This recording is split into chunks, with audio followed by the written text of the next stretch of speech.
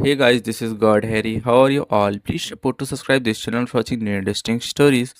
This video includes a self-guided human introduction in the first 30 seconds, followed by AI explanation for creative storytelling purposes. So in this video, we're gonna see second part, what if Harry Potter discovered Voldemort's Horcrux secret early. But before we start, if you want more stuff like this, then be sure to subscribe this channel and share with your friends. Now let's start the video. Here is short summary. Harry learns Voldemort's greatest secret far too soon. Armed with forbidden knowledge, he trains in shadows, hunts Horcruxes early, and reshapes the Wizarding War before it ever truly begins. But before we start, if you want more stuffs like this, then please support to subscribe this channel and share with your friends. Let's start the video. Orion grabbed the figurine and soon felt himself spinning and everything became a blur. When it stopped, Orion stumbled and caught himself before falling to the floor. He looked around and saw that he was in Malfoy Manor's entrance hall. He spun around when he heard a door opening and widened his eyes when he saw Lucius Malfoy coming out of a room dressed in his Death Eater regalia. Lucius spotted him instantly and elegantly raised an eyebrow. "Orion, what are you doing here? How did you get in?" Orion quickly ran to him and said frantically, "Mr. Malfoy, you must help me. The Aurors have apprehended my father." Lucius frowned and asked, "What do you mean, boy? How did they capture him?" Orion sighed in frustration. He didn't have the time for this. But if he wanted help he would need to explain things, so he replied hurriedly, "He went to Hogwarts, he wanted to capture Pettigrew, to take him to the Dark Lord," he added. No use saying that Sirius had wanted revenge for the death of the Potters, he thought. He saw Lucius raising an eyebrow in disbelief and Orion hastily continued, "He just went there. Never mind why. And there were Dementors, but finally it was the Aurors that captured him. They used a portkey. They've taken him to Azkaban and I don't know how long it will take before the Dementors key him." Lucius seemed deep in thought and after a while he replied, "Let me see what I can do. I can inquire around the ministry and maybe pull some favors to see that he is given a trial." Orion shook his head in desperation, "That's not enough, it would take too long. You must take me to the Dark Lord. He's the only one that can do something about it." Lucius looked at him as if he had lost his mind. "I cannot take a child to a Death Eater meeting. I couldn't take anyone who wasn't a Death Eater, not without the Dark Lord's permission." Orion clutched Lucius' arm forcefully and bellowed, "He will be key. At any moment now. I don't care two straws about Death Eater protocol. You must take me to the Dark Lord." Lucius pierced him with fierce eyes and snarled, "The Dark Lord would punish both of us severely if I brought you with me. You must understand this." Then he said more gently, "Let me tell the Dark Lord about what happened and ask for his help. I don't care if he punishes me. And if you asked for the Dark Lord's support he would take too long to decide. You're already about to go to a Death Eater gathering, just take me along. I know I can convince him to take swift action," replied Orion frantically. Lucius sneered at him, "You foolish boy. You think the Dark Lord would listen to you, a mere child? You should let me take care of it. It's the best I can offer." Orion shook his head in desperation and finally reached a decision. He looked up at Lucius and said with determination, "Forgive me, Mr. Malfoy, but you leave me no other option." He saw Lucius frowning at his words and quickly whipped his wand out and shouted, "Imperio." He immediately felt his magic flowing inside him and shooting out of his wand. A familiar wave of power and pleasure racked his body. When the curse hit Lucius, who hadn't had the time to react, Orion instantly felt his mind connected to another. He hadn't tried the Imperious curse on humans yet but was delighted to see that it had worked. Lucius' eyes glazed over and he stood still, without moving an inch. Orion commanded, "You'll apparate us to the Dark Lord's presence and you'll grab me in such a way that the first thing he'll see is your body, which will conceal mine." Lucius robotically took a step forwards and pressed Orion against his chest with one arm while he clutched his cane with the other. Orion felt the sensation of being squeezed through a tube and they appeared inside a chamber darkly lit. He recognized it from his visions. Lucius had apparated them in such a way that he was in his place in the circle but his back was turned to the Dark Lord, thus preventing him from seeing Orion. Orion saw that the rest of the Death Eaters had already arrived.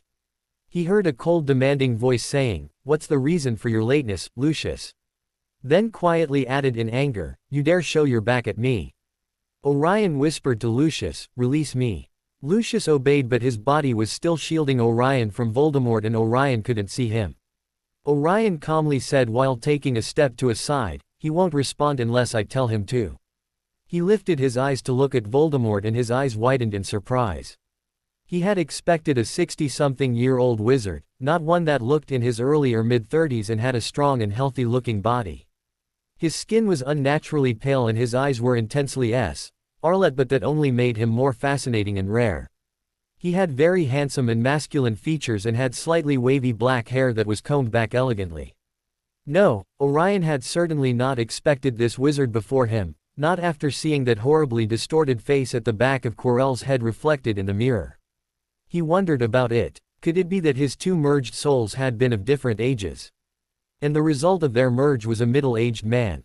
That must mean that the diary's soul had been very young, probably in his late teens. There was also something about him, something that felt familiar to Orion. But he guessed that feeling could be because of his link to him. But what fascinated Orion the most was the incredibly powerful dark magical aura that he could pick from the wizard. Orion had always been very sensitive to the magic around him and in others, but he had never felt such power, not even in Dumbledore's presence. It was intoxicating, addictive even. Voldemort was seating in his throne and had narrowed his eyes at him. Orion could see in the corner of his eye that all the Death Eaters were aiming their wands at him but didn't dare to do anything yet without their lord's permission. Voldemort rose and said in a low angry hiss, "What's the meaning of this? Who are you and what spell have you put Lucius under?" Orion locked his eyes with Voldemort's.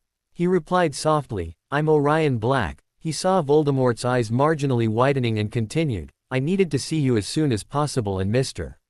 Malfoy didn't consent on bringing me here, so I had to put him under the Imperious Curse."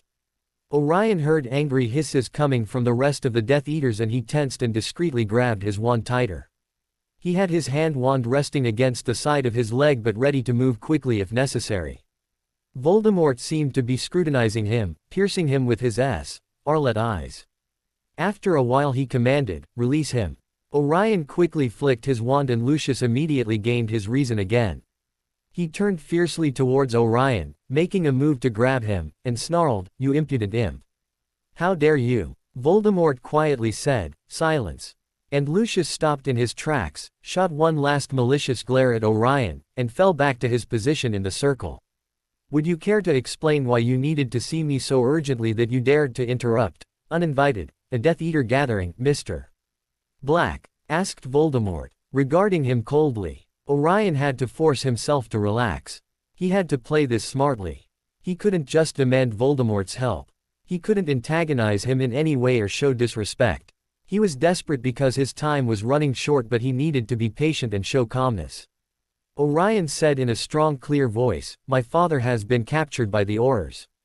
They have taken him to Azkaban and the Dementors are going to perform the key on him any day now." He paused and looked into Voldemort's eyes and said resolutely, "I came to ask for your help."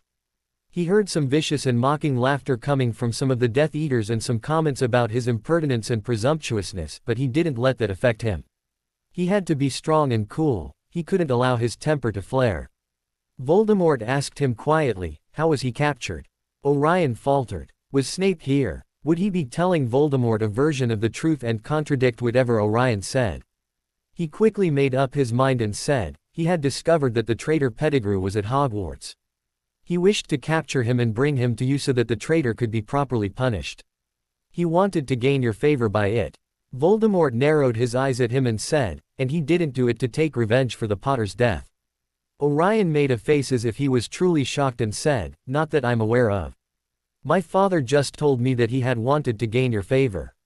I don't think he cared about something that happened more than a decade ago." Voldemort still regarded him suspiciously but made a small hand movement indicating that he should proceed. "Pettigrew managed to escape and the Aurors went after my father. They took him to Azkaban right away," said Orion. He had decided that the best course of action was to leave Remus and Snape out of it for their own protection. He might be furious at Snape for his maniacal hatred for his father. A hatred that made him disregard the fact that Sirius had been truly innocent and therefore didn't deserve to go to Azkaban, but he felt deep down that Snape wasn't a bad man and that he deserved a chance. If he ever told the truth of Snape's actions to Voldemort, Snape would surely be killed or at least tortured to the brink of death. And Snape had tried to pull him away from harm when Moony lunged at them, so maybe he owed him for that. He also knew that Snape walked a fine line between Dumbledore and Voldemort, and thus his reasons for his actions were complex. Snape had seemed to have wanted to take revenge on Sirius mostly because he had become a Death Eater. He most likely considered that to be a betrayal to the Potters, particularly to Lily, and therefore must despise Sirius for it. But Orion would have to contact Snape soon to come to an agreement of what they should say about that night. "How do you know all this?" asked Voldemort quietly. "I was there. When I found out that my father wasn't in our manor, I flowed to Hogsmeade and looked for him," started saying Orion. Voldemort interrupted him. "How did you and your father get past Hogwarts wards?" Orion faltered. He didn't want to reveal their animagus abilities, but on the other hand Snape had seen Sirius transform into Padfoot, and if Pettigrew ever returned to Voldemort he would tell him as well. No, he had no other choice. "We're animagus." Voldemort raised both eyebrows slightly and said, "Very well, continue."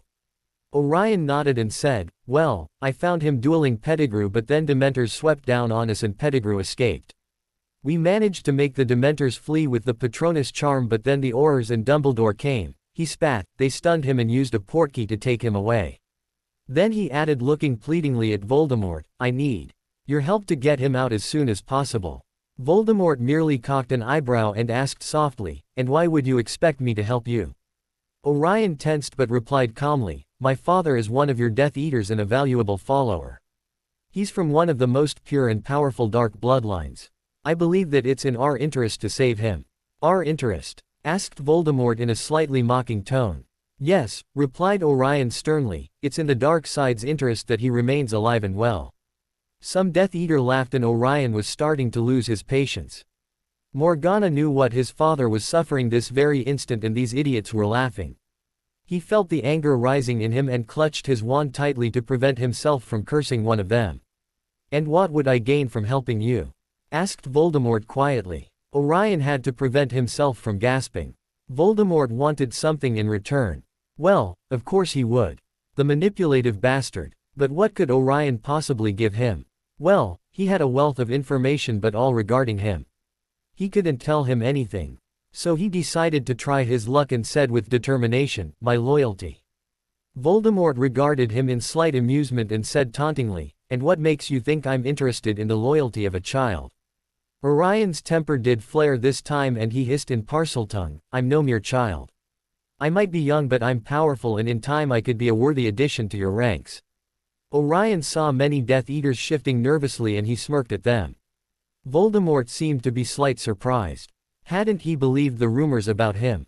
Wondered Orion. Well, he guessed that a wizard like Voldemort wouldn't believe it until he saw it for himself. Voldemort hissed coldly, moving his hand in a sweeping motion that encompassed his circle of Death Eaters, "Prove your powers SSS then." Orion raised his eyebrows. Did he mean that he should curse a Death Eater to prove that he was capable? He hissed in Parseltongue, "I can curse any of your Death Eaters." "Yes, any of your choosing. If all that you can offer me is your loyalty, then you need to prove your worth," hissed back Voldemort. Then he addressed his followers and said coldly, "You're not to counterattack. This is a test for the boy." Orion curtly nodded at him and turned around to look at the Death Eaters. Some of them were shifting nervously, obviously concerned about what their lord had been discussing with him.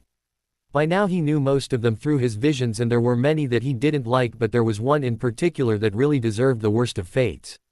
Orion approached the vicious werewolf that had bitten Remus when he was only a child. Fenrir Greyback deserved anything Orion did to him and more. He gathered his magic to make the spell much more powerful, whipped his wand and said, "Crucio." Greyback dropped to the floor shrieking, his body violently convulsing, and Orion made more of his magic flow through him to intensify his pain. Greyback started howling in pain and started foaming from his mouth. His arm snapped when it hit the floor hard in one of his spasms, and Orion held the spell for some more minutes until he heard Greyback's pitiful whimpering. Orion smirked in satisfaction and relished in the feelings his powers were creating. Then, without losing any time, he said in Parseltongue, "Basilisk Flameo," and a great basilisk made of pure green flames shot from his wand and waited for his instructions. Orion saw the rest of the Death Eaters scattering away from the creature and he commanded to her, "Bite the man's leg and burn it, but don't inject your poison to him." Orion was particularly proud and fond of her. She had been his new spell for this year's dark spell creation. Orion watched her lunge at Greyback and viciously bit his leg with her powerful jaws, and soon the stench of burning flesh filled the chamber. Greyback had soon passed out, so thankfully his shrieks and whimpering had ended. He conjured her away and turned around to look at Voldemort. Voldemort had an eyebrow raised and was looking at him with a calculating glint in his red eyes. He said, "Interesting spell. Where did you learn it?" Orion smirked at him and replied calmly, "I created it for dark spell creation." Voldemort narrowed his eyes at him disbelievingly and asked, "Romulus, is this true?" Orion saw one of the Death Eaters come forth and lower his hood to reveal Romulus Rosier's face. Rosier replied, "Yes, my lord. He also created another Parseltongue spell in his second year, but his teacher said that this one was more powerful." Voldemort returned his gaze to Orion and pondered about the boy. He had heard much about him, both from Lucius and Romulus, but also from other external sources. He had been skeptic about the boy's Parseltongue abilities, even when so many rumors confirmed it, but he had been pleasantly surprised and intrigued when the boy proved to be indeed a Parselmouth, and also able to cast and create Parseltongue spells. Most interesting. And when he had first seen the boy, he had felt instantly that the boy was very powerful. His dark magic had intensified greatly when he had cast the Cruciatus Curse. Such an accomplishment for one so young. But there was something else about the boy. There was something in him or on him to which he felt a certain connection to. And he couldn't discern what it was. He would have to find a way to observe him more closely, to find out more about him. But what to do with him now? In the future he would mark him, of course, but right now he was still too young to be useful. Voldemort sat back in his throne and said quietly to Orion, "You show promise. But there isn't anything that you can offer to me right now, and I can't reveal my return by breaking into Azkaban now to save your father. There will be an attack on Azkaban in a few months' time, he'll be rescued then." Orion looked at him in disbelief. He had just proved his worth. He had revealed some of his abilities under his request in exchange for his help, and now he was turning back on the deal. He needed to save his father as soon as possible. There was no one else that could help him. He felt cold fury rising in him and he hissed, "The deal was that I proved my worth and you would help me to break into Azkaban as soon as possible, not in a few months." Voldemort looked at him impassively and replied, "There wasn't any deal. I just asked you to show your powers and you agreed." Orion narrowed his eyes at him and said, "And do you think I will follow you in the future if you allow my father to die now? If you know what's good for you, you will take the dark mark when you're older," Voldemort replied coldly. Orion ignored that comment. He would never agree to be marked, not now nor in the future, but there was no reason to tell him that yet. He needed Voldemort to bring up his attack on Azkaban, he couldn't wait for months. Orion gathered his thoughts to present a convincing argument. Orion said in a strong, resolute voice, "There are many followers in Azkaban and you would benefit if we broke them out now. Your ranks are practically empty and there isn't much you can do with so few wizards. Some of your most powerful followers are in there with their magic dwindling. If you wait any longer they won't be as useful." He paused and continued, "Dumbledore is already recruiting and has many more followers than you have at the present time. You need the ones that are in Azkaban. And a mass breakout from Azkaban wouldn't signal your return. When my father escaped no one even thought it could imply your return. So they won't either this time. The light wizards live in denial and believe what they want to. They will deny your return until they see you with their own eyes. And Minister Fudge is an old fool that can be easily manipulated to cover any of your activities. He can be used to keep the light wizards in ignorance. Besides, if your followers break out from Azkaban the light wizards will start to feel unsafe and they will despair, and the sooner that happens the better. That works in your advantage to destabilize the ministry and thus subtly create disorder and mistrust in the wizarding world. You're risking little and gaining much if you break into Azkaban now. The more you wait, the more advantage Dumbledore has over you." Some of the Death Eaters whispered between themselves and Voldemort cocked an eyebrow and replied, "And where do you get this insight and information from?" Orion calmly replied, "I have studied wars before, particularly your first war in Grindelwald's, and the light wizards always follow the same pattern. I know about Fudge from the newspapers and what I have heard other wizards say about him, and he is indeed weak and easily manipulated. I'm sure that you are already taking advantage of that. And I know that Dumbledore is recruiting and has already gathered the Order of the Phoenix because Phineas Nigel's portrait frequently talks to me about the going-ons in the old Coot's office. Which was a complete lie. Of course, Dumbledore never discussed order business in his office, but he was fairly certain that his suspicions were correct. He wondered again if Snape was here. He hadn't seen him, but he would have to make sure to threaten him to keep his mouth shut about what he had just said about Phineas' portrait. Voldemort was regarding him silently and said, "Interesting spy you have there." Orion nodded his head and said vehemently, "Yes. You asked me what I could offer you, so let me offer any information I get on Dumbledore. I can also offer to recruit Durmstrang students for your cause. I already know many that would like to become your followers after they graduate. And in the future I can offer much more." Voldemort seemed to be deep in thought, and after a while he looked around his Death Eaters and said, "We have already made plans for breaking into Azkaban, but we had planned on doing it much later. Do any of you have any comments?" Rosier took a step forward, bowed his head and said, "My lord, many of the things Orion has said have already been discussed by us, and we know that some are true. We already have many contacts in the ministry that can be used to discredit any rumors about your return, and if what he said about Dumbledore is true, then we need the followers in Azkaban in order to execute our plans as soon as possible. It is my humble opinion that it wouldn't be a bad idea to break into Azkaban now." Others murmured in agreement, and then Lucius spoke, "Master, as I have reported, I have Minister Fudge well in my grasp, and he's utterly convinced of the impossibility of your return. He fears Dumbledore's influence and would therefore discredit Dumbledore if he ever insinuated your return." Voldemort sat in silence, deep in thought. After what Orion felt had been ages, Voldemort rose from his throne and said, "Very well. We'll revise our plans for the break into Azkaban, and you, Lucius, will start working to give it the spin we want. Contact your people in the Daily Prophet." He then turned to Orion and said, "You can leave now. We'll plan the break-in and execute it." Orion sighed in relief but replied with determination, "I want to be involved in the planning, and I want to go with the group that will break in." Voldemort replied coldly, "There's nothing you can do to help, and you won't be protected by anyone. If you go, it will be at your own risk." Orion nodded and replied, "I'm aware of that. I don't need protection." Voldemort scrutinized him and said with a cold smile, "You will owe me a wizard's debt." Orion's eyes widened and he asked, "You're willing to break into Azkaban out of your own conviction, why would I owe you a debt?" Voldemort snarled, "You wouldn't be able to save your father without my Death Eaters, boy. If you refuse, you won't be allowed to go, and we'll leave your father there." Orion narrowed his eyes at him, "I will already be repaying you by giving you information on Dumbledore, recruiting students and participating in the break-in." Voldemort replied unimpressed, "Take it or leave it." Orion was undecided. It was a very high price to pay, but his father could be suffering right now, he needed to get him out as soon as possible.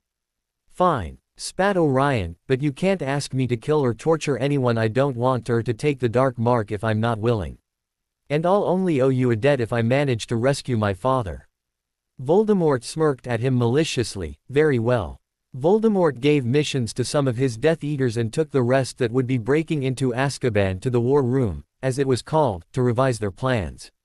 It was a large room with a great table in the middle and was filled with magical blueprints, battle strategy documents, parchments with diagrams of the structure of many buildings in England's wizarding community, several maps and books. Voldemort sat in a high chair at the head of the table and the rest of them sat on the sides. Orion went with them, though some Death Eaters sneered at him, bothered by his presence, while others cautiously regarded him. Orion was very thankful for Rosier's presence and he sat beside him. Orion had to admit that he was out of his element. Their plans were already very advanced and only needed to be adjusted in its timeline. They talked about wards, portkeys, where the wizard guards were stationed, which part of the prison was easier to break in, where the cells were located, and such. Orion listened carefully to everything they said and in time started to understand things better, but he was already very tired. It had been the longest day of his life and he soon started to doze off in his chair. He woke up and looked around startled.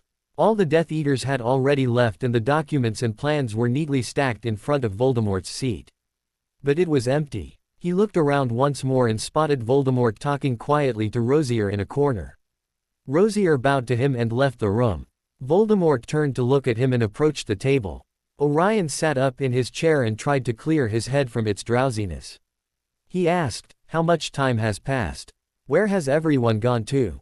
Voldemort regarded him silently and then sat in his chair and replied, "Several hours. The rest went to their homes." Orion shook his head, "But what happened with the plans? When are we going to go?" "The plans are finished. The attack will be in 2 days," replied Voldemort calmly. 2 days? That's too long. It has to be sooner," said Orion in agitation. Voldemort retorted coldly, "I won't risk my followers to indulge in your whims. It's the earliest possible. We still have to finish negotiations with the Dementors." But my father. They might key him in the meanwhile," replied Orion desperately. "Nothing can be done about it," replied Voldemort indifferently. Orion jumped from his seat and said in anger, "We could go tomorrow. I haven't done all this just to leave my father there for 2 more days." Voldemort sneered at him, "You haven't done anything. You slept while others planned." Orion shook in impotent rage and spat, "I did all I could. I was exhausted. I needed to sleep. I had gone through 10 duels, faced Dementors, Aurors, and Dumbledore all in the same day." "Crucio!" snarled Voldemort. Orion fell to the floor writhing in pain. It was pain beyond anything he had ever experienced. His very bones were on fire. His head was surely splitting along his invisible scar. His eyes were rolling madly in his head. He wanted it to end, to black out or die. He bit his tongue desperately to suffocate his screams. He didn't want to give Voldemort the satisfaction. And then it was gone. Orion gasped and coughed and could feel his throat burning. He kneeled and clutched the table for support. He rose shakily and heard Voldemort coldly saying, "You will address me with the proper tone of voice. I have put up with your disrespect for too long." Orion looked up into those bright red eyes through a kind of mist and said with a hoarse voice, "Is this the kind of treatment I'm to expect if I ever become your follower?" Voldemort grabbed him roughly by his robes and hissed, "Oh, you'll become my follower, make no mistake in that. And you'll be punished when you deserve it, just like now." Then he released him and Orion dropped in his chair painfully. He clutched his wand by his side and was itching to curse Voldemort back. How dared he treat him in such a way? But he couldn't retaliate if he wanted to go to Azkaban. He needed Voldemort for the time being. So he reined in his anger and swallowed his furious retort. Voldemort seemed satisfied with his silence and then smirked at him and asked, "Who is Uncle Vernon?" Orion looked up at him in alarm and rasped out, "What?" Voldemort's smirk widened. "After the others left, you started to have what appeared to be a nightmare. You screamed for him to stop." A shiver ran through his body and Orion felt as if his blood was freezing in his veins.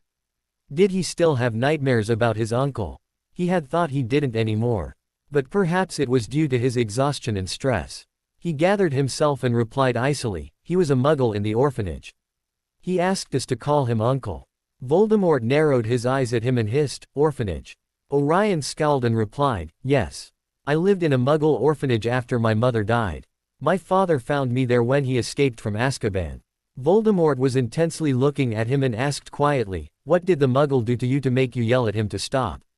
Orion shot him a furious glare and replied, "Nothing. He did nothing to me." Voldemort fiercely grabbed him by the throat, pulling his face closer to his and whispered threateningly, "Don't lie to me." Orion fought to wrench Voldemort's hand from his throat, but Voldemort just clutched him tighter and Orion started to gasp for air. Voldemort eased the pressure a bit and Orion took a deep intake of breath and looked into Voldemort's Arlet eyes. They were full of anger and Orion dazedly asked himself what he had done to provoke that. Voldemort shook his throat slightly and said, "Tell me." Orion looked at him not without a little fear and replied truthfully, "He beat me repeatedly." "What else?" snarled Voldemort. Orion shook his head but Voldemort shook him by the throat again and Orion rasped out, "Stop it, you're hurting me. Let go off me." "Then tell me," said Voldemort quietly. Orion wanted this to stop. He wanted to go home, but he didn't have one, not without Sirius, he finally cried in desperation. Voldemort immediately released his throat and looked intensely into Orion's eyes. After a silent pause he said, "I don't." Orion looked at him in hatred and gently massaged his throat with his hands. He rose shakily from his seat and said, "Can I leave now?" Voldemort replied curtly, Romulus is waiting for you outside. He'll take you back to Durmstrang. Orion nodded and fled out of the room. Orion had just reached his dorm. He looked around at the other beds and saw that Lysander was deeply asleep. He sighed and went to his bed. He curled into a ball under the covers and hugged his knees. He wished he could be with Lysander, he needed his comfort so much right now. The way Voldemort had treated him had frightened him, as much as he hated to admit it. He had forced him to tell him a secret he hadn't even told Lysander and had treated him with violence for no apparent reason. His Cruciatus curse had hurt so much. He gave a small sob and curled tighter. He wanted his father, he wanted Lysander, he wanted Tom. Tom he could have, he realized. He took the locket off and opened it, burrowing further in the covers. Tom looked at him and frowned. You have been crying. What has happened? Orion looked at him with teary eyes and said in a soft voice, I went to see Voldemort. Tom's eyes widened and he said in anger, why did you do that? You aren't ready yet. Orion mirthlessly laughed, yes, I realized that after he put me under his Cruciatus curse and almost suffocated me to death. Tom asked concerned, why did he do that? Orion grimaced, he crucioed me because he said I had talked to him disrespectfully and he clutched my throat tightly because I didn't want to tell him that a muggle had tried to use me at the orphanage, he ended with a sob. Tom's face softened and he said softly, oh, Orion, was that what you refused to tell me about your childhood? Orion nodded and choked on his sob. Then he turned angrily at Tom, yes it was. And Voldemort didn't have the right to make me say it. Tom nodded in agreement and replied, he didn't but he wanted information on you. He'll use your weaknesses against you. I told you that you needed to be emotionally strong and cool around him. Orion nodded his head and replied softly, yes, I understand what you meant now. But I was so exhausted and tired. I couldn't control my temper, I couldn't defend myself. Why did you go to him? Asked Tom quietly. Orion felt tears running on his cheeks and said in a whisper, my father has been taken to Azkaban by the Aurors, Tom. I didn't know who else to turn to. He's the only one that can help me to break into Azkaban and get him out before the Dementor's key, him. And he broke into tears. Tom looked at him sadly and said softly, I'm very sorry Orion. Did he agree to help you? Orion nodded, yes, after much convincing he agreed to attack sooner than he had planned, but it will be in 2 days, Tom. My father could be dead or worse by then. He said tearfully, and it was all my fault. I was there with him, Tom. I could have prevented them from taking him. But I never thought they would use a portkey. I was waiting for the right time to break free from the aura that was holding me. I was an idiot. I shouldn't have cared that Dumbledore was there. I didn't want to reveal all my powers. It was because of my selfishness and stupidity that my father is suffering now. Tom said comfortingly, it wasn't your fault, Orion. You did all you could and acted cautiously, as one should do in those situations. Never believe that it was your fault. Then Tom's face darkened and he quietly asked, Dumbledore was there. Orion looked up at him and replied in agitated anger, yes. And I told him that my father was innocent and he didn't care. He only said that my father was a Death Eater and deserved his fate in Azkaban. Tom narrowed his eyes and spat, Dumbledore will get what he deserves. Orion, I promise you that. Orion nodded his head but then he asked desperately, but what if my father is already dead? What if I'm too late to save him? What if, he choked a sob, what if they have already keyed him? Tom sighed and replied softly, you're doing everything you can Orion. It won't be your fault if you're too late. It will be my fault. I should have forced Voldemort to act sooner. I should have gone to Azkaban right away by myself. Cried Orion hysterically. Tom said quietly, Voldemort would have tortured you to the point to leave you incapacitated for days if you had tried to force him into anything. And if you had gone to Azkaban by yourself you would have been captured or killed without accomplishing anything. You must realize this, Orion. You have done everything in your power. You have nothing to reproach yourself with. You risked your life already by going to Voldemort and you succeeded in convincing him. Orion calmed down and nodded his head. He whispered, yes, you're right, but I fear so much for what might happen to my father. I understand, replied Tom gently, but you'll have a chance to save him. You mustn't lose hope. Orion looked at him gratefully and said softly, thank you, Tom.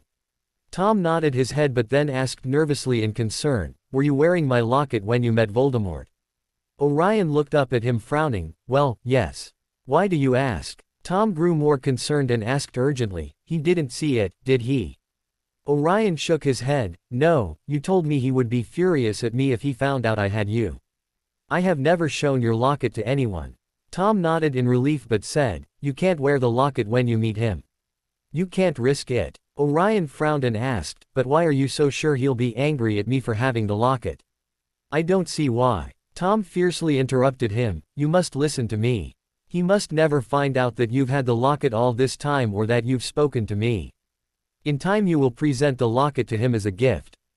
As if you had seen it somewhere and bought it. I'll let you know when the time is right. The locket, as you know, is a Slytherin heirloom, and he values them greatly. But he'll be angry at you for having one. That doesn't make any sense, started saying Orion. It doesn't need to make sense. Just trust me in this, said Tom angrily. Orion looked at him warily and replied, okay, Tom. I promise not to wear your locket when I'm around him or to ever mention you. Tom gave a small sigh of relief. But why do you want me to give you away to Voldemort? Asked Orion and then added in a small voice, I don't want to part from you. Tom smiled softly at him and replied, maybe in the future you can give me to him to gain his favor. But I'll tell you if it's necessary. Don't worry, you won't lose me. Orion smiled warmly at him and soon fell asleep with the locket open and Tom regarding him silently. The next 2 days were extremely hard on Orion. The concern he felt for Sirius ate him alive. He couldn't concentrate in his classes and he avoided everyone. He had briefly told Calypso and Lysander what had happened, leaving out the more unpleasant things that had happened with Voldemort. He didn't want to discuss that again. His talk with Tom had helped him greatly and he was grateful to Tom for comforting him. Lysander had been furious with him for risking himself by going to the Dark Lord and he didn't want Orion to go to Azkaban. They had a huge row and Orion gave him the silent treatment ever since. He understood that Lysander only thought that way because he cared for him and feared for his life, but he didn't have the patience to explain things further to him in order to convince him of the necessity of what he had done. Calypso had understood and told him that he had been extremely brave and that he should go to Azkaban to save his father. Though she did plead with him to be very careful and get out at the first sign of trouble. Orion used his spare time to write back and forth to Snape. He had cunningly blackmailed him into keeping his mouth shut about what had happened that night. He told Snape that he wouldn't tell Voldemort about his actions if Snape didn't tell Voldemort or anyone else about Remus' involvement and Sirius' true reasons for wanting to capture Pettigrew. Snape finally conceded to Orion's request, though he did seem furious at Orion for having outmaneuvered him. Which just made Orion's success sweeter, in his opinion. Orion had also discreetly learned that Snape hadn't been at the Death Eater meeting, nor did he know about the planned Azkaban break-in. It seemed that Voldemort was being very secretive about it and seemed to mistrust Snape since he hadn't been summoned to that gathering, nor was he informed of what had happened. Orion had to grudgingly admire the wizard's perception and carefulness. On the second day, at night, Rosier came to fetch him and gave him black hooded robes and a black mask to conceal his features. Orion had left the locket in his trunk, heavily guarded by protection spells and wards, and had asked Sylvana to bite anyone who attempted to take it. She proudly accepted her new role as the locket's guardian. The negotiations with the Dementors had ended to everyone's satisfaction. They had agreed to make their way clear during the break-in, but they would remain in Azkaban pretending to be still under the Ministry's control until such a time when Voldemort summoned them to battle. The group of 10 dark wizards had used portkeys to reach the island and Voldemort had come with them, heavily cloaked under spells and charms, since he was the only one powerful enough to break the wards. Orion had watched in awe as Voldemort concentrated his magic and started muttering a long series of spells that finally managed to breach the wards without raising the alarm at the Ministry and the Department of Horrors. They had exactly 30 minutes before the Horrors would be alerted. Orion was running behind the group of wizards. He could see Voldemort at the front leading them. The place was cold and daunting and made his skin crawl. Thankfully the Dementors were cluttered on the other side of Azkaban so that they wouldn't be affected by their presence. He could hear whimpers and insane mutterings from the cells they passed by.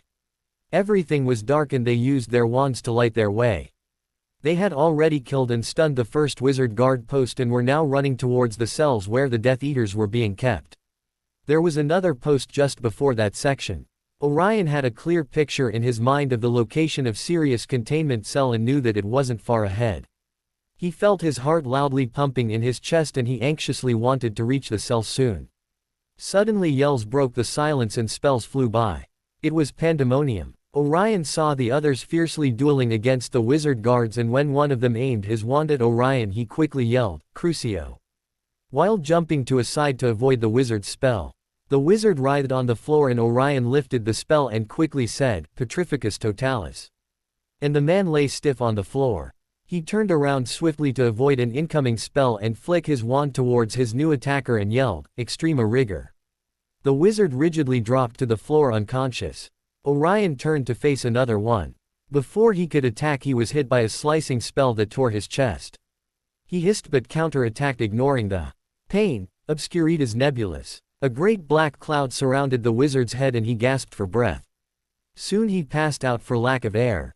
Orion looked around and saw Rosier dueling against two wizards and he cast, Oculum Atrum, which blinded temporarily one of the wizards, and he quickly aimed his wand at him again and yelled, Somnus Eternus.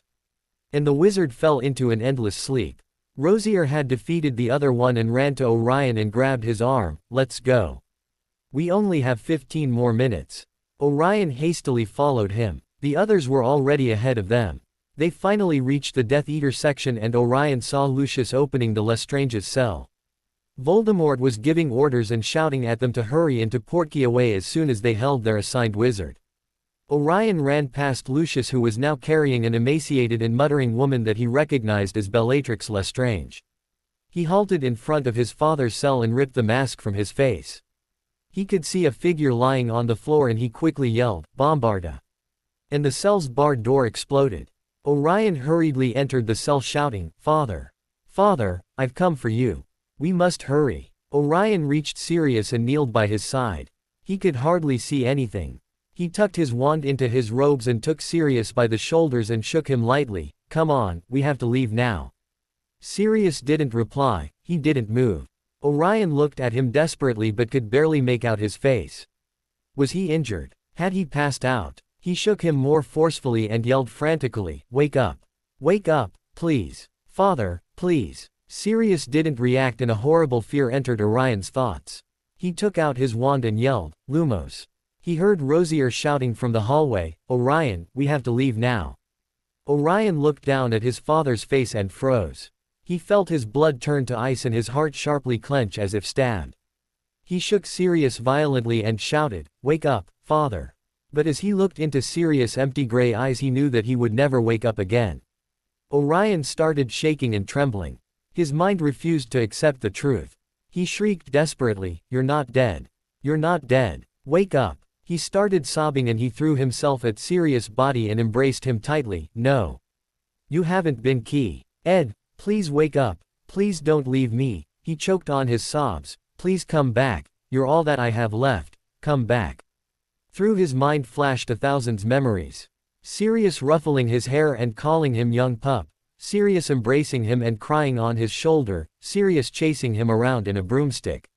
Sirius' mischievous grin and barking laughter. Sirius becoming a Death Eater to protect him. Sirius fighting Moony to protect him. Sirius telling him that he was proud of him. Sirius telling him that he loved him. "Come back, oh gods. I love you, please come back. You can't leave me, please, I need you, I can't go on without you, please come back," cried Orion frantically in between broken sobs. But Sirius never replied, he never moved. Orion sobbed harder and felt his mind break, he felt his heart stop. He felt his magic furiously swelling in him. He felt his dark magic roaring inside of him and intensify in despair, in pain, in angst, in madness, in rage. He felt an incredible explosion of power inside of him and he felt his magic being released in waves from his body. He could feel the dark magic exuding from him, covering the cell's walls and floors. He saw it consuming and burning everything in its path, everything except him and his father's body. And he stopped caring for anything. He lost himself in the feeling of his magic. He lost himself in his despair, in his pain, in his impotence, in his ire. He couldn't hear anything, he couldn't see anything, everything was dark. Voldemort turned around and saw that most of his Death Eaters were gone and smirked in triumph. Suddenly, he felt a tremendous force of dark magic hitting his senses. It was incredibly powerful, it was pure and raw, it was alluring, it intoxicated his senses, it called to him. He turned to look at the source and saw waves of pure dark magic coming from one of the cells. He approached it and was powerfully hit by the roaring darkness. He hissed in pain. It burned him, it wanted to rip him to pieces. Before it could do any more damage, he quickly conjured a powerful protective shield in Parseltongue and narrowed his eyes to look inside. He saw the cell filled with the swirling raw dark magic. The walls were falling apart. Everything was burnt. Everything was black. It was all being consumed. He looked at the clearing in the middle of the cell. The magic wasn't attacking the boy. It was coming from him. He saw Orion clutching his father desperately. He saw his tear-stained face and wide despairing emerald eyes glowing in power in the darkness. He was mesmerized by the sight. The boy was incredibly beautiful, his aura and powers were fascinating. He felt the intense and powerful magic around him, Orion's magic, and got lost in its feeling. He had never felt such magic before, so raw, so pure, so beautiful, so dark. Voldemort came out of his trance. He had to take Orion away with him. The ores would be dropping in any minute and they were the only ones left. He called all his inner magic to reinforce his shield and stepped further into the cell. He was immediately covered by the dark magic but his shields held. He reached Orion, clutched his robes and lifted him up. He yelled, "We have to leave now." But Orion didn't respond. Voldemort looked into his emerald eyes and saw that the boy was lost in his own magic, in his own mind. The boy wasn't aware of anything anymore. He grabbed him by his shoulder and slapped him hard. The boy's face snapped to a side. Orion suddenly felt an intense cracking pain on his cheek and his mind abruptly returned to awareness. He turned his face furiously to see what had caused the pain and his eyes locked with Voldemort's all at once. Voldemort was looking at him intensely, as if he wanted to plunge into him. It was a look that frightened him. Voldemort said to him commandingly, "We're leaving now." Orion nodded and turned around. His eyes widened when he saw the state the cell was in. Then he remembered. His magic had done this. He looked around and saw that the magic he had released was flowing back to him now that he was once again in control of himself. He felt it entering his body, merging back with his core. He felt as if he was being replenished. He looked down at his father and felt his despair settling in again. He felt tears starting to trail down his cheeks and he kneeled down to pick him up. Voldemort snarled, "What are you doing? Leave him. We don't have time for this." Orion turned around and bellowed angrily, "I won't leave him here." Voldemort replied furiously, "He's dead. I'm only taking you with me." Orion shook in anger and angst, "I don't care. You either take both of us or leave us. I won't leave him." Voldemort looked at Orion furiously. He couldn't leave the boy here. Not after what he had seen and experienced. The boy was too powerful to lose. He had to have him. He would be his. But he saw the maddening stubbornness in the boy's eyes. He snarled, "Pick him up." Orion nodded and grabbed Sirius' shoulders to raise him but he was too heavy. Voldemort angrily advanced on the boy and roughly took Sirius from him. He held the body with an arm and pulled Orion against his chest with the other. He hissed, "Hold tight," and activated the portkey making sure it was touching the three of them. They appeared in the chamber where Death Eater gatherings were held and Orion swiftly broke from Voldemort's hold. His invisible scar had throbbed painfully the whole time Voldemort had held him close. He looked around and saw that the rest of the Death Eaters were there, attending to the ones they had rescued and ordering house elves to bring potions and prepare chambers for the rescued and the wounded. Voldemort indifferently dropped Sirius' body to the floor and commanded to the first Death Eater he saw, "Dispose of this body." Orion stepped angrily towards him and yelled, "No one will touch him." Voldemort turned fiercely towards him and said coldly, "He's dead. I won't have bodies lingering around in my summoning chamber." Orion dropped by his father's side to prevent anyone from taking him away and shrieked, "He's not dead." Voldemort advanced towards him, clutched Orion firmly by his collar and hissed, "Foolish boy, your father is dead. You might as well accept it." Orion pulled himself out of Voldemort's grasp and looked up at him with hatred. He angrily hissed, "He's not dead. He's been key-ed. His body is still alive." Voldemort looked at him dispassionately and coldly replied, even worse. His soul will never reach the spiritual plane. It's stuck inside a Dementor, it will never find peace. You'll do best if you killed his body now. Orion rose in fury and lunged at Voldemort, shrieking, "It's all your fault. I told you we had to go sooner. We could have saved him." Voldemort stopped him by painfully pinning Orion's arms to his back, and he snarled furiously, looking down at the boy, "It was your father's stupidity's fault. It wasn't me who took him to Azkaban." Orion struggled against the hold, shaking in rage and sorrow. His scar was painfully throbbing again, intensified by Voldemort's anger. A sob was wrenched from his throat and he looked up into Voldemort's Arlet eyes and hissed, "No one is to touch him. He'll remain with me. I'll keep his body alive until I find a way. They will all pay." Then he yelled madly, "Dumbledore will pay. He's mine, do you hear? He's mine to take revenge upon." Voldemort shook him roughly and sneered at him, "A pathetic little boy like you couldn't possibly defeat Dumbledore. He is my opponent. He is mine to dispose of." Orion furiously shook his head, swallowing the pain thumping through his forehead, and said, "No. I will," but he suddenly felt very dazed and drowsy. He stumbled and felt his mind slipping away. Orion suddenly fell limp in Voldemort's hold and Voldemort frowned, looking down at the boy in his grasp. The boy had lost consciousness. Then he saw blood dripping to the floor. He quickly held the boy with one arm and tore open his robes. There was a deep angry slash in the middle of the boy's chest and his shirt was drenched in blood. Voldemort silently cursed and quickly cast a healing spell and intently watched how Orion's wound started mending. Orion groggily woke up. He looked around and saw several empty potion vials on the nightstand beside his bed. He was in a bedroom decorated in dark hues of green with some silver touches here and there. He frowned when he didn't recognize where he was. He stood up, but sat down immediately when he felt a sharp pain in his chest. He looked down and saw that he was shirtless.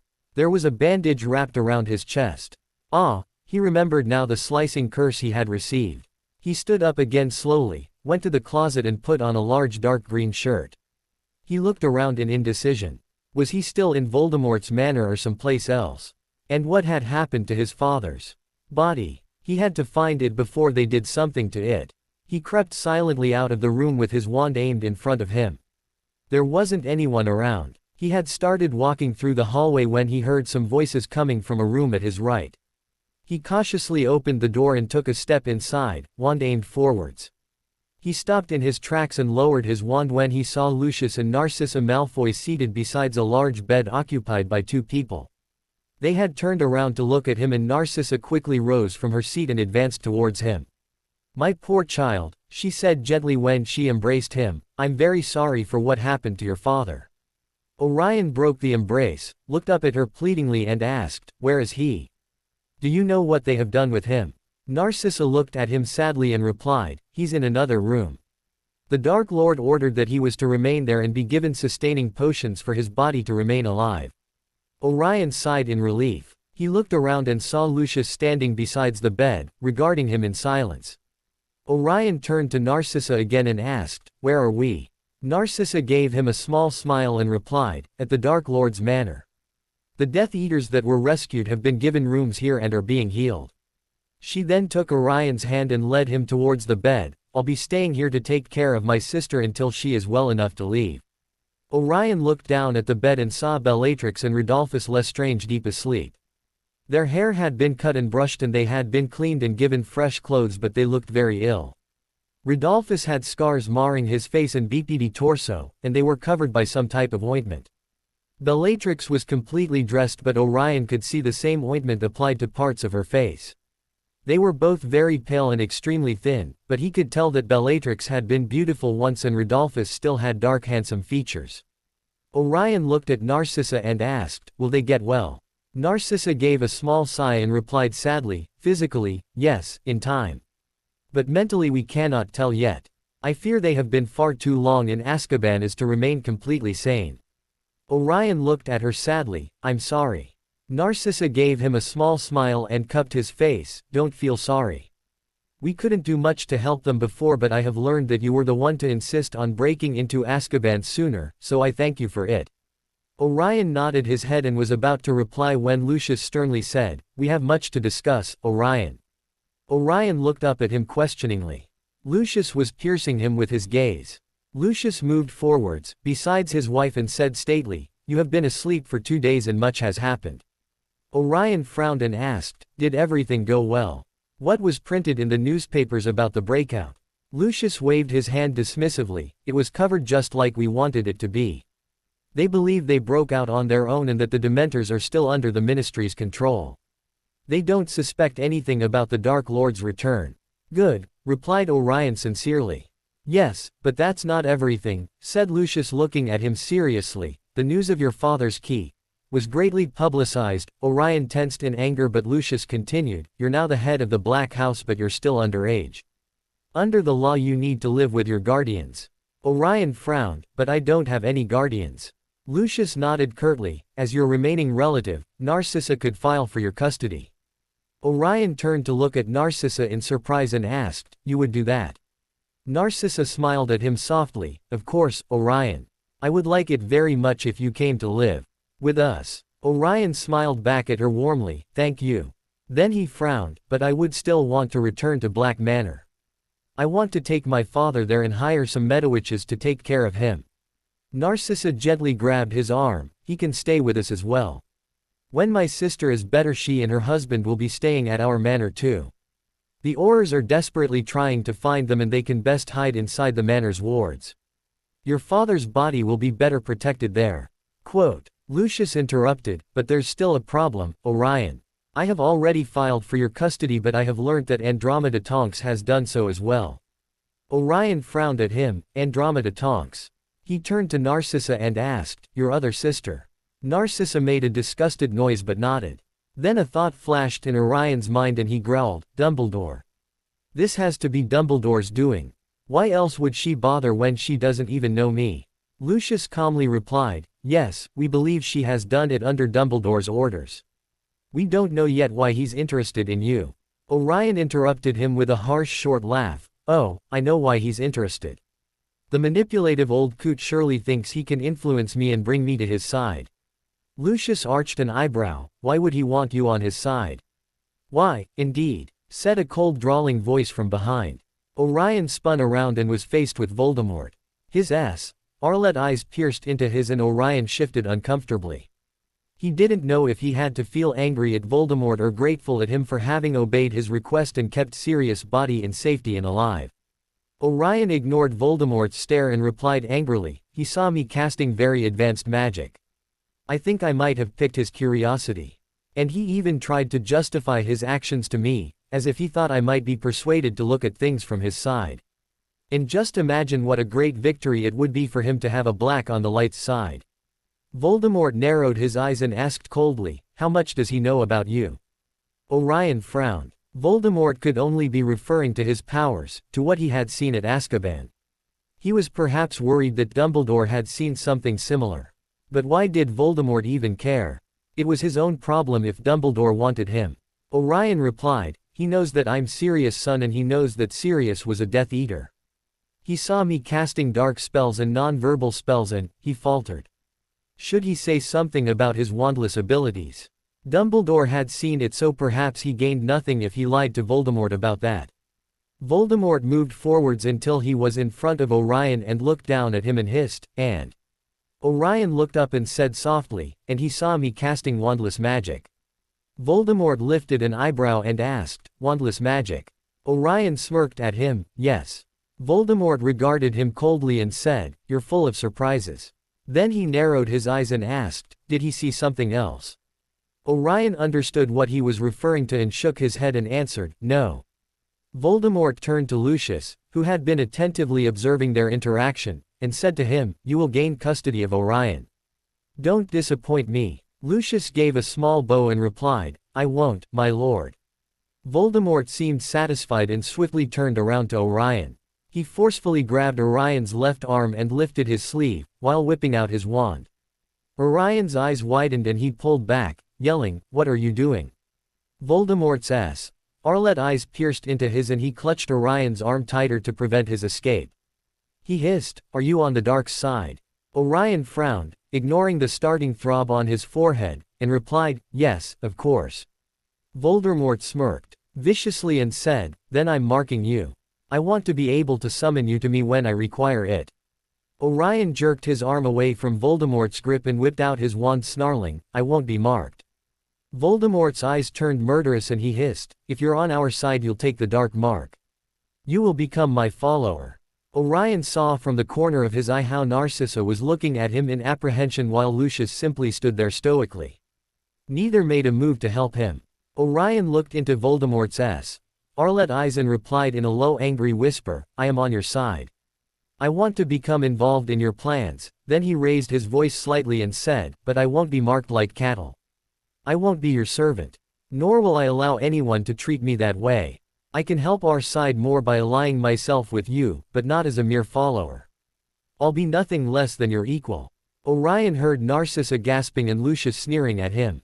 Voldemort viciously laughed in amusement and then violently pulled Orion against his chest and roughly held up his chin to look at him. He hissed, "Nobody is my equal. Least of all a pathetic little boy like you." Orion briefly closed his eyes in pain and focused until he managed to block the pain to a corner of his mind with his occlumency skills. It took him a few seconds and he opened his eyes again and growled, "If I'm so pathetic I wonder that you want me as a follower." Then he locked his eyes to Voldemort's and said in a low smug whisper, "You obviously think I'm pretty powerful if you want to mark me being so young. I will be your follower but I won't be treated like the rest and I won't be marked. I will give you my loyalty under those conditions." Voldemort roughly pulled him away while quickly grabbing Orion's hand. He pointed his wand at it and said in a barely audible hiss, "Mors Mordra." Orion widened his eyes and frantically looked at his hand. He saw the black heirloom ring that his father had given him glowing in a black mist. He could see the dark mark etched in the stone before it disappeared and the stone returned to its normal state. Voldemort roughly lifted Orion's chin up again and said snappishly, "The ring will burn when I summon you. You will tap your wand to it and it will portkey you to me. Maybe it's too risky for you now, but you will be marked later on." With one last scrutinizing glance at Orion, he swept from the room. Orion was kneeling beside the bed where his father was lying. He had cried by his father's side until he felt he had no more tears to shed, until he felt that he had exhausted all his emotions. Now he silently regarded his father's countenance. So much had happened in so little time. He hadn't had the time to think about all the changes in his life and what his future actions should be. He was fairly certain that Malfoy would win his custody. Lucius was a very sly politician and had high contacts in the ministry. Not even Dumbledore could hold a candle to him in the political arena. Dumbledore, Orion felt an intense murderous rage when he thought about the old wizard. He had already pledged to himself to be the one to bring down the old man, no matter what Voldemort said about it. But he had to be smart about it. He couldn't openly oppose Dumbledore yet. He should first learn more about the old coot. Perhaps even get in his good graces. He wondered how he could do that. There were several ways but all of them risky. The most efficient one would be to let the old wizard discover he was the boy who lived. He was certain that the old man would be so ecstatic about it that he would carelessly reveal useful information in order to persuade him to the light side. But it was also very risky and he would have to play his part very cunningly and cautiously. He had to plan it better if he went along with that plan. But whatever happened, Dumbledore would suffer in the end. Another thing on his mind was what to do about Sirius. He hadn't told anyone why he insisted on keeping his father's body alive.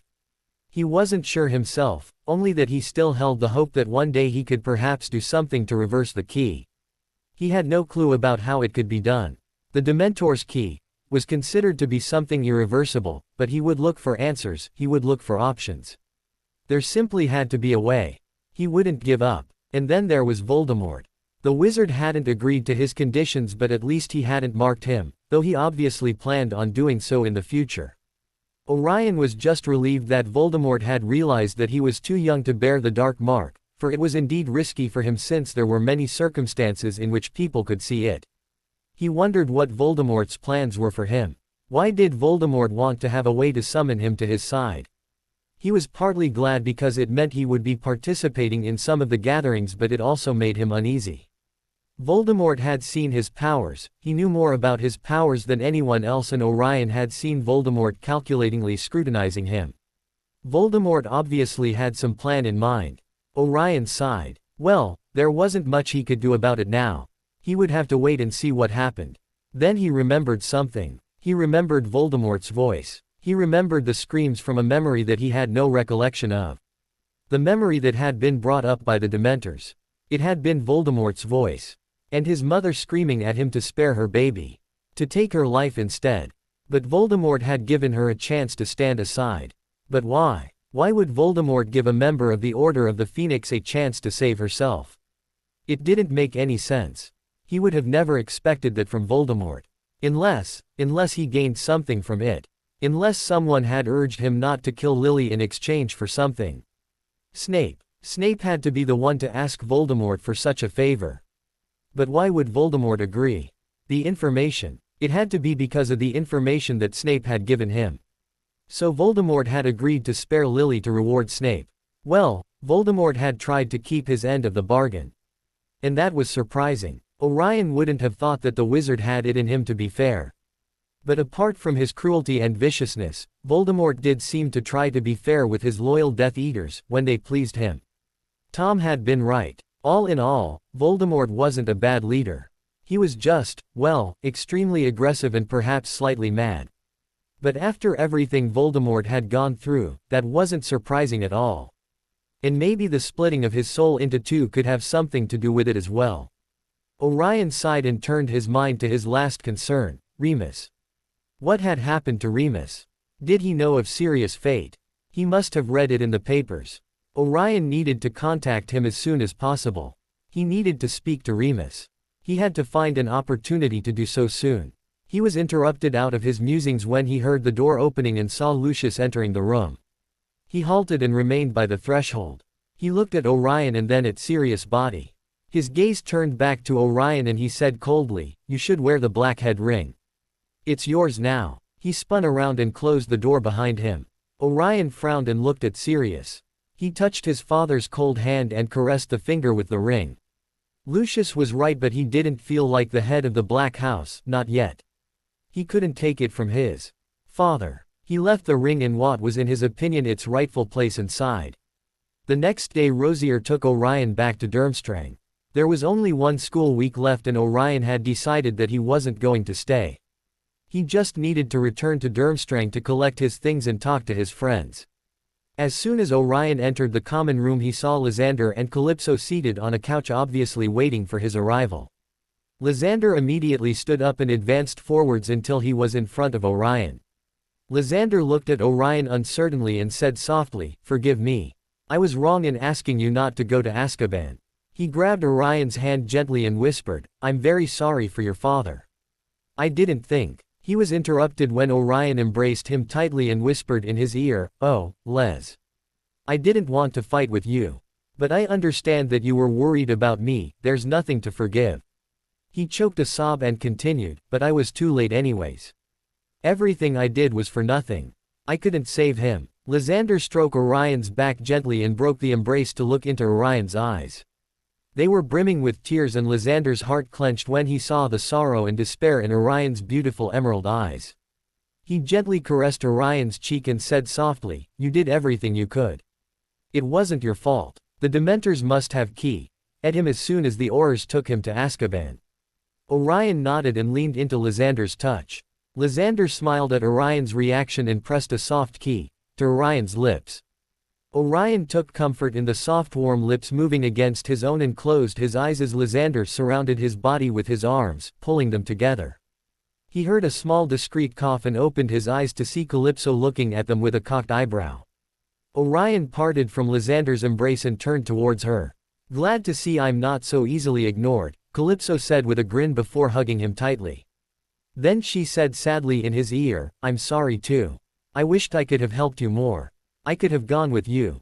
Orion sighed against her silky black hair and replied, "There's nothing you could have done. I was too late. There's nothing anyone could have done.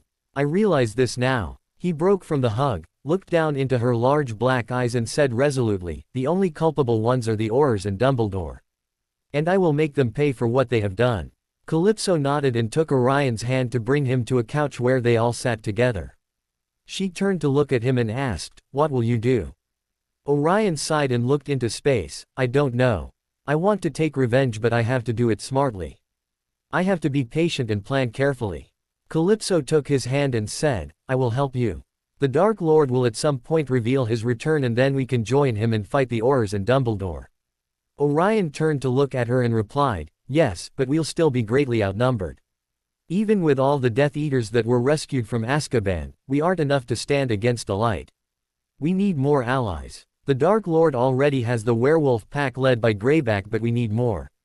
Calypso frowned in thought and said, "But the Dark Lord already has the Dementors' support and he's negotiating with the giants again." "Yes, that's true, but we need the support of more dark creatures. We need the loyalty of more werewolf packs and perhaps the centaurs and goblins," and Orion faltered and looked at Lysander. Then he said with determination, "And the vampires. We need you as well." Lysander sighed wearily and replied, "I have already told you that we will most certainly remain neutral, Orion." Orion scowled and said angrily, "And while the rest of the dark wizarding kind is fighting for their freedom, you'll just stand aside and do nothing. Even when other dark creatures are fighting as well. We need you. Don't you see that if your kind doesn't help us, you'll have less chances of gaining equal rights with the wizards? You'll be forever shunned if the dark losses against the light." Lysander looked at him sadly and replied, "I understand. But until the dark doesn't propose a good deal for us, we won't take sides. We won't be used without receiving anything in return, and without the certainty that we won't be betrayed afterwards. The Dark Lord might promise many things, but after he wins he might not fulfill his promises to us.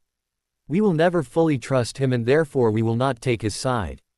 Orion frowned in thought and then asked, "Who would you trust to give you a fair deal and not go back on it afterwards?"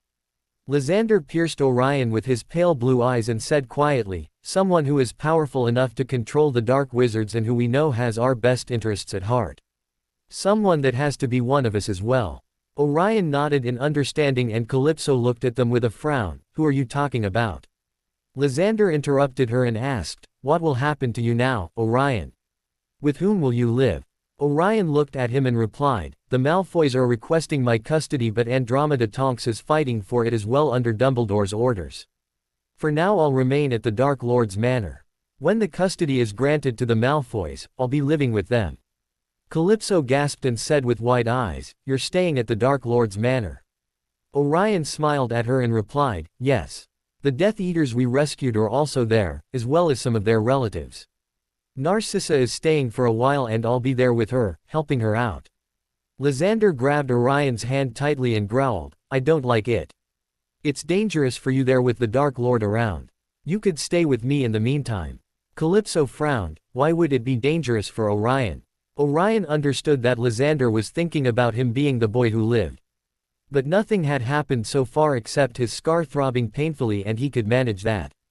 Besides, if Voldemort decided to use legilimency on him, he was fairly sure that he could protect his most important memories.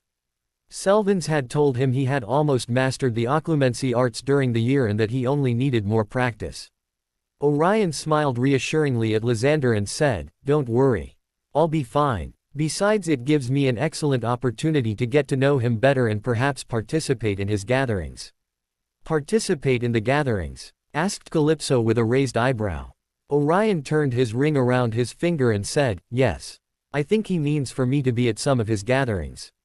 He transformed this ring into a portkey for when he wants to summon me."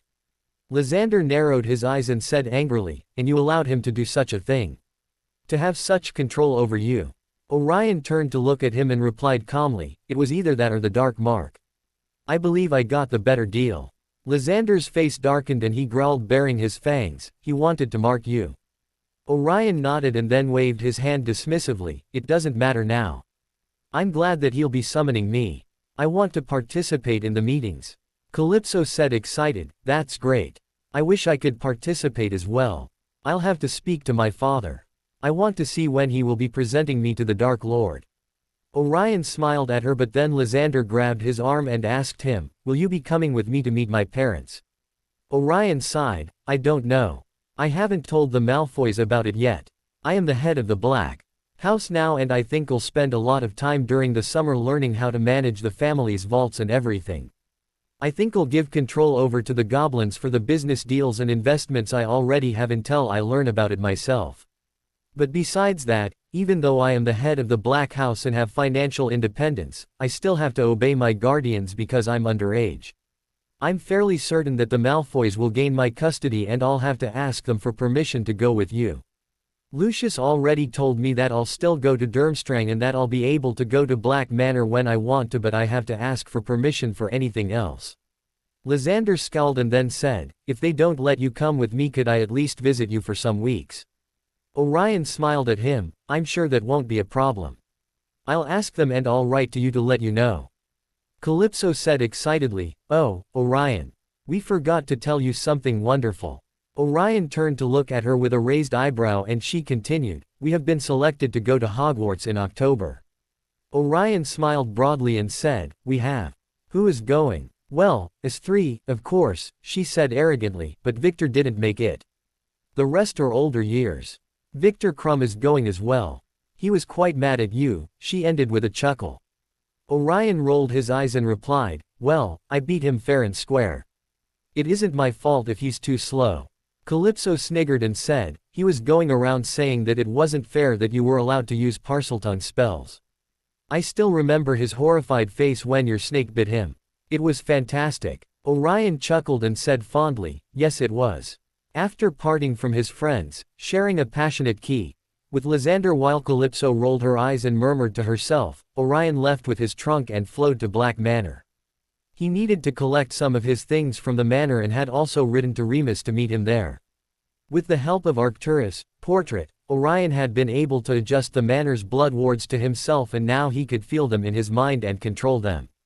He had already adjusted them to allow Remus entrance when he arrived. Both Arcturus and Phineas had been devastated when Orion had told them about what had happened to Sirius. Orion had decided to take both portraits with him since there were other smaller portraits of them in the manor and he would need their help in the future, particularly Phineas, who was now eager to spy on Dumbledore after he had learnt of the old wizard's role in Sirius' capture. Orion was seating in the main parlor, with several trunks packed with his possessions and the two portraits carefully wrapped, when a house elf popped in and said, Master, Remus Lupin is at the entrance, requesting permission to come in. Orion replied, show him in, please. The house elf bobbed his head and disappeared with another pop. Moments later Remus walked into the room. Orion stood up and silently observed him. Remus looked horrible. He had dark circles under his eyes and several cuts on his face. He looked as if he hadn't slept for days and his robes were wrinkled and tattered and his hair tousled, as if he didn't care for himself anymore. He looked forlorn and miserable. Orion sighed and walked towards him. He was soon tightly hugged by Remus, who whispered in his ear with a shaky voice, my cub, I'm so sorry. I couldn't help you or Sirius I transformed and oh, Merlin. He's dead and it's my fault. I forgot about the potion, he's dead, he said and broke into sobs. Orion felt a tightening in his chest but he choked down his sobs. He needed to be strong. He broke from the embrace and looked up into Remus' amber eyes that were brimming with tears. He said softly, it wasn't your fault, Remus. You did everything you could and it was unfair of me to ask you to rescue my father. It was my responsibility, not yours. And you would have taken the potion if you hadn't been so concerned for Sirius that you left your office before Snape arrived with the Wolfbane potion. Remus started shaking his head but Orion shushed him and gently took his arm and made him take a seat. Orion sat in an armchair facing him and asked, Remus, how much do you know about what happened that night? Remus looked up at him with a frown and replied softly, I only remember what happened until I transformed.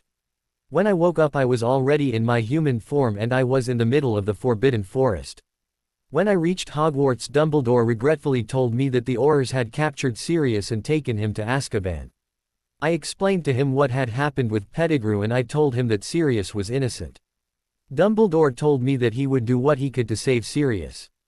But a few days later the Daily Prophet said that Sirius had been given the key. There was nothing that Dumbledore could do in time to save him. Orion mirthlessly laughed and bit out scathingly, so dear old Dumbledore told you that he would try to help Sirius, did he? Remus frowned and Orion locked his eyes with his and spat furiously, Dumbledore was there with Snape and me when the Aurors captured my father. Snape had already told him about Pettigrew and Dumbledore didn't lift a finger to stop the Aurors from taking Sirius with them. I yelled at him that Sirius was innocent and Dumbledore simply replied that he was a Death Eater and deserved to be in Azkaban. He knew all along that Sirius would be key, and as soon as he stepped into Azkaban and he didn't care. He lied to you, Remus. Remus shook his head and replied confusedly, no, Albus wouldn't do that. He did say that there was little he could do but that he would try to prevent the Dementors from dotting Sirius before he was given a trial. Orion interrupted him angrily, have you listened to a word that I have said? It was me who stopped the Dementors from dotting my father right there in the forest. He had lost consciousness and after the Dementors fled, the Aurors arrived led by Dumbledore and Snape. It was Dumbledore that gave Sirius to the Aurors. It was Dumbledore who said that Sirius deserved to go to Azkaban.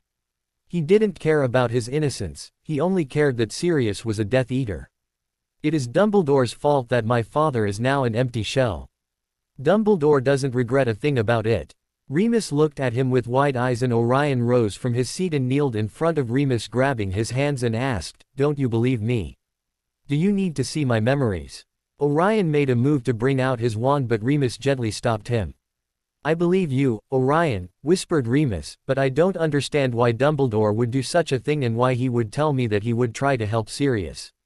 Orion looked into Remus' eyes and said fiercely, to manipulate you, of course. After seeing that you knew about Sirius' innocence he had to play the act of the concerned and caring old wizard to make you trust him. He wants you on his side. He wants you in the order to use your condition to get the loyalty of some werewolf packs. He didn't want to lose you because of what happened with Sirius. Remus tensed and asked, but was it true? Was Sirius a Death Eater?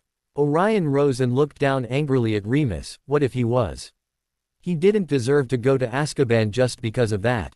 He hadn't done anything illegal or wrong.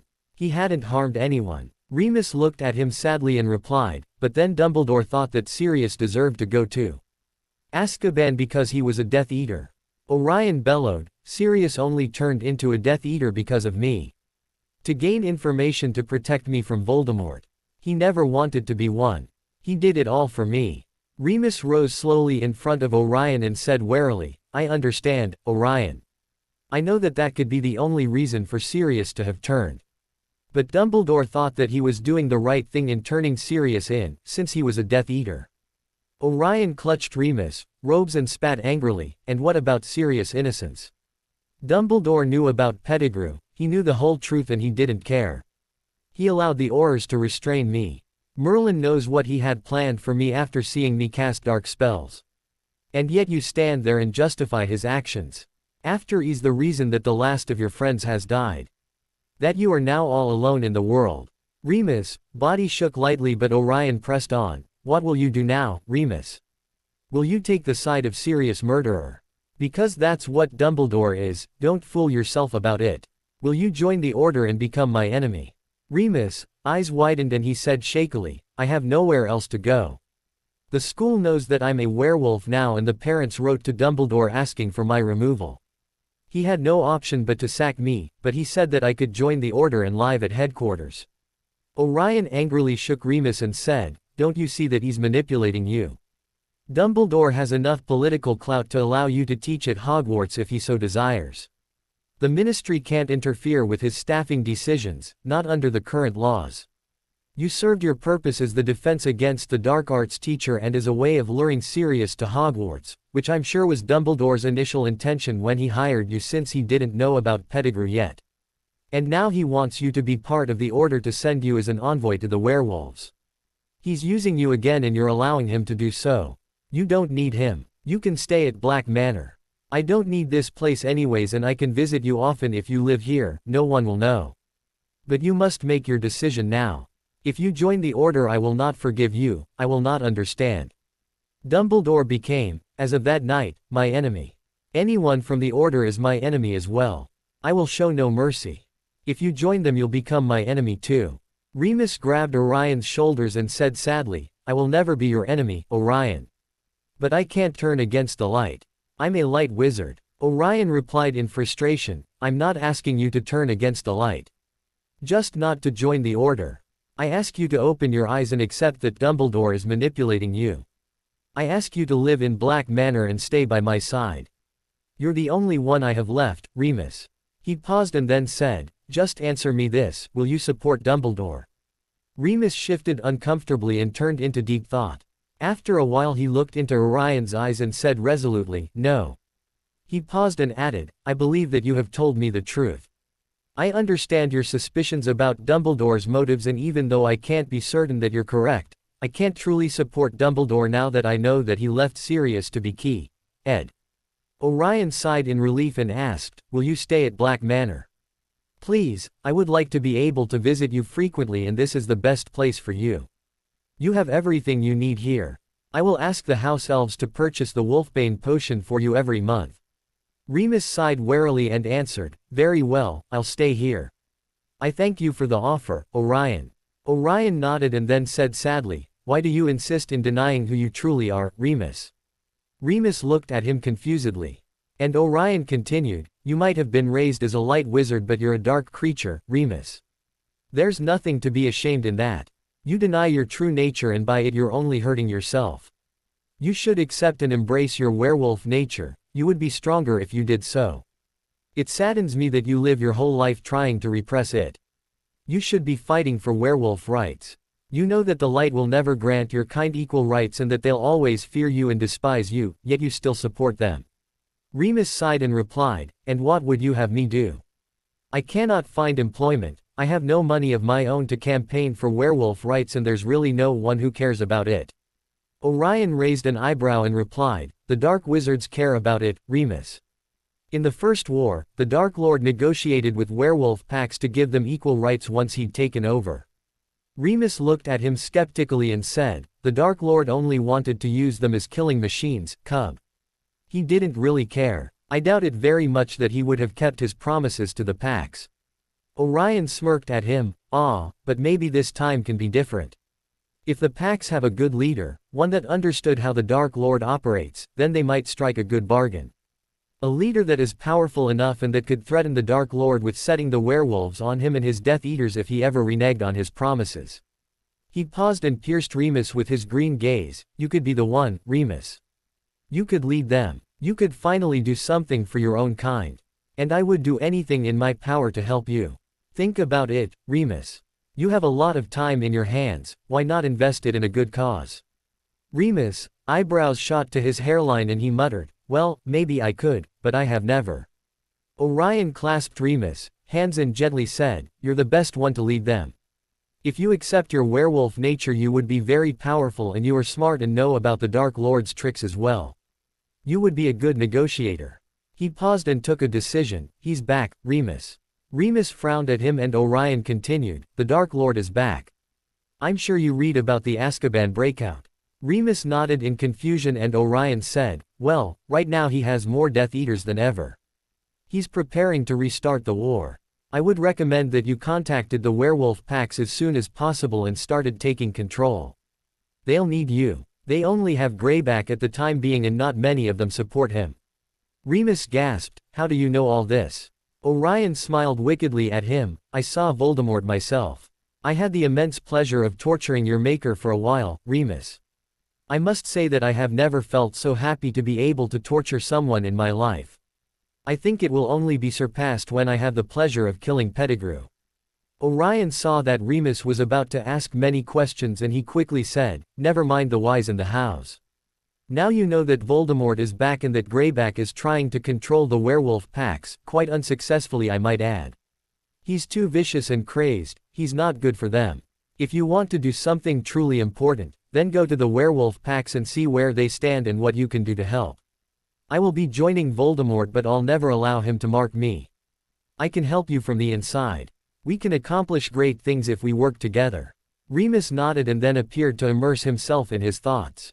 Orion smiled at him satisfied and parted from Remus after teaching him how to modify the wards and with promises of frequent letters.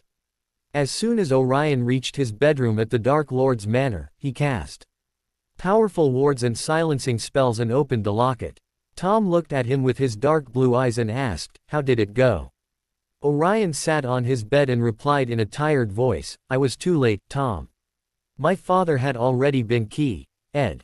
Tom looked at him in concern and replied softly, I'm sorry, Orion. It must have been terrible for you to see your father like that. Orion sighed and stretched on the bed, placing the locket on his chest and crossing his arms behind his head. He looked at Tom and was surprised to see the sincere concern and sorrow in his friend's eyes. Tom had changed, he suddenly realized. And it had been happening gradually. Tom seemed to understand him better and cared more about his feelings. He wondered about the change, but it warmed his heart all the same. Orion replied with a small smile, Thank you, Tom. It was truly awful, but it has been several days and I have had the time to think about it and accept that there was nothing more that I could have done. I just wonder if there is still something that I can do to get his soul back. Tom frowned in thought and replied, Well, I have never heard of the key being reversed, but maybe a necromancer could do it. Orion sat up straight, clutched the locket, bringing it close to his face, and urgently asked, A necromancer? Are you certain? Tom cocked an eyebrow and replied, I'm not certain, but if someone could do it, then it would be a necromancer. Only they can summon spirits and souls. In the case of a soul that has been removed from a body by a Dementor's key, a necromancer would need to capture the Dementor and extract the soul from him. This is how I think it could be done, but I have never delved into the necromantic arts, it's just a guess. Orion nodded and thoughts swirled in his head. It would make sense. Only a necromancer could have such powers. But would he ever be able to become one? Now he had more reasons than ever. He wondered if he could force Vagnarov to teach him the arts. But he knew the wizard would refuse. Orion would have to wait until his 6th year and prove that he had the powers to study them. He only hoped he truly did have the capacity. It was his only hope. But if necromancers were able to reverse the key, why wasn't it mentioned in any of the books about Dementors? Surely there would be at least a brief note about it. Maybe it wasn't that simple, maybe a necromancer needed something else to accomplish this. Orion gasped. He knew something that could surely help. The perfect tool for a necromancer, the resurrection stone. He was sure that Cadmus Peverell had to have been a necromancer to be able to create such a stone. And he had used it to bring back to life his long-lost love. It would be perfect to bring Sirius' soul back from the Dementor and to place it in his body. And Sirius' soul had never left the mortal plane, he wouldn't necessarily suffer when he came back to life like Cadmus' girl had suffered. Yes, that was the answer. Orion sighed wearily. Well, he just needed to wait until 6th year. Prove that he had the powers to become a necromancer, study the arts for 2 years and find the Deathly Hallow in the meantime. It wasn't exactly a piece of cake, but he would do it. He had planned on doing it before and now he had all the more reasons. Orion looked at Tom and said smiling, Thank you, Tom. You're truly a genius. Tom raised an eyebrow and said arrogantly, I have always known that and I'm glad that you've finally realized it. But may I ask how I have helped you this time? Orion grinned at him and said, You have told me that I need to become a necromancer. Tom widened his eyes and Orion continued, The Hydras are tested on their 6th year to see if they have the powers to become a necromancer. If I pass the test, then I'll be learning to become one during my last 2 years. It's my only chance to bring my father back. Tom asked carefully, And you think you have the power? Orion sighed warily, I don't know, but I must try. I will look on more information about them and I'll ask my headmaster. He's the one that teaches necromancy. He might tell me if it's possible to rescue a soul from a Dementor and bring the person back to life.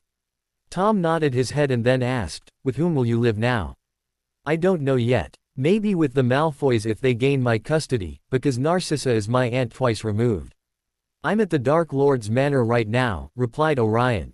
What? Gasped Tom. Then he said urgently, Have you warded your room with the spells I've taught you? You're taking a great risk in talking to me here. Orion replied hastily, Yes, I used your spells. Don't worry, Tom. I've been careful and I won't wear your locket. I will keep it in my trunk heavily warded. Tom relaxed a little bit and asked, But why are you here? Orion answered calmly, We rescued all the Death Eaters from Azkaban and they're currently staying in here. The Dark Lord told Lucius that I had to remain here until he gained my custody. Narcissa is staying here as well to take care of Bellatrix. Tom smiled broadly, The Dark Lord has all his Death Eaters back, then. Orion nodded, Yes, I think he'll be planning on doing something soon. I hope he doesn't stay hidden for too long. Though we still need more allies. Tom looked at him and asked quietly, "How has the Dark Lord been treating you?" "Well, I have barely seen him.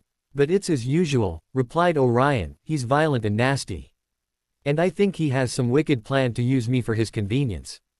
"Has he harmed you?" asked Tom in concern. Orion raised an eyebrow and said tauntingly, "Why, Tom? I didn't know you cared. Didn't you always say that the Dark Lord always did what was best?" Tom scowled at him and grunted, "I might care a little bit. After all the effort I have put into making you into a decent dark wizard, I believe it's only natural." Orion interrupted him with a chuckle and said, "Don't sweat it, Tom. It's all right to admit that you've taken a liking to me."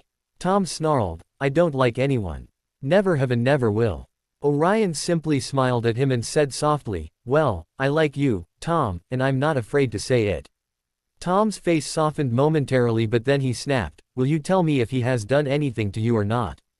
Orion turned serious and replied, "He tried to mark me." Tom cocked an eyebrow in surprise and asked, "Why? You're too young. And what do you mean he tried? Didn't he succeed?" Orion replied calmly, "He said he wanted me to be his follower. I displayed some powers during the break into Azkaban, and I think that it made him realize that I was a worthy follower even being so young. But when he tried to mark me, I refused. He finally just turned my ring into a portkey, so that he could summon me whenever he pleased." Tom frowned at him and asked, "What powers did you display?" Orion sighed, "I'm not sure. I didn't do it on purpose. But when I saw that my father had been key, and I just lost control and my powers flowed from me. It was really strange. The cell was burned and my powers just swirled around me trying to destroy everything. The Dark Lord was able to come inside and snap me out of it." Tom said thoughtfully, "It sounds like accidental magic triggered by emotional distress. Your powers always seem to intensify with your emotions." He locked his dark blue eyes with Orion's and said, "But I have never heard of such a powerful release of magic, and you said it burned everything." Orion nodded and Tom asked, "Would you be able to do it again?" Conscientiously. Orion mussed over the question and replied, "I'm not sure. But I remember how I felt. Maybe I could do it if I practiced it." Tom nodded and said, "You should, Orion. Try to unleash your power like that again and try to control it. Use it and mold it to do what you want." Orion nodded and Tom asked in curiosity, "Why did you refuse the dark mark?" Orion turned to look at him in disbelief, "Are you kidding? I'll never allow him to mark me. I told him that I wanted to be treated like an equal and that I would never accept his mark." Tom groaned, "You fool, you shouldn't have told him that. I guess that he tortured you for a while after that." Orion smirked at him and replied, "He didn't. He became furious, mind you, and he told me in no uncertain terms that he would mark me in the future. But I had told him earlier that I would become his follower, so maybe he didn't torture me because of that." Tom arched an eyebrow. "Well, his reaction is unexpected. I guess you impressed him enough that he didn't want to lose your support. But be careful with him. You can't antagonize him so openly." Orion scowled, "I wasn't antagonizing him. I just refused to be marked. I won't become his property." Tom smirked at him, "There's nothing wrong in being the Dark Lord's property. You might find it appealing." Orion snorted, "Yes, of course. There's nothing that I desire more than to become his groveling servant. I will never allow him to turn me into one more of his Death Eaters. The way they submit to him would be unbearable to me. I would never act in such a way." Tom's smirk widened, "But maybe now that he's taken an interest in you, he might treat you differently. He might consider you unique. Wouldn't you like to feel what it's like to become the Dark Lord's favorite? To be envied by the rest and have his attention lavished on you at all times. The Dark Lord can be quiet, charming and irresistible when he wants to." Orion choked and he asked horrified, "Are you implying that he might take a personal interest in me? That he could be interested in me in that way?" Tom scowled and said dryly, "What's so terrifying about that? It would be a great honor for you if the Dark Lord chose you as his lover." Orion broke into a fit of coughs and then spluttered, "You're joking, right? That would be horrible. I could never be with someone like him." So. Tom spat angrily, "So what?"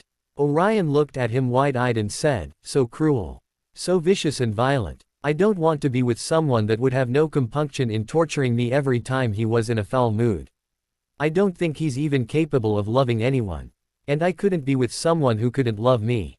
Tom's face darkened and he snarled, "You would prefer someone like your little vampire over a great powerful dark wizard like the Dark Lord?" Orion immediately replied, "Of course. I know that Les loves me. He treats me gently and demonstrates his love for me in every action. He's caring and compassionate." Tom snapped, "He's weak and inferior. He's no match to the Dark Lord." Orion shook his head, "He might not be as powerful but he isn't inferior. He's different. Anyway, this discussion is ridiculous.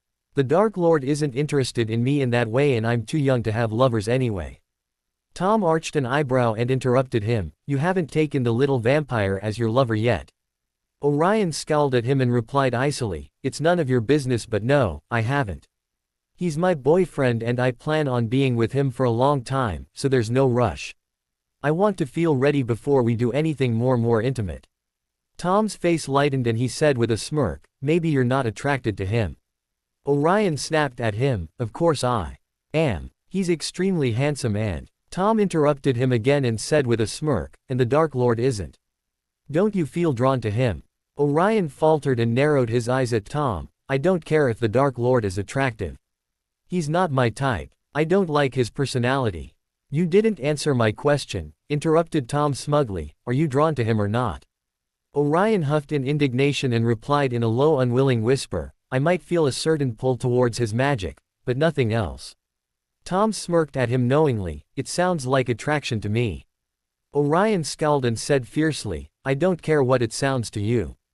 It isn't attraction. I abhor the man. He's extremely powerful, I admit. And his power is alluring but he would be the last wizard with whom I would ever be involved with romantically. Besides, he's just using me and I'm just using him to reach our common goals. There won't be anything else between us." Tom asked softly, "Do you find me handsome?" Orion dropped his jaw and looked at Tom disbelievingly. He gathered himself and looked into Tom's deep blue eyes. He could see a certain nervousness in them, a flash of vulnerability, and it shocked him to the core.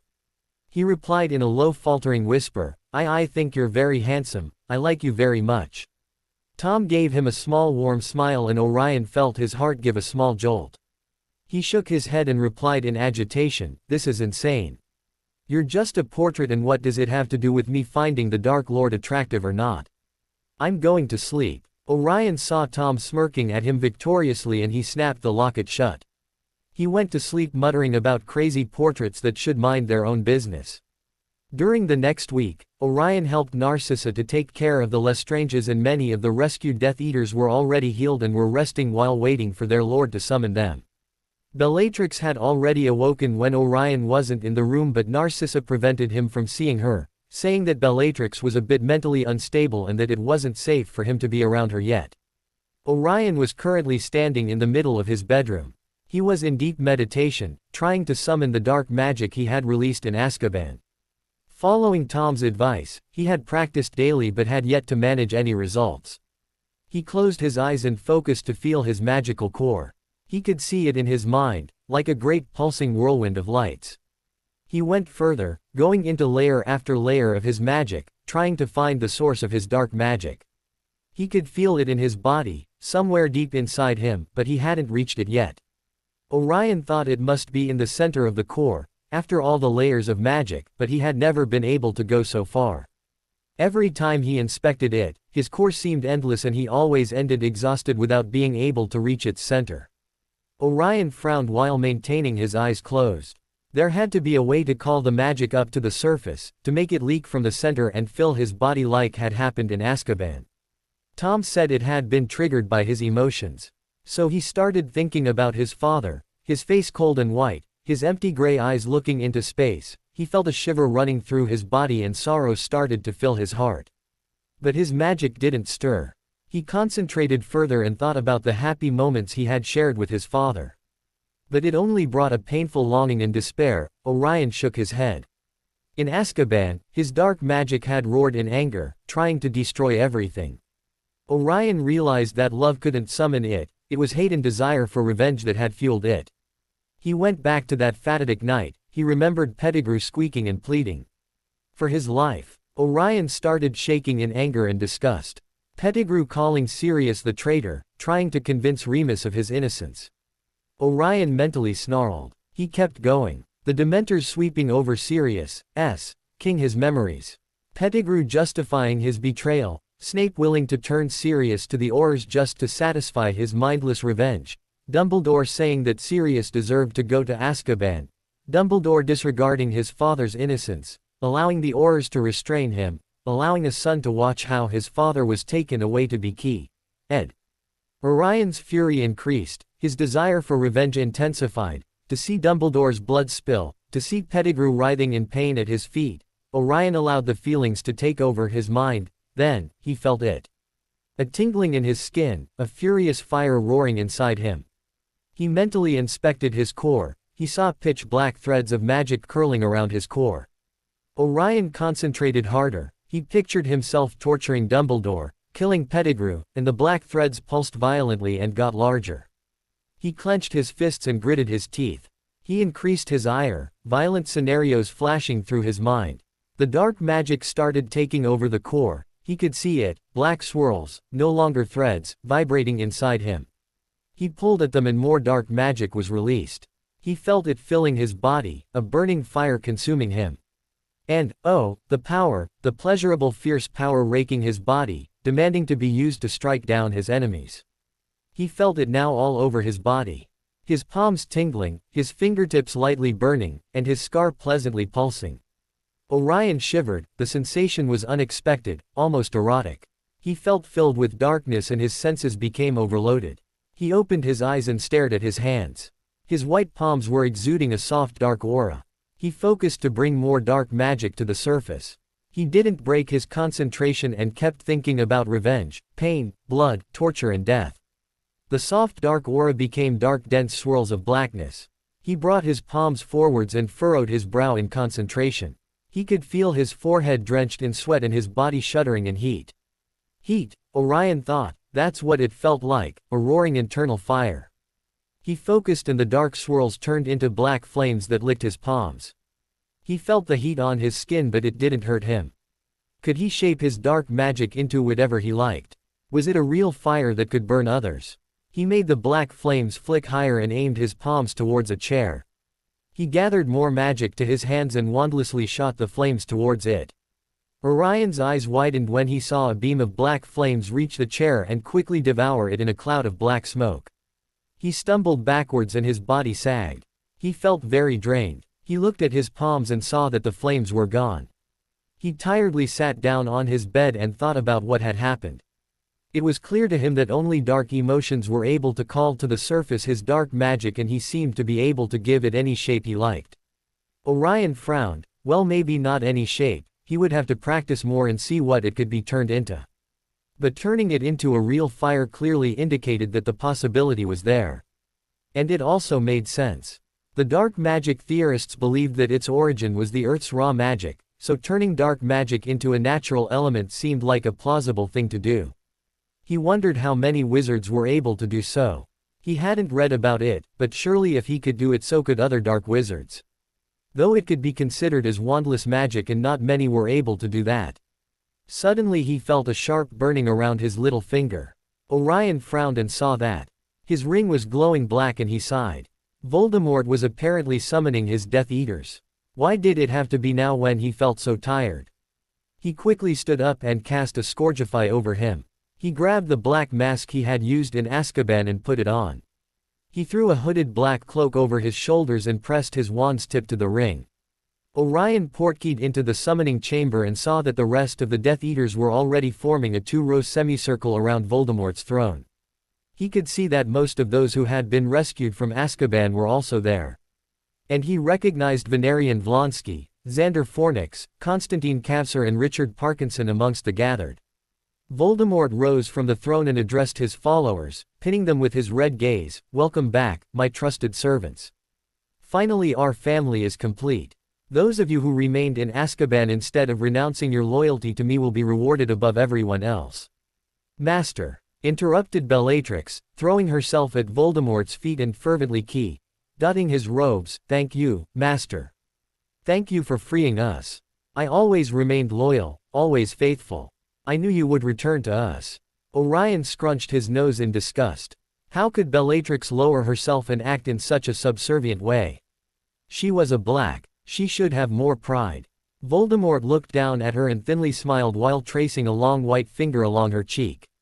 Bellatrix shivered in pleasure and Orion almost choked when he saw her reaction and how she adoringly looked up at Voldemort while remaining at his feet. Voldemort unexpectedly locked gazes with Orion and smirked while he ran his finger along her face. Orion almost shuddered at the intense look that Voldemort was giving him. Voldemort lowered his gaze to look at Bellatrix and said quietly, "Bella, I never doubted your loyalty. Rise and take your place at your husband's side." "Yes, my master," she simpered while she rose. "Lestranges, come forward," commanded Voldemort. Orion saw Rodolphus and Rabastan taking a few steps forwards and kneel to Key. Voldemort's robes, before standing up again bowing to him. Dolohov, Rookwood, Yaxley, Jugson, Avery, Mulciber, Caros, Voldemort said while those mentioned reached Voldemort and knelt in front of him, bowing their heads. Voldemort looked at them with a small smile and said, "You are my most loyal followers. You will be part of the inner circle, like last time." Then he frowned and asked, "Where is Crouch?" Yaxley replied, still bowing his head, "My lord, I saw the guards dragging his dead body out of his cell a few years ago. He is dead, my lord." Voldemort's eyes flashed in anger and he said quietly, "We have lost one of our most loyal, he will be avenged." Suddenly a short fat wizard apparated in the middle of the room carrying an unconscious woman. The Death Eaters kneeling in front of Voldemort rose and aimed their wands towards the new arrival and the others remaining in the circle took out their wands. Orion stood on his tiptoes to see better but he could only see the wizard's back. Voldemort narrowed his eyes into slits and hissed dangerously, "Wormtail, you have returned to me." Orion tensed and angrily took his wand out. He could see the other Death Eaters whispering angrily and twitching to torture the traitor. Pettigrew dropped the woman and launched himself at Voldemort's feet while saying in a pathetic small pleading voice, "My lord, I never left your service, I was waiting for your return." Voldemort angrily pushed Pettigrew away with his foot and snarled, "You didn't come when I first summoned my Death Eaters. You remained hidden. You betrayed me." Pettigrew whimpered and said desperately, "No, my lord. I was trying to return. To you, Black. Black found me. He betrayed you, my lord. He remained faithful to Dumbledore, he wanted to avenge the Potters. He wouldn't let me return to your side." Orion tightly clutched his wand in rage and had to restrain himself from cursing the traitorous rat. Voldemort looked down at Pettigrew with disgust and said, "And you betrayed me as well, Wormtail. You sent me to the Potters knowing what would happen." "No," wailed Pettigrew clutching Voldemort's robes while remaining crouched, "I didn't know what would happen. I never imagined that the Potter boy could defeat you." Voldemort ripped his robes from Pettigrew's grasp and hissed furiously, "The Potter brat didn't defeat me. He survived by mere chance." Pettigrew squeaked and replied hastily, "Of course, my lord, I never meant to imply." "Crucio," said Voldemort aiming his wand towards Pettigrew. Orion smiled in satisfaction while he watched Pettigrew thrashing on the floor while screaming in pain. Voldemort ended the spell and said to a whimpering and sobbing Pettigrew, "You returned to me because you were discovered, not out of loyalty. Your friends discovered your treachery and seeked revenge. You have nowhere else to go. Yet you expect to be allowed back into my ranks." Pettigrew crawled towards Voldemort and said sniveling, I can spy for you, my lord. I brought a ministry employee, she has information, she can be useful. Please, my lord, please." Voldemort looked at him impassively and replied coldly, "You will have to be punished, Wormtail." "Allow me, master," said Bellatrix giddily stepping forwards. Pettigrew squeaked and crawled away from her. Voldemort looked at her with a thin smile and said, "No, Bella. I have someone else in mind for the task." He turned around and pierced Orion with his Arlet eyes. "Black, show us what you can do. You can maim him but not kill him." Orion raised an eyebrow in surprise and stepped forwards. The Death Eaters stood aside to let him through. Bellatrix swirled to face Orion and said with a frown, "A black." Voldemort smirked and replied, "Yes, dear Bella. Let me introduce you to your nephew, Sirius Black's son, Orion." Orion reached them and Bellatrix looked at him in disgust and spat, "The blood traitor's son." Orion looked into her dark gray eyes and hissed furiously, "My father wasn't a blood traitor. He became a Death Eater and he was loyal to the dark." Bellatrix raised her nose in the air and said snidely, "And what's a tiny little boy like you doing here?" Shouldn't you be asleep in your bed hugging your teddy bear? Orion heard many Death Eaters laughing and snickering, and Voldemort was watching them with an amused smirk on his face. Orion clutched his wand in anger and spat, "Apparently not, since I was summoned here just like you." Orion didn't give her time to reply and turned around to face Pettigrew, who was looking at him wide-eyed. Orion smirked viciously at him and said, "Hello there, Pettigrew. Surely you didn't think we wouldn't meet again." Pettigrew frantically looked at Voldemort and shrieked, "He's a traitor. He was with his father when they prevented me from returning to you." Orion violently clutched Pettigrew's robes and said furiously, "Don't lie, you bloody traitor. You were hiding and never planned on returning to the Dark Lord's side. You will pay for what you did to my father, you disgusting rat." Orion threw Pettigrew to the floor and quickly said, "Crucio." Pettigrew thrashed on the floor, screaming for him to stop. Orion felt the dark magic rising inside him, clamoring to be used. But he pushed it down. He didn't control it fully yet, and he didn't want to show Voldemort that he could summon it at will. He had only managed that today, and he would need to practice it for some time before using it in front of others. And he had wished to have this opportunity for a long while. He knew exactly what to do to satisfy his thirst for revenge.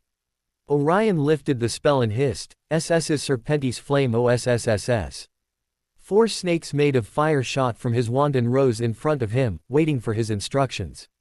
He heard some Death Eaters gasping, surely the ones that had been rescued from Azkaban and didn't know that he was a Parselmouth. Orion looked at his snakes and hissed, "Hold him by his wrists STSSSS and anklets SS. Bite him to keep him in place." The snakes slithered towards Pettigrew, and each one coiled around an ankle or wrist. Pettigrew shrieked and made an attempt to move away, but the snakes bit him and his body froze when the poison entered his bloodstream, and his screams soon ceased. Orion could already smell Pettigrew's flesh burning where the snakes were touching his skin. Orion knelt by Pettigrew's side and conjured a large dagger. He saw Pettigrew's eyes widening in fear, and Orion smiled at him. "What was it that you cut off in order to incriminate my father and send him to Azkaban for life?" "Ah, yes, I seem to remember. A finger, right." Pettigrew's eyes grew impossibly large, and Orion smirked at him. Orion leaned over to whisper in Pettigrew's ear, "This is for all the people you have betrayed. This is for my father." And he swiftly brought down the dagger's sharp blade and cut off Pettigrew's left hand in one strike. Pettigrew's body convulsed lightly and his mouth twisted to give a silent scream. Blood rushed from his severed wrist, and Orion watched in fascination how the red thick blood pooled around him. Orion wasn't sure how he felt. He felt coldness creeping inside him, but also a sense of satisfaction. Pettigrew deserved much worse, he knew, but he had never expected to feel rewarded when torturing someone. Orion shook his head. This was a small measurement of justice. Pettigrew didn't deserve his pity or mercy. Orion saw Pettigrew's eyes rolling to the back of his head. It had to be because of the burns and the loss of his hand and blood. He cast an enervate and Pettigrew regained consciousness. Orion quickly cast a spell to seal his wrist and then a dark spell to prevent him from ever attaching an artificial hand to that wrist. Orion aimed his wand at Pettigrew's severed left hand, which lay on the floor in a pool of blood, and said, "Incinerus." The hand disappeared in a ball of fire and was quickly reduced to a pile of dust. Orion stood up and flicked his wand to end the Parseltongue spell. The 4 snakes disappeared in a puff of black smoke, and Orion could see that Pettigrew's wrists and ankles were burned almost to the bone. It didn't worry him, those could be healed with potions. Orion looked at his robes and pants and saw that they were drenched in Pettigrew's blood. He grimaced and quickly cast a strong Scourgify. The poison in Pettigrew's body seemed to be losing its effect already, since Pettigrew started whimpering and grabbing his wrist protectively. Orion took a step backwards and he cast the last spell he had planned to use on Pettigrew if he ever found him, Dementia Nocturna. It was a very dark curse that would force Pettigrew to relive his worst nightmares and memories each night for 3 months. Orion hoped Pettigrew would be plagued by the Potters and serious deaths. Satisfied, Orion turned around to look at the Death Eaters. They stood silently regarding him, and some shifted uncomfortably. Bellatrix was looking at him as if she had never seen him before, and there was a prideful glint in her eyes. She said condescendingly, "You did well, little nephew." Orion smirked at her and replied, "Thank you, dear aunt." Voldemort glanced at him briefly and Then said coldly to his Death Eaters, "Someone remove Pettigrew and give him some potions." Then he turned to look at Orion and said quietly, "Take your place besides Bella." Orion nodded curtly and went back to the circle. He saw that Lucius was on his other side looking at him with a satisfied smirk. Voldemort stood in front of them and commanded, "Avery, bring forth the witch that Pettigrew captured." The witch was deposited in front of Voldemort and he quickly cast an enervate. She woke up and gasped when she saw Voldemort's red eyes piercing her. She looked around nervously and cried, "Where am I? Who are you?" Some Death Eaters laughed and the witch rose shakily from the floor. Orion felt a stab of pity for her and hoped that she wouldn't be damaged. Voldemort aimed his wand towards her and hissed, "What's your name and what's your position inside the Ministry?" The witch looked at him in fear and stuttered, Who are you?" "You're your eyes. Crucio," snarled Voldemort and the witch fell to the floor shrieking in pain. Orion silently sighed and prayed to Morgana that the witch had enough sense to answer Voldemort's next questions without angering him more. The spell was lifted and the witch sobbed on the floor, still having spasms from the pain lingering in her body. Voldemort coldly looked down at her and said, "If you want the torture to end you will answer my questions without delays." The witch shook in fear on the floor but replied in a hoarse voice, "I'm Bertha Jerkins. I was on my vacations." She looked around uncomprehendingly, "I don't know how I got here." Voldemort interrupted her impatiently, "What do you do in the Ministry of Magic?" Bertha looked at him wide-eyed and stuttered, I work at the Department of Magical Games and Sports." Voldemort frowned and looked at one of his Death Eaters, "Rosier, you reported that the ministries were planning to reinstate the Triwizard Tournament this year. Do you have any new information regarding the tournament?" Rosier calmly replied from his place at the semicircle, "Yes, my lord. Everything is settled already. Durmstrang's and Bobaton's delegations will be arriving at Hogwarts in October." Orion tensed. Did they have something planned for the tournament? He didn't like it one bit. Hogwarts will be filled with children and an attack during the tournament would cause many unnecessary deaths. His friends will be there as well and he didn't want them to be in any risky situation. Voldemort smirked and turned towards the witch. "Tell me what has been planned for the tasks." Bertha replied uncertainly, "I don't know much. I don't remember, there are 3 tasks, and the cup. I think there's a goblet." Voldemort looked at her with a frown and hissed, "Your department is organizing the tournament and you don't remember the details." Bertha shook with fear and blabbered, I don't have a good memory, I try to remember but I can't, I don't know." And she broke down in sobs. Voldemort looked at her disgusted and swiftly aimed his wand at her and said, "Legilimens." The witch's body tensed and rigidly remained still. Her eyes became unfocused and her arms dropped by her sides. Orion looked at Voldemort in awe. He was able to cast the spell without looking into the victim's eyes. He could see Voldemort concentrating and his eyes were glazed over, as if he wasn't in his own mind. It was fascinating to watch. After a while Voldemort broke the spell and looked at the witch with interest. "You have a strong memory charm blocking one of your memories." Bertha had recovered from the spell and looked at him wide-eyed, I have.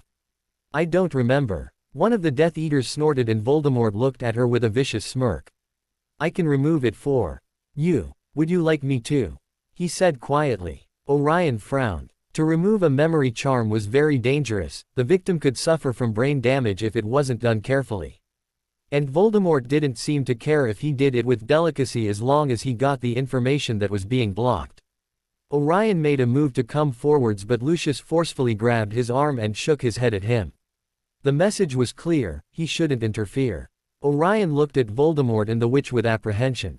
Bertha looked at Voldemort warily and replied, "I don't know, it could be dangerous, I don't remember much about that type of charms but—" "Enough," interrupted Voldemort impatiently, "look at me." Bertha instinctively obeyed and Voldemort swiftly placed his hand above her head. He murmured a spell that Orion didn't hear and Bertha started shrieking in pain while her body violently convulsed. Voldemort kept looking into her eyes and he clutched her head tighter. The witch screamed in agony and large tears were rolling from her eyes but she didn't seem able to close them. Orion lightly trembled where he stood. It was a horrible scene to watch, she was in such agony, her screams were torturous. "No," he whispered under his breath when he saw that the witch had started drooling from her mouth. Voldemort was tearing her mind apart. He had to stop. Orion made another move forwards, but Lucius fiercely clutched his arm once more and hissed, "Stay still, boy. Let him do it. It's too late now, anyway." Orion shook his head fiercely and violently removed his arm from Lucius' grasp. Just when he took another step forwards, Voldemort stopped and removed his hand from the witch's head. She dropped to the floor like a rag doll and Orion stared at her horrified. Her face was frozen in a distorted grimace of pain and she was drooling copiously. Her eyes were wide open and seemed empty. Orion involuntarily shuddered. Her eyes looked like Sirius after the key. Orion looked up at Voldemort in anger and saw him looking back at him with a raised eyebrow and a taunting smirk on his face. Voldemort silkily asked, "Something you wanted to say?" Orion angrily clutched his wand by his side, he could almost feel his knuckles cracking. "Yes, you bloody bastard," he thought furiously, "that was unnecessary, you destroyed her mind." But what could he do now? It was too late. If he said something he would only be tortured for showing disobedience and disrespect. Voldemort smirked widely when he saw the boy's eyes flashing with anger. There stood the boy, in front of his Death Eaters, looking so small yet confident in his power and rightful anger. And he was so stunningly beautiful with his dark hair, contrasting white skin, and sparkling emerald eyes. A precious unique jewel in the midst of darkness. What remained to be seen was if he was smart as well. Orion swallowed his angry retort and curtly shook his head before returning to Lucius and Bellatrix's side. Voldemort thinly smiled in satisfaction and addressed his Death Eaters. "It seems that Bartemius Crouch was the one to place a memory charm on the witch. She discovered something very interesting when she went to his house to have some documents signed by him." He paused and continued, "Barty Crouch Jr. is alive and is being held under the imperious curse by his father." Some Death Eaters gasped in surprise and Voldemort said, "We will plan his rescue on a later date." The witch also had valuable information on the Triwizard Tournament. He turned to look at Bellatrix and said, "Bella, dispose of her." Bellatrix eagerly strode forwards and said, "Avada Kedavra." Orion closed his eyes in despair when the green light filled his vision and he felt his heart turning a little colder. He didn't mind seeing in pain those who deserved it or even causing that pain himself, but that witch had been innocent and she had tried to give them information. She had suffered a great deal and it could have been prevented. He could have acted sooner. Orion shook his head. He wasn't being realistic. He couldn't have stopped it, even if he wanted to. Voldemort would have just cursed him and continued with the mind violation. But could he justify his actions with that argument? Would he stand aside and do nothing when this happened again? Was he prepared to cast aside his principles and morals to allow these things to happen in order to avoid being tortured? Orion opened his eyes and warily sighed. He would intervene when he had to protect someone truly innocent and when he knew he could win. He gained nothing if he intervened when he could be easily stopped. Voldemort said in a commanding voice, "You can leave now. Inner Circle, stay behind. We have much to plan." Death Eaters started apparating away and Orion saw Rosier, Lucius, Bellatrix and the Lestranges remaining with some others. He gratefully strode away from the summoning chamber without looking back. As soon as he closed the door he saw Narcissa waiting for him. She approached him and gently lifted his chin. "Are you all right?" Orion gave her a small wan smile and nodded. Narcissa sighed and said, "I think you're too young to be participating in these meetings. I don't know what the Dark Lord is thinking about, letting you see those things. But Lucius assures me that you won't be summoned frequently and that today was only your introduction." Orion replied earnestly, "I don't know why the Dark Lord wants to summon me either. But I think it's because he wants me to be his follower when I'm older and perhaps he wants me to be prepared. I don't mind. It was hard but it's better for me to become used to it." Narcissa clicked her tongue and walked away with him. "You're too young to become used to those things. Draco is also getting ready to become his follower but I would never allow him to participate yet, even if the Dark Lord commanded it. And thankfully, he hasn't. I will have a serious talk with Lucius about it. He can dissuade the Dark Lord from requesting your presence." Orion looked at her and said, "I don't want to put Lucius in a sticky situation." Narcissa interrupted him, "Nonsense, we are your guardians now. You are our responsibility and we will look after your well-being." She raised her chin haughtily and said, "I won't have any of my children deprived from a normal and happy childhood. No matter how many Dark Lords I have to face in order to accomplish it." Orion looked up at her in wonder and asked, "You're my guardian. You consider me your child?" Narcissa warmly smiled at him and said, "Yes, we are your guardians. Lucius informed me, just before the gathering, that the papers had come through and that we won your custody." She cupped his face and looked into Orion's eyes. "Your family, you're a black, and now you're my child." Orion felt his eyes fill with unshed tears and warmth spreading in his heart. Narcissa sighed and lightly stroked his hair while she looked at his face. "You look so much like your father." Orion happily grinned and she smiled back at him. "He was my favorite cousin when we played together as children. Always so wild and fun, and so charming. Bella and he never got along, but we were friendly before he ran away from his parents' house. And I admit that I never liked Aunt Walburga much, so I partly understood his reasons for leaving." Orion chuckled. Yes, grandmother had a very strong character and was, perhaps, a little bit mad. It does seem to run in the family. Narcissa smiled playfully. Yes, it does. Orion had already unpacked all his things and was currently observing his room in Malfoy Manor. His father was in a room next to his, already being attended by the Medowitch that Narcissa had hired, and Draco's room was across the hall from his. The Lestranges had been given quarters on another floor. The door suddenly flung open and Orion spun around and smiled when he saw Draco striding in. Draco had changed a lot. Orion briefly remembered how Draco had looked like the night he had gone to Hogwarts to rescue Sirius. Gone was the short, thin-faced boy of years past. Draco was tall and lean and his pale blonde hair hung loose around his face. He was very handsome and now there was a marked air of confidence and arrogance about him. Draco pulled Orion into a tight hug and said, "I'm so glad you're staying to live with us. I haven't seen you in ages, apart from that one night." Draco broke the hug and looked at Orion appreciatively. He said with a smirk, "You've grown." Orion laughed. "I was just thinking the same thing about you. We aren't small boys anymore, are we?" Draco quirked an eyebrow and drawled, "I was never a small boy." "You were, as I remember, very short." "Still are a bit," he said with a taunting smile. Orion lightly smacked him on the head and replied, "I'm much taller, thank you very much. Besides, I'll still grow some more." Draco led Orion to the bed where they sat together and he asked, "What do you want to do this summer?" Orion sighed, "I don't know. I'm going to ask your father to teach me how to manage the Black Vaults and—" Draco quickly interrupted him, "That's boring. We have to do something fun. This is our first summer together in almost 2 years. We can practice Quidditch and I can teach you how to horseback ride. Oh, and your birthday is coming soon," he said excitedly. "My mother is planning on throwing a ball for you." Orion looked at him disbelieving and said sharply, "I don't want a ball. I'm not in a festive mood considering that I have just lost my father." Draco looked at him warily and said uncertainly, "I didn't mean to disregard your father's death." Orion looked into Draco's silvery light gray eyes and sighed, "I shouldn't have snapped at you like that. I'm sorry." He sighed resignedly and continued, "If your mum wants to have a ball, the least I can do is to be grateful. She has taken me in after all." Draco grabbed his hand and said, "She only wants to have a ball to cheer you up." Orion silently nodded and then Draco said excitedly, "And we also have tickets for the final of the 422nd Quidditch World Cup." Then he added arrogantly, "We're going to be in the minister's box, you know." Orion chuckled, "Of course, we are. Where would Malfoy's seat if not in the best box of the stadium?"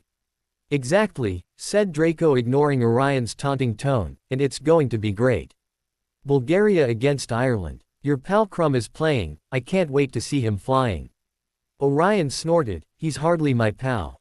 But he is a great seeker, I think I'll enjoy the match very much." Orion looked nervously at Draco and asked, "Do you think that your father will allow me to invite a friend to stay over for a few weeks? For my birthday and all?" Draco frowned and asked, "Who do you want to invite?" Orion replied quietly, "Lysander." Draco scowled and crossed his arms over his chest, "You're still with him?" Orion raised an eyebrow, "You know that I am. I have written to you about him since the first day we got together." Draco turned his face to look away from Orion and replied icily, "I don't think my father will like it much. He doesn't come from a dark wizarding family." Orion scowled and replied, "And why does that matter? He's my boyfriend and if Lucius doesn't allow him to visit me then I will go and stay with Lysander for the holidays." Draco turned towards him in anger and said, "And you rather stay with him than with me? You've seen him all year. I haven't seen you in almost 2 years. Am I not your best friend anymore?" Orion sighed and said gently, "You are, but I also want to see him. We had a huge fight and things weren't going so well and I want to fix it. I need to spend some time with him to mend things." Then he brightened and said, "And besides, I'll be going to Hogwarts with you this year. I forgot to tell you. I made it into Durmstrang's delegation." Draco frowned at him. "What are you talking about?" Orion raised his eyebrows in surprise. "Of the Triwizard Tournament, of course." At Draco's uncomprehending stare, Orion understood what the problem was and he started laughing. Draco scowled at him and Orion said in between chuckles, "Oh, my. Dumbledore hasn't told you yet. This is priceless." Draco huffed in annoyance. "Hasn't told us what?" Orion shook his head in amusement and replied, "That Hogwarts is going to be hosting the Triwizard Tournament this year. You must have read about the tournament in some history book, Draco. The 3 tasks that have to be completed by 3 champions, 1 for each school, Beauxbatons, Durmstrang, and Hogwarts." Realization finally shone in Draco's eyes and he said excitedly, "Yes, yes. I read about it. And it's going to happen this year."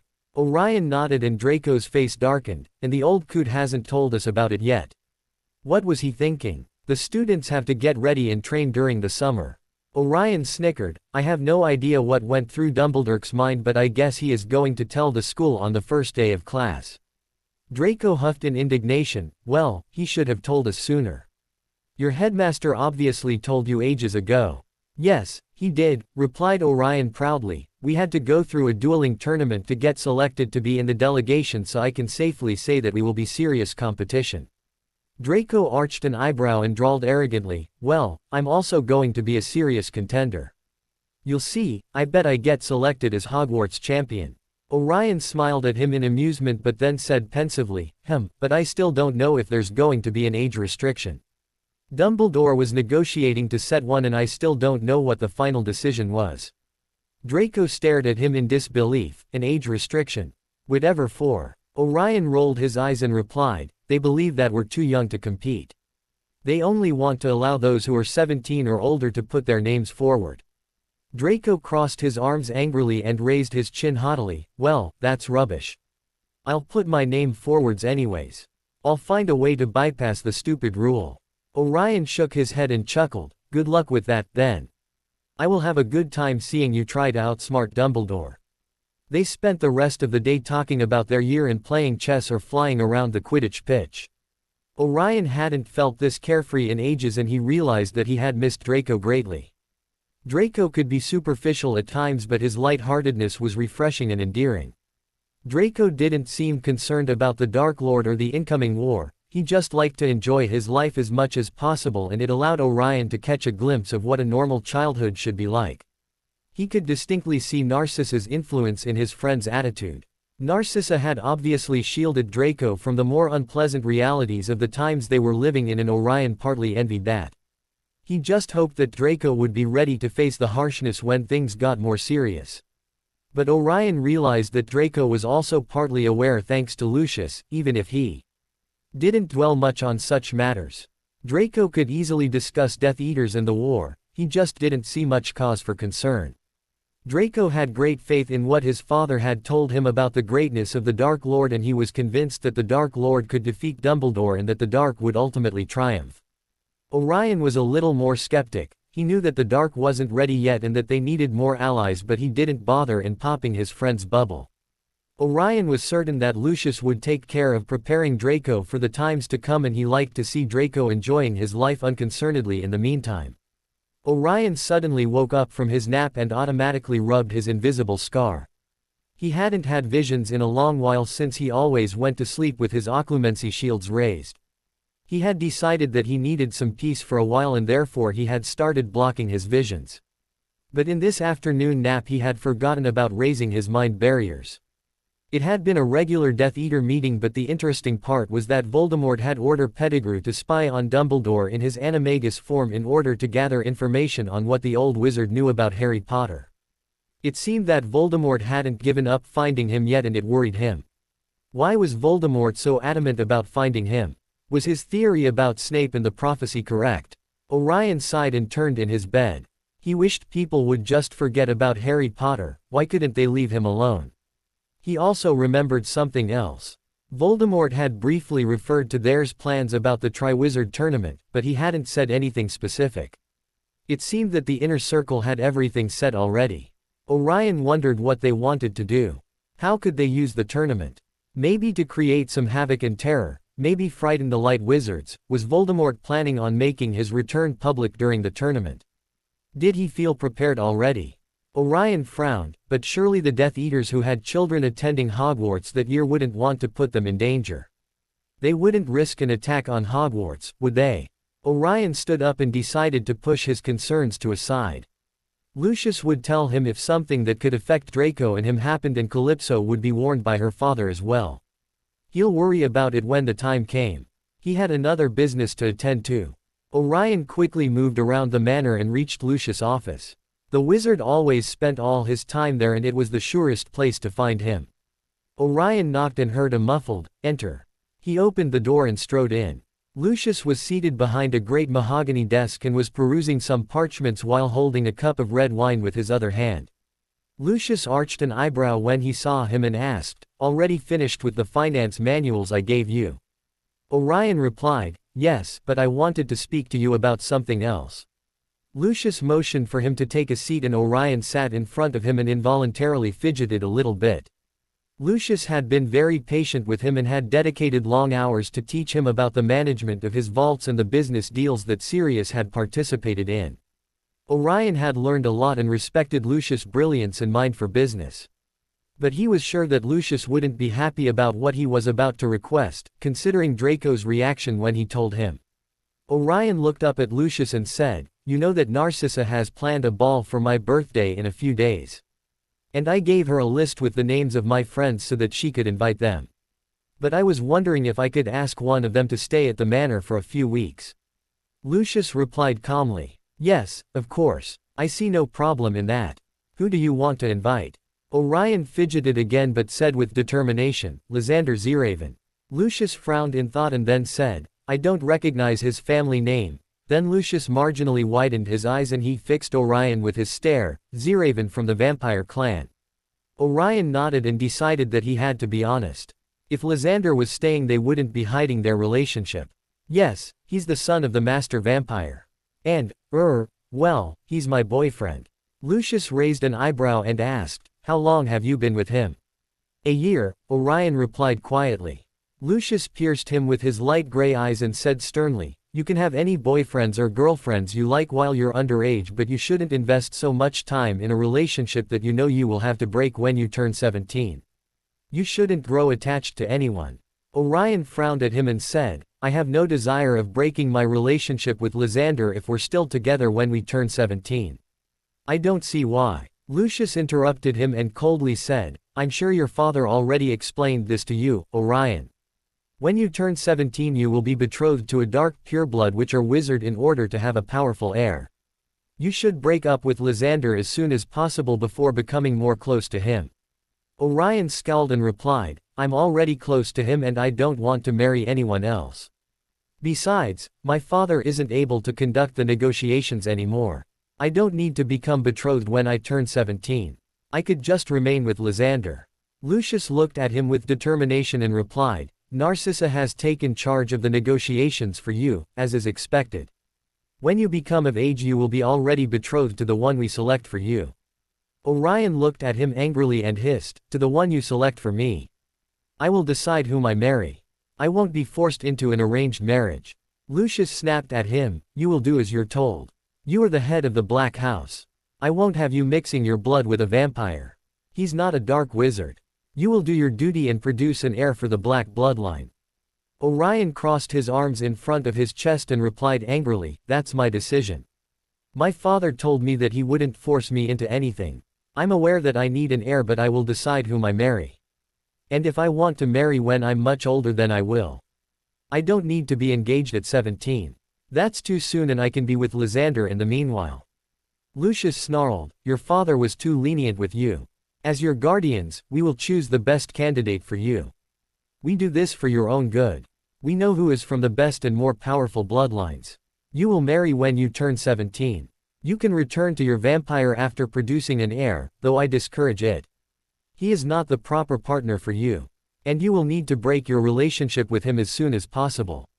It has been going on for far too long. That's the end of this discussion. Orion rose in anger and glared at Lucius. I highly respect your opinion, uncle, but I won't be forced to break up with him. When I turn 17 I'll be legally able to break any marriage contract that you sign in my name. I accept that I will have to marry a dark witch or wizard, but if you want to avoid the scandal of breaking a marriage contract, then you will present to me the candidates you have selected and I will consider your opinion when I make the choice. But the choice is mine. And I will remain with Lysander as long as I wish to.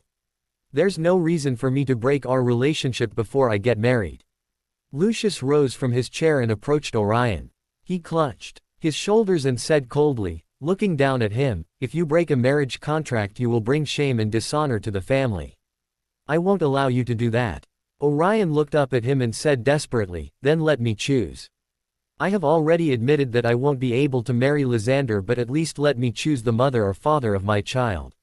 Lucius frowned at him and replied sternly, if we let you choose, the final decision will still rest with us. If we don't approve of the choice you have made, then you will have to choose again until we reach an agreement. Orion looked at him pensively and said, if I agree to that, will you let me stay with Lysander in the meanwhile? Will I be able to invite him over and be with him in the open? Lucius replied in a slightly frustrated tone, he's not an adequate boyfriend for you.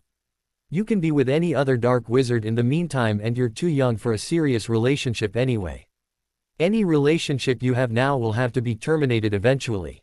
Orion stepped back, dislodging his shoulders from Lucius' grasp, and replied stubbornly, that's my concern, it's my problem. I will be with him regardless of what you say. If you don't allow him to stay with me at the manor, I'll still see him at school. It won't change anything. Lucius silently regarded him and then said, if you agree that the final decision of selecting your spouse rests with Narcissa and me, then you can invite him over and you can remain being his boyfriend until your marriage. The final decision with my approval, retorted Orion. Lucius hissed angrily, yes. Orion smirked at him and said, very well. We have deal. Thank you. Orion left the room satisfied.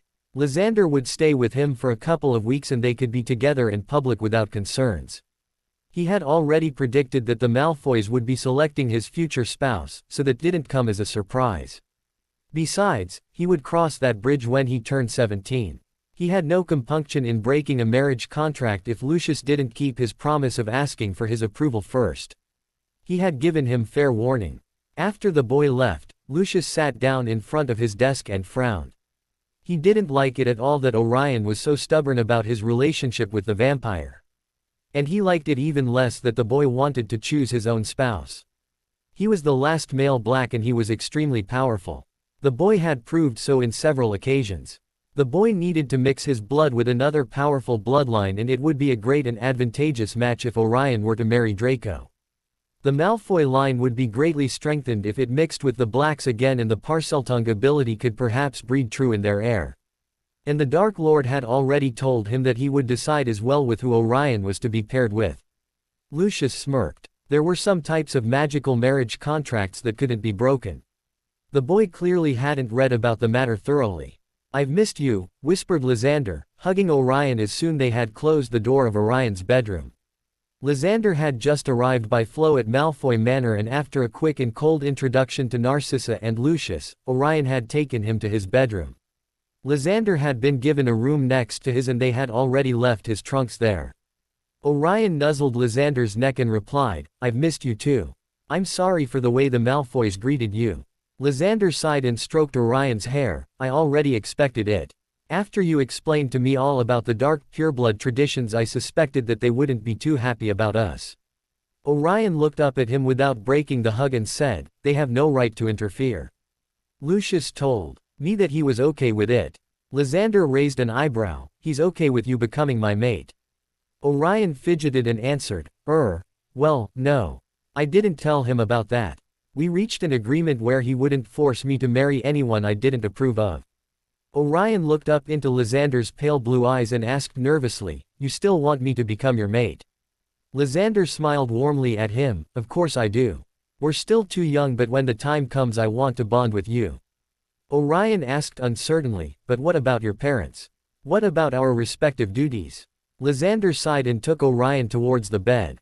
They sat in front of each other and Lysander replied, my parents were disappointed that you weren't able to visit them, but we will have to try again next year. My father won't approve of you until he meets you, but my mother is already working on him to make him see that I don't really need a vampire mate, just a powerful one. And you are powerful. When father meets you he will sense it. So I'm not too worried about it. Lysander paused and locked his eyes with Orion's, and about our duties, well, we can reach a compromise when the time comes. I'm sure we can manage. Orion beamed at him, yes, you're right.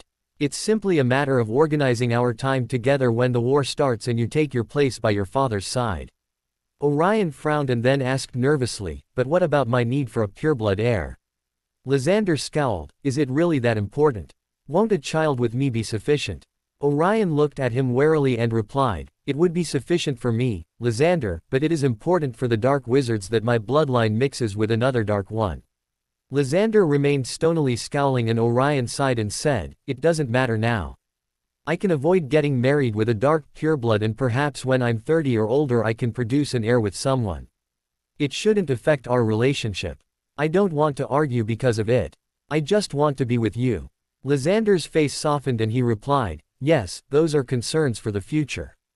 He laughed, we are really far too young to be worried about such things. Orion chuckled, yes, it's madness. Heirs, blood, duties, war. I wish I could just forget about all that stuff and simply enjoy life. Lysander pulled him into a tight hug and lay on the bed with Orion by his side. Lysander gently keyed at him and then said, I wish you didn't have to concern yourself about those things either. I wish I could just whisk you away with me and keep you at our citadel, safely protected from the outside. Orion smiled at him and traced Lysander's lips with his fingertip. Yes, I can already see the headlines, boy who lived abducted by crazy frenzied vampire. Lysander grinned and unexpectedly rolled Orion on his back, pinning him down with his body. He brought his face inches away from Orion's and purred, boy who lived madly in love with say, why, hot, seductive vampire. Orion chuckled and raised an eyebrow. He said tauntingly, seductive. I don't see much seduction happening here. Lysander mockingly growled before dotting Orion passionately. Orion battled for dominance with his tongue against Lysander's until he gave up and simply allowed Lysander to explore his mouth while he relished in the warm feeling of Lysander's hand caressing his chest and the taste of Lysander in his mouth. Orion mo.net against Lysander's lips when Lysander grinded his hips against his and he pulled Lysander's head to deepen the key. After a few minutes they took a break for air and Lysander looked into Orion's green eyes and whispered softly, you're so beautiful, Muanima. Orion cocked his head to a side and asked with curiosity, Muanima.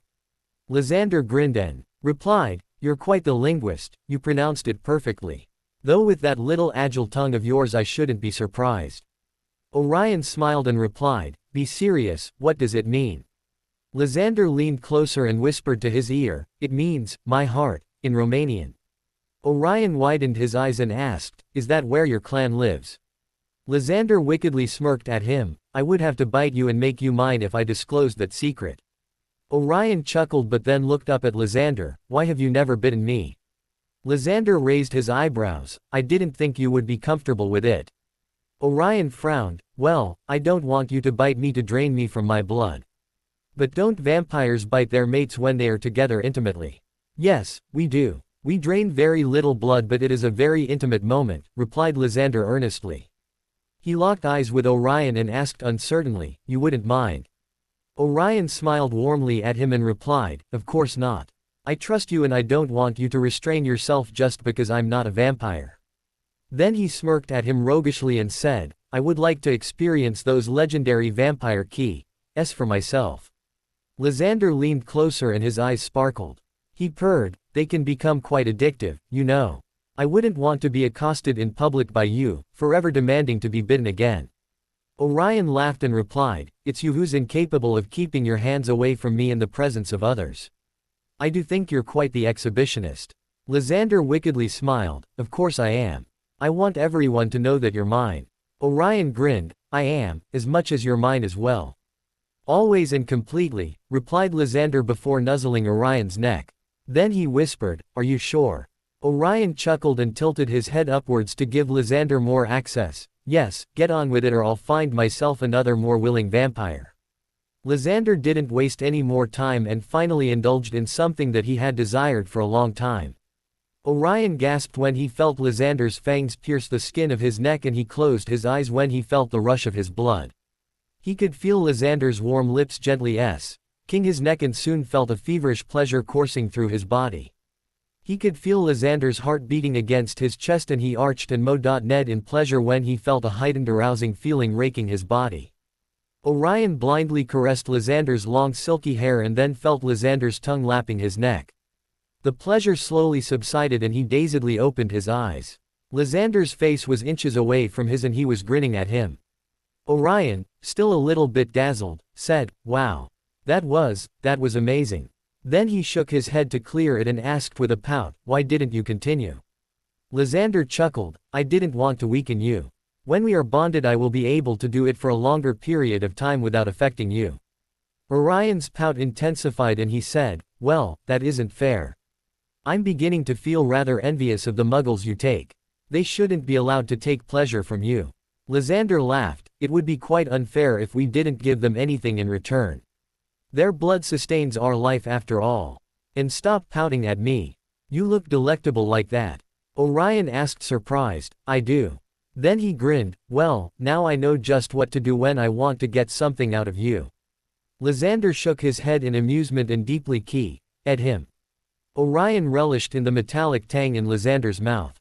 It was strange to think that it was his own blood, but it felt warm and he liked the taste of it in Lysander's mouth. Lysander broke the key and sat on the bed, pulling Orion to a sitting position as well. Orion looked at him with curiosity and Lysander took out a necklace from one of his pockets. "Happy birthday," said Lysander softly while giving the necklace to Orion. Orion looked at it and saw a small glass cylindrical vial hanging from it. It was filled with a dark red substance. He looked at Lysander inquisitively. Lysander said quietly, "It's my blood." Orion raised an eyebrow in surprise and he continued, "It's not enough to turn you or bond you to me, but it is useful if you ever need to heal from serious wounds. I want you to wear it always in case you need it." Orion smiled at Lysander and he hugged him tightly. "Thank you, Les. I know how much your own blood means to you. I'm honored that you trust me with it. I'll always wear it." Lysander smiled warmly at him and took the necklace to clasp it around Orion's neck. Orion thought in amusement that he seemed to unwillingly collect a lot of necklaces. He kept Tom's locket safely warded in his school trunk since he was always around Lucius, but he still wore the Deathly Hallows portkey, which was glamored into an onyx pendant. He said to anyone who asked, that it had been a gift from his father.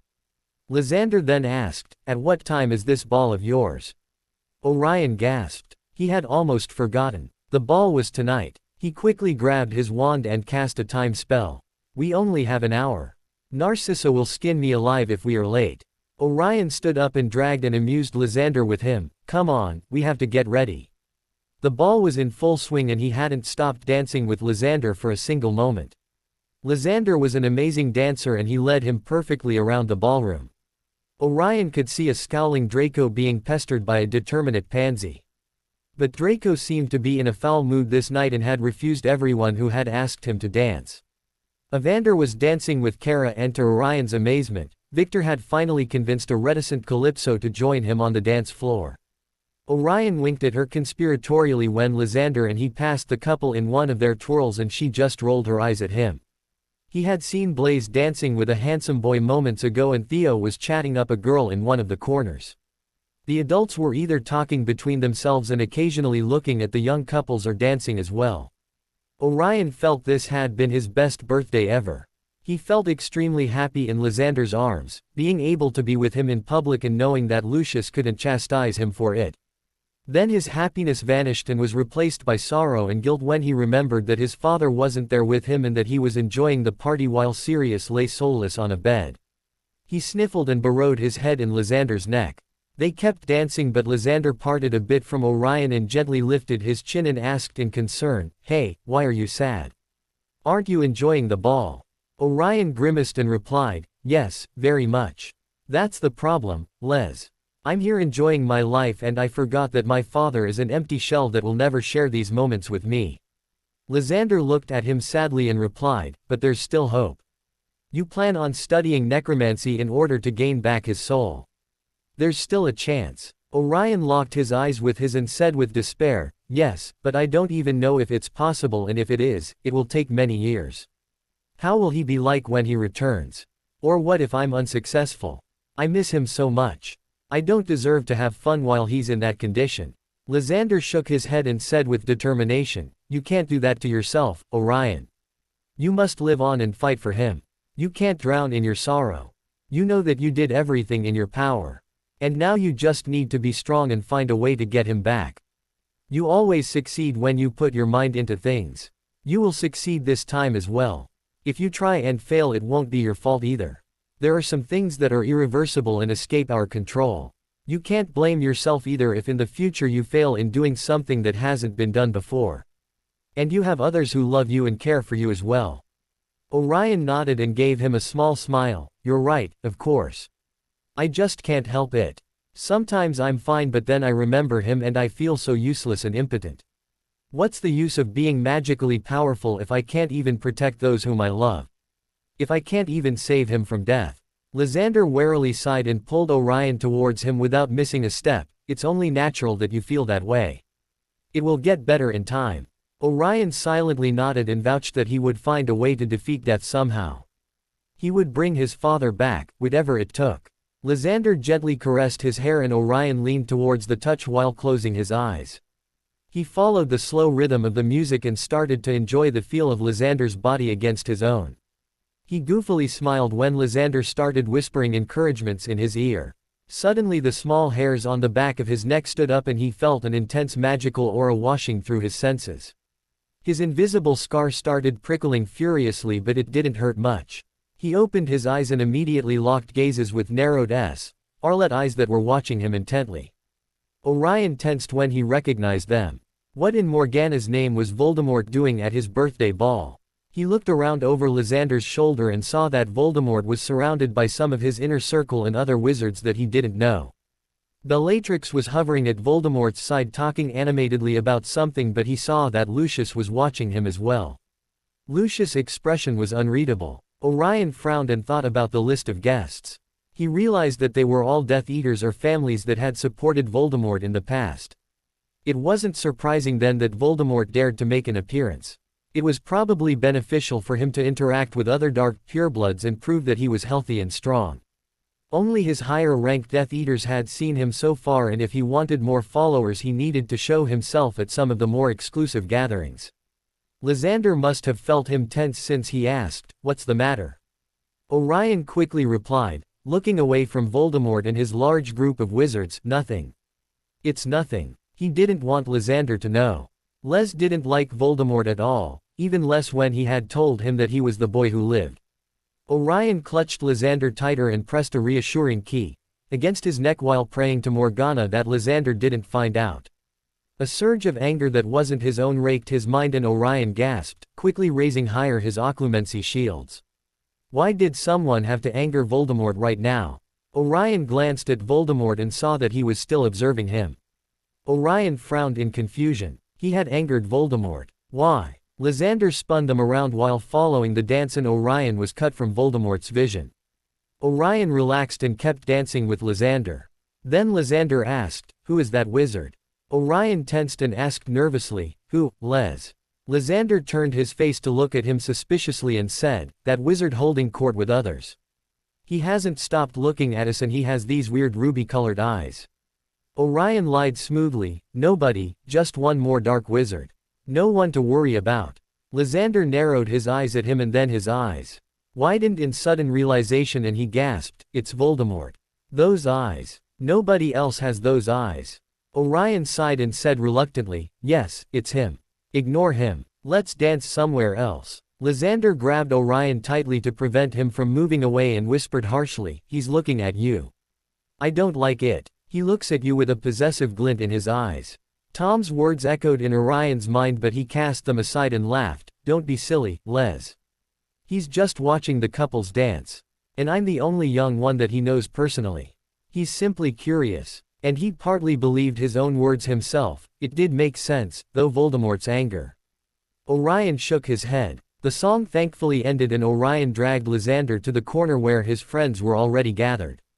Draco looked highly miffed and hadn't shaken Pansy off from his side yet. Draco coldly greeted Lysander and Lysander looked at Orion inquiringly, as if asking the reason for Draco's bad mood. Orion simply shrugged his shoulders. Who knew what Draco had on his bonnet? Victor came laughing towards them and patted Orion on his back. Great party, Orion. Though these Malfoy house elves are incorruptible, I couldn't convince one to give me a small glass of scotch. Orion laughed and replied, that's not my fault. I'm sure Draco could get one for you. They have to obey him implicitly. Draco smirked at them and replied, very well, scotch for everyone if the birthday boy drinks 3 straight. Evander cheered the proposal and he was soon seconded by the other boys. Orion huffed but accepted the challenge. Draco snapped his fingers and called, Dobby, bring Ogden's scotch for everyone. Soon a house elf carrying a large tray popped in front of them, bobbing his head and looking at them with huge green eyes. Orion smiled at the elf and took a glass and gulped it down. He gasped and his eyes watered when it burned his throat. The other boys started laughing heartily. Lysander was grinning at him and Orion glared back at them and replied, that was horrible. I won't be drinking that stuff again. Oh, come, Orion, said Evander chuckling, be a man. Orion scoffed, I want to see you trying. Evander impishly grinned at him and quickly drowned a glass and looked back at Orion impassively. The others snickered and soon Orion had to drink 4 more to satisfy their demands. By the end of it Orion felt his mind a little clouded and felt a goofy grin plastered on his face. Lysander kept looking at him in amusement while shaking his head. Calypso eyed Orion in disapproval and he roguishly smiled at her and said, fair Calypso, will you honor me with this dance? The others hooted and Orion turned to look at Lysander who had a raised eyebrow but then nodded at him with a small smile. Orion turned to Calypso and pulled her to the dance floor. Orion, I hate dancing, said Calypso in exasperation. Orion grinned at her and started dancing with her while he replied, nonsense.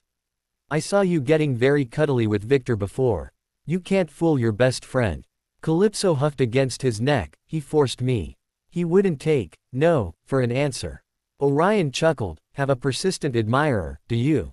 Calypso snorted and said primly, too insistent for my taste. Ah, you prefer the chivalrous and gentle ones, said Orion smiling goofily at her. He stumbled a bit in his steps and Calypso looked at him with a smirk, a little drunk, are we? Just pray that Mr. Malfoy doesn't learn about this. He'll give Draco a harsh scolding if he finds out. Orion chuckled, I think Draco can manage. Orion spun her around and Calypso gave a small shriek before returning to his arms and she said scowling, never do that again. Orion smiled at her broadly and twirled her around once more. When she was back with him she said, Orion, damn it. I'm never allowing you to drink again. Orion laughed and pulled her closer, my dear friend, I have never felt so happy in my life. Calypso rolled her eyes and replied, a substance-induced stupor, fantastic. Orion broke into laughter and Calypso was unable to suppress her grin. It lightened her heart to see Orion so carefree and happy, even if it was momentarily. After everything he had gone through he deserved it. They kept dancing while Orion spun her around more times much to Calypso's annoyance and in one of their twirls she got sight of something she was quite curious about. Calypso said quietly, have you seen who's here? It's amazing to see him in person. He exudes so much power and confidence. He's everything I imagined and more. Orion blinked at her and asked, who? Calypso rolled her eyes and replied, the Dark Lord of course. He looks incredible and so young. I wonder how that's possible. Orion looked around still wearing his goofy smile and saw Voldemort talking to some witch. Orion dazedly realized that he did look amazing. He was easily the most attractive man in the room, perhaps excluding Lucius, but none other had his powerful stance and dark allure. Voldemort then turned his gaze towards him and Orion happily grinned at him. Voldemort arched an eyebrow in surprise and Orion chuckled, he had never seen Voldy looking so startled before. Orion then looked at the wizard besides Voldemort and saw Lucius looking at him suspiciously. Orion beamed at him and waved his hand. Lucius raised his eyebrows and then narrowed his eyes towards Draco. Calypso immediately brought down Orion's waving hand and hissed, "Orion, for Mordred's sake, stop acting like an idiot. You'll get us in trouble." Orion finally ended the evening in Lysander's arms, happily dozing off in a plush couch, blissfully unaware of Draco scowling at him while Lucius harshly reprimanded him. The 2 weeks with Lysander at Malfoy Manor rushed by, and Orion had never enjoyed himself so much. Narcissa had miraculously warmed up to Lysander, which wasn't all that surprising considering all the charm Lysander laid on her whenever he was in her presence. It amused Orion greatly to see his boyfriend gallantly dotting her hand and giving her small compliments about her exquisite taste in decor and fashion. Lucius remained coldly aloof, but that was expected, and to Orion's surprise, Lysander and Draco didn't seem to get along at all. Orion was aware that Lysander had tried to become Draco's friend, more for Orion's sake than anything else, but Draco always treated Lysander coldly and with indifference. But Orion had soon stopped worrying about his friend's bad mood, and he had spent all his time with Lysander. They had explored the vast estate together, and it was Lysander who had finally taught him how to horseback ride. Orion took to it easily, but he still preferred flying on a broomstick. They had also found a charming lake and spent countless of hours lazily swimming around and pushing each other into the water. It was overall too soon for Orion's taste, but he felt closer to Lysander than ever, and they parted in high spirits. Finally, it was August 22nd and Orion was climbing the stairs with the Malfoys to reach the minister's box. Earlier in the day, Draco and he had gone exploring the campsite around the World Cup Quidditch Stadium, and they had amused themselves with the weird muggle clothes that some wizards were sporting, clearly completely unaware of what they were wearing. Orion had to explain to an amused Draco that the purple nightgown that an old wizard was wearing wasn't a muggle male fashion article, and that the neoprene wetsuit that a young witch was using wasn't the latest in muggle fashion, but something to be worn in an aquatic environment. They had also laughed at the weird and funny tents of some wizards. The Malfoy tent was, of course, the most spectacular. It was a white palace in its own right, pridefully bearing the Malfoy coat of arms and with 2 beautiful peacocks strolling at the entrance. Orion had almost rolled his eyes when he saw it, but he understood that Lucius had an image to maintain and he could hardly complain. It was fascinating. A magical work of art in his opinion.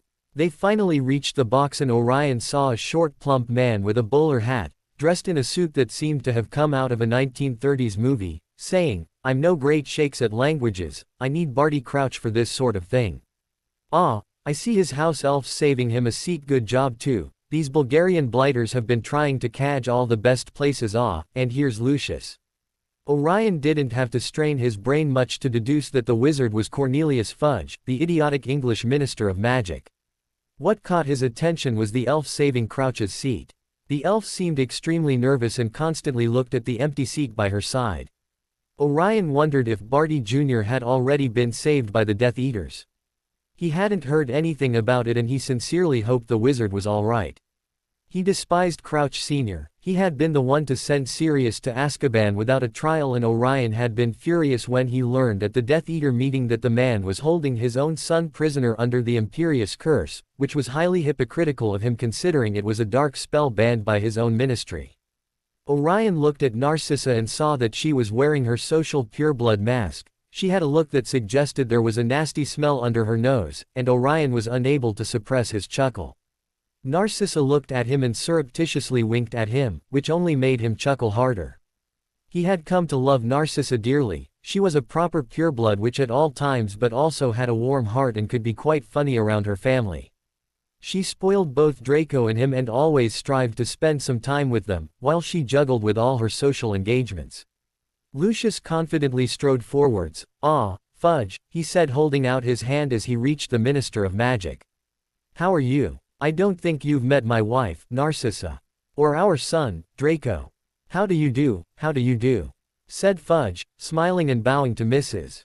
Malfoy. "And our nephew, Orion Black," calmly said Lucius. Fudge's eyes widened and he looked at Orion and said nervously, "Ah, a pleasure, of course."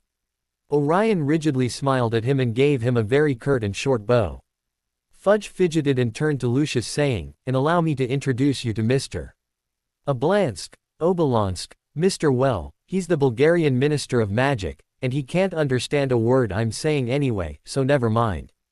And let's see who else. You know Arthur Weasley, I dare say. It was a tense moment.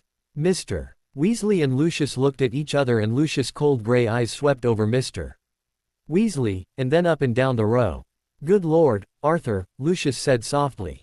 What did you have to sell to get seats in the top box? Surely your house wouldn't have fetched this much. Orion and Draco snickered below their breaths, and Orion cast a glance towards the Weasley children. There was Ron, turning into a furious and ugly shade of red, and he could see the twins at the back, conspiratorially whispering to each other. There was another red-headed boy, whom Orion remembered had been the prefect that had given him the directions to Hogwarts dungeons, and the boy was hovering by Fudge's side, clearly attempting to be noticed. Orion snorted. The only fairly interesting ones seemed to be the twins. Fudge, who wasn't listening, said, Lucius has just given a very generous contribution to St. Mungo's Hospital for Magical Maladies and Injuries, Arthur. Draco shot Ron a contemptuous look and then took Orion to settle themselves between Narcissa and Lucius, who was beside Fudge's seat. The Weasleys sat on the row behind them, and Orion heard Ron muttering at their backs, slimy git. Draco coolly ignored him, as was proper in public, and he passed an omniocular to Orion. A large and energetic man charged into the box and said excitedly, Minister, ready to go. Ready when you are, Ludo, said Fudge comfortably. Ludo whipped out his wand, directed it at his own throat, and said, Sonorous. And then spoke over the roar of sound that was now filling the packed stadium. His voice echoed over them, booming into every corner of the stands. Ladies and gentlemen, welcome. Welcome to the final of the 422nd Quidditch World Cup. And now, without further ado, allow me to introduce the Bulgarian national team mascots. Lucius quickly turned towards Draco and Orion and muttered a spell towards them. Orion looked at him inquisitively, and Lucius just smirked at him and quickly glanced towards the Quidditch field. Orion followed Lucius' glance and saw 100 Velas gliding out onto the field. They were extremely beautiful, with their white golden hair and pale white skin. They started dancing energetically, and Orion understood that Lucius had cast a spell over them to make them immune to the Velas' charms, to prevent making fools out of themselves. The dance stopped and angry yells were filling the stadium, clamoring for them to keep dancing. Orion glanced backwards and saw Ron frozen in an attitude that looked as though he were about to dive from a springboard, while absent-mindedly shredding the shamrocks on his hat. Orion sniggered and elbowed Draco to look backwards. Draco sneered at the oblivious Weasley and said under his breath, the idiot. Orion nodded, but then his eyes zeroed on a hand that appeared from thin air and which quickly grabbed Ron's wand before vanishing. No one else had noticed, and Orion turned his eyes to the game. Orion frowned. That hand came from the seat beside Crouch's elf.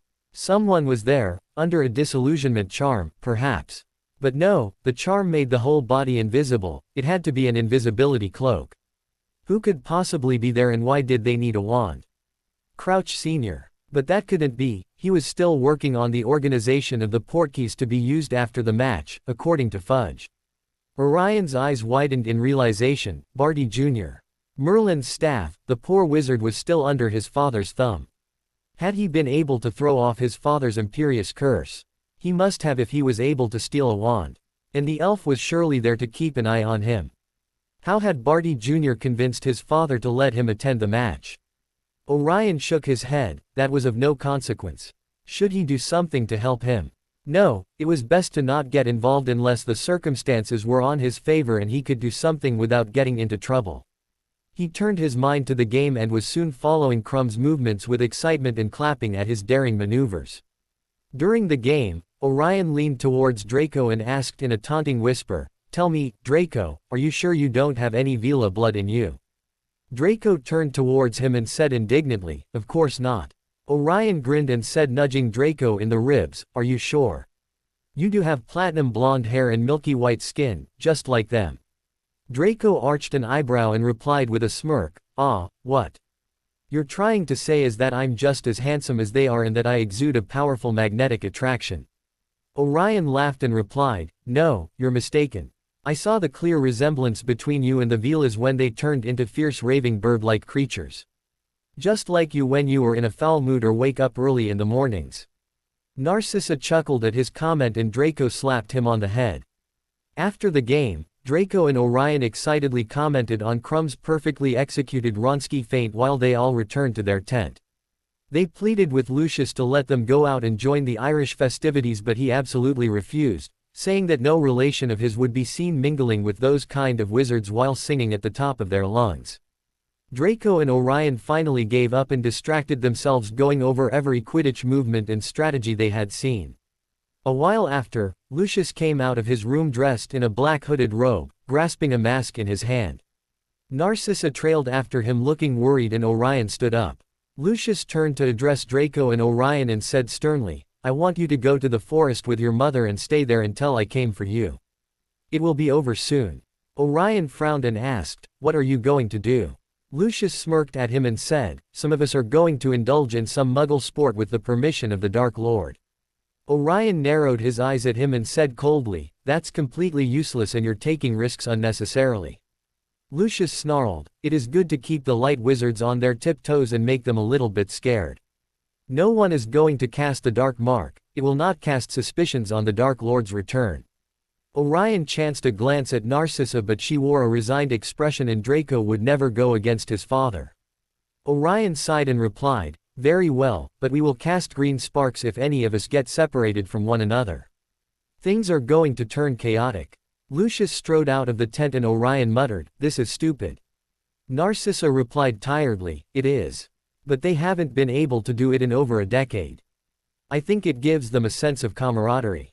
Orion turned towards her angrily and snapped, "And what about the Muggles? They have to endure torture just because a group of immature Death Eaters want to feel young again." Narcissa warily replied, "Lucius assured me that they were only going to give them a little scare. They aren't going to torture them. They just want to cause trouble for the Ministry of Magic."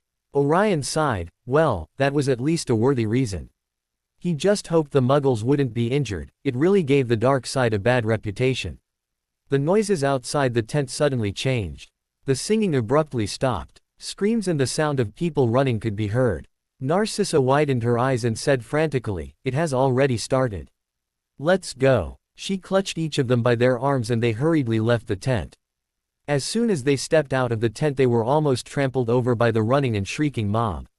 Not far away, Orion could see a tight pack of Death Eaters pointing their wands upwards, where the family of the Muggle campsite manager floated in the air spinning around. The Death Eaters had been joined by a crowd of jeering and laughing wizards that seemed to enjoy the spectacle. There were a lot of tents that had been trampled over and destroyed, and others were burning.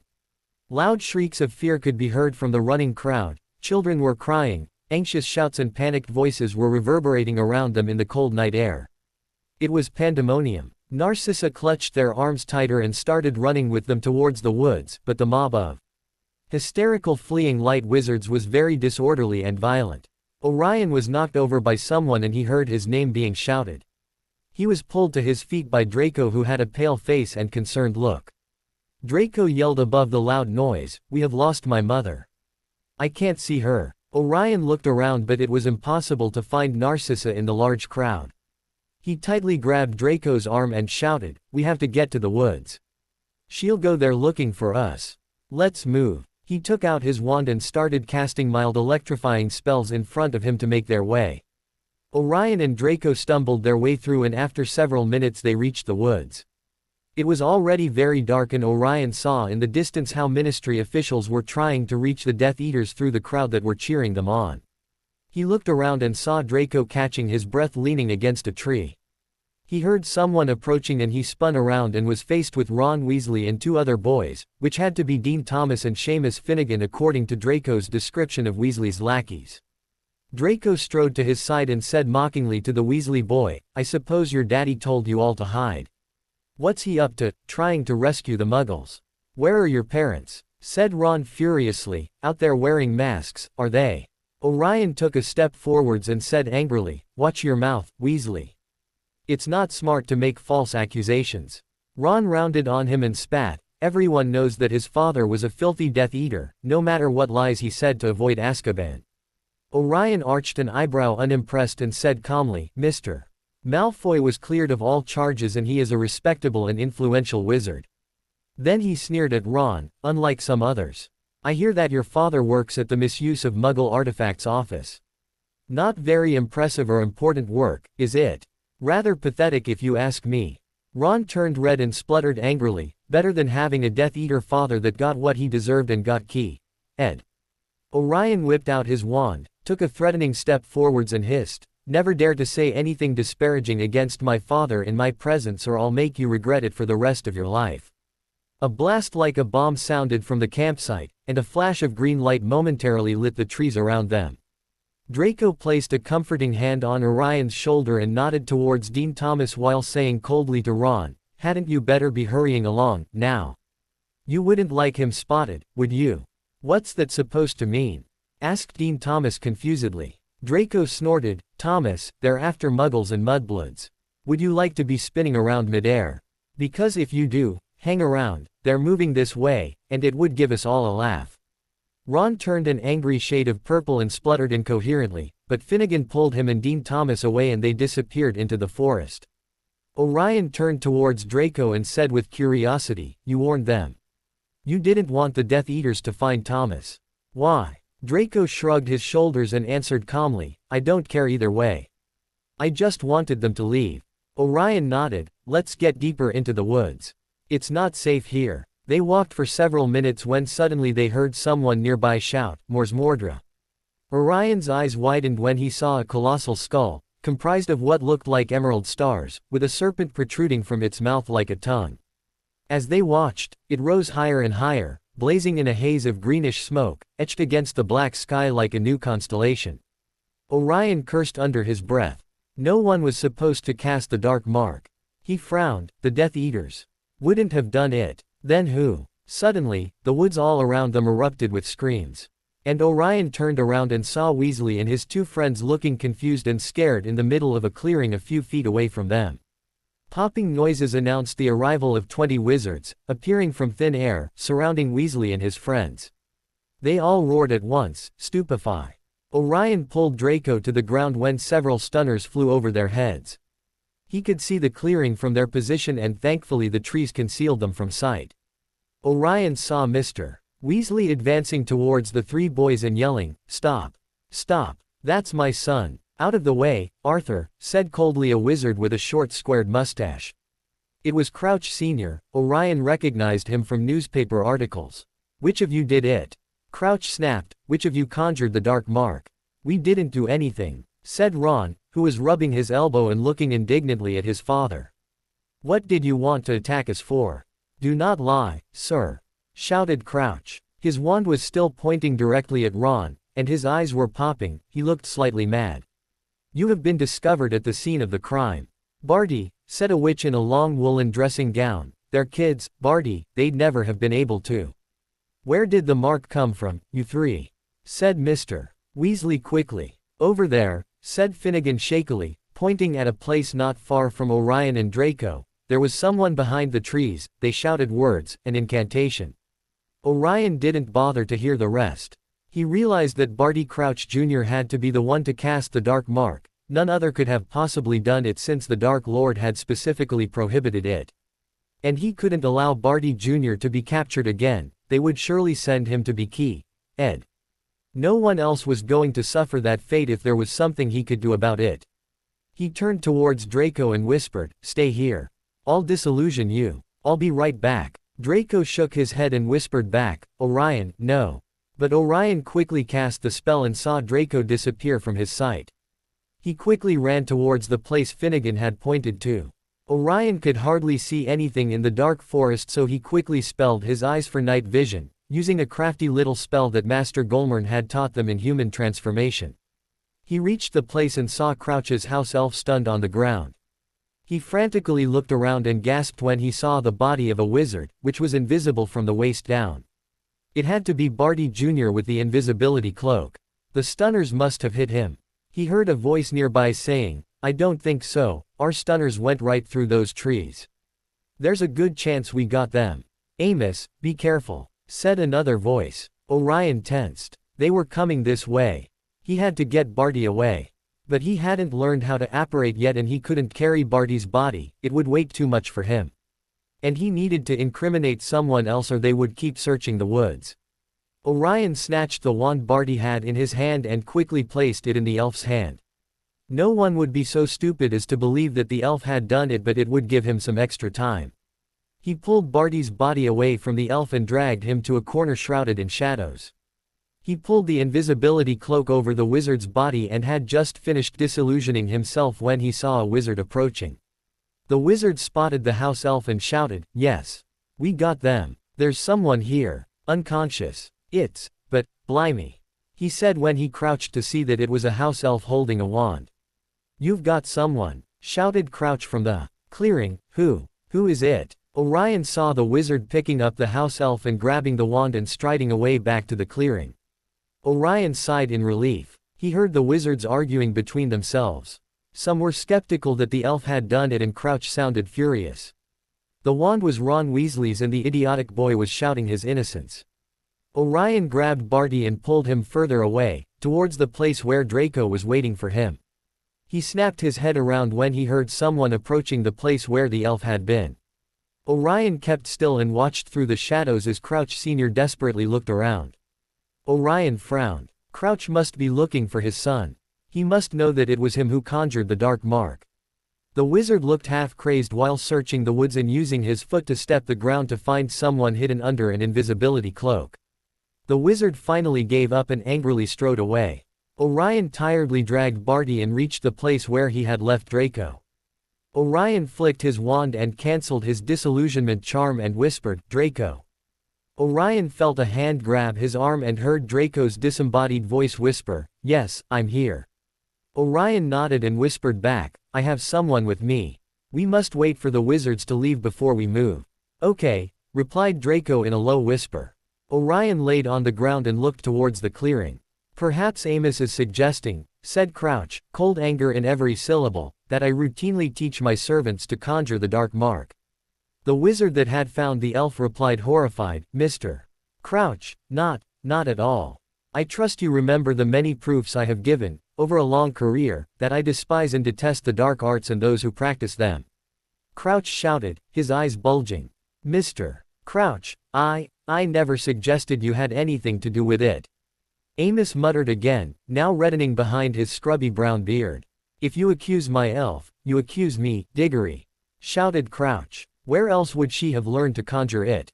After more arguments, Crouch fired his house elf and Mr. Weasley took Ron and his friends away. The other wizards started disapparating and Orion sighed in relief. He flicked his wand to cancel Draco's disillusionment charm and Draco appeared before his eyes. Draco asked worriedly, "What has happened? Who cast the dark mark and who do you have with you?" Orion knelt where he had left Barty and pulled the invisibility cloak away from the body. Draco gasped and Orion turned towards him, "Do you know who this is?" Draco shook his head and Orion said, "It's Barty Crouch Jr., he's the one who cast the dark mark. He escaped Azkaban, I still don't know how or when. But he was under his father's imperious curse. It seems that today he was able to throw it off and attempted to escape. The stunners that the ministry officials send through the woods hit him. So I went to look for him. We have to take him to the Dark Lord." Draco paled and said, "Can't we take him to my father?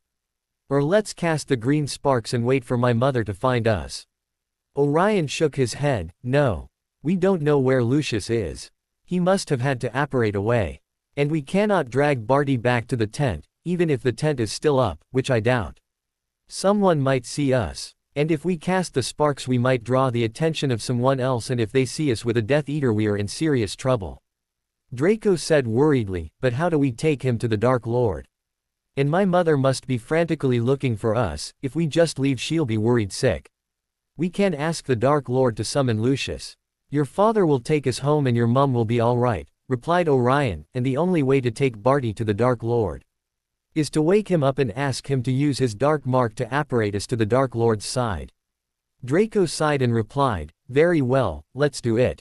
Orion nodded and said, "Take out your wand, be prepared to stun him if he becomes violent." Draco nodded and whipped out his wand. Orion cancelled his night vision, straddled the wizard's waist, placed a hand over Barty's mouth and pointed his wand towards him with the other hand and said, "Enervate." The wizard woke up with a gasp muzzled by Orion's hand and his hazel eyes frantically looked around. Orion applied more pressure on Barty's mouth and pointed his wand's tip against the wizard's neck. Orion said quietly, "Don't move. We are here to help you." Barty started struggling and Orion sunk his wand's tip painfully against Barty's neck and used his knees to trap Barty's arms, and hissed angrily, "I said don't move. You were stunned and I prevented your father from finding you. Stay still or I'll stun you and turn you in." Barty's wild eyes turned to his and he said something under Orion's hand. Orion looked at him suspiciously and asked slowly, "If I remove my hand, will you speak quietly? There are still wizards around that could find us if you shout." Barty nodded and Orion removed his hand from his mouth but used it to grab Barty by his throat. Barty said hoarsely, "Who are you? What happened?" "I'm Orion Black and this is Draco Malfoy," Orion said, jerking his head towards Draco. Barty's eyes widened looking from one boy to the other, and said, "Where's my wand? What are you going to do with me?" Orion calmly replied, "As I said before, you were stunned. I found you and covered you with your invisibility cloak and placed the wand you were carrying in your elf's hand. Your father came looking for you but I had dragged you away. The other wizards believe that your elf was the one to conjure the dark mark. I saved you and now you will do what we ask of you or I'll turn you in." "Understood." Barty quickly flicked his tongue out and replied, "What do you want?" Orion frowned at Barty's weird nervous tick but replied, "We are both supporters of the Dark Lord. It was very stupid of you to cast the dark mark. But we want you to use your mark and apparatus to the Dark Lord's side. You have nowhere else to go and Draco and I need to leave this place." Barty replied zealously, "I cast the dark mark to show the traitorous Death Eaters that were partying around what a true loyal servant of the Dark Lord is. I went to Azkaban for my lord while the others pledged to be under the Imperious curse. They renounced him. I am his most loyal." Orion said sharply, "Enough. That's not important now." The Dark Lord returned and he accepted them back. "Now you will take us." Barty's eyes widened and he interrupted excitedly, "He's back. My master is back." Orion frowned at him and replied, "Surely you saw your dark mark turning darker. You must have felt your mark burning when he summoned his Death Eaters." Barty shook his head and said frantically, "No. I was only able to throw off the Imperious curse for short periods of times and only this last month. I didn't know that he came back." Orion said impatiently, "Well, he did. Will you take us to him?" Barty seemed uncertain and Orion added, "The only way we are letting you go is if you take us with you. You don't have a wand and you need to use one of ours to go to him. It's your only chance to get back to your master." Barty flicked out his tongue again, just like a snake would do, and replied, "Very well. Lend me your wand then." Orion shot Barty a suspicious look and addressed Draco, "Give him your wand, Draco." "What? No way I'm giving him," said Draco indignantly. Orion retorted in frustration, "Draco, I'm better at dark curses and dueling than you are. If one of you needs to give him a wand then it has to be you. I can protect us much better from him than you can." Draco huffed indignantly and muttered, "That's not true. I'm just as good as you are with dark curses," but he nonetheless gave Barty his wand. Orion pressed his wand to Barty's neck and said icily, "No funny business. I saved your life. You owe me." Barty nodded and Orion stood up and helped him to his feet. Orion pointed his wand against Barty's chest while grabbing him by the waist and said to Draco, "Grab him by the waist as well so that he can apparate us." Draco complied and grabbed Barty by his other side. Barty looked down at them and pulled his left sleeve up while pressing Draco's wand's tip against his dark mark. Orion felt the familiar squeeze and they apparated into an elegant mahogany-paneled study. Orion quickly stupefied Barty, who fell to the floor with a loud thud, and just when Orion was about to turn around he heard a shouted, "Crucio." Without thinking it twice he lunged towards Draco and they hit the floor painfully. Orion rolled off Draco while yelling, "Stop. It's Orion Black and Draco Malfoy. Stop." Another spell had flown by, missing them, but then they stopped coming. Orion huffed and stood up. Voldemort was standing up behind a large desk with his wand aiming towards them. He had his Arlet eyes narrowed at them and seemed furious. Voldemort pierced Orion with his eyes and hissed, "What's the meaning of this? How did you get in?" Draco had stood up beside Orion after snatching his wand from Barty and was looking at Voldemort warily. Orion dusted off his robes, which were soiled and muddy, and replied highly miffed, "The meaning of this is that Barty Jr. here, he said, jerking his head towards the body on the floor. Decided to escape his father after the Quidditch World Cup and also decided to show his undying loyalty towards you by stupidly casting the dark mark. He was almost discovered and I had to rescue him from his father's clutches. Voldemort cocked an eyebrow and shot a glance towards Barty before looking at Orion again. He said quietly, "You make no sense, boy. Explain it better before I crucio you." Orion huffed but said flatly, "Barty was at the Quidditch World Cup wearing an invisibility cloak under Crouch's house elf's supervision. He managed to throw off the Imperious Curse and steal a wand. After the game, when your Death Eaters were having fun twirling some muggles in the air, Orion shot him a glare and continued, Barty cast the dark mark. Ministry officials apparated and started sending stunning spells everywhere. Draco and I were hiding in the woods and I suspected that it had been Barty, since I had seen his hand stealing the wand. So I went looking for him. Both he and his elf were hit by the stunning spells. I placed the wand in the elf's hand and covered Barty's body with his invisibility cloak and dragged him away." He paused for breath and then added, "A ministry official found the elf and the wand. They believe she conjured the dark mark. Crouch Sr. knew the truth, of course, and went to look for Barty. Since I had dragged him away he wasn't found. I returned to Draco with Barty's body and when we woke him up, we asked him to bring us to you since we didn't know where Lucius or Narcissa were and we needed to get away." Voldemort smirked at him, "Quite an adventure you had there." Orion crossed his arms over his chest and replied moodily, "Yes, nothing as exciting as rescuing a fanatical Death Eater from his own stupidity." Voldemort arched an eyebrow and interjected coldly, "You could have left him there." Orion frowned at him and retorted, "He would have been key, Ed, if discovered. I don't wish that to anyone.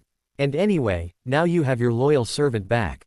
"Indeed I do," replied Voldemort while approaching Barty's body. He cast a quick enervate and Barty woke up. As soon as he saw Voldemort he lunged himself at his feet.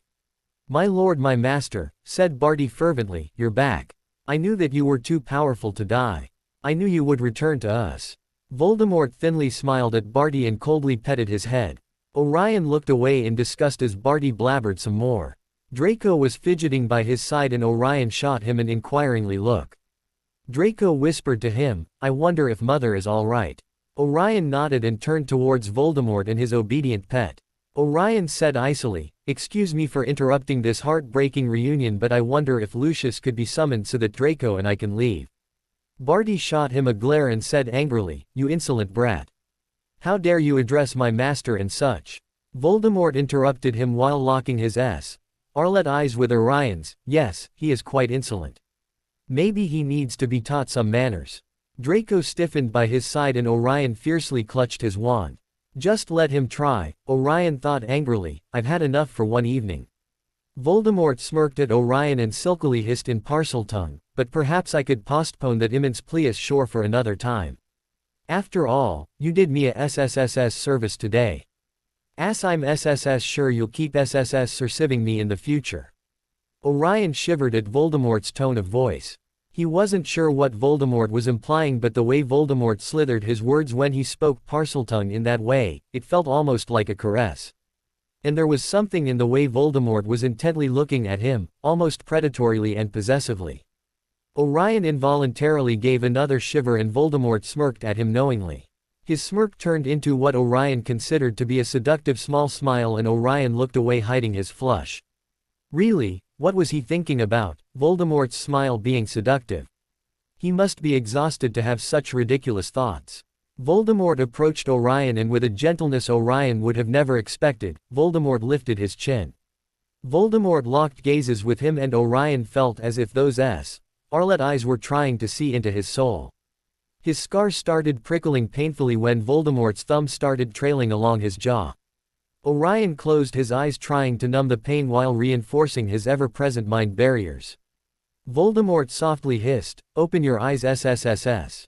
Let me see them." Orion opened his eyes and a small quiver ran through his skin when he saw Voldemort's Arlet eyes looking at him possessively. Voldemort silkily hissed, "Why did you turn your face away from me? What were you trying to hide?" Orion stuttered a nervous hiss, "And nothing." Voldemort kept trailing his thumb along his jaw and started to trail another finger down his neck.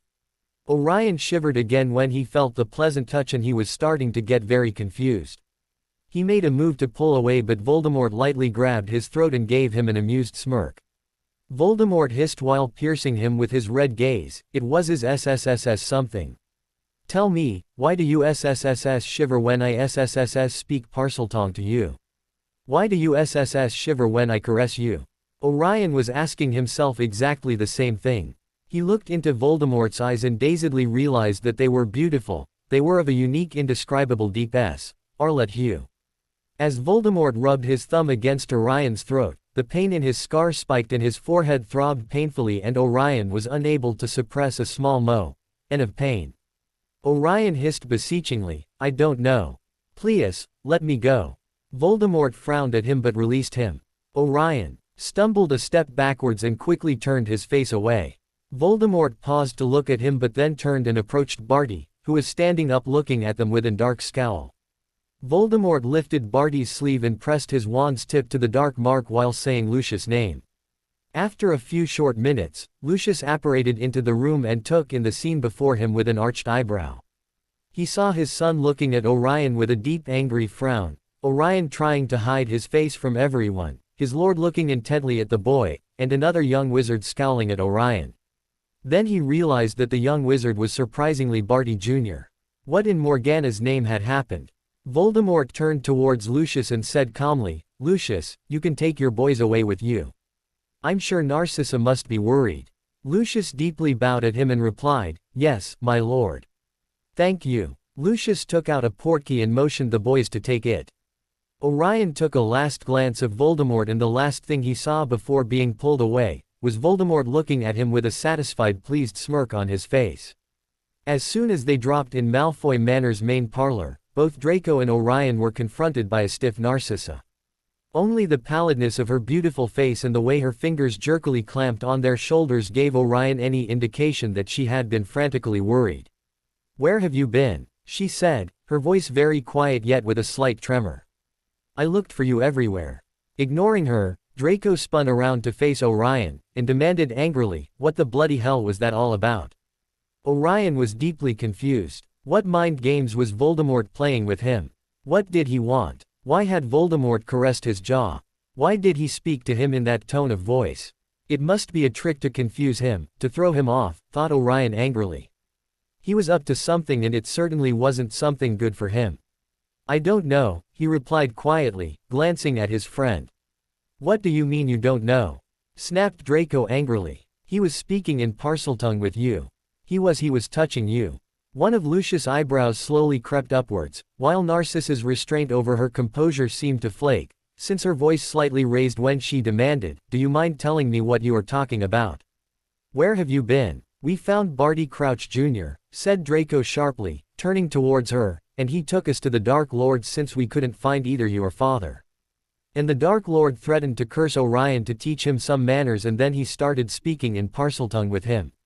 And Orion just stood there while the Dark Lord caressed him.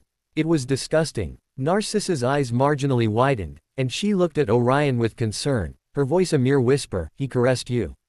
"Yes." "No, no, no, he didn't," said Orion with frustration, shaking his head in confusion.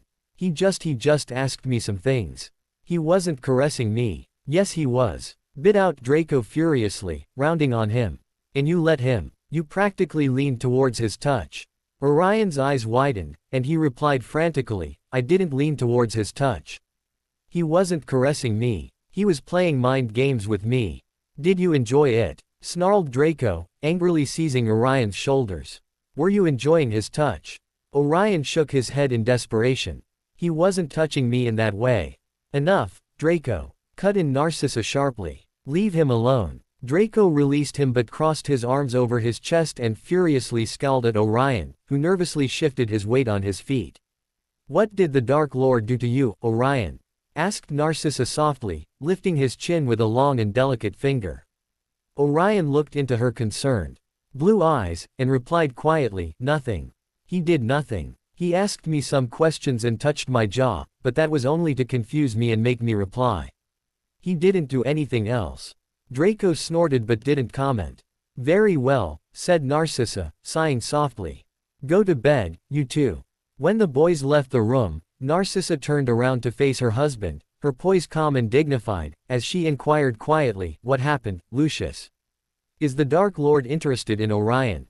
Lucius regarded her in silence, and replied evenly, "He has shown an interest in Orion's powers and Parseltongue ability. He also wants to decide whom the boy is to marry. But is he interested in Orion himself?" Pressed Narcissa, a slight frown crinkling her smooth face. Lucius arched an eyebrow. "As a lover?" She nodded, and he calmly answered, "I don't know. I haven't seen any clear indication suggesting it. But he has taken lovers before and he appreciates beauty and power, and Orion has both." "Orion is too young," she said, with a hint of apprehension in her voice, "and the Dark Lord shouldn't be interested in him in that way, Lucius.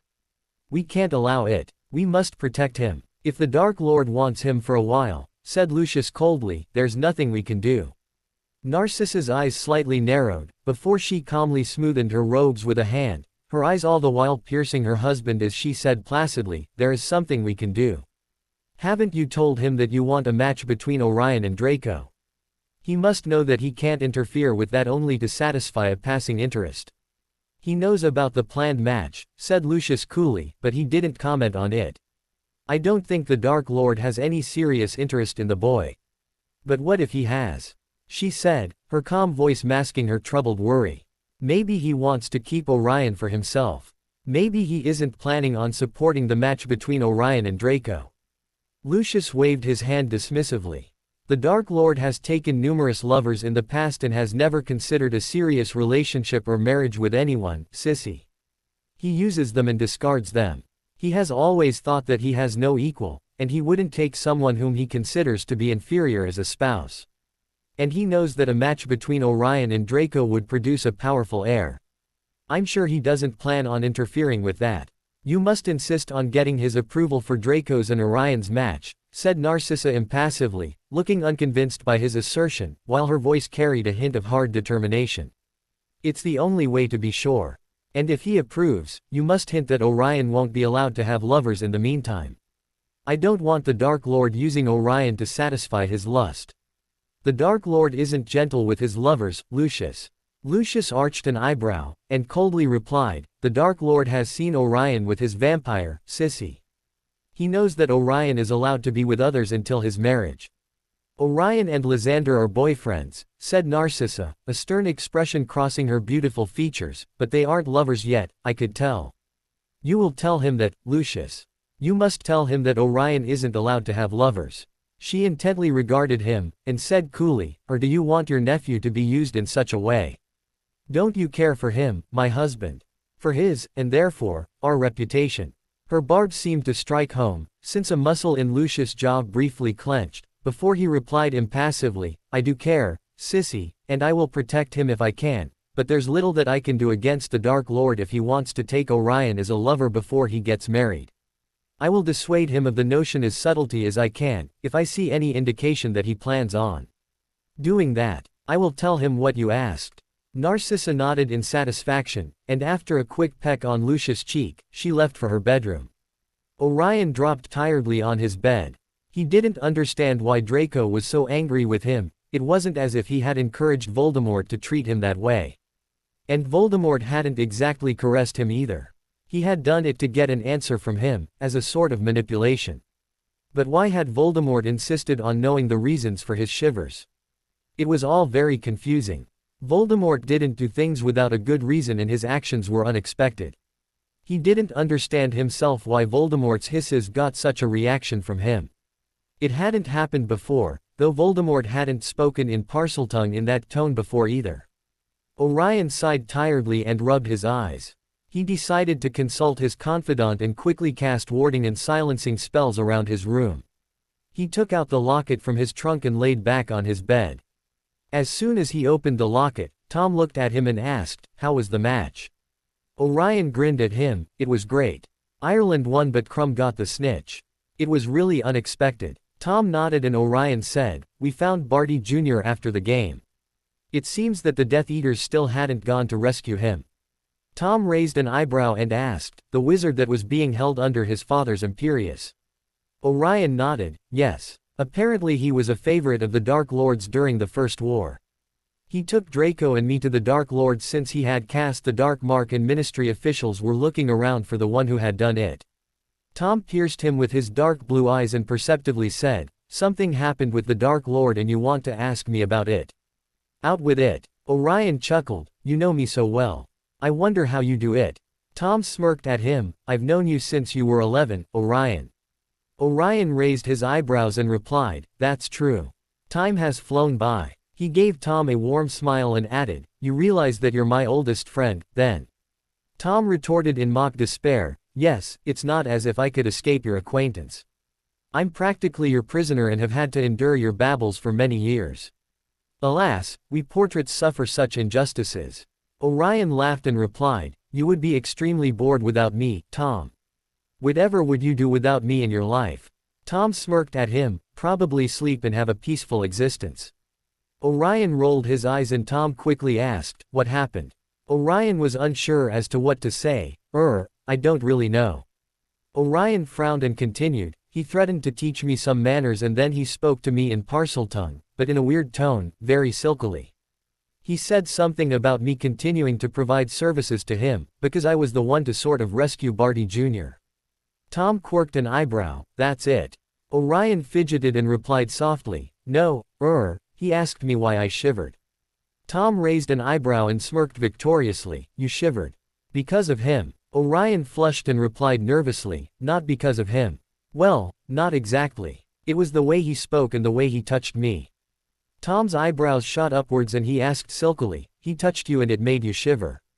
Did you enjoy it?" Orion was beginning to get very flustered and he replied confusedly, "He didn't touch me per se, not the way you're thinking about. He kind of caressed my jaw and neck but only to get a response from me." He frowned and added, "I think he did it as a sort of manipulation." He looked at Tom and asked, "Does he do that sort of thing often?" Tom smirked at him knowingly and replied, "Only to those he likes." Orion scoffed, "That's rubbish. He also touched Bellatrix and Barty Jr. and it wasn't because he likes them. He treats them as his pets. And if that's what he has in mind for me, he can forget about it. I won't turn into a subservient and adoring follower like them." Tom eyed him and asked smugly, "But you didn't answer the most important question. Did you like his caresses? If they made you shiver it clearly indicates that you enjoyed his attention." Orion glared at him and replied sharply, "Not necessarily. It was merely unexpected, that's all. One minute I'm expecting to be crucioed by him and the next he starts hissing in that way and caressing me.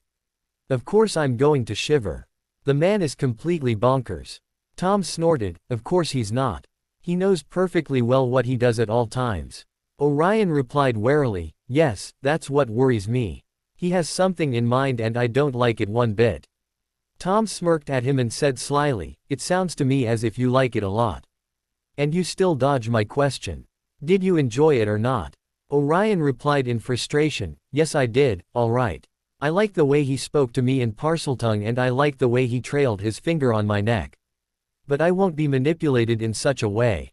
If he expects me to turn into a blabbering and adoring fool just because he showed some gentleness, which is obviously faked, he doesn't know me at all." Tom raised an eyebrow and retorted, "Why do you think his caresses and attentions are faked?" Orion snorted, "Come on, the Dark Lord doesn't do anything without an ulterior motive and he is vicious and cruel. An act of gentleness coming from him is to be suspected and avoided in the future."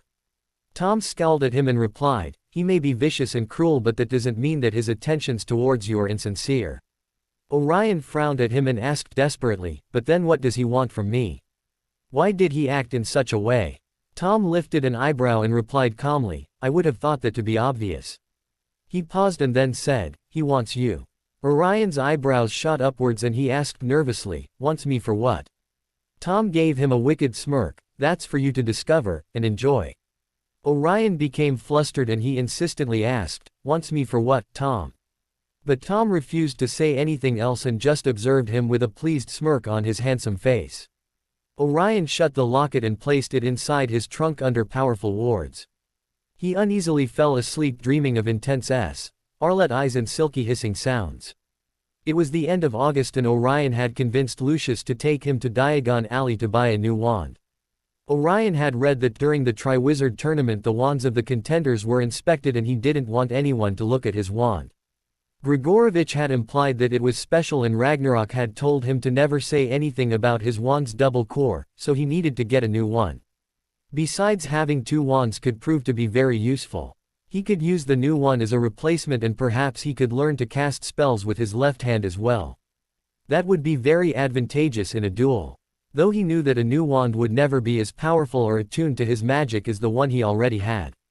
Wizards usually only bonded with one wand and a second one never worked as well as the first. He had told Lucius that his wand had started to fail sometimes and that perhaps it had been damaged during the break into Azkaban. They strode into Ollivander's wand shop and a tinkling bell rang inside the shop. Orion stepped forwards while Lucius remained behind him. He saw thousands of narrow boxes piled neatly right up to the ceiling. "Good afternoon," said a soft voice. And an old man came out of the shadows, with wide, pale eyes shining like moons through the gloom of the shop. Ollivander looked at him curiously and asked, "Who might you be?" Orion calmly replied, "Orion Black." Ollivander scrutinized his face and his eyes widened marginally momentarily before assuming a calm expression again. He softly said, "I was very sorry to hear that your father had been Ed. I remember the first time he came into my shop. He favored a beechwood wand, 13 inches, very pliable and excellent for transfiguration and charms. A pity it was snapped when they sent him to Azkaban. Well, I say your father favored it, it's really the wand that chooses the wizard, of course." Orion nodded. He knew these things already. Said Mr. Ollivander, giving Orion a piercing look. "Well, now Mr. Black, let me see." He pulled a long tape measure with silver markings out of his pocket. "Which is your wand arm?" "I want it for my left hand," said Orion evenly. "Very well, hold out your arm. That's it." He measured Orion from shoulder to finger, then wrist to elbow, shoulder to floor, knee to armpit and round his head. When he finished he brought several boxes and after Orion tried several wands unsuccessfully, Ollivander went to the back of the store and returned saying, "I wonder if it will work with you. Unusual combination, made of holly and with a phoenix feather in its core, 11 inches, nice and supple." Orion took the wand and felt a sudden warmth starting in his fingers, then trailing throughout his body. He brought it swishing down through the dusty air and a stream of green and black sparkles shot from the end like a firework. Ollivander pierced him with his eerie moon-like eyes and then quickly glanced at Orion's forehead. Orion tensed and wondered why the wizard had looked at his forehead. Could it be possible that the man had some creature blood in him? It would explain his weird eyes. But could he see through his scar's glamour? Orion surreptitiously grabbed his real wand with his right hand. Ollivander said quietly, "I knew that my suspicions were correct. I remember every wand I've ever sold, Mr.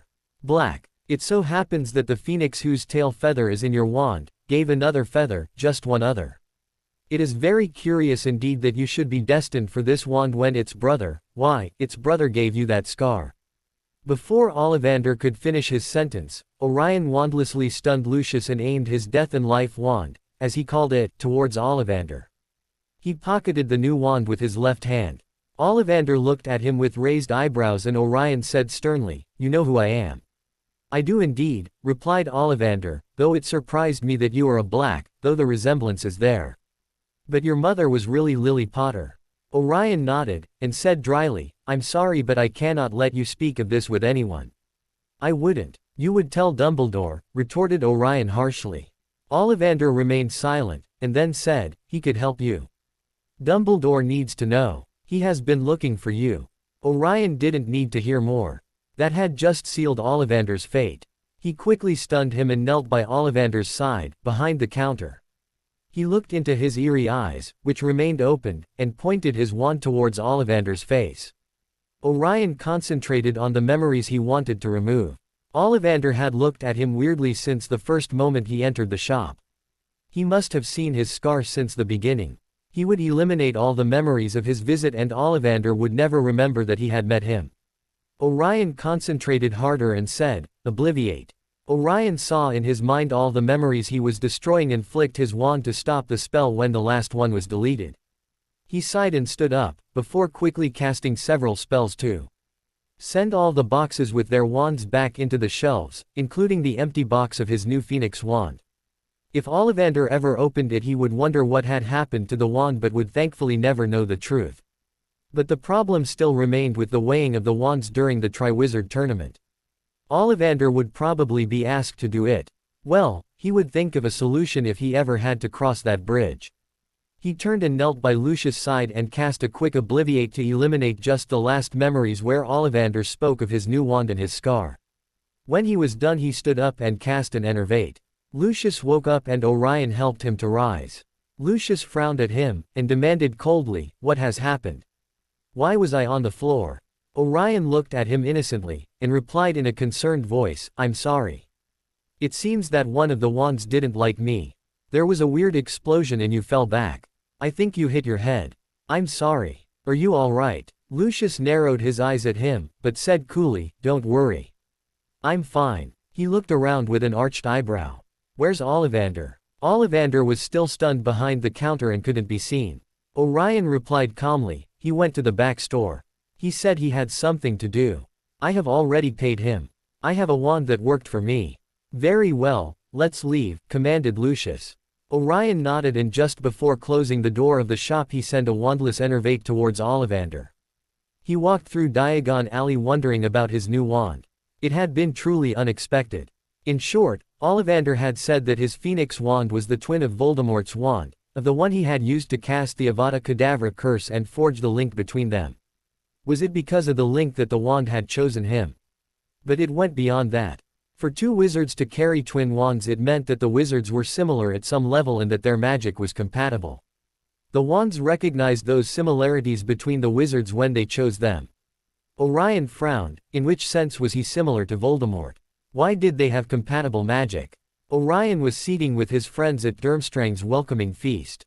They would be leaving at the end of October for Hogwarts but still had 2 full months of classes at Durmstrang. They were all commenting on their summer adventures, and Evander said amusedly, looking at Orion, "And our friend here got drunk for his very first time during his 14th birthday.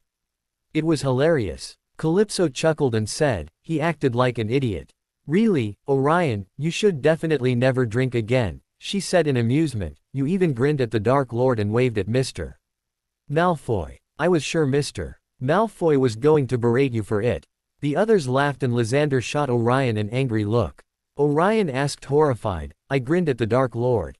Calypso raised an eyebrow and replied calmly, "Don't you remember? You were all giddy and had this goofy smile on you." Orion frowned and replied a little bit flustered, "I don't recall, I barely remember. It's all clouded by a kind of haze." Calypso said succinctly, "Well, you did." Orion looked at her wide-eyed and asked, "And the Dark Lord didn't crucio me right there?"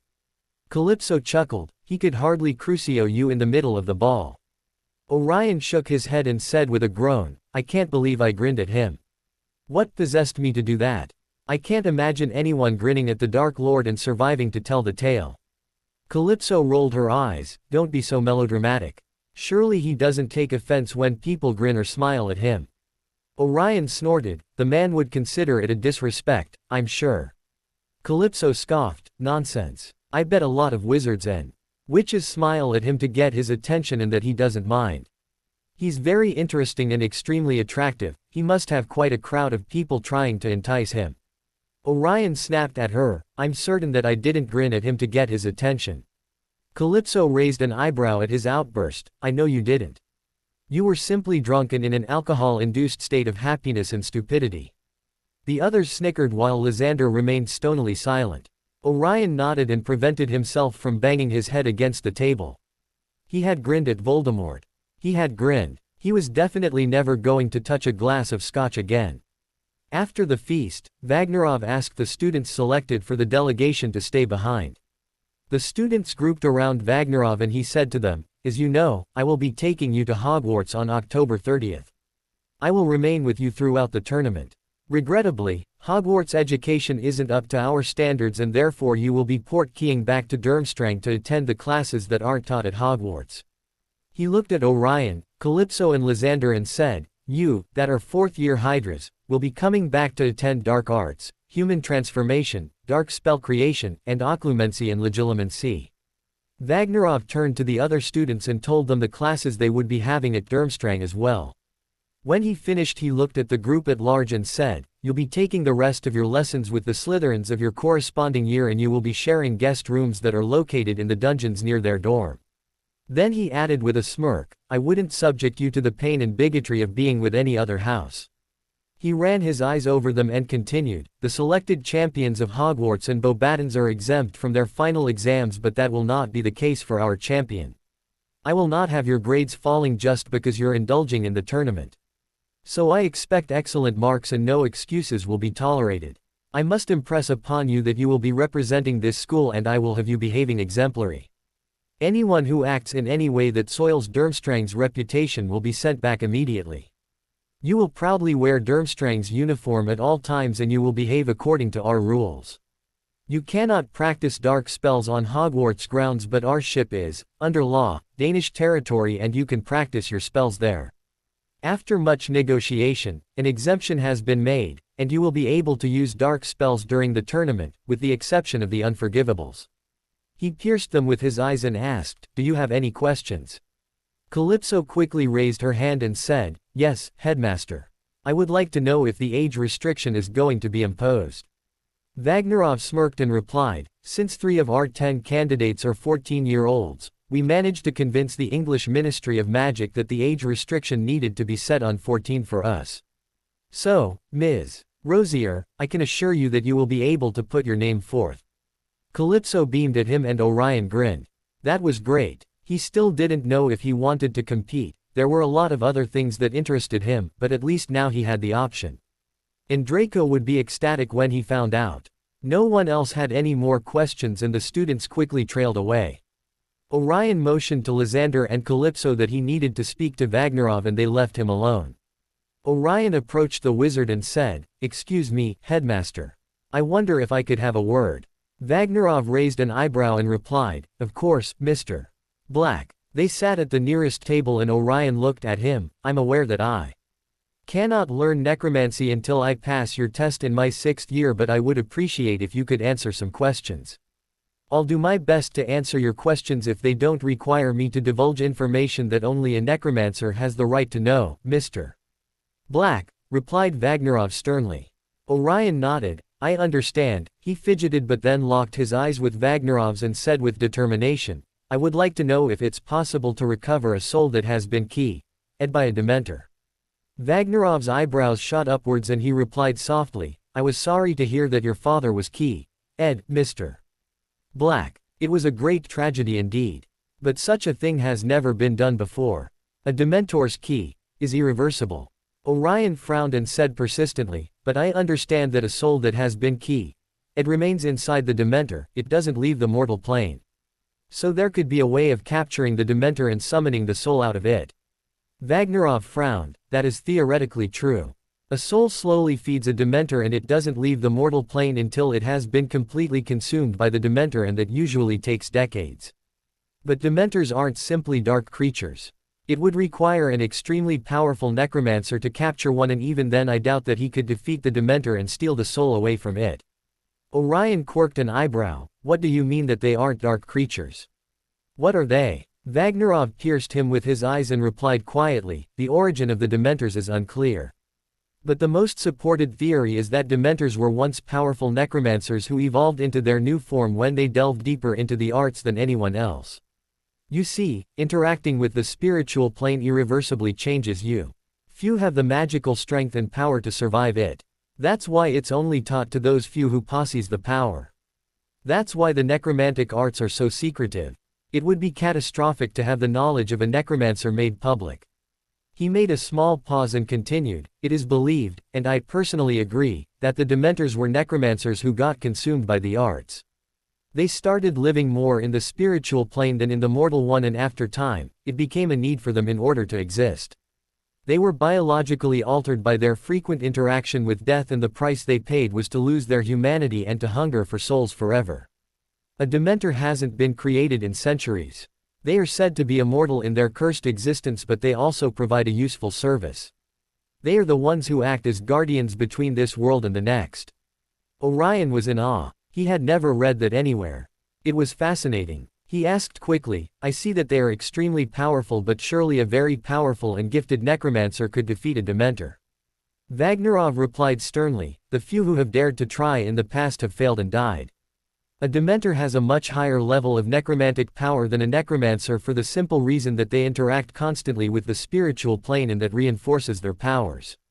Necromancers now are much more careful in their summons and have to exert restraint in order to avoid the temptation of dwelling for too long in the spiritual plane. A true necromancer is altered with each interaction, that's inevitable. But he will never interact with the spiritual plane as long and as frequently as it is needed in order for him to match a Dementor's power. And even becoming a fairly powerful necromancer comes at a high price. A dark wizard that wishes to become a necromancer needs to relinquish their hold in the mortal plane. He will conscientiously have to become isolated and will cover his body and face, rejecting human touch and interaction, in order to attain the level of concentration and mental state of mind to create a gate into the spiritual plane. A dark wizard that wants to truly become a necromancer starts behaving in this way as early as possible. Some have even started at your age. And it is a high price indeed. Orion was shocked. He was confused and angry and uncertain and wanted to rage against the world. If he wanted to help his father, he would need to renounce his humanity, he would need to become isolated from everyone else and delve in the arts until he became powerful enough to defeat a Dementor. And he would be physically affected. It was horrible. Was he willing to give up everything to have his father back? And when he had him back, he wouldn't be able to be with him. He would have to forsake Sirius, Remus, Draco, Calypso, Narcissa, Tom, Lysander, Volume. It was a cruel choice to make, but it was his only option. No, Orion screamed in his mind, there had to be another way. Orion's voice shook when he asked pleadingly, isn't there another way? Can't a dark wizard become a powerful necromancer without renouncing human contact? Without abandoning his friends and loved ones? Vagnarov looked at him and said softly, there isn't. As you can see, I studied the arts but was unwilling to pay the price to become a true necromancer. What I teach at Durmstrang are just the basics, to give those who have the power an opportunity to follow the path if they truly desire it. It is a personal choice that each has to make. But you must think hard on it. There is no turning back once you cross a certain line. Orion's heart fell. But then he remembered. He looked into Vagnarov's eyes with a new hope and whispered, but what if there was a tool? A tool that allowed a dark wizard to have more than usual necromantic powers without needing to lose his humanity. Vagnarov frowned at him. Necromancers use many tools for their summons and to open the gate to the next plane, but those tools only focus their powers, they don't create them. Orion shook his head and said fervently, I'm talking about something unique. He looked at Vagnarov uncertainly but made his choice, he needed to know. Orion whispered, I'm talking about the Resurrection Stone. Vagnarov's eyes widened and he asked urgently, where have you learnt about it? Orion looked at him and replied evenly, there are hints about it in several books. If one takes the time, it can be deduced from the little clues that it indeed must exist, and it seems to be the perfect tool for a necromancer. Vagnarov eyed him warily and replied quickly, its existence has never been proved. Even if it did exist, no one knows about its true powers or how it could be used. It could be extremely dangerous for one without the knowledge to use it carelessly. Orion said excitedly, but what if there was a dark wizard who studied the arts and became a necromancer, but without losing himself, without delving too deep? If one such necromancer used the stone, then it could not be dangerous for him, he would have the power and knowledge to control it. Vagnarov pierced him with his eyes. If it exists and if a dark wizard wanted to use it to defeat a Dementor and retrieve the soul inside, then he would need to become a powerful necromancer. He would need to delve deeply into the arts.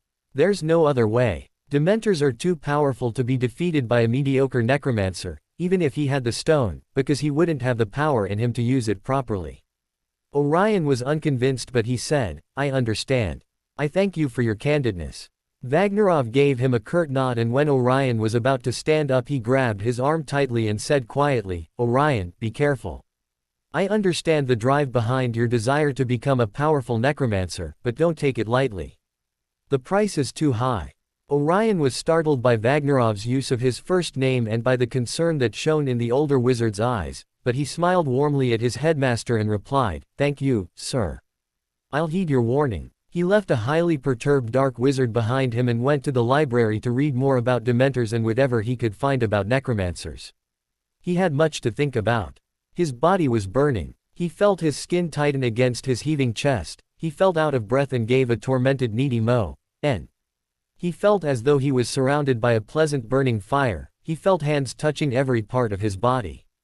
He felt the heat rise inside of him. Arlet eyes were watching him, taking in every inch of his skin. He could hear Parseltongue words hissed against his ear and he could feel a light tongue trailing his jaw, along his neck to his chest. He arched in need. He felt long fingers touching him, moving lower and lower. He let out a loud moan. Orion woke up feverishly and dazed, covered in sweat. What the bloody hell had that dream been about? He shook his head and touched his skin. It still felt very warm. He felt as if he was just recovering from a high fever. His mind felt slow and as if it didn't want to wake up too. Orion sat on his bed and rubbed his eyes. He had been having weird dreams for a while now, but soon after he forgot about them, just the sensations remained. And the sensations were disturbing to say the least. He felt he needed something. He remembered touches accompanied by pleasure, erotic pleasure. He wondered if those dreams had anything to do with being an adolescent. Perhaps the other boys also had this kind of dreams. Perhaps his mind was telling him that he was ready for something more. His relationship with Lysander was steady and they indulged in long snogging sessions and caresses, but Orion hadn't felt ready for anything more, though he knew Lysander already was. Sleep had abandoned him completely. He felt restless. He needed to do something. He looked at his nightstand and saw one of the many books that Lucius had given him during the summer, Proper Wizardry Protocol and Conduct Befitting a Pureblood. Orion sighed. Well, that would surely induce him into a slumber. But he needed to do something more physical. Orion got up and silently crept out of the dormitory. The common room was empty.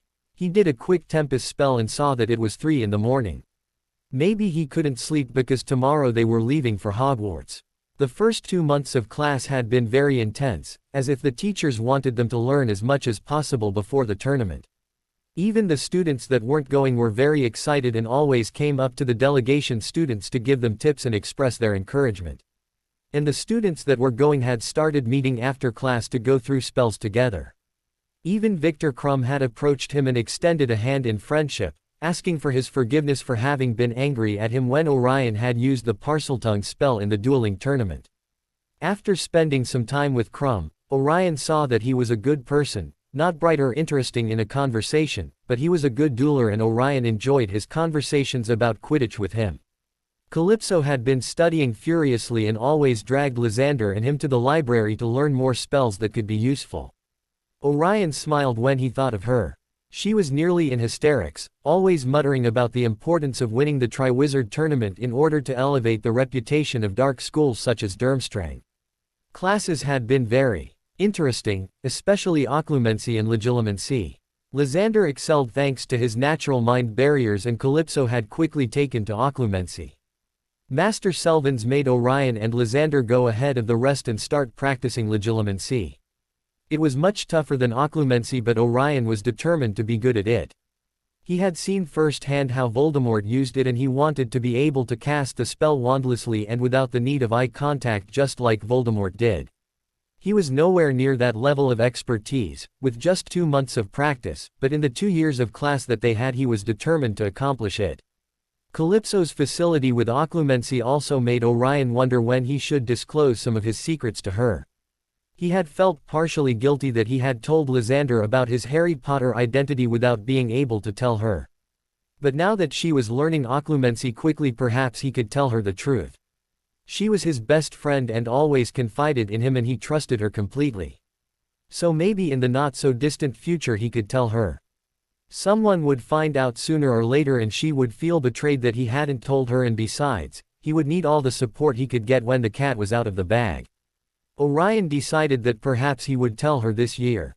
Orion looked around and when he saw that he was alone he quickly cast a disillusionment charm and left the 4th-year dorms. He glanced around the hallway and quickly darted towards the first classroom. He quickly conjured some candles and lit them, after flicking his wand to end the disillusionment charm. He paced around the classroom still feeling some apprehension. He had the feeling that something was about to happen this year. It could be his nervousness regarding the Triwizard Tournament, but he felt it was something else. Many things were disturbing him. From Draco's letters he had discovered that Mad-Eye Moody was teaching defense against the dark arts. That had almost made him quit the delegation. Sirius had long ago told him about the legendary Auror and his deep hatred against the dark arts, but that hadn't worried him, though he was concerned for Calypso's sake. That man had been the one to lead the attack on Rosier Manor, which resulted in the death of her mother and uncle. He was worried about how his friend would cope with Moody's presence at Hogwarts. But what he feared the most was the wizard's magical eye. He remembered Sirius telling him about some of its properties, and only after he had exhausted the entire library's resources about those types of magical aids, was he able to rest a little bit more peacefully. According to his research, a magical eye was able to see through normal glamour spells, invisibility cloaks, mildly powerful disillusionment charms, and clothes. The clothes part was still a bit disturbing in Orion's opinion, but thankfully it wasn't able to see through dark blood spells as the one he used to cover his scar. So he had no reason for concern there. But there was still the matter of Ollivander and his wand, and needless to say that an entire year under Dumbledore's watch could be disastrous if the old codger managed to uncover some of his secrets. And there was also Snape, which he still didn't know on whose side he was on. Going to Hogwarts was dangerous for him, but on the other hand the castle held many mysteries that needed to be explored. He wanted to find the Chamber of Secrets and explore it thoroughly. He also needed to steal his invisibility cloak. He hadn't forgotten about his quest of obtaining the Deathly Hallows, and though he was far more interested in the Resurrection Stone than anything else, Karkaroff had told him that he needed to get all of them. As to the why, he didn't know, but he would follow Karkaroff's advice. Orion was also concerned about Remus. The last letter he had received from him said that Remus had already made contact with the werewolf packs and that he was going to join them. Orion was glad that Remus was taking his advice and that he was returning to the packs in order to gauge the situation and try to take command, but he feared for Remus' safety. Mordred knew that Greyback was ferocious and unbalanced. He hoped that Remus would be able to subtly take control without confronting Greyback until he had enough support from the other werewolves. That had been the last letter, and Remus had told him that he wouldn't be able to communicate with him while he was with the packs, since they lived segregated from any magical or muggle communities, and he couldn't risk any owls being seen delivering letters near their camps. Orion warily carded his fingers through his hair and exhaled slowly, trying to relax. He needed to expend some energy to take his mind out of his many concerns. He inhaled deeply and started emptying his mind. He focused slowly on his inner core and prodded it. Quick black flashes started swirling around his core, and he smiled while he maintained his eyes closed. He was getting pretty good at summoning his dark magic at will. After that first time of conjuring the black flames in his bedroom at Malfoy Manor, he had never stopped practicing. At first he always ended up exhausted and with few results, but he had slowly gotten better at it, and now it wasn't so tiresome or hard to get his black magic stirring. For more powerful effects he needed to think about his rage and desire for vengeance, but he had also learned that the first stirrings of magic came easily if he was relaxed and calm. His training in occlumency had been great in order to accomplish it, and now he was using those meditation skills in order to open the source of his dark magic. He concentrated harder and lifted his right palm upwards. He thought about the shape he wanted his magic to take. When he was angry, he was able to conjure the black flames easily, but when he was calm, such as now, his magic took a new form. With his eyes closed and his mind calm and relaxed, he felt his magic sweeping through him and going up his arm. He felt it immediately in his palm and opened his eyes and grinned when he saw the results. There, floating a few inches above his extended palm, was a dark globe of moving black water. He looked mesmerized at the soft tidal movements of its surface and felt a sense of tranquility. He prodded at it with his index finger of his other hand and smiled when he felt the coolness of the water on his fingertip. He concentrated harder and made the water swirl faster until the small waves moved violently across the surface. He narrowed his eyes and the globe expanded and the waves crashed furiously against each other, and he felt the temperature drop. He felt chills running through his body as he made the water turn icy, and with a sudden movement of his palm he pushed the globe forwards and saw it turning into a jet of razor-sharp black ice as it flew through the air and crashed noisily against a wall. Orion moved forwards and knelt in front of the large shattered black crystals. He touched one and quickly withdrew the finger that had a shallow cut where it had touched one of the edges of one of the fragments. He smiled to himself. Yes, he was getting pretty good at it. Suddenly the hairs on his neck prickled and he felt a sweeping coldness around him. He quickly stood up while turning around and was faced with a ghost-like white apparition. He looked at her open-mouthed. In all his years at Durmstrang, this was the first time he had seen her since the Chamber of Whispers. The ageless, small woman with long dark hair and piercing dark eyes floated in front of him with a small smile on her face. "I see you have been practicing. Not too bad, but you can do much more," she said with an unearthly voice that was a pittance in comparison with what you can really do. Orion closed his mouth and quirked an eyebrow. "How would you know? This is the first time I have met you since that day." She floated towards him and said quietly while piercing him with her black eyes, "Oh, I have been observing you. Always. And I know more about you than you do yourself." Orion frowned. "You told me that you would answer my questions when I found you." She chuckled and her unearthly voice resounded through the walls of the classroom, "But you haven't found me. I came to you. And how am I supposed to find you?" Orion asked in exasperation. "I have searched the castle and I haven't found anything. Why won't you tell me now what you meant all those years ago about me being something else, something unexpected?" She reached towards him with her translucent hand and briefly touched his cheek. Orion felt a weird iciness where her fingers had touched him before she dropped her hand and moved away. She floated above him and calmly replied, "You aren't ready yet to find me. Your questions will have to wait." Orion scowled at her. "I have waited for some years now. I have the right to know what you were talking about. I don't like to be played around." She looked at him in amusement and lifted a small finger to point at his neck. "First you need someone else to answer your questions." Orion looked at what she was pointing at and brought the onyx pendant out from under his shirt. He looked at her with wide eyes and said in a whisper, "The Deathly Hallows is related to you." "In a way," she said succinctly. Orion was starting to lose his patience. He said sharply, "Just tell me what you meant about me being something unexpected. I'm not what you wished me to be. Is that why you won't tell me?" She looked at him seriously and replied, "You are something else, but you're also who you were meant to be. Whom I and others have been waiting for. You will have your answers when you are ready, and that portkey won't activate until then. Only afterwards will you be able to find me." She turned away from him and started fading. "Wait. Please, wait," said Orion desperately. "What am I?" She turned her head around and whispered softly, "What we have planned for countless of centuries, Vindico Atrum."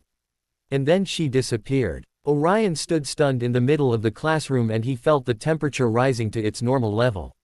He turned her last words in his mind. She had called him, Vindico Atrum, he mused, a Latin phrase. Atrum meant darkness, Vindico had several interpretations, the liberator, protector, avenger, the one to deliver. What had she meant? The liberator of darkness, the one to deliver darkness, the protector of darkness. What did it all mean? Orion wanted to scream in frustration. Why wasn't he ready yet to know things about himself? And why did she say that she knew more about himself than he did? And she knew about his powers when only Voldemort had seen them in the past.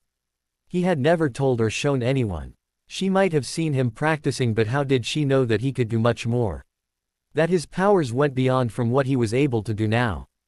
A pittance. She had said that his show of magic today had been a pittance in comparison to what he was capable of really doing. Then surely he needed to practice more and see how far he could go. He frowned and looked at his onyx pendant. She was able to see it for what it truly was, a pendant of the Deathly Hallows that was really a portkey too. Someone. He had never thought that the spirits of the Chamber of Whispers and the Deathly Hallows were related. He might have suspect of the spirits interacting with Karkaroff in the past, but he didn't have any evidence of it. Karkaroff had never mentioned them. But now there was no doubt in his mind, the Deathly Hallows was related to the spirits and he was related to the Deathly Hallows. Perhaps he would only be able to find the spirits when he found the Hallows. Orion sighed, that would take very long. But no, she had said that he would find her after talking to the person to which the portkey was meant to take him to. So maybe he didn't need the Hallows first. But when would the damned portkey work? Orion angrily spelled away the black crystals and candles and he trudged back to his common room. When he entered the common room he halted in mid-step when he saw a small figure sitting quietly on one of the couches. The boy had his eyes closed and seemed to be concentrating or meditating. Orion silently stepped closer and immediately felt the small stirring in his inner magic whenever he was close to the other boy. It had confused him at first, that his magic reacted to the other boy's presence. Especially since he didn't know anything about him or had ever interacted with him. And most particularly because it had only started this year. He had observed the other boy during these first 2 months and a suspicion had arisen in his mind, but he had never approached the other boy. He wasn't sure, but the indications were there. How he never spoke to anyone, always chose to remain apart, never had any friends and always used large robes that almost covered him completely. Orion stood silently contemplating the dark-haired boy when his black eyes opened and fixed with Orion's. The boy scowled and said moodily, "Oh, it's you." Orion frowned at him and took a seat in front of the other boy. He calmly said, "Yes, only me." "What do you want, Black?" snapped the boy. Orion hesitated but decided that this conversation was long overdue. He pierced the boy with his eyes and said quietly, "I want to know if you're getting ready to be a necromancer, Loki." Loki fiercely scowled at him. "Why would you think that? I never understood why you dismissed all the attempts students have made to get to know you through the years. You always stay apart from the rest and you talk to no one. But I think I know the reason why. It would make sense if you want to be a necromancer," replied Orion earnestly. "You came to Durmstrang already knowing you wanted to be one, that's why you reject all human contact. I wonder how you knew from such a young age that you wanted to be one, or that you have the capacity to be one." "Oh, so you have finally figured it out, then," said Loki sharply, "and now I have to put up with all your questions just because your tiny little brain was able to come up with the reason for my behavior." Orion shrugged his shoulders. "I was just curious. Why should I tell you? What business is it of yours?" said Loki angrily. "Probably none," replied Orion calmly, "but I have felt." He wavered and looked at Loki uncertainly. "Felt what?" "I'm in no mood to put up with your games, Black," spat Loki. Orion lost his patience and said angrily, "I'm not playing games. I just wanted to have a civil conversation with you."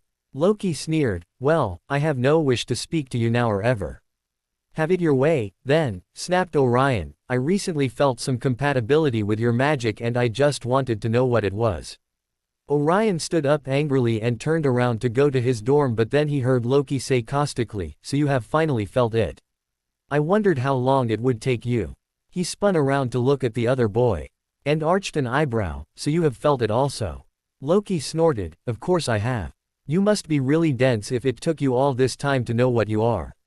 Orion frowned and sat back on his chair. "You mean to tell me that you think I could be a necromancer?" Loki looked at him indifferently and scoffed, "Not at the rate you're going." Orion inhaled slowly, buying time to gain more patience, and then said quietly, "But this thing I feel around you is because you have the potential of being a necromancer and I have it also, and therefore my magic reacts to yours." Loki looked at him as if he were dumbest person on the world and had just uttered something completely obvious. Orion rolled his eyes. "All right. So that's the reason why." He frowned at Loki and asked, "But how did you know that you had the potential when you were only 11? "I knew even before that," said Loki sternly. Then he sneered, "That you have only found out when you're old because you're obtuse or just magically weak doesn't mean that others like us don't know from the beginning." "I'm not magically weak or obtuse," said Orion angrily. "I just didn't know much about necromancers until now." "How was I supposed to know?" Loki quirked an eyebrow. "Didn't your parents tell you and prepared you for it? Didn't they explain the signs to look for in your magic in order to know if you had the power to become a necromancer?" Orion scowled at him and said sharply, "I have never known my mother and just met my father a few years ago and I sincerely doubt that he knew anything about necromancers. And he's dead now, so I have no one to ask." "Well, I'm sorry for you then," said Loki a little bit more gently, "though not much. I guess your ignorance is not so appalling then, due to your circumstances. But I dare say that your family should have told you, they have only hindered your progress." "But how would they know?" asked Orion uncertainly. "Necromantic powers are hereditary. There must have been someone in your bloodline who was a necromancer, maybe centuries ago, but nevertheless he would have left books and journals about his experience and those would be family heirlooms." At least in dark magical families those books would be treasured and passed down to the next necromancer in line. And a family with an ancestor who had been a necromancer, knows that children have to be tested to see if they have the power, explained Loki impatiently. I was tested when I was 10, but of course, my family already knew I would be one. Orion thought over the information he had been given. Well, the powers must come from the Black Line since his mother was a Muggleborn, but then why had no one mentioned it? Well, Sirius had never paid much attention to family tradition or Black history, so his ignorance on the matter was easily explained, though unforgivable in Orion's opinion. To disregard family history, especially of an important and powerful line like the Blacks, was a very disrespectful thing to do. But his father had been very immature and careless, so it was quite in character that he would have turned deaf ears to whatever his parents were trying to teach him. And Orion didn't have grandparents that could have told him. He wondered if Narcissa and Bellatrix knew something about it. Though Sirius' black bloodline was the main one and the more powerful one, his line shared much of the same history as the Blacks from Narcissa's side. But should he ask them about necromantic powers in the bloodline? That would only raise suspicions, and he wasn't sure if it was something he wanted to be divulged. He rather preferred to keep his aces in his sleeves. If no one knew and he was able to become a necromancer secretly, it would be a great advantage. And about those journals and books, he would have to go to his Gringotts vault and search it. He had never entered the Black Vault before, but heirlooms would be kept there. He looked at Loki and asked with curiosity, "Why did your family already know that you had the powers without being tested?" "Because of who my father is, of course," said Loki. When he saw Orion's uncomprehending frown, he said scornfully, "Don't you know anything?" Orion's anger flared and he said snappishly, "I think we have already established that, haven't we? I already told you that I know next to nothing about necromancers. So, no, I don't know who your father is." Loki said completely unfazed, "Well, my father is Prime Necromaster Njord, of the Necromancer Guild." Orion blinked. Guild? They had a guild? He asked sheepishly. A Necromancer Guild. Loki rolled his eyes and huffed in annoyance. "You really are clueless." Then he said impatiently, "Yes, they have a guild. How do you expect them to be organized without one? And they have this whole hierarchy, and it takes decades of experience and loads of proofs of your power to rise in the echelon. And my father is one of the 3 primes that command the guild." Orion frowned. "And what exactly does the guild do? Why the need to have an organization?" "I can't tell you that," bit out Loki. "Only a real necromancer has the right to ask for admittance or even learn about their objectives." Orion sighed. "Fine, I understand this whole need for secrecy." He looked at Loki and said perceptively, "Is that why you want to be a necromancer? To be close to your dad?" Loki's face darkened and Orion quickly added softly, "It would be understandable, you know. If my father had been one, I would have probably done as you have. I mean, from what I know, your father can't interact much with you, especially if he's so powerful. So the only way to be near him would be to turn into a necromancer yourself. It must really be tough to have a necromancer as a father." "Yes it is," said Loki quietly. "He can't touch me or speak to me. I barely see him." Then he looked up at Orion and said fiercely, "But I'm proud of who my father is. I have never recriminated him for being one and not being able to spend time with me." Orion nodded and asked uncertainly, "But are you willing to leave everything behind? You know, the whole thing about losing part of your humanity and never interacting with other people." Loki scowled and snapped, "Yes. I'm willing. It's worth it. It's a small price to pay for the great power that necromancers have." Orion looked at him dubiously and Loki sneered, "You're obviously not ready, and with all the years you have squandered without preparing yourself, I doubt you will be able to become one."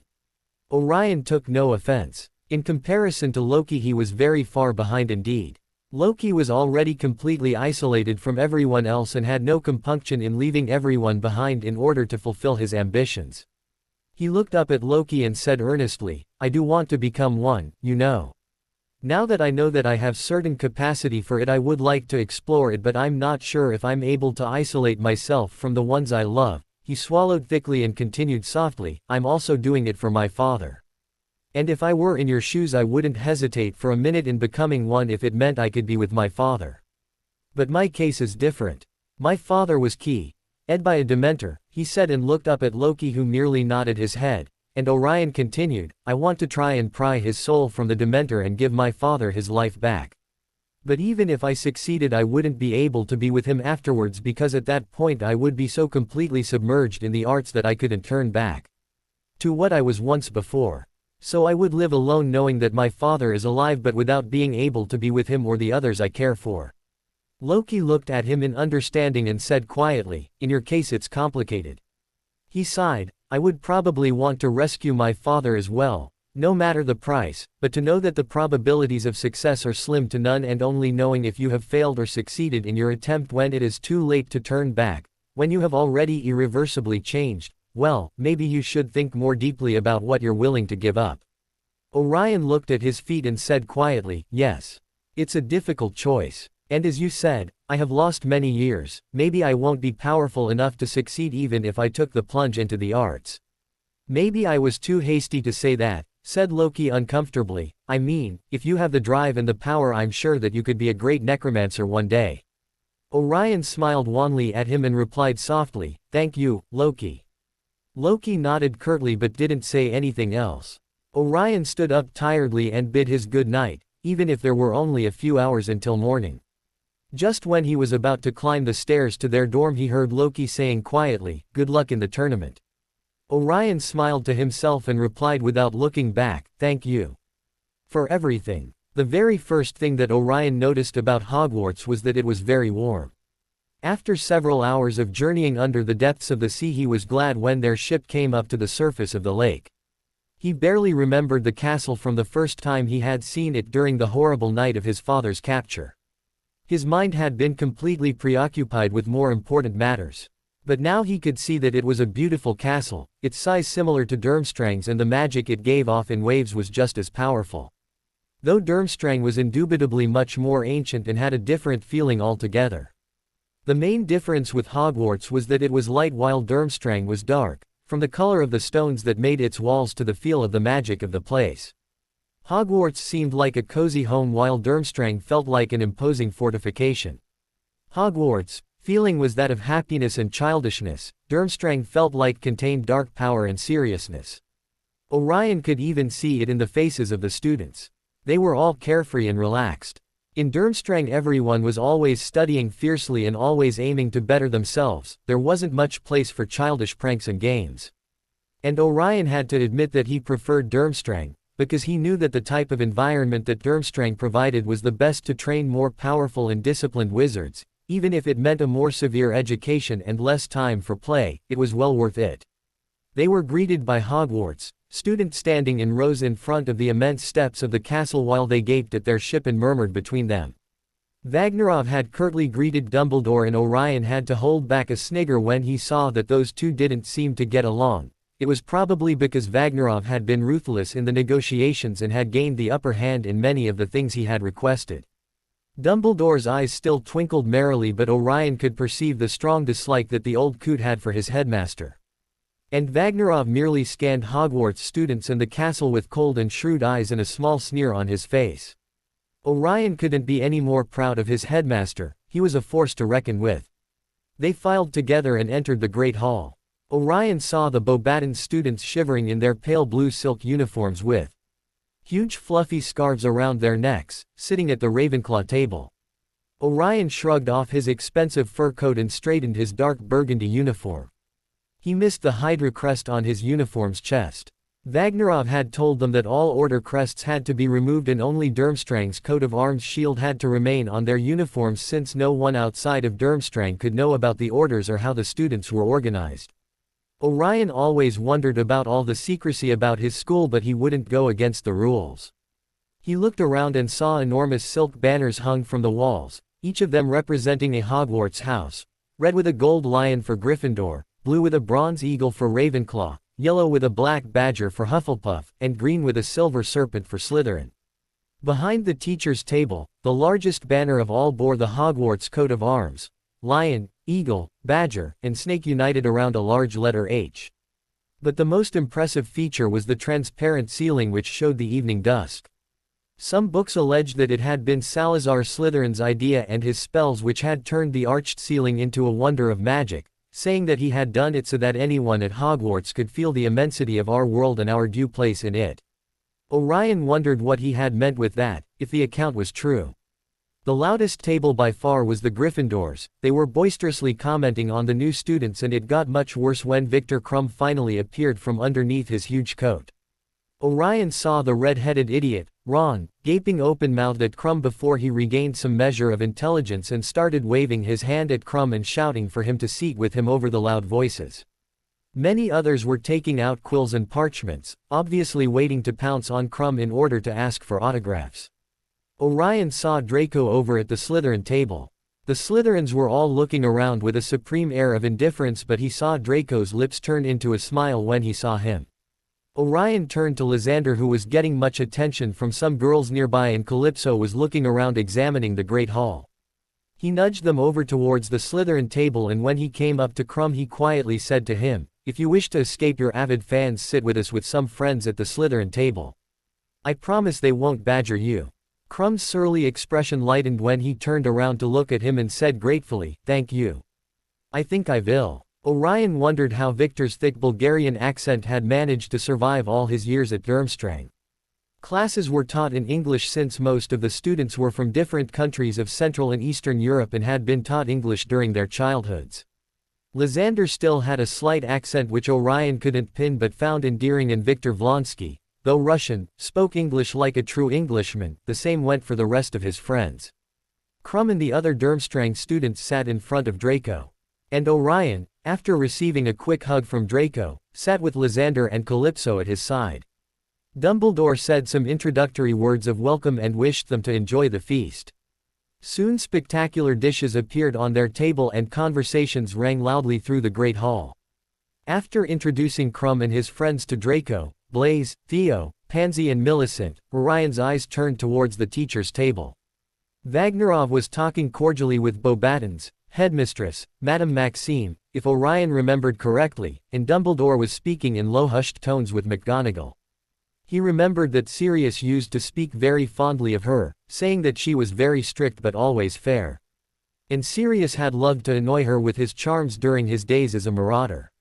Snape had a deep scowl and was glowering at everyone, and when their eyes met he saw Snape's eyes narrowing and his brows furrowing. Orion paid him no mind and kept his inspection. As his eyes swept once more and he saw Dumbledore giving him a quick side glance before continuing his conversation. Orion restrained the impulse of giving him a nasty look and he continued his inspection.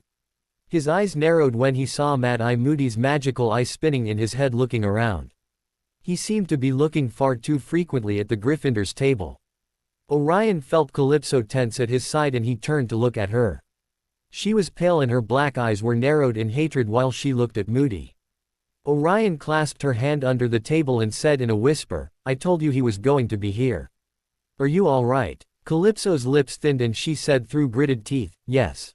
I can manage. It's just that seeing him there, in the flesh, after everything he has taken from me."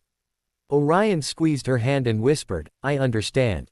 But you are strong, you just have to keep up appearances.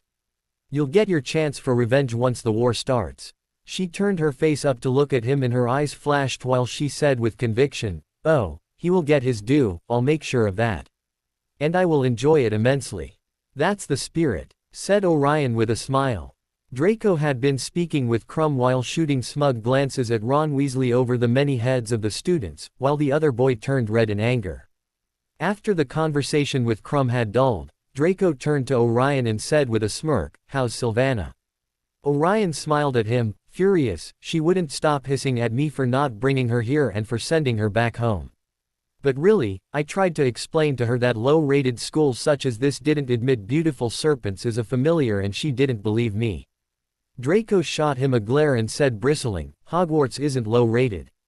"Perhaps not," replied Orion with a smirk, "but I wouldn't change Durmstrang for Hogwarts for a million galleons. There are far too many ridiculous restrictions on magic here." Draco sniffed and said arrogantly, "Well, we learned about the Unforgivables earlier this term." Calypso scoffed and replied in a smug whisper meant only for their small group, "We learned and practiced them last year." Draco scowled moodily at them and turned around to listen to Pansy's blabbering. Orion nudged Lysander's ribs with his elbow, since he had been strangely quiet, and said to him tauntingly, "You're getting a lot of appreciative glances. Should I be concerned? So have you. I dare say that we are the handsomest boys in the room." "What a divine pair we make," said Lysander while smirking roguishly at him. Orion looked at him skeptically. He hadn't seen anyone looking at him with interest, clearly Lysander was joking. Calypso huffed when she saw his expression and said in a vexed tone of voice, "Really, Orion, you're completely oblivious when someone shows an interest in you. They would have to hit you on the head with a broomstick to get your notice. How you manage to get a boyfriend is beyond me." Lysander laughed and interjected, "I almost had to hit him, that's for sure. But he finally caught on after many of my advances." Orion glared at them. "I don't know what you're talking about. I'm perfectly able to distinguish when someone is interested in me." Calypso scoffed, "Sure, that's why you didn't notice that bunch of vapid Beauxbatons girls looking at you, or the small group of giggling idiotic Gryffindor girls fluttering their eyelashes while they glance at you." Orion frowned and looked around. He didn't see any. There it was. Yep, he had seen them. He turned and said sheepishly, "Well, they're girls, of course I didn't notice. If any boy had taken an interest perhaps I would have." "Some boys have also," retorted Calypso impatiently. Lysander interrupted her sharply, "He doesn't need to know of any boys looking at him, thank you very much." "I do love it when you get jealous," said Orion with a chuckle. Lysander leaned forwards to purr something in his ear when Draco interjected while casting a nasty look at Lysander, "Would you pass me that bouillabaisse, please?" Orion nodded and handed him the large dish while Calypso looked pointedly at him. Orion frowned at her trying to discern what she was trying to convey and she just rolled her eyes to the ceiling muttering something about dense boys. Orion shrugged his shoulders and renewed his interest on his food. Once the golden plates had been wiped clean, Dumbledore stood up again. A pleasant sort of tension seemed to fill the hall now. Orion looked at the teacher's table and saw two people that had just arrived. He recognized them instantly. One was Crouch Sr. and the other was the wizard that had spoken at the Quidditch World Cup. He wondered what they were doing here. "The moment has come," said Dumbledore, smiling around at the sea of upturned faces. "The Triwizard Tournament is about to start. I would like to say a few words of explanation before we bring in the casket just to clarify the procedure that we will be following this year. But first, let me introduce, for those who do not know them, Mr.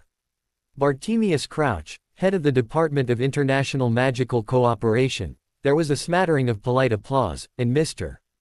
Ludo Bagman, head of the Department of Magical Games and Sports. Mr. Bagman and Mr. Crouch have worked tirelessly over the last few months on the arrangements for the Triwizard Tournament, Dumbledore continued, and they will be joining myself, Professor Vagnarov, Master Vagnarov, murmured Calypso indignantly at the lack of respect for the Dark Wizard's title, and Madame Maxime on the panel that will judge the champions' efforts. At the mention of the word, champions, the attentiveness of the listening students seemed to sharpen. Dumbledore smiled as he said, "The casket, then, if you please, Mr. Filch." A nasty man, who had been lurking unnoticed in a far corner of the hall, now approached Dumbledore carrying a great wooden chest encrusted with jewels. It looked extremely old. A murmur of excited interest rose from the watching students. The instructions for the tasks the champions will face this year have already been examined by Mr. Crouch and Mr. Bagman, said Dumbledore as Filch placed the chest carefully on the table before him, and they have made the necessary arrangements for each challenge. There will be 3 tasks, spaced throughout the school year, and they will test the champions in many different ways: their magical prowess, their daring, their powers of deduction, and, of course, their ability to cope with danger. At this last word, the hall was filled with a silence so absolute that nobody seemed to be breathing. "As you know, 3 champions compete in the tournament," Dumbledore went on calmly, "one from each of the participating schools. They will be marked on how well they perform each of the tournament tasks, and the champion with the highest total after task 3 will win the Triwizard Cup. The champions will be chosen by an impartial selector, the Goblet of Fire." Dumbledore now took out his wand and tapped 3 times upon the top of the casket. The lid creaked slowly open. Dumbledore reached inside it and pulled out a large, roughly hewn wooden cup. It would have been entirely unremarkable had it not been full to the brim with dancing blue-white flames. Dumbledore closed the casket and placed the goblet carefully on top of it, where it would be clearly visible to everyone in the hall. Anybody wishing to submit themselves as champion must write their name and school clearly upon a slip of parchment and drop it into the goblet, said Dumbledore. Aspiring champions have 24 hours in which to put their names forward. Tomorrow night, Halloween, the goblet will return the names of the 3 it has judged most worthy to represent their schools. The goblet will be placed in the entrance hall tonight, where it will be freely accessible to all those wishing to compete. To ensure that no underage student yields to temptation, said Dumbledore, I will be drawing an age line around the goblet of fire once it has been placed in the entrance hall. Nobody under the age of 17 will be able to cross this line. Then he added with a small smile, with the exception of Durmstrang students which have been given a special permission to participate even if they're underage. Outraged yells exploded through the Great Hall and Draco shot Orion a furious look. Orion and the rest of the Durmstrang students sat stunned. They hadn't known that an exception had been made just for them. Orion had believed that the 14 years of age restriction would be even for all the schools. Orion looked at Calypso unblinking and she seemed to be doing some fast thinking. He saw Vagnarov smirking at the teacher's table but he seemed a little bit tense. Calypso leaned towards him and said, I think Headmaster Vagnarov tried to make the 14-year-old restriction the same for everyone but perhaps Dumbledore contravened at the last moment and decided to make Durmstrang the exception, and by saying it aloud he has gained the upper hand with Master Vagnarov, since all the other students will surely hate us for it and think that Durmstrang is cheating or something. Orion nodded, that would make sense, it was all a political move to disprestige one another and turn students against a dark school. Orion shot Dumbledore a dark glare and the old coot finally silenced the loudly complaining students. This is done for your safety. Now, I wish to impress upon any of you wishing to compete that this tournament is not to be entered into lightly. Once a champion has been selected by the Goblet of Fire, he or she is obliged to see the tournament through to the end. The placing of your name in the goblet constitutes a binding, magical contract. There can be no change of heart once you have become a champion. Please be very sure, therefore, that you are wholeheartedly prepared to play before you drop your name into the goblet. Now, I think it is time for bed. Good night to you all. Hogwarts. Students seemed still very peeved at the whole situation and Draco had risen quickly from the table. Orion grasped his arm to turn him around and Draco snarled, You told me that the 14-year-old restriction would apply to Hogwarts as well. I'm sorry, Draco, said Orion softly while looking into Draco's angry silver eyes, I truly believed it. I didn't know it was only going to be applied to. Draco violently withdrew his arm from Orion's grasp and he said furiously, I trained during these 2 months for the tournament after I received your letter confirming the new age restriction. I even told my father. He expects me to become Hogwarts champion and now I will have to disappoint him and it's all your fault. He spun around and stormed out of the Great Hall. Blaise, Theo and Millicent gave Orion apologetic glances and followed Draco, while Pansy looked at him under her nose with a smug smirk on her face. Orion stood sadly looking at the direction in which Draco had left. He knew very well how excited Draco had been and how much he longed to make Lucius proud of him. It made him sorrowful that Draco had gained such expectations just because he had given for granted that when Vagnarov told them about the new age limit, he had thought that it would be the same for everyone. He felt Lysander's hand squeeze his shoulder. Calypso said quietly, Don't worry Orion, he'll come around. It's hardly your fault, one of us came to the wrong conclusion and we don't even know when they made the change, it could have been a short while ago. He merely nodded his head and one of the Slytherin's prefect escorted them to their guest rooms in the dungeons. While Crumb and the other boys of the delegation were busily organizing their clothes, Orion cast silencing spells around them and pulled Lysander towards him and made him sit on his bed. No one paid them much attention, they had been very open about their relationship at Durmstrang and they were one of the steadiest couples at the school. What has you concerned, Les? Asked Orion worriedly, You have been extremely quiet since we reached Hogwarts. Lysander looked at him and warily replied, Orion, I'm a vampire in a light school. Have you even considered that? Orion's eyebrows shot upwards and he said shamefully, I'm sorry, Les. It hadn't even crossed my mind. Do you think someone will cause you any, problems? Lysander shrugged his shoulders and said indifferently, I can manage if anyone complains. Orion clutched Lysander's hand and said fiercely, and I will hex anyone who dares to say anything disrespectful towards you. Thanks, my savior, said Lysander mockingly. I think I'm better at protecting myself than you are at defending me.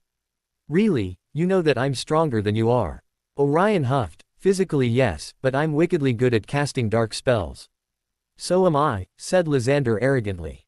Orion quirked a smile. Never as good as me. Who beat you at the dueling tournament, Conceited brat, replied Lysander with a small smile. Then he turned serious and said, I don't really expect much trouble. None of our schoolmates is going to say that I'm a vampire. Headmaster Vagnarov made sure of that and he assured me that it would be kept a secret. Not even Dumbledore knows. Orion looked at him wide-eyed and then smirked pleasantly. Our headmaster is outwitting Dumbledore. I believe he is, said Lysander with a grin. But would it really be so bad if Dumbledore knew? Asked Orion, wondering what the old coot could possibly do against his boyfriend. Lysander rose from the bed to pace in front of him. Of course it would be. He's a light wizard through and through and he has never in his life campaigned for any dark creature's rights. Orion frowned and said, but I think he has no prejudice against werewolves. Though I think it's in self-interest, not for any real ideological reason. Lysander snorted and looked at him. Of course it's because it's convenient for him. Werewolves can be swayed into the war and he wants them at his side.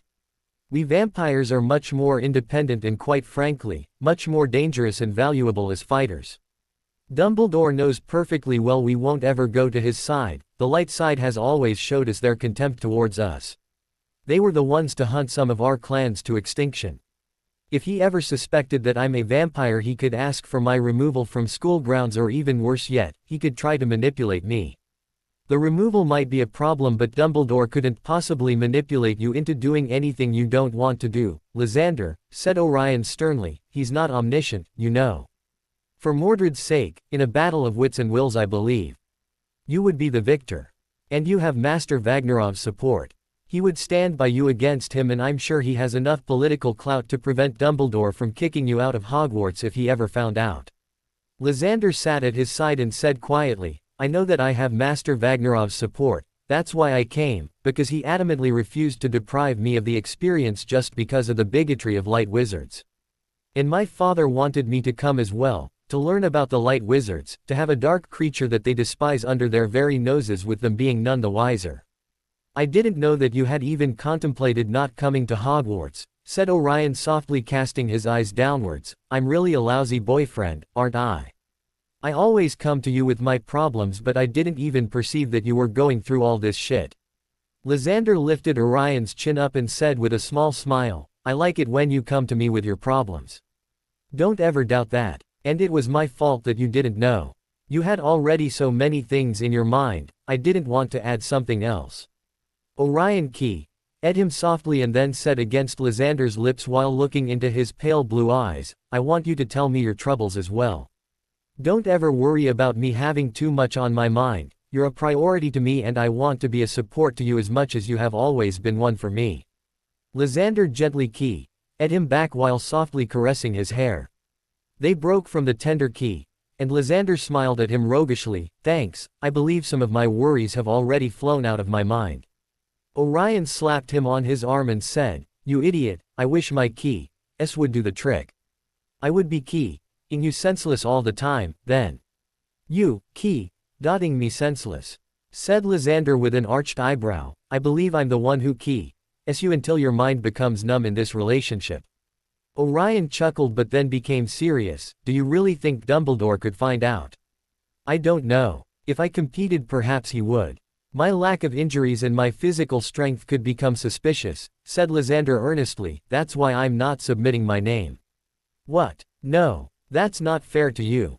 Said Orion indignantly. I know it isn't, but it's a small price to pay in order to remain in the shadows, retorted Lysander calmly. Orion sighed in resignation. I guess you're right. But why did you come then? If you knew from the start that you wouldn't be entering in the tournament, why did you leave Durmstrang? Lysander rolled his eyes. To be with you, of course. Orion smiled warmly at him and Lysander continued with a wicked glint in his eyes, and to see what the other schools have to offer as well. I have constantly heard Kara yapping about how exquisite the Beauxbatons boys are. Why would I deprive myself of the pleasure of seeing them? Or perhaps sampling them. Orion lunged at Lysander and pinned him to the bed. Jerk. And here I was thinking about how wonderful you were. He smirked at Lysander and said, I have seen a few interesting boys as well, you know. There's one particular tall Hufflepuff with a toned body and stunning smile. He couldn't finish the sentence when Lysander abruptly reversed their positions and aggressively keyed him. And Orion happily admitted to himself that his mind did go numb on these wonderful occasions. The next day was Saturday and Orion and the rest of the Durmstrang delegation, with the exception of Lysander, submitted their names in the morning. They had just gone in when the Weasley twins came out of the door laughing at each other's ridiculously long beards. The red bumbling buffoon, as Orion had taken to call Ronald Weasley, had scowled at him. When they had crossed paths, he had heard him jeering at him and saying something about his father, but Lysander had calmly pushed Orion forwards to ignore the jibes. Draco was still giving him the cold shoulder, but Blaise and Millicent seemed to be fed up with his attitude and had taken Lysander, Orion and Calypso through a tour around the castle and grounds. They had a very pleasant day and Orion had plenty of ammunition for his verbal spats after seeing the buffoon drooling after a beautiful Beauxbatons girl, which seemed to entice quite a lot of boys. Orion was fairly certain that she must have some Vela blood in her to get that mindless reaction from the male half of the population while getting angry and vexed glares from the female half. Vagnarov called them to their ship to have a few last words with them before the Halloween feast and the announcement of the champions. They entered the Great Hall, walking behind Vagnarov in a disciplined formation, proudly wearing their uniforms. When they entered the candlelit Great Hall, it was almost full. The Goblet of Fire had been moved. It was now standing in front of Dumbledore's chair at the teacher's table. They sat at the Slytherin table and everybody seemed to be eating in a hurry, as if the sooner they got through it the sooner they would know who the champions were. Draco completely ignored Orion and concentrated on eviscerating his filet mignon. After several attempts to speak to him throughout the day, Orion had finally given up and was content to simply ignore him until he came around his tantrum. At long last, the feast ended and the golden plates returned to their original spotless state. There was a sharp upswing in the level of noise within the hall, which died away almost instantly as Dumbledore got to his feet. On either side of him, Master Vagnarov and Madame Maxime looked as tense and expectant as anyone. Ludo Bagman was beaming and winking at various students. Crouch, however, looked quite uninterested, almost bored. Well, the goblet is almost ready to make its decision, said Dumbledore. I estimate that it requires one more minute. Now, when the champions' names are called, I would ask them please to come up to the top of the hall, walk along the staff table, and go through into the next chamber. He indicated the door behind the staff table, where they will be receiving their first instructions. He took out his wand and gave a great sweeping wave with it. At once, all the candles except those inside the carved pumpkins were extinguished, plunging them into a state of semi-darkness. The Goblet of Fire now shone more brightly than anything in the whole hall, the sparkling bright, bluey whiteness of the flames almost painful on the eyes. Everyone watched, waiting. A few people kept checking their watches. Any second now, Calypso whispered beside Orion. Orion turned towards Krum, offering him his hand while saying, "Good luck, Victor." Victor shook his hand and replied, "Thank you, good luck to you too. Let the best wizard win." "And which," added Orion, giving Calypso an encouraging hug. Calypso smiled brightly at him, but she seemed to be a bundle of nerves. The flames inside the goblet turned suddenly red. Sparks began to fly from it. Next moment, a tongue of flame shot into the air, a charred piece of parchment fluttered out of it, the whole room gasped. Dumbledore caught the piece of parchment and held it at arm's length, so that he could read it by the light of the flames, which had turned back to blue-white. "The champion for Beauxbatons," he read, in a strong, clear voice, "will be Fleur Delacour." There were loud claps from many of the boys and some whistle calls. The buffoon was clapping madly while wearing a foolish grin on his face. Some of the Beauxbatons girls broke into sobs as the girl who so resembled Avila got gracefully to her feet, shook back her sheet of silvery own hair, and swept up between the Ravenclaw and Hufflepuff tables. When Fleur Delacour had vanished into the side chamber, silence fell again, but this time it was a silence so stiff with excitement you could almost taste it. And the Goblet of Fire turned red once more, sparks showered out of it, the tongue of flame shot high into the air, and from its tip Dumbledore pulled the second piece of parchment. "The Hogwarts champion," he called, "is Cedric Diggory." The uproar from the Hufflepuff table was too great. Every single Hufflepuff had jumped to his or her feet, screaming and stamping, as Cedric made his way past them, grinning broadly, and headed off toward the chamber behind the teacher's table. The Gryffindors seemed sullen and didn't applaud. Orion saw one bushy-haired girl clapping avidly amongst them. The red buffoon seemed to be glaring at her, but she ignored him completely and got some of those around her to clap as well. Crumb turned to Blaze and asked, "Who is her?" "Ah, that's Granger," replied Blaze calmly. Orion arched an eyebrow, the highly intelligent Muggleborn. Draco snorted and said moodily to no one in particular, more like the nosy unbearable know-it-all mudblood. Crumb shot him a glare and Orion ignored Draco and asked in curiosity, "She doesn't get along with the Weasley idiot?" Blaze smirked, "None at all. I dare say she has more sense than any Gryffindor I have ever met. They have hated each other since first year when the Weasel taunted her for being an annoying bookworm. Anyway, anyone is a bookworm when compared to that moron." "Who are her friends?" asked Orion and Draco shot him a look. "She gets along mildly well with the Gryffindors except with Weasel's mates. She has more friends in Ravenclaw, though she seems to spend much of her time helping Longbottom after class or at the library," replied Blaze. "Longbottom?" Neville remembered Orion. He quickly asked Blaze to indicate where he was and he saw a quiet, nervous boy sitting by Granger's side. "So he is possibly the other one, if my suspicions are correct." Draco interrupted his musings when he snidely said, "What? Interested in mudbloods as well, now? Not happy enough with your half-breed?"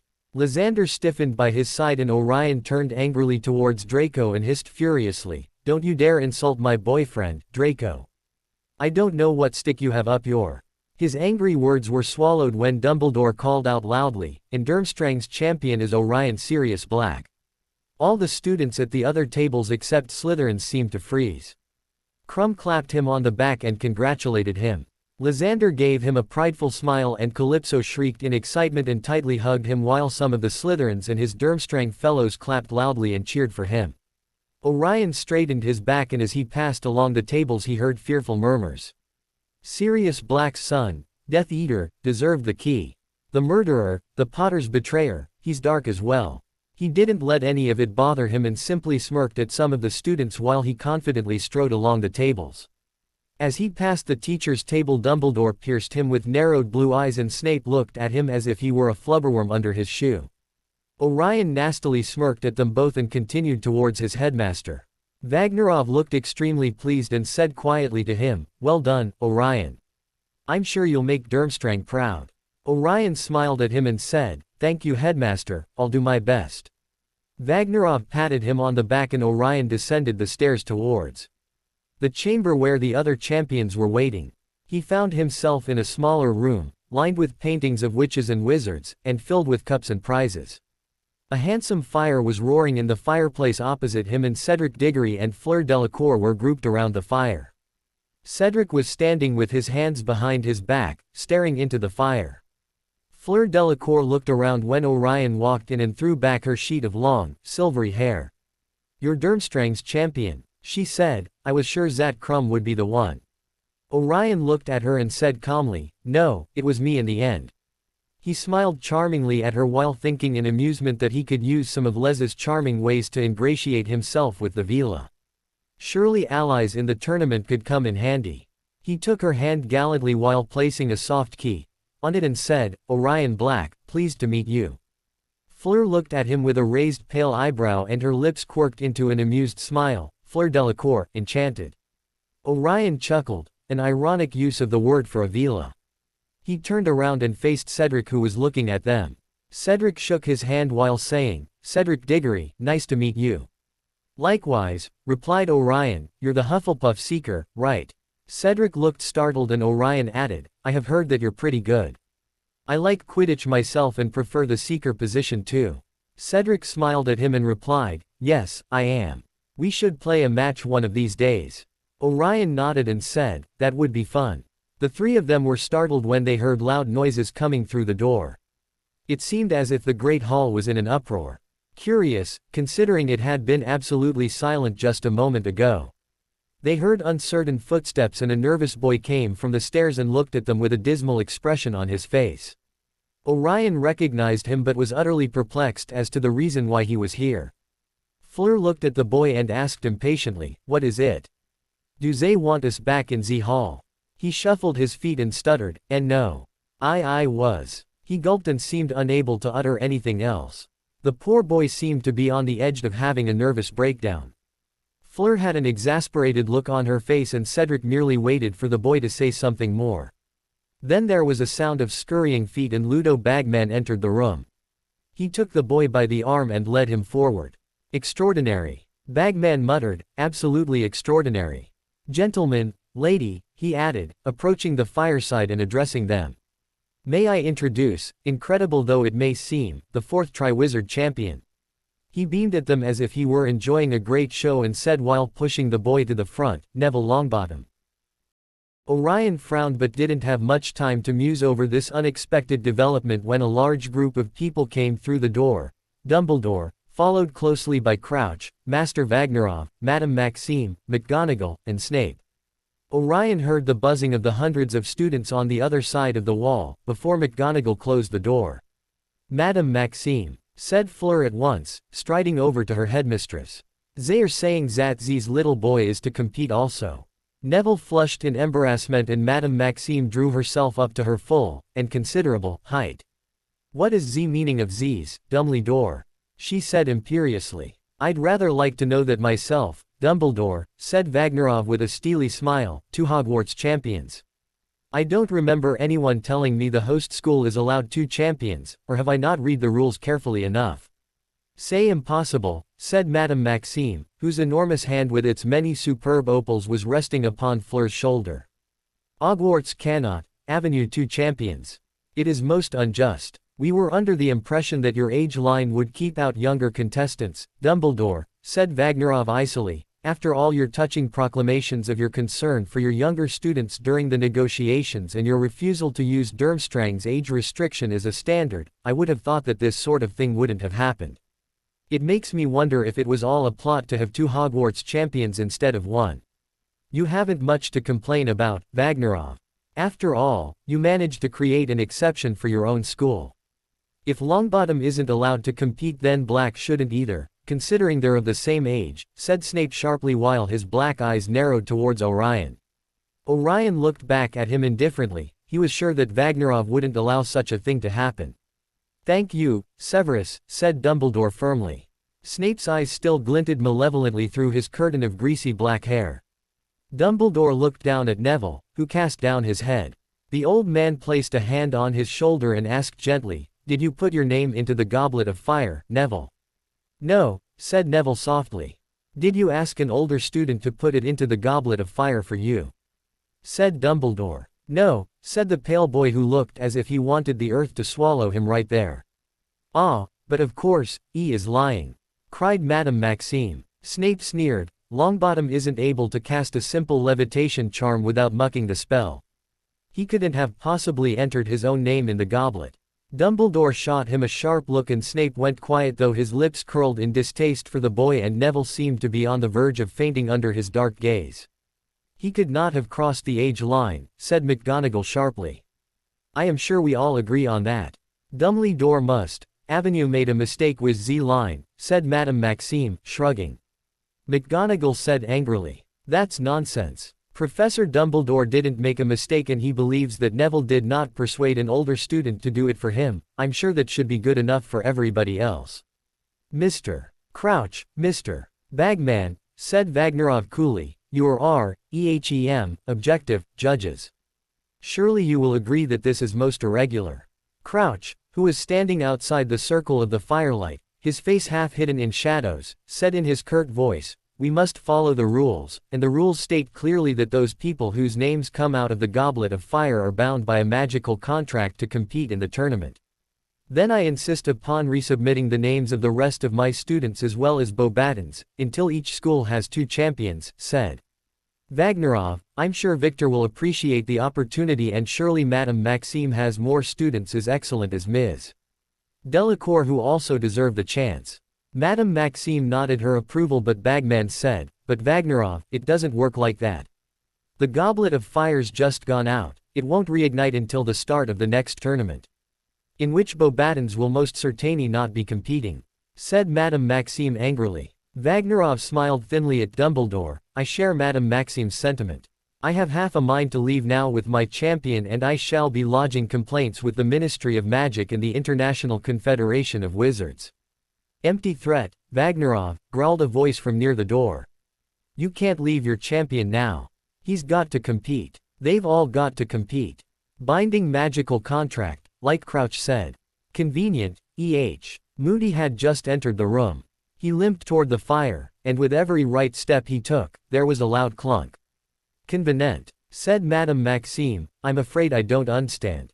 Moody said quietly. "It's very simple. Someone put Longbottom's name in that goblet knowing he'd have to compete if it came out.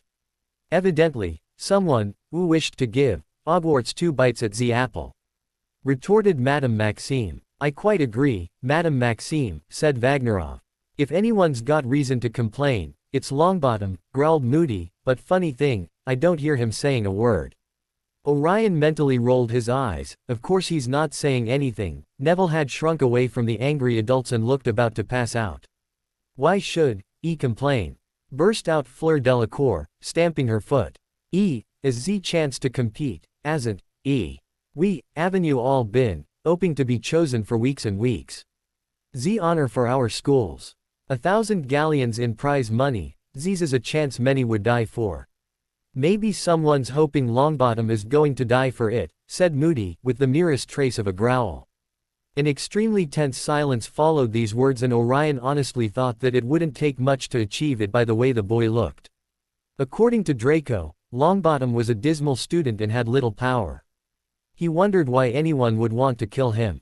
Well, there was one wizard that could perhaps be interested in Longbottom's death, but did Voldemort really think this pathetic boy could be a threat to him? Putting his whole prophecy-wild theory to aside, the hard facts were that the Longbottoms had gone into hiding just like the Potters, under Dumbledore's orders. And Dumbledore must have had a very good reason for it.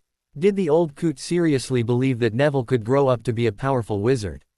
Orion inspected the boy shrewdly and couldn't fathom how anyone could consider him anything more than a mistake in the Longbottom pureblood line. The boy was completely spineless and seemed to crack under the smallest amount of pressure. Had Dumbledore started training him? Perhaps Dumbledore had finally given up in his search for the boy who lived and now wanted to make Neville the icon of the light.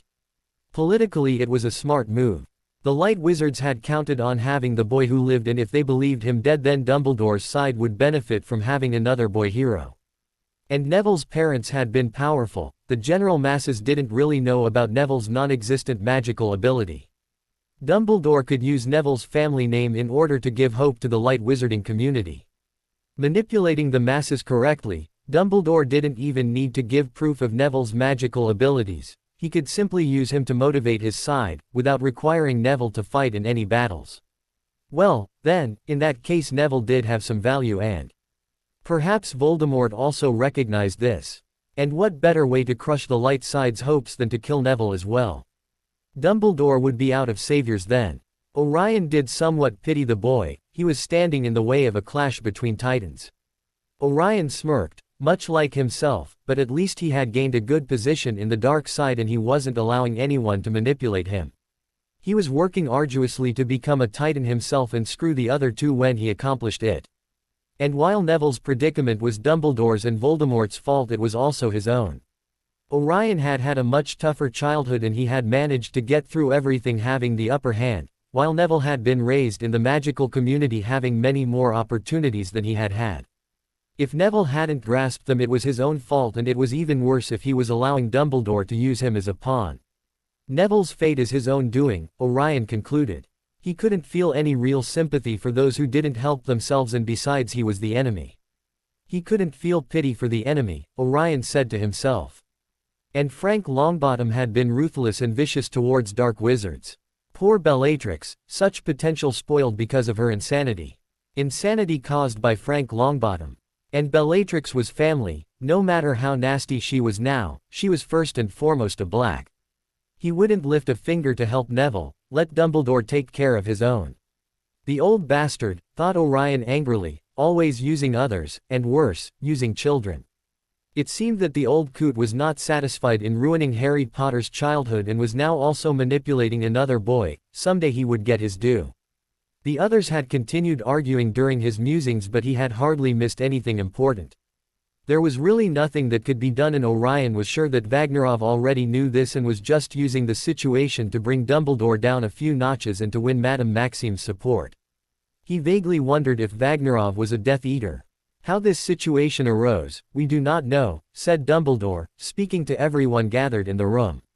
It seems to me, however, that we have no choice but to accept it. Both Cedric and Neville have been chosen to compete in the tournament. This, therefore, they will do. Ah, but Dumbledore, said Madame Maxime. My dear Madame Maxime, if you have an alternative, I would be delighted to hear it. Dumbledore waited, but Madame Maxime did not speak, she merely glared. She wasn't the only one either.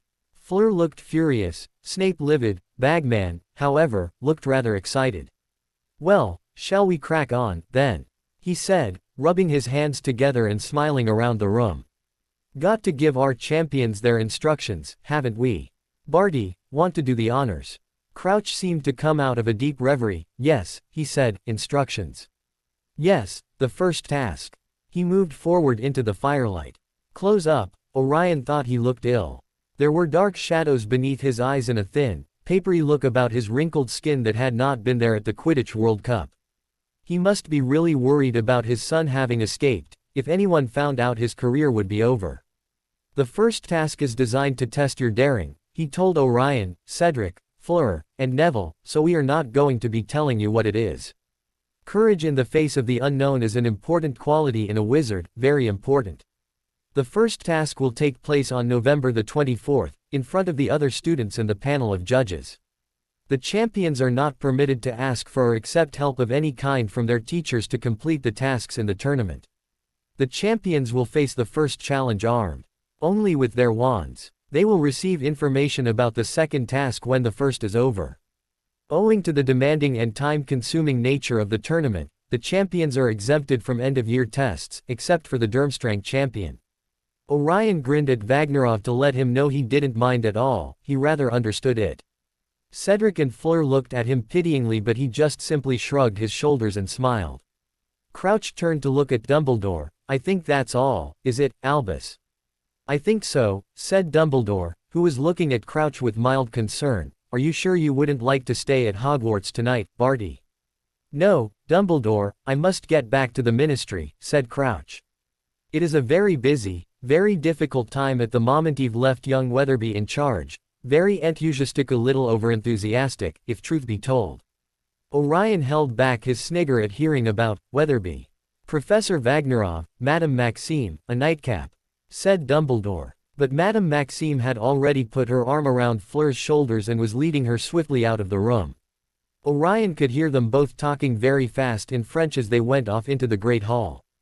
Vagnarov beckoned him while saying coldly to Dumbledore, I think not, Dumbledore. I hope you manage to not turn the whole tournament into a mess. Though if the first day is anything to go by, I'll be sure to lower my expectations to your standards. Oh, how he loved his headmaster, Orion thought in amusement. Dumbledore's twinkle momentarily left his eyes, but then he turned to address Orion in a gentle voice. My dear boy, I'm happy to see you again. I see that you're doing well. Perhaps we could have some tea in my office to discuss some matters. Vagnarov icily interrupted him while placing a hand on Orion's shoulder. Excuse me, Dumbledore. But Orion is Durmstrang's champion. I hardly think it's appropriate for him to be discussing anything with you. You don't see me kidnapping your numerous champions, do you? He didn't wait for a reply and took Orion away with him. Orion looked up at Vagnarov while he was being escorted to the guest rooms and saw that his headmaster had a serious expression on his face. Nicely played, Headmaster Vagnarov, said Orion with a grin. Vagnarov looked down at him and said with a smirk, of course, how could a Gryffindor outsmart a Hydra? Orion quirked an eyebrow. You were a Hydra. And Dumbledore had been a Gryffindor. He had thought that the old man had been a Ravenclaw, though he also had Slytherin qualities, if all his manipulations were anything to go by, but Dumbledore being a Gryffindor would explain his extreme dislike for the dark arts and for the Slytherins.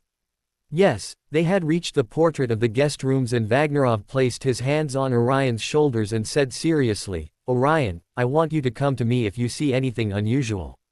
More unusual than Longbottom being a champion? Asked Orion amused. Vagnarov shot him an annoyed look and Orion turned serious and said, I'm sorry headmaster. I'm aware that there's something going on. Do you think that there's some real danger? Vagnarov pierced him with his dark eyes and quickly cast a powerful silencing spell around them and said, I truly don't know. But I don't like Dumbledore's interest in you. Is there any particular reason for it? Orion hesitated but then realized that if Vagnarov was a Death Eater then he probably knew about what had happened with Sirius at Hogwarts, and if he wasn't he was still a dark wizard and was his main supporter. We have met before. On the night my father was captured by the Aurors.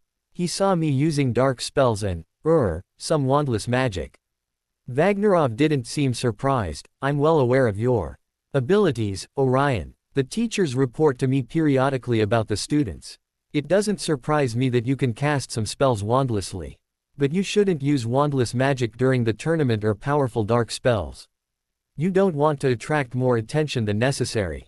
Orion nodded. Yes, I was already planning on doing so. And you can't let anybody know that you're a Parselmouth, added Vagnarov sternly. Of course I wouldn't. If Dumbledore discovered it, it would be terrible. Orion said dismayed. It was possibly the most dangerous secret for Dumbledore to discover. That he was powerful could be explained in many ways due to his black heritage, but his Parseltongue ability was entirely a different matter. Oh, the Dark Wizards believed it had to come from the Black or Valqua line, and Voldemort had been so pleased to have a Parselmouth at his side that he didn't seem to dig too much into it, at least as far as Orion knew. But Dumbledore on the other hand could only get more suspicious. And while everyone knew that the boy who lived had a lightning-shaped scar, the only one who had ever seen it personally had been Dumbledore when he was a baby. Voldemort had died just when he got the scar, so Voldemort only knew about the scar because of the newspapers. Voldemort had never been able to see it or even suspect it was anything else but a cursed scar. Dumbledore had, and Orion didn't really know how much the old coot suspected or knew about the nature of his scar.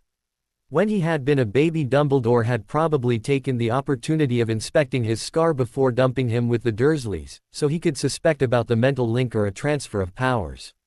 His Parseltongue ability would only make the old man more suspicious of him, and if he clued everything together he could be able to deduce that he was Harry Potter just with the new clue that he was a Parselmouth. Lucius had told him over the summer that the Death Eaters were keeping to themselves the secret that he was a Parselmouth, under the Dark Lord's orders. Not even Snape knew about it since he had never been present when Orion was summoned. That had been quite revealing. It was clear that Voldemort was still suspicious of Snape. Good. I'm glad that you can see that you would be discriminated if the Light Wizards knew you were a Parselmouth, said Vagnarov. Orion merely nodded his head and bid his headmaster a good night. After the short celebration with his Durmstrang fellows, Orion drew the curtains around hhis bed and cast anti-spying and silencing spells. He rested on the bed and opened the locket. Hello Tom, he said pleasantly. Tom arched an eyebrow and asked impatiently, well? Orion gave him an arrogant smirk. I'm Durmstrang's champion. Tom smiled proudly at him and said warmly, congratulations, Orion. I have no doubt in my mind that you'll win. Thanks for the vote of confidence, said Orion pleased. Then he added, but the strangest thing happened, Tom. Hogwarts has two champions. Cedric Diggory is one and he seems to be an able chap, but the other was Neville Longbottom and he's my age. And Dumbledore drew an age line for Hogwarts and Beauxbaton's students, so there's no way that Longbottom was able to submit his name. Tom turned thoughtful and said, and you think this has something to do with the Dark Lord? Orion sighed, I don't really know, but it's very suspicious. The teachers are in a fit and Longbottom didn't faint by a miracle. No one seems to know what's going on. I don't know what the Dark Lord's plans are. I haven't been summoned after that first time and Lucius didn't say anything during the summer. Tom said unconcerned, well, then you shouldn't interfere with whatever is happening. If the Dark Lord didn't tell you, then it's none of your business. How can it not be my business when I'm a champion as well? Said Orion angrily, I want to know if the Dark Lord is planning anything for the tournament. My friends are here, Tom, I don't want them to be in dangerous situations. Tom snapped at him, if you go sticking your nose where it doesn't belong you could muck the Dark Lord's plans. Don't tell me that you feel you must protect the Longbottom boy. Orion said dismissively, I don't care what happens to him, he's Dumbledore's problem, not mine. Then he added sternly, but I don't appreciate being kept in the dark. I know that the Dark Lord has taken an interest in the tournament after he saw into Bertha Jerkin's mind. Perhaps when the Dark Lord learns that you're one of the champions he'll summon you, said Tom unconcerned, but regardless of that, he doesn't have to share his plans with you. If he's keeping them a secret it's for a good reason. I suppose, said Orion unconvinced. Then he locked eyes with Tom and said with determination, I want to know about the Chamber of Secrets, Tom. Tom blanched momentarily and then narrowed his eyes at him and grunted, why? Orion snapped, you know why, Tom. You refused to tell me anything about it years ago but I need to know where it is. One of the reasons I wanted to come here was to discover the Chamber of Secrets, I won't let this opportunity pass.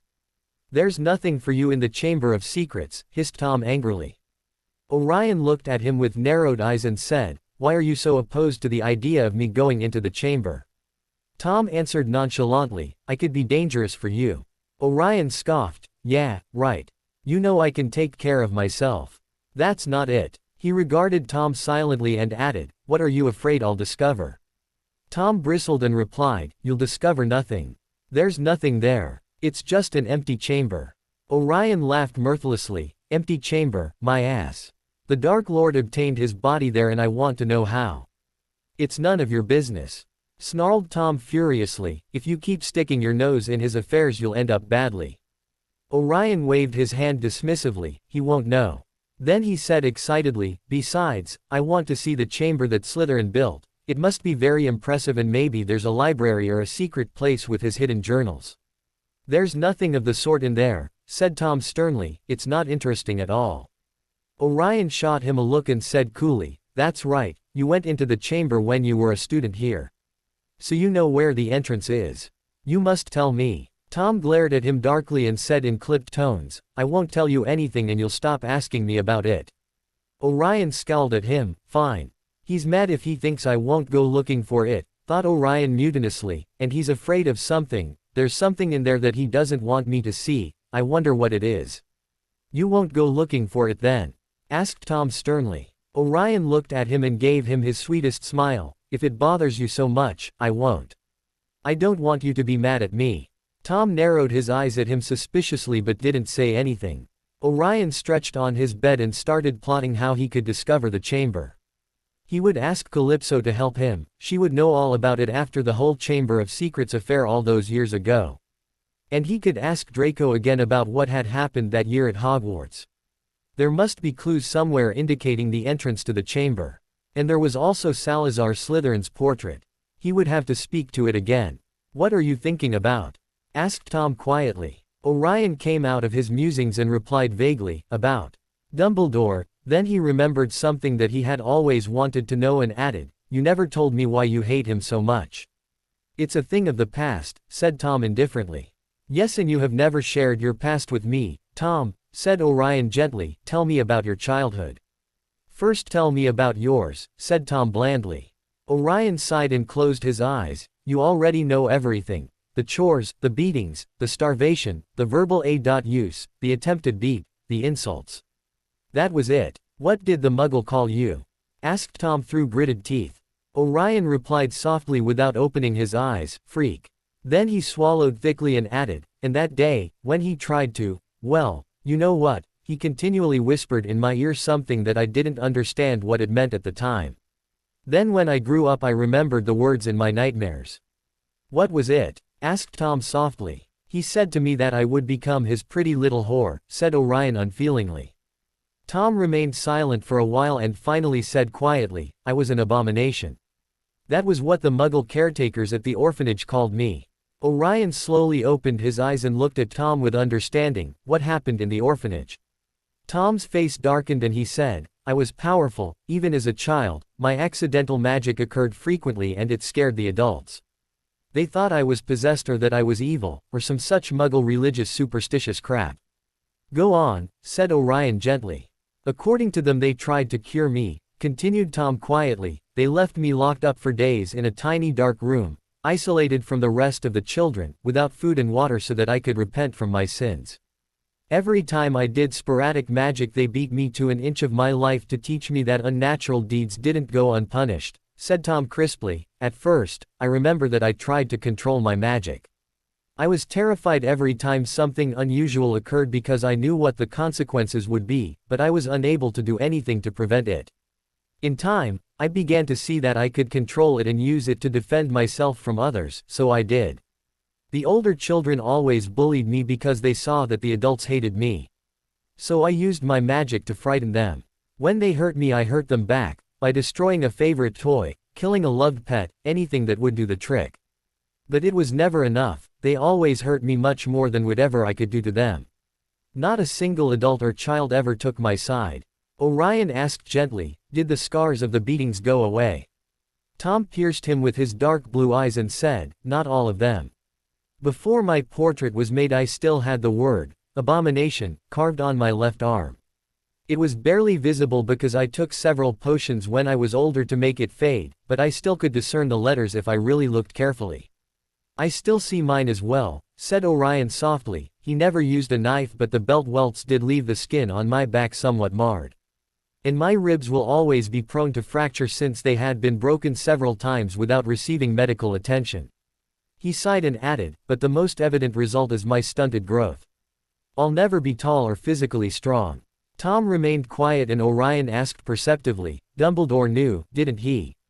You hate him with a passion. Was it because you told him and he refused to help? Tom's eyes flashed in rage momentarily before settling down. He growled, Dumbledore was the one who came to the orphanage to tell me that I was a wizard. I was very excited when I discovered that what I could do wasn't evil but that it was real magic that was taught at a special school. I saw it as my opportunity to learn everything I could so that no one could ever harm me again. I was so happy at the time that I stupidly told him about what I could already do. And then I saw the fear in his eyes. Even then he feared me because I could control my magic already and because I was aware of what I could do with it to protect myself from others. He saw the conditions in which I lived in at the orphanage. He saw the bruises on my arms but he didn't ask me anything about them. He gave a small pause and then continued, he was the Transfiguration professor at the time but also the deputy headmaster. On second year, when the beatings escalated, I didn't want to go back to the orphanage during the holidays. Headmaster Dippet had taken a leave of absence to cure his dragon pox and Dumbledore was left in charge.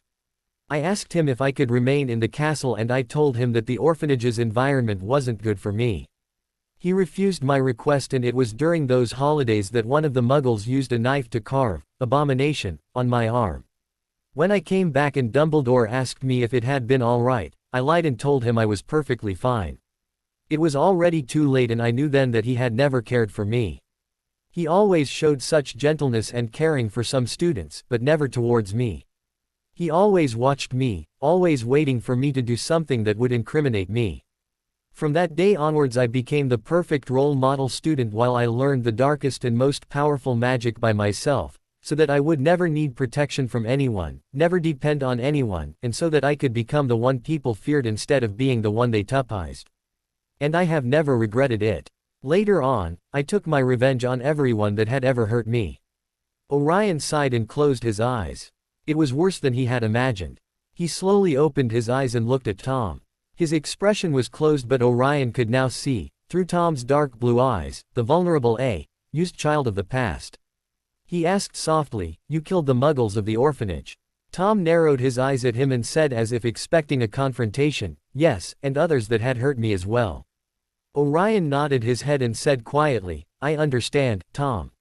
I don't condemn you for it. He sighed warily and added, I think that you're stronger than me in that way.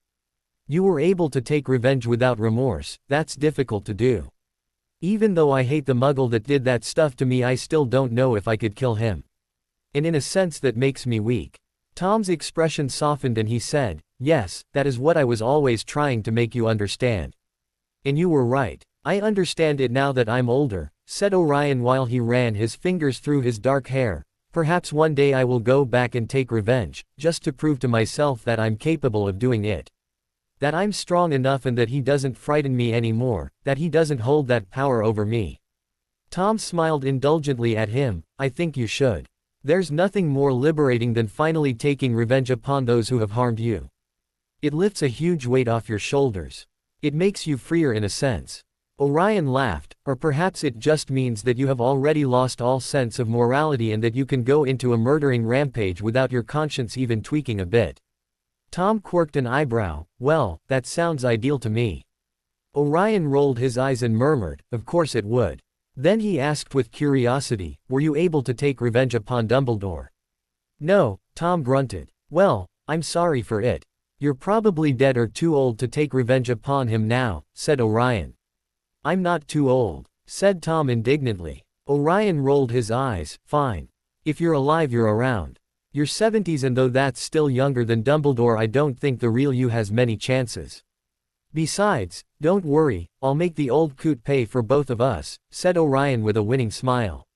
Tom quirked his lips into a small smile. Very well, you shall be our avenger.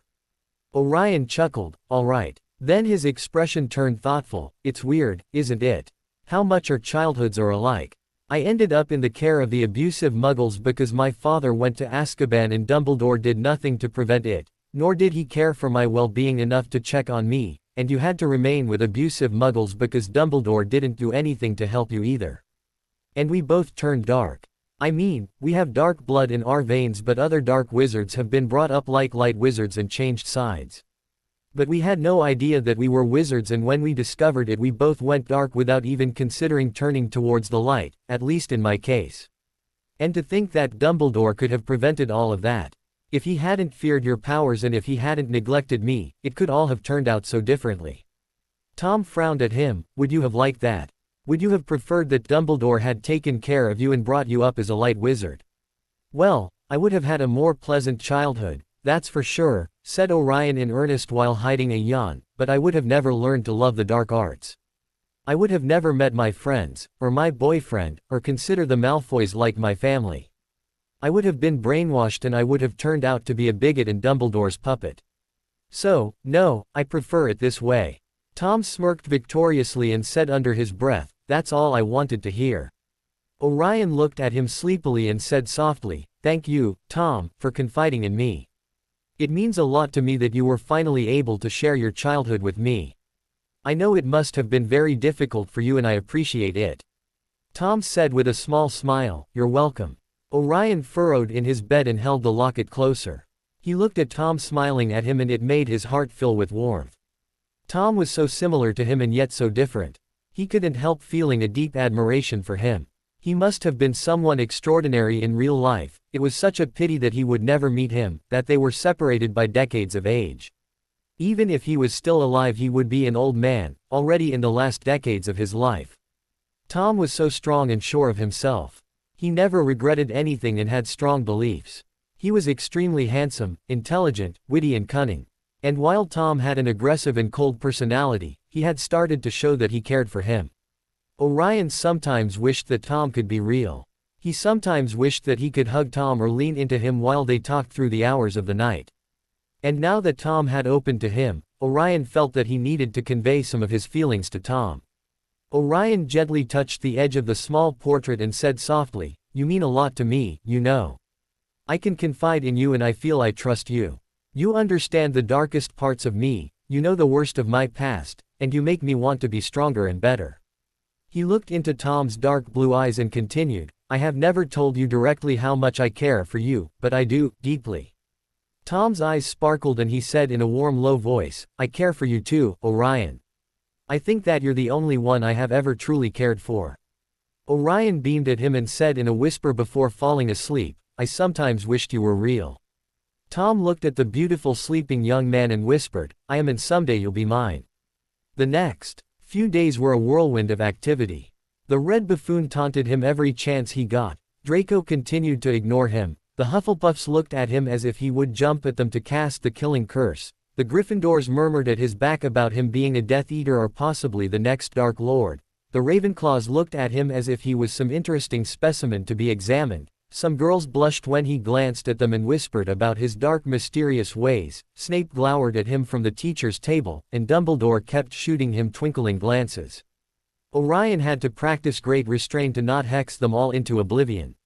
Classes seemed ridiculously easy to him, and he had already assigned the task to learn everything she could about the Chamber of Secrets to Calypso. She had been extremely excited at the prospect of finding it and scampered to the library every time she could. He thanked Morgana daily for Lysander's presence by his side. Today, in the morning, Vagnarov had pulled him apart to let him know that the weighing of the wands was to occur after the day's last class. Orion still had no clue what to do about it. Finally, he had concocted a desperate plan. He had taken notice of his friend's wands and had discovered that Lysander's wand had a similar length and color to his Death and Life wand. After breakfast, he pulled Lysander into an empty classroom after making certain there weren't any portraits and then cast silencing spells around them. "Les, I need you to do me a favor," said Orion urgently. Lysander arched an eyebrow and said, "Well, what is it?" "I need to borrow your wand today and also for the tasks," replied Orion. Lysander frowned. "Why? Just use your wand, Orion." Orion shook his head. "No, I can't. Today's the weighing of the wands and I don't want anyone inspecting mine. It's powerful, you see, and Vagnarov told me to keep a low profile." "But Orion, my wand won't work too well for you," said Lysander. "You need a good wand for the tasks." "That doesn't matter, I won't be using powerful spells anyway. Your wand will be sufficient," replied Orion, "and during the tasks I will be keeping my real wand hidden somewhere in case I need it." Lysander looked at his wand and then at Orion's. They do look somewhat similar, but if someone inspected them closely they would see they're different. "I'll use my wand during classes because the teachers never pay attention to the students' wands, and during the tasks everyone will be watching from a safe distance, so no one will know that I'm switching wands." "Please, Les, do me this favor," said Orion pleadingly. "The weighing of the wands will be after classes, but it's best if we switch wands now so that no one notices." "All right," said Lysander while giving his wand to Orion. "Take it." Orion smiled at him. "Thanks." But then he was reluctant to give his wand to Lysander. He didn't know why, but he didn't want anyone else touching it. He opened his school bag and searched for the Phoenix wand. He gave it to Lysander. "Here, use this one." Lysander cocked an eyebrow. "You have another one?" "Yes," replied Orion impatiently, "but I stole it, so keep it out of sight from Dumbledore and Ollivander, though you won't be seeing him, so there's no concern for that." Lysander gaped at him and whispered urgently, "You stole a wand? Are you insane? And who is Ollivander?" Orion quickly described the man and told him what had happened that day at the wandmaker's store. "He saw your scar?" asked Lysander in wonder. Then he added urgently, "And you'll be seeing him at the weighing of the wands. How will you keep your scar hidden?" Orion grimaced thinking about his plan and said, "I have it covered already, don't worry." Then he looked at Lysander and asked, "Your wand is a Grigorovich creation, right?" Lysander nodded and replied, "Yes, its core is made of thestral blood." Unusual but not shockingly so. "Grigorovich uses unconventional cores, it'll pass examination," said Orion pensively. During the day's classes Lysander could barely make Orion's Phoenix wand work, and Orion discreetly cast the spells for Lysander and no one noticed. Orion could use Lysander's wand, but it really wasn't powerful in his hands, but well, it would only be for that day. During the tasks the classes were cancelled so they wouldn't have to go through this again. Finally, they had the last class of the day. A class that was instrumental for Orion's plans to hide his scar. Calypso, Lysander and Orion walked calmly towards their first potions class at Hogwarts. Regrettably it was a double potions class with the Gryffindors. "Ah, look, boys, it's the Death Eater spawn," said Weasley to Finnegan and Thomas the moment he got within earshot of Orion. "How they allowed him to become a champion I don't know. Probably used a dark spell to confound the Goblet of Fire. But well, it's probably for the best. Half the Triwizard champions have died. How long do you reckon you're going to last, Black? I just hope you go down slowly and painfully, nothing less than your kind deserves." Finnegan and Thomas guffawed and Calypso took out her wand quickly and aimed it at Weasley. "Shut your trap, Weasel," she spat angrily. "He's a champion and a magnificent dueler. He could easily complete any task and could whip your ass in a blink of an eye. And I don't know who you think you are. You come from a pathetic family of blood traitors. If anyone deserves pain it's you." Ron turned red in anger and threateningly advanced towards her while saying, "Need your little girlfriend to protect you, Black." Can't stand up for yourself. Orion was calmly standing by Calypso's side and he said with a cold smirk, I would personally love to see her hexing you into oblivion. So I'll defer to her and let her have all the fun. The Slytherins that arrived stood besides them and the Gryffindors were behind Weasley. Just at that moment Draco decided to make his appearance and he took in the scene with an arched eyebrow and then he looked at Longbottom, who was unobtrusively standing behind the bunch of Gryffindors. The boy had had a couple of rough days as well. Almost the whole of Hogwarts had turned against him, proclaiming him to be a cheater while they proudly supported Cedric. Only Granger and a few other Gryffindors took his side. Draco smugly pointed at a large badge on his chest that flashed the words, Support Cedric Diggory, the real Hogwarts champion. He flashed the Gryffindors a nasty smile and said, like them, Longbottom. And this isn't all they do, look. He pressed his badge into his chest, and the message upon it vanished, to be replaced by another one, which glowed green, FATBOTTOM stinks. The Slytherins howled with laughter. While Draco passed them more badges and each of them pressed their badges too after pinning them on their robes, until the message FATBOTTOM stinks was shining brightly all around them. Orion had to admit that Draco was creative and he saw that Calypso and Lysander looked amused. The Gryffindors weren't laughing but they weren't sticking up for Longbottom either. Granger broke through the crowd and said sarcastically to Pansy and her gang of Slytherin girls who were laughing harder than anyone, oh very funny, really witty. Want one, Granger? Said Draco, holding out a badge to Hermione. I've got loads. But don't touch my hand, now. I've just washed it, you see, don't want a mudblood sliming it up. Fununculus. Longbottom unexpectedly yelled. Densagio! Screamed Draco. Jets of light shot from both wands, hit each other in midair, and ricocheted off at angles. Longbottom's hit Goyle in the face, and Draco's hit Granger. Goyle bellowed and put his hands to his nose, where great ugly boils were springing up. Granger, whimpering in panic, was clutching her mouth. Hermione, said Longbottom while he hurried forward to see what was wrong with her. He dragged Granger's hand away from her face. It wasn't a pretty sight. Her front teeth, already larger than average, were now growing at an alarming rate. She was looking more and more like a beaver as her teeth elongated, past her bottom lip, toward her chin. Panic-stricken, she felt them and let out a terrified cry. And what is all this noise about? Said a soft, deadly voice. Snape had arrived. The Slytherins clamored to give their explanations. Snape pointed a long yellow finger at Draco and said, Explain. Longbottom attacked me, sir. They attacked each other at the same time. Shouted some Gryffindor. And he hit Goyle, look. Snape examined Goyle, whose face now resembled something that would have been at home in a book on poisonous fungi. Hospital wing, Goyle, Snape said calmly. Malfoy got Hermione, said someone. Longbottom looked shaky under Snape's hard gaze but he made Granger remove her hand to show Snape her teeth. Pansy and the other Slytherin girls were doubled up with silent giggles, pointing at Granger from behind Snape's back. Even Weasley and his mates were quietly sniggering. Snape looked coldly at Granger and then said, I see no difference. Granger let out a whimper, her eyes filled with tears. She turned on her heel and ran all the way up the corridor and out of sight. Snape turned to look at them and said sternly, Now, all of you, get into the classroom before I start taking points. Orion saw Snape catching Draco's badge with his eyes and the wizard's lips curled into a nasty amused smirk. Calypso, Orion and Lysander sat at the Slytherin side of the classroom and started getting their things out. Orion froze when he searched his school bag and didn't find his potions textbook. He remembered Narcissa buying the new textbooks that were used at Hogwarts and sending them by all to Durmstrang. Orion frowned. Had he left it at Durmstrang? Antidotes, said Snape, looking around at them all, his cold black eyes glittering unpleasantly. You will prepare your recipes now. I want you to brew them carefully, and then, we will be selecting someone on whom to test one. Snape's eyes met Orion's, and Orion knew that Snape had the intention of poisoning him in front of the whole classroom and make him drink the worst brewed antidote of some student. Probably Longbottom's, he thought wryly. Orion raised his hand and said politely, Excuse me, Professor Snape. It seems that I left my textbook at Durmstrang.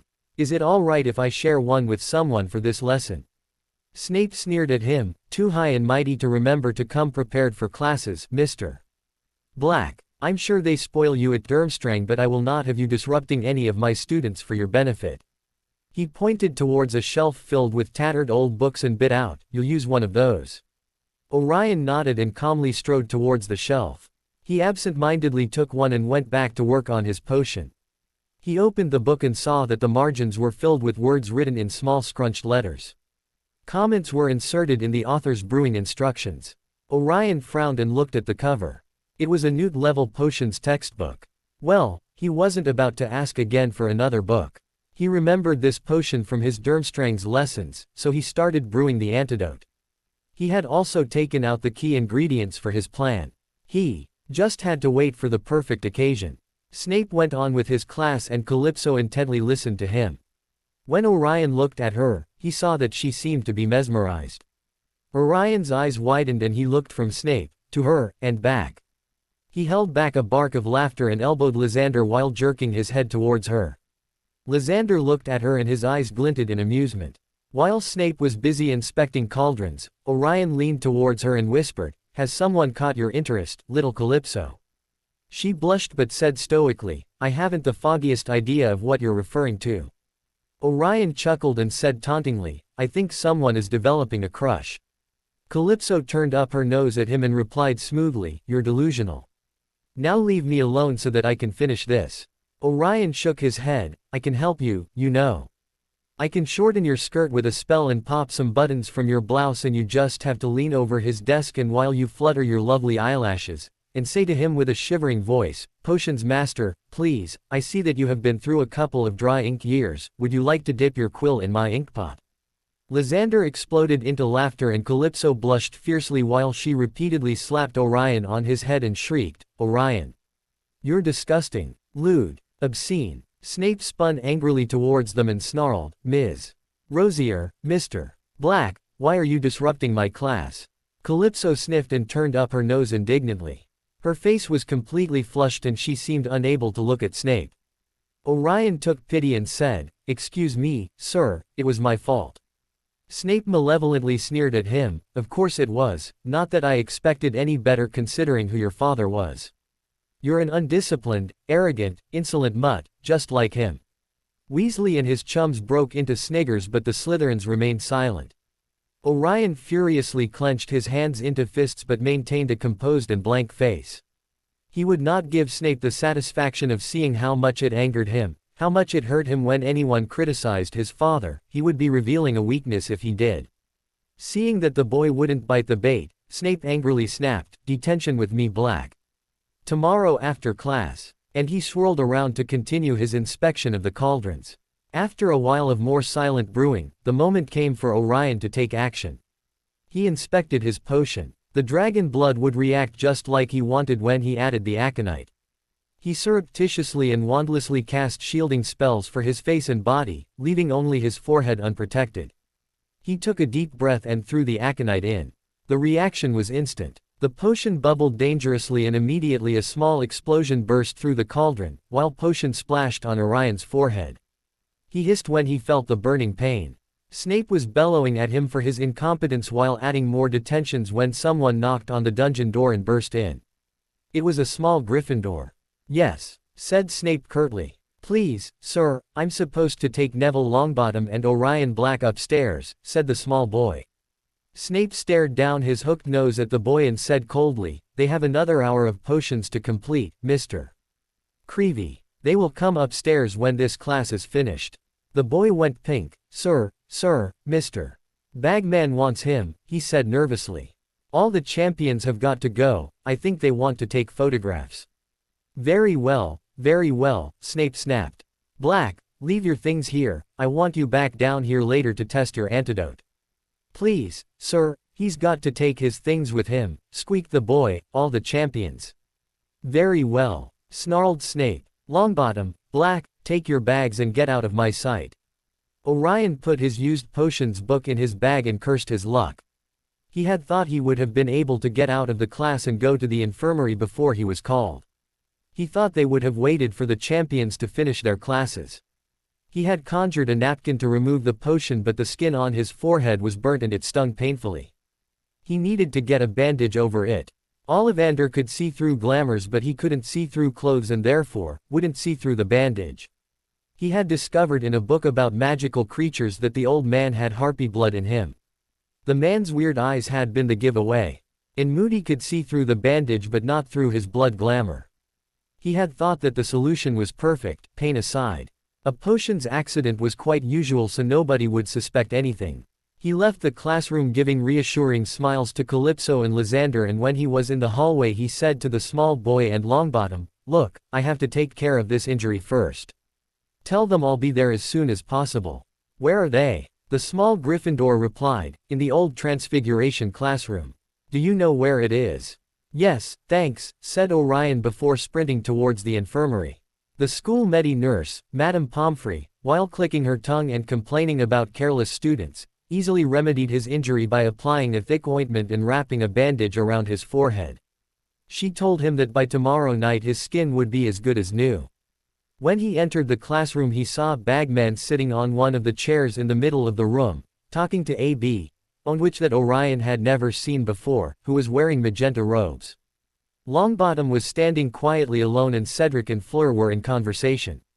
She looked a good deal happier than Orion had seen her so far. She kept throwing back her head so that her long silvery hair caught the light. A paunchy man, holding a large black camera that was smoking slightly, was watching Fleur out of the corner of his eye. Bagman suddenly spotted Orion. "Ah, here he is at last. This is Rita Skeeter," he said, gesturing toward the bee, on which in magenta, "she's doing a small piece on the tournament for the Daily Prophet." "Maybe not that small, Ludo," said Rita Skeeter, her eyes on Orion and Neville. Her hair was set in elaborate and curiously rigid curls that contrasted oddly with her heavy-jawed face. She wore jeweled spectacles. The thick fingers clutching her crocodile skin handbag ended in 2-inch nails, painted crimson. "I wonder if I could have a little word with Orion and Neville before we start," she said to Bagman, but still gazing fixedly at Orion. "The youngest champions, you know." "Certainly," cried Bagman. "That is, if they have no objections." Said Longbottom. Orion looked at Rita contemplatively. He had read her articles before and he had despised the things she had written about his father after the key, and he could see a nasty glint in her eyes that didn't forebode anything good for him, but she could have her uses. After all, a journalist held a lot of power to sway public opinion. She could become an asset. Orion simply nodded his head. "Lovely," said Skeeter, and in a second, her Arlette taloned fingers had Orion's upper arm in a surprisingly strong grip, and she was steering Longbottom with her other hand out of the room and opening a nearby door. "We don't want to be in there with all that noise," she said. "Let's see, yes, this is nice and cozy." It was a broom cupboard. Orion shook his arm from her tight grip and said coldly, "I think not, madam. If we're going to give you juicy information, you could at least find somewhere decent where to conduct your interrogation." She looked at him startled, as if she hadn't expected to be contradicted by a little boy, before giving him a false sugary smile. Of course. She opened another door that led to an empty classroom and Orion confidently strode in while Longbottom trailed behind Skeeter. "Lovely," said Skeeter while dragging 2 chairs in front of her and seating in one facing them. "Let's see now." She unsnapped her crocodile skin handbag and pulled out a small roll of purple parchment and an acid green quill, which with the wave of her wand sprung into midair and rested its tip on the floating parchment. "You won't mind, if I use a quick quotes quill. It leaves me free to talk to you normally." "As you please," said Orion indifferently. Skeeter's smile widened. "Testing, my name is Rita Skeeter, Daily Prophet reporter." The moment Rita Skeeter had spoken, the green quill had started to scribble, skidding across the parchment. "Attractive bee.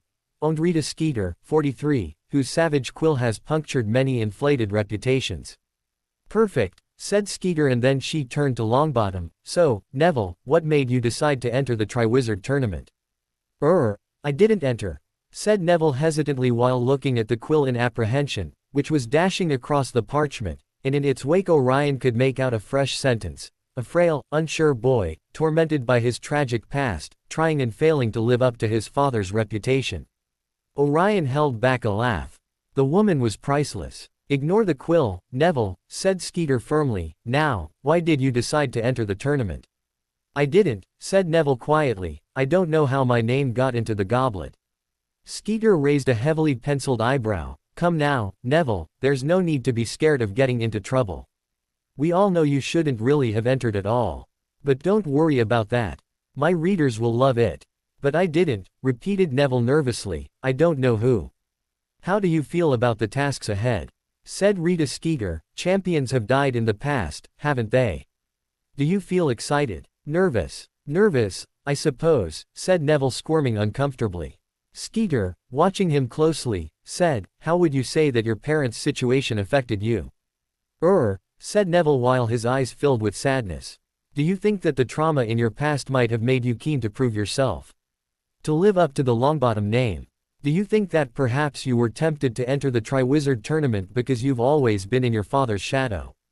Even if he's out of commission now, completely unaware of his surroundings, he used to be an important Auror, perhaps you felt the need to prove yourself, said Skeeter. Neville interrupted her a little bit forcefully. I didn't enter and my father isn't out of commas. Are your parents aware of you when you visit them at St. Mungo's? Did they know who you are? Said Skeeter, talking over him. No, said Neville curtly while his body shook a bit. How do you think they'd feel if they were able to know that you broke the age line and entered the Triwizard Tournament? Proud, worried, angry, frowning, Neville avoided her gaze and Orion looked down at words the quill had just written. Tears fill those doe-like eyes as our conversation turns to the parents that were driven into insanity under the Cruciatus curse. Stop writing about my parents, cried Neville shakily. Skeeter lifted an eyebrow and turned to Orion. And you, what a surprise. The unknown son of the only convicted Death Eater that managed to escape from Azkaban only to receive the Dementor's key, afterwards. How did he escape from Azkaban? How did you feel when you heard that your father had been key, Ed? Orion tensed but replied with a blank face and even voice, I felt appalled at the English Ministry of Magic's lawlessness. My father never received a trial and therefore his conviction and the Dementor's key he received were a clear breach of the law and his wizarding rights. She looked at him in interest. Your father was a close friend of the Potters. How did you feel when you learned that it was his betrayal to his friends that caused the Potters to be murdered by you-know-who and ended in the disappearance of the boy who lived? That your father was responsible for the boy's presumed death. My father was their friend, said Orion nonchalantly, but it was never proven that he betrayed them. He never had the chance to defend himself against the charges, did he? Isn't it a little bit fishy that the Ministry didn't give him a trial when all the other suspected Death Eaters were? Are you implying that the Ministry was behind the Potter's assassination and proceeded to use your father as an scapegoat? Said Skeeter with a delighted glint in her eyes. Orion waved his hand dismissively. None at all, I was merely pointing out the Ministry's incompetence at following their own laws. Then he added to stir the questions to the subject he wanted to broach, and if the English Ministry is able to break their laws with impunity, it isn't so surprising that the same is happening at Hogwarts during the tournament. Certainly, said Skeeter excitedly. How do you feel about Neville breaking the tournament's rules and entering the competition? Orion smiled at her. I don't really think it's his fault. After all, it was Dumbledore's responsibility to protect his younger students and prevent such a thing from happening. Indeed, said Skeeter joyfully. Do you share the opinion that Dumbledore is getting too senile and is slacking in his duties? Orion smirked at her mischievously. I don't know much about him, but what happened with Neville seems to indicate neglect from his part. He made his face take a thoughtful expression and added, perhaps his inaction should be inspected more closely. After all, this is not the first time that his students have been put in danger and that he wasn't able to protect them. I remember reading something about a girl that disappeared during her first year. Yes, said Skeeter excitedly, the poor Ginevra Weasley who apparently opened the Chamber of Secrets and was devoured by the monster inside. Before Skeeter could continue her interrogation, the door was pulled open and Dumbledore stood looking down at them. Dumbledore, cried Skeeter, with every appearance of delight, but Orion noticed that her quill and the parchment had suddenly vanished. How are you? She said, standing up and holding out one of her large hands to Dumbledore. I hope you saw my piece over the summer about the International Confederation of Wizards Conference. Enchantingly nasty, said Dumbledore, his eyes twinkling. I particularly enjoyed your description of me as an obsolete dingbat. Skeeter didn't look remotely abashed. I was just making the point that some of your ideas are a little old-fashioned. Dumbledore, and that many wizards in the street. I will be delighted to hear the reasoning behind the rudeness, Rita, said Dumbledore, with a courteous bow and a smile, but I'm afraid we will have to discuss the matter later. The weighing of the wands is about to start, and it cannot take place if two of our champions are hidden in a classroom. Regretful that the subtle Dumbledore bashing session with Skeeter had to end, Orion stood up. While Neville trailed after Dumbledore, he turned towards Skeeter before leaving the classroom and told her in a whisper, "You know, I'm sure some of the Slytherins could give you interesting information about the tournament in Dumbledore if you manage to get into Hogwarts grounds undetected." Skeeter's eyes sparkled in delight and she gave him a small devious smile. "I think it could be arranged, and perhaps you could continue to give me your refreshing views upon matters." Orion smiled at her charmingly. "Of course, it would be my pleasure to work with such a renowned and respected journalist." "Excellent," said Skeeter with a sugary smile, "I'll be owling you soon to make the arrangements." "I'm already looking forwards to it," replied Orion with a conspiratorial smirk. When Orion entered the room, the other champions were now sitting in chairs near the door, and he sat down next to Cedric and made sure that his bandage was in place.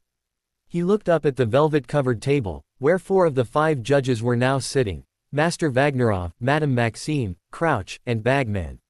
Rita Skeeter settled herself down in a corner and Orion saw her slip the parchment out of her bag again, spread it on her knee, the end of the quick quotes quill, and place it once more on the parchment. "May I introduce Mr. Ollivander?" said Dumbledore, taking his place at the judges' table and talking to the champions. "He will be checking your wands to ensure that they are in good condition before the tournament." "Mademoiselle Delacour, could we have you first, please?" said Mr. Ollivander, stepping into the empty space in the middle of the room. Fleur Delacour swept over to Mr. Ollivander and handed him her wand. He said. He twirled the wand between his long fingers like a baton and it emitted a number of pink and gold sparks. Then he held it close to his eyes and examined it carefully. "Yes," he said quietly, 9.5 inches, inflexible, rosewood, and containing, dear me, an heir from Ead of Avila, said Fleur. "One of my grandmothers." Ollivander ran his fingers along the wand, apparently checking for scratches or bumps, then he muttered, "Orchideas." And a bunch of flowers burst from the wand tip. He continued checking the wands and finally it was Orion's turn. Said Ollivander while holding Lysander's wand, "This is a Grigorovich creation, unless I'm much mistaken. A fine wand maker, though the styling is never quite what I however." He lifted the wand and examined it minutely, turning it over and over before his eyes. "Yes, thestral blood." He shot at Orion, who nodded. "Rather unusual, quite rigid." Avis. A number of small, twittering birds flew out of the end and through the open window into the watery sunlight. Orion saw Vagnarov shooting him an inquiring look and Dumbledore had a somewhat thoughtful and puzzled expression on his face. Then they went into a photo session that seemed to take ages and Orion was finally free. Orion smiled in triumph. His plan had worked and Ollivander was none the wiser. The next day he was sitting with Calypso at the library while they worked on some essays. Skeeter's article had been in the Prophet's morning issue and Orion was very pleased with himself. Skeeter had cast him in a favorable light, saying that he was a sensible and clever boy with good chances of winning the tournament and that had had to suffer great injustices at the hand of the Ministry of Magic. It touched the subject of the lack of trial for his father and then denounced the ministry's incompetence. But it was mostly centered in portraying Dumbledore as a senile old fool that couldn't protect his students anymore. She basically worked on the ideas that Orion had fed her, bringing up again the Chamber of Secrets affair and the death of Ginevra Weasley and then Neville's participation in the tournament. She depicted Neville as a poor perturbed child, traumatized by his parents' tragic situation that had resorted to enter into the dangerous tournament because he was in want of attention. All in all, it was an excellent article, just what Orion had wished for. He had told Calypso about the whole thing with Skeeter and she had been delighted with his idea. She thought that Skeeter could be a great tool and was already planning on things to tell her. Calypso also thought that it would be a good idea to bring Draco with them when they met Skeeter, since as a Malfoy she would value his opinion. Now they only had to wait for Skeeter's letter. Orion turned to Calypso and asked with curiosity, "Yesterday you called the Red Buffoon a blood traitor. Is it just because his family is light and they defend Muggles?" Calypso frowned at him. Don't you know about the Pruitts? Who? Asked Orion in confusion. Then he remembered something. Ah, yes, there were some Pruitt brothers that died during the last war, right? Calypso nodded and said, yes, they fought for the light side. Weasley's mother was their sister. So Weasley is from their line. The Pruitts were a very old dark pureblood line. Some time ago they started marrying into pure-blooded light families, so in time their bloodline lost its dark magic and their descendants started being born with light magical blood. That's why they're considered to be blood traitors, because they allowed their dark magic to die and they turned their bloodline into a light one. Why would they do that? They basically weakened their own bloodline. They lost their dark magic, exclaimed Orion. It was for political reasons. When the Dark Wizards started losing ground against the Light Wizards, some families chose to turn sides and ingratiate themselves with the light magical community instead of staying firm in their beliefs, explained Calypso, so they basically betrayed their ancestors and their own magic just to be accepted by the side that was winning and have a more comfortable life. And considering that we are a minority and our bloodlines need strengthening, the actions of those families that betrayed our kind are considered to be unforgivable. We are few as it is in comparison to the Light Wizards, and the loss of an old pureblood dark bloodline is catastrophic for us, because it limits our dark blood pool and forces us to intermarry more to prevent the extinction of our magic. I see, said Orion, that's horrible, it really is a betrayal of the worst kind. Calypso nodded her head and said sadly, it is. We have been losing ground for many centuries now. In the past, I used to fear that if we didn't do something soon more families would start turning to the other side, just to be on the winning side. Then she added brightly, but now we really got a chance. With him back we have the opportunity of finally winning and being the dominant wizarding kind, and in time that would mean that more families would turn dark and our dark magic will be as strong as it was before. But how can light families turn dark? Asked Orion. No dark pureblood family would ever marry into one because their heirs would be weaker. The light families can marry into weaker and pure dark lines, and in time their descendants would have enough dark magic to marry into the more pure dark lines, and thus our community would grow, said Calypso patiently.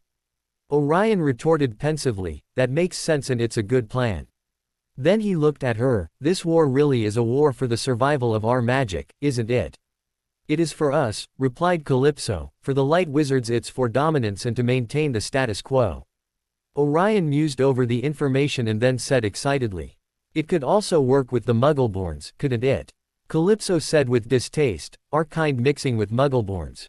I think not. But Calypso, think about it, said Orion persistently, if light families can turn dark, why couldn't it be the same with Muggleborns? Because they have no type of magical blood to speak of, Orion, said Calypso sternly, their magic is neutral, and thus doesn't have the power that light or dark blood has. But they have magic, insisted Orion, we simply don't understand where it comes from. It must be a mutation from the magicless blood of the Muggles, a sort of evolutionary step. And they can just as well mix with impure dark bloodlines and start having dark-blooded descendants. But they are still far too different from us. And their culture, said Calypso with a disgusted expression, just imagine them tainting our traditions with their prejudices and ignorance. Orion huffed, they can be taught. Perhaps, but they're raised as Muggles, that isn't something easily changed, replied Calypso curtly. Orion turned thoughtful and said, if they were raised in the magical community from infancy it wouldn't be a problem. Calypso raised an eyebrow and Orion continued, we can detect when magical children are born into a Muggle family, can we not?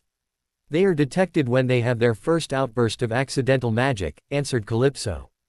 Then they could be taken away from the Muggles and adopted by a dark magical family. Maybe not by the purer families, but by the lesser ones. They would be raised as one of us and our numbers would increase, said Orion excitedly. And don't you think that's a little bit cruel? To just take a child away from his Muggle parents? Replied Calypso unconvinced. Not really, said Orion calmly, I think we would be doing them a favor. While some Muggleborns are accepted by their parents, there are many that aren't. Then he added bitterly, they're considered weird and frowned upon by their relatives. And they wouldn't go through the whole culture shock and identity problems. They would know from a start that they're wizards, it wouldn't be thrown upon them at 11, and they would be able to naturally fit in our community. And what about their parents? Don't you think they would have something to say about the kidnapping of their children? Asked Calypso with a frown. They could be obliviated, said Orion nonchalantly. Magical children don't belong with muggles, Calypso. They need to be in a magical environment so that their magic stabilizes from infancy, so that they're magically stronger. I know that, said Calypso with a sigh, but I really don't see any of the dark purebloods willingly adopting muggleborns, Orion. Orion shrugged his shoulders. Not the most important families, perhaps, but the lesser ones could. It's a matter of policy. If we had control of the Ministry of Magic, laws could be passed and agencies could be established. Incentives could be created, and if it was seen with favorable eyes, the impure dark families would start adopting just to have a better social and political standing. Perhaps it could work, said Calypso contemplatively. Orion grinned at her. Think about it, Calypso. I believe it could be a solution to the muggleborn problem. We wouldn't have the safety issues we have now, about the families of the muggleborns yapping about our existence. And all the discrimination against muggleborns would end. It would be beneficial for them and for us. Maybe, said Calypso, eyes shining with interest. I would have to research more about their blood and type of magic, just to make sure that it's safe for us to mix our blood with theirs and to see the long-run repercussion to our bloodlines. Orion smiled at her. Then research all you like and let me know of your discoveries. I will, said Calypso with a grin. It's not a bad idea, but it needs to be supported by evidence. We cannot jump into it without knowing how it will affect our magic. Orion nodded. I agree. It's something that needs to be studied carefully. It's just an idea for the future. Then he added with a sigh, anyway, we first need to win the war. Yes we do, said Calypso tersely. She left to write some essay in her dormitory and Orion remained at the library silently musing about it. He broke from his reverie when he was confronted by Granger. The bushy-haired girl regarded him with narrowed brown eyes and said, I overheard your conversation. Orion cocked an eyebrow and motioned for her to take a seat. She sat primly in front of him and said, I don't think you have any idea of what you're talking about. Muggles don't discriminate magical children, and your idea about kidnapping children and obliviating their parents is insidious. Orion snorted and replied coldly, I think I have a very good idea about how Muggles treat magical children. I was raised by them. Granger's eyes widened and then she said suspiciously, you're a pureblood, how's that possible? My father spent all my childhood in Azkaban. I'm sure you've heard of him, said Orion with a smirk. Granger shifted uncomfortably in her seat but nodded, and Orion continued, I was left in a Muggle orphanage, and believe me when I tell you that they didn't think that my magic tricks were cute. He regarded her coldly and added, they tried to beat the magic out of me. She gasped but then said softly, orphanages can be horrible places, but magical children aren't treated that way by their relatives. Orion's eyes flashed and he interrupted her angrily, some are. Granger's eyes widened at his outburst and Orion calmed down and continued, I assume that your parents are nice to you and have accepted you, but not all Muggles react that way. You can't be naive enough to think that. I have heard of cases where the children's own relatives rejected them and physically used them because they were considered abnormalities, even though they knew that the magical world existed. She looked at him with intelligent eyes. You speak from personal experience. I thought you said you were raised in an orphanage. Orion looked at her in concealed wonder. She was sharp indeed. He waved his hand dismissively and replied, I wasn't speaking from personal experience. I'm a pureblood and I don't have Muggle relatives. I was just sharing with you something I've heard. She didn't seem convinced but said, those cases are regrettable indeed, but it's not fair to remove magical children from parents that love them. I would agree with your ideas if they were only applied to the mistreated children. And how would you detect them from the others? Asked Orion. There's no way to know. Used children are too scared to call for help and abusive relatives always cover their tracks. And besides, don't tell me that you don't feel torn between the two worlds. Don't tell me that you wouldn't have liked to know that you were a witch from the beginning and that you didn't suffer through your first year when confronted with such a different world. You would have been more magically powerful if you had been raised in a magical household. You wouldn't have been discriminated against if you were part of a wizarding family. Granger frowned and replied, it was difficult and of course that I would have liked to know from the start, but I wouldn't give up my parents just to have the advantages that you speak of. Of course not now, anyway, because you grew up with them. But if you had been adopted when you were a child, you would have loved your wizarding parents just as much. And in the case of the used children, they would have been saved from a world of pain, said Orion calmly. Magical children are never used in dark families. You mustn't think only of your case, think about all the other that aren't as lucky as you are and that don't have understanding parents. I still don't think it's morally correct, insisted the girl. Orion sighed. It may not be, but it's the best solution.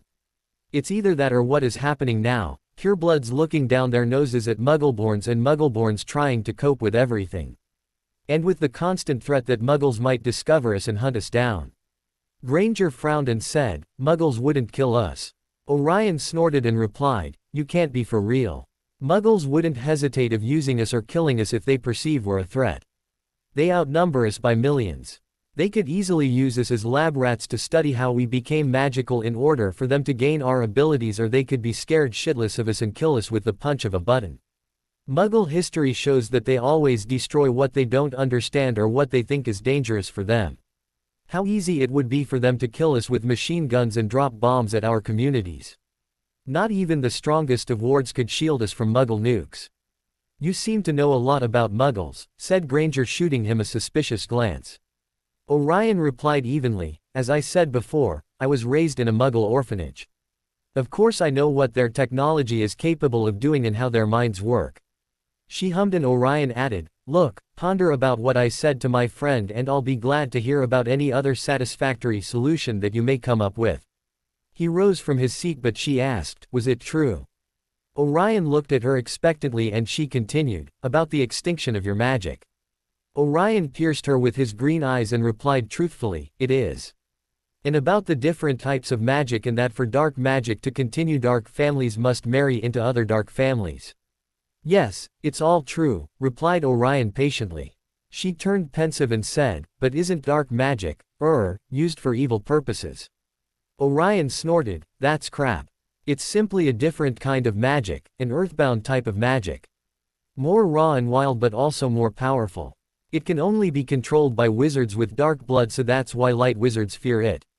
But magic in itself isn't evil, it's the wizard that decides how it's used.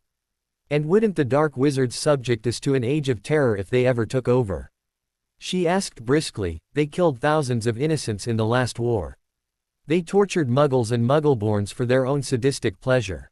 The light wizards were the only ones who did something to protect. Orion interrupted her and said tartly, the light wizards killed just as many of our kind. They outnumbered us greatly and didn't spare our innocents either. They aren't the immaculate saviors that they like to portray. Just think about all the magical and dark creatures that are currently under their yoke. House elves, she said under her breath, while being denied equal rights. He sighed and continued, you've been brainwashed, Granger. You're in a light school, so I didn't expect anything else, but I would have thought that a witch as intelligent as you're reputed to be was capable of independent thought. I would advise you to form your own opinions and learn more about dark magic and dark wizards before spouting whatever biased and bigoted ideas you're being fed.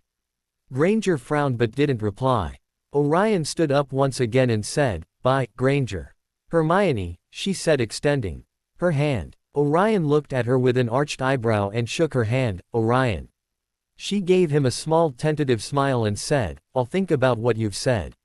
I honestly didn't know much about what I've heard here, but I think it's interesting and I always strive to know as much as I can about magic and wizarding kind. Orion raised his eyebrows while returning her smile and said, you're unusual, Hermione. And I say that in the best sense. You're not what I expected either, for a dark pureblood, she said.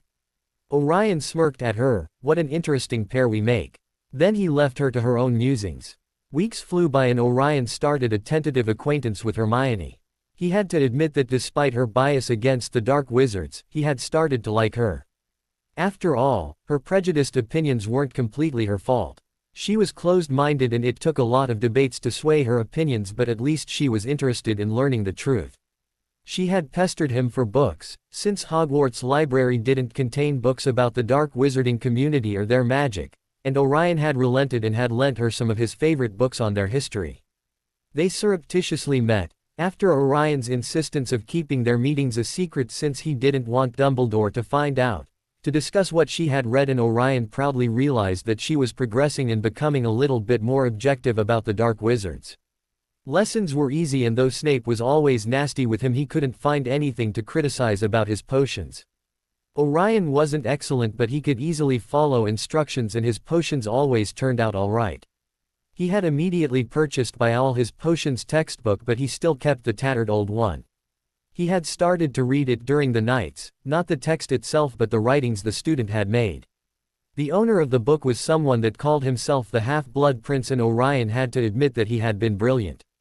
The boy had created a lot of useful dark spells and his insight of potions was amazing. The classes he attended at Durmstrang, using the portkey, were becoming more interesting. In human transformation they were beginning to study the animagi transformation, and Orion was surprised to discover that dark wizards used a ritual to discover their inner animagus, if they had the ability of becoming one. The professor had told them that they would be going through the ritual after Christmas holidays, and Orion wondered if his revealed animagus would be his eagle form or another. Was it even possible to have several forms? He couldn't ask the teacher since he didn't want anyone knowing that he was already an animagus, so he would have to wait patiently for the ritual. At Occlumency and Legilimency, Orion kept practicing his Legilimency and was slowly but constantly improving. They had also learned how to use a pensieve and the ways of seeing memories, making duplicates, manipulating and altering them. Orion had known only the basics, and those lessons had been fascinating. Dark spell creation and the dark arts classes were as interesting as ever and were still his favorites. Orion had also received a letter from Skeeter, where he was surprised to discover that she was an animagus and she had asked to meet some students in her beetle form. He had written to her saying that Calypso and Draco would be meeting with her to give her information for her articles. He had other things to take care of. Draco had accepted the task, but he was still acting weirdly around Orion. On November 21st, the first Hogsmeade weekend and 3 days away from the first task, Orion decided to confront Draco. Before they were about to leave the castle with the group of Slytherins, he pulled him into an empty classroom and after casting silencing spells around them he asked, "Draco, what's going on with you? I know that I screwed up with the whole age restriction thing. I'm really sorry that you couldn't compete." Draco said quietly without facing him, "I know that it wasn't your fault." Orion frowned, "Then why are you still mad at me?" "I'm not mad at you, not anymore. I was angry at the beginning because of the whole age line issue, but I realized that you couldn't have known about the change," replied Draco tonelessly, "and Father wrote to me saying that he isn't too disappointed, that I will have other ways of showing my worth." Orion grabbed Draco's shoulders and turned him around. Draco's face was unreadable. He wore a stoic mask, but Orion could see some tendril of emotion in his eyes, a kind of fear and uncertainty. And Lucius' words to Draco sounded a bit harsh to Orion's ears. "You don't have to show your worth, your father is already very proud of you," said Orion in an attempt to reassure his friend. Draco laughed mirthlessly, "Is he really? Do you think I can't see the disappointment in his eyes when he looks at me?" "That's ridiculous, Draco," said Orion in agitation. "You are extremely intelligent, you get excellent grades, you are a leader in Slytherin House and a good seeker." Draco cut him short. "A Muggle-born Gryffindor girl surpasses me in some of my classes. I'm not as good a dueler as you are. I have no special dark abilities, I haven't even learned how to cast Unforgivables. You have time to learn the dark arts and you can practice in order to become an excellent dueler, Draco," said Orion, "and Granger doesn't matter, you're still one of the top students." "You don't understand, Orion," said Draco in exasperation, "everything comes so easily to you. I see the interest that my father takes in you. You're a Parselmouth, which is a highly desirable and unique dark gift. You go to Durmstrang and you know more about the dark arts than anyone our age. You won Durmstrang's dueling tournament and you are a Triwizard champion. You are my age and you're already included in the Dark Lord's circle. Don't you see that my accomplishments mean nothing next to yours? I didn't think that it would bother you so much that I became a champion," Orion said uncertainly. "I'm not jealous of you because of that. I'm not jealous of you at all," said Draco angrily. "Don't think that I'm so immature as to be bothered by that. I'm not as shallow as you perceive me to be. I have never thought that you were," Orion said softly. Draco interrupted him with a snort. "I know the image that I portray, the rich spoiled pureblood that has no concerns above how he's going to fix his hair for the day."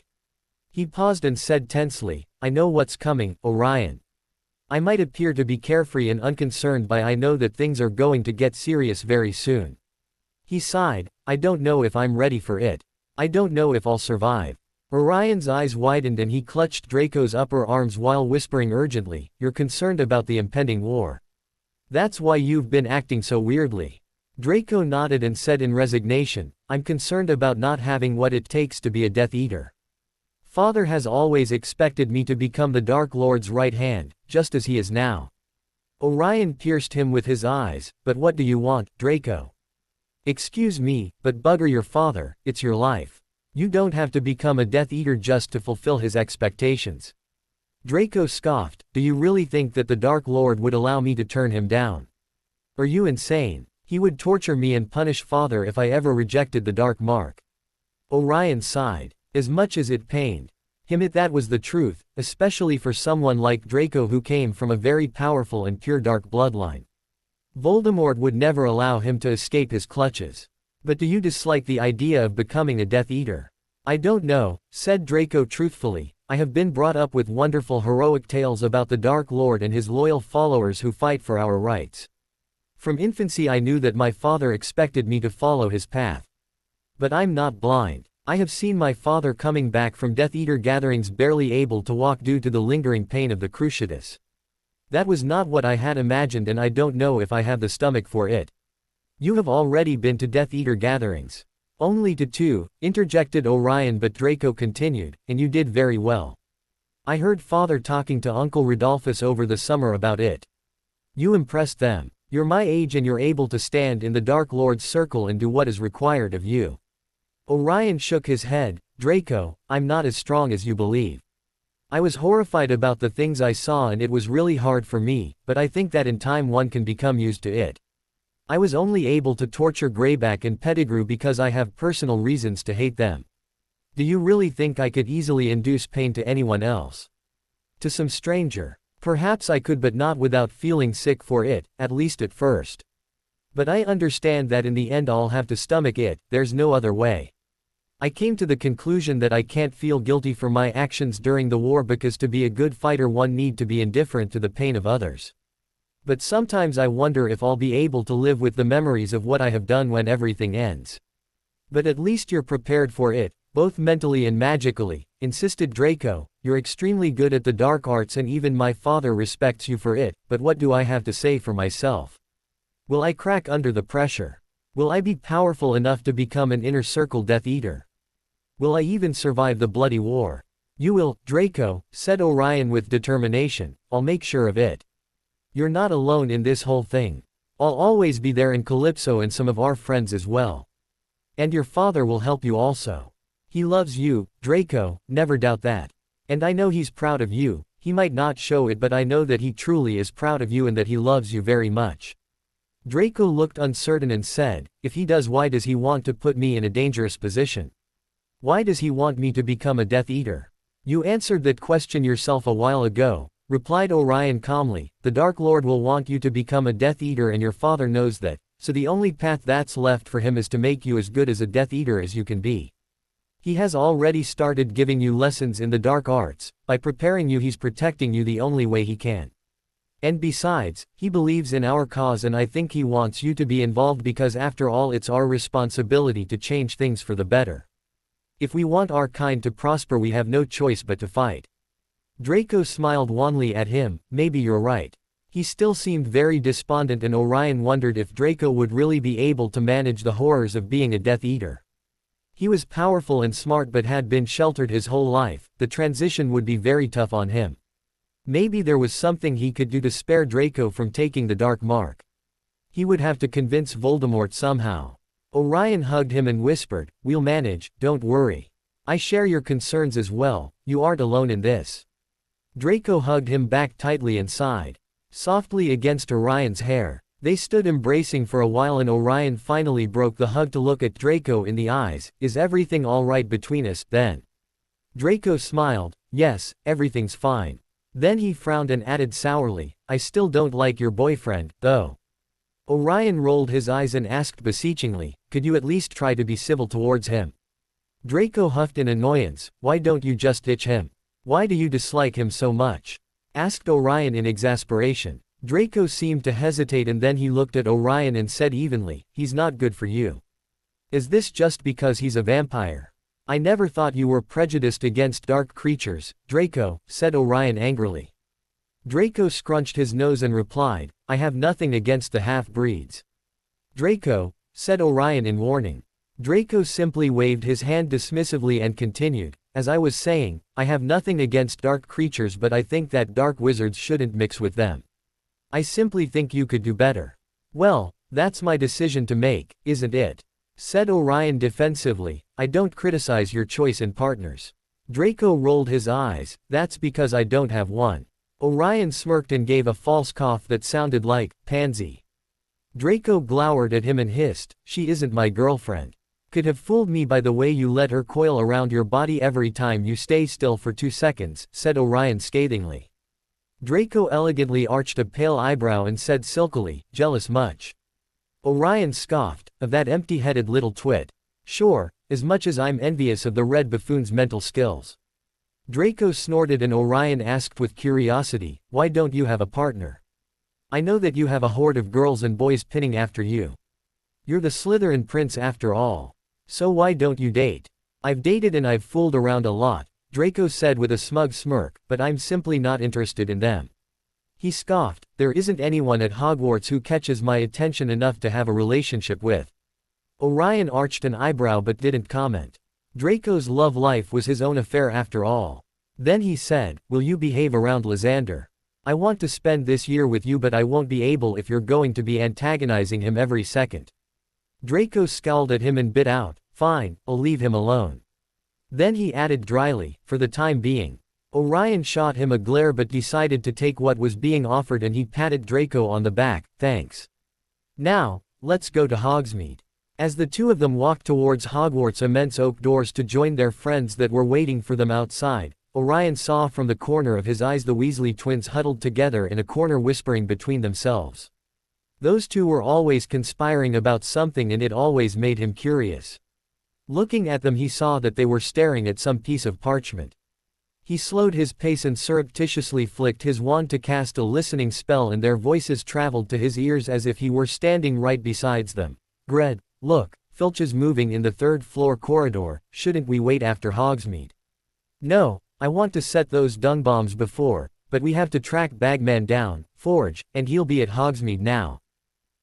You're right about that dear brother of mine, alright, let's go, Mischief managed.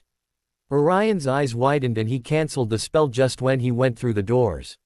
He almost tripped on the stairs from the shock. Those two had the Marauder's map. By Mordred's wand, how did they manage to obtain it? Sirius had said that Filch had taken it during their Hogwarts schooldays. Blessed Morgana, that map was priceless. It could help him avoid the teachers during his search for the Chamber of Secrets. How could he get hold of it? He couldn't plan much since Draco and the other Slytherins dragged Orion, Lysander and Calypso all around Hogsmeade, barely giving them time to absorb everything they were being shown. It was around midnight and Orion was seating alone at Durmstrang's dorm common room. He was thinking about all the things he had to do and he still didn't have a clue of how to go about aside. He needed to retrieve his invisibility cloak from Dumbledore's clutches, find the Chamber of Secrets, get the Marauder's map and somehow discover what Voldemort was up to. He had been thinking about starting to lower his occlumency shield during the nights. He didn't have any visions anymore because his shields were always raised and it was a blessing to be able to sleep peacefully, but perhaps he should lower them for a few nights. But he was still reticent because he remembered that in the past Voldemort's mind had sometimes jerked, as if trying to get rid of an itch, when Orion's emotions got too strong during the visions. He didn't think that Voldemort suspected anything since he quickly drew up his occlumency barriers to block his emotions when that happened, but if it happened more times Voldemort would soon detect a foreign presence in his mind. But Voldemort hadn't summoned him yet and he should already know that he was a champion. He wrote to Narcissa and Lucius frequently and even if Lucius hadn't told Voldemort, which Orion was certain he must have, Voldemort would have seen the article in the Daily Prophet. But yet, no summons. He didn't have a choice, he needed to know what was going to happen, so he decided he would start lowering his barriers. Orion stood up and paced the room, he needed to clear his mind, perhaps a stroll in the night breeze would help him. He grabbed his wand and cast a disillusionment charm and left the dorms. He reached Hogwarts' entrance and snuck out. The night's cool air soothed him immediately and he sat down at the stairs contemplating the stars. There was Sirius Star, he thought melancholically. He would give anything to be able to speak with his father, to tell him all that had happened. At least his father's body was in perfect health according to Narcissa's letters, and here he was at Hogwarts, where his father had spent the best years of his life. He could imagine a carefree and young Sirius strutting around with James and Remus. Orion smiled, he could almost see them in his mind, Sirius charming the teachers, girls giggling and casting glances at him, James with his ruffled hair and his snitch trying to get Lily's attention. Sirius sneaking out of Gryffindor Tower with James's invisibility cloak, meeting Lily at midnight in that room that Sirius had often spoken of, the room of requirements, Padfoot, Prongs and Moony running wildly through the Forbidden Forest. Orion grimaced, of course Wormtail didn't appear in his fictional memories. And Lily, his mum, he knew so little about her, only what Sirius had told him, but that wasn't enough to get a clear picture of her personality, her mannerisms, likes and dislikes, her interests. Orion sighed and ran his fingers through his hair. He was suddenly startled out of his musings when he saw a huge man and a boy coming towards the castle. Orion quickly stood to his side and as they approached he saw that it was Hagrid and Neville. Neville was pale and visibly shaking. Orion frowned. What had happened to him? Hagrid said something to Neville and turned around towards his hut while Neville quickly entered the castle. Orion shrugged his shoulders and decided that he should get back as well. As he went inside he suddenly crashed into something and fell painfully to the floor. He looked up and saw that he had crashed into someone, and it was Moody. Orion's eyes widened when Moody's magical eye zeroed in on him. Damn it! The wizard could see through his disillusionment charm. Moody grabbed him by his pajama top, pulled him up to his feet, and grunted, "What are you doing walking around the castle in the middle of the night, Mr. Black?" Orion hated the man, for his bigotry and hatred of the dark arts, but especially because he had killed Calypso's mother and uncle. The classes with him were all right, he guessed, but that didn't lessen his dislike. He scowled at him and replied, "Just out for a midnight stroll, to clear my mind." "Surely there's nothing wrong with that." Moody released him and said roughly, "Go back to your bed, boy, before I give you a detention. I don't want to see you sneaking around the castle again, or next time I won't be so lenient." Orion shot him a nasty look but then froze when he saw Moody's tongue quickly flicking out of his mouth. He gasped and looked at Moody with wide eyes. Orion regained his composure and whipped out his wand to quickly cast silencing spells around them. Moody had instantly taken out his wand as well and was aiming it at Orion. Orion hissed angrily, "For Merlin's sake, Barty. Point that thing elsewhere." Moody's real eye widened and he growled, "I don't know what you're talking about, Mr. Black." Orion rolled his eyes and said in exasperation, "Barty, you have this kind of nervous tick where you flick your tongue out. You idiot. Your father has been around. What if he had seen your tick, He would have recognized you immediately. He would have told Dumbledore. You must do something about it or you'll be discovered." Moody dropped the hand that was aiming the wand at Orion and spat, "I think I'm able to manage my father, Black. I'm doing just fine. Look, just take a calming draft or something that will help you with it," said Orion impatiently. "It's something that can be easily fixed and you're jeopardizing whatever mission you have by not taking care of it." Then he cocked his head to his side and asked, "What are you doing here anyway? Why are you impersonating Moody?" "That's none of your damn business," growled Moody. "I'm under our Lord's order to keep my mission a secret." "Your Lord," said Orion under his breath. Then he looked up at Barty and said, "Fine, but do a better job at it. Does he know that I'm a champion? Is he going to summon me?" Moody sneered at him, "He knows that you're a champion, but do you really believe that he's going to summon you to share his plans with you? This is adult stuff, Black, not children's games. Keep your nose out of it." "Whatever," said Orion dismissively and then narrowed his eyes at him. "What are you using, anyway?" "Polyjuice potion. I hope you're not nicking ingredients from Snape's storeroom. The man checks them regularly according to Draco and you could be caught." Moody snarled, "I don't need advice from you." Orion cocked an eyebrow. "Or does Snape know? Is he helping you with your mission?" "He doesn't know," said Moody angrily, "and you'll keep your trap shut if you know what's good for you."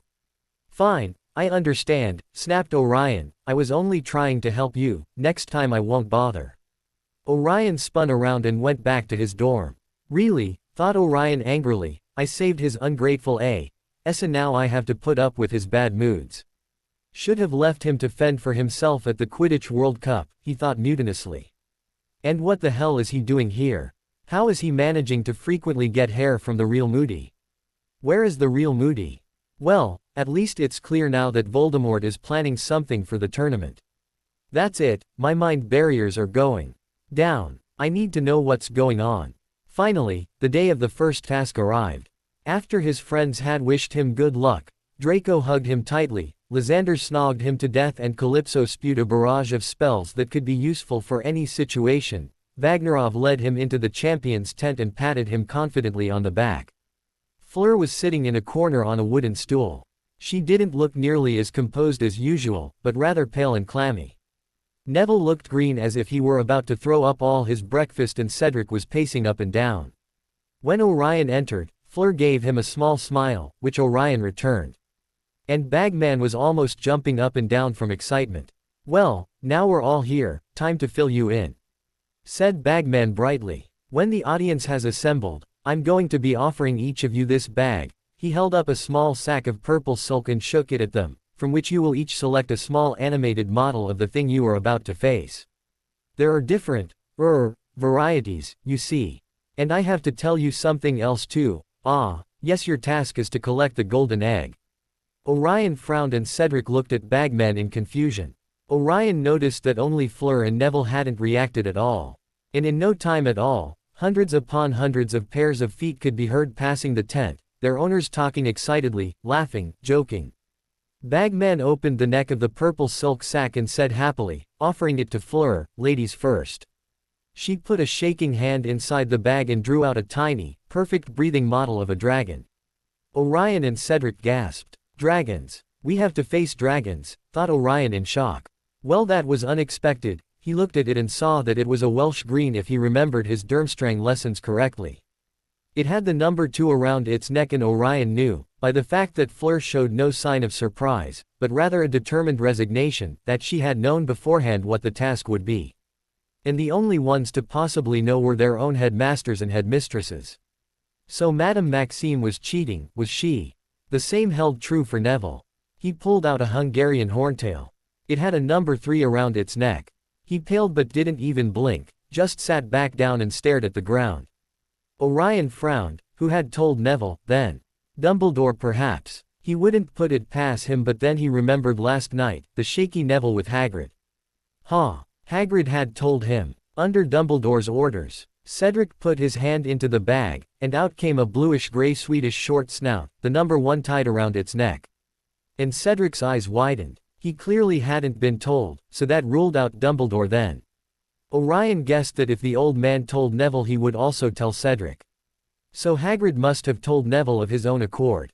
Orion sighed with resignation and put his hand into the silk bag and pulled out A.S. Arlet Chinese Fireball, the number 4. His eyes widened. It was possibly the most vicious dragon, only the horntail was up to par with it. It stretched its wings as Orion looked down at it, it bared its minuscule fangs. Orion chuckled, it was really a cute little thing. He knew just what to do with it when he was done with the task. Well, there you are, said Bagman. You have each pulled out the dragon you will face, and the numbers refer to the order in which you are to take on the dragons, do you see? Now, I'm going to have to leave you in a moment, because I'm commentating. Mr. Diggory, you're first, just go out into the enclosure when you hear a whistle, all right. Bagman left them and shortly after a loud whistle was heard. Cedric moved forwards, looking green and tense, and Orion wished him luck as he walked past. Cedric didn't even acknowledge him, not that Orion didn't understand, he was the first one to go, after all. Orion and the other 2 sat there and listened. The crowd screamed, yelled, gasped like a single many-headed entity. And Bagman's commentary wasn't helping either. Ooh, narrow miss there, very narrow. He's taking risks, this one. Clever move, pity it didn't work. And then, after about 15 minutes, Orion heard the deafening roar that could mean only one thing. Cedric had gotten past his dragon and captured the golden egg. Very good indeed. Bagman was shouting. And now the marks from the judges. But he didn't shout out the marks. 1 down, 3 to go. Bagman yelled as the whistle blew again. Miss Delacour, if you please. Fleur was trembling from head to foot and Orion wished her luck as well. She paid him back with a smile and then left the tent with her head held high and her hand clutching her wand. Orion tuned out the sounds and concentrated on planning what he was going to do. He already knew how to get the egg when he had already incapacitated the dragon, but how to make the dragon harmless was the question. I can't hurt it because maybe it would crush the eggs, so that rules out dark offensive spells.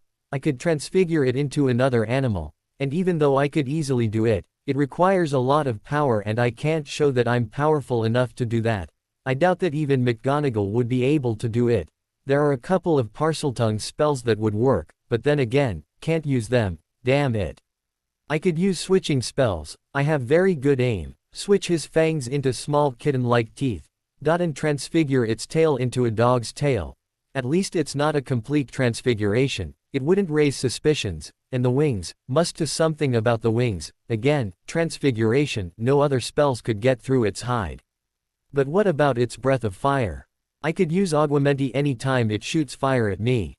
Well, that's it, a series of spells and I'm done. Poor thing, it won't be a pretty sight when I'm done with it. He heard the crowd erupt into applause once more. Fleur must have been successful too. Then, for the third time, the whistle. Neville shakily stood up. He really didn't look well. Are you all right? Asked Orion.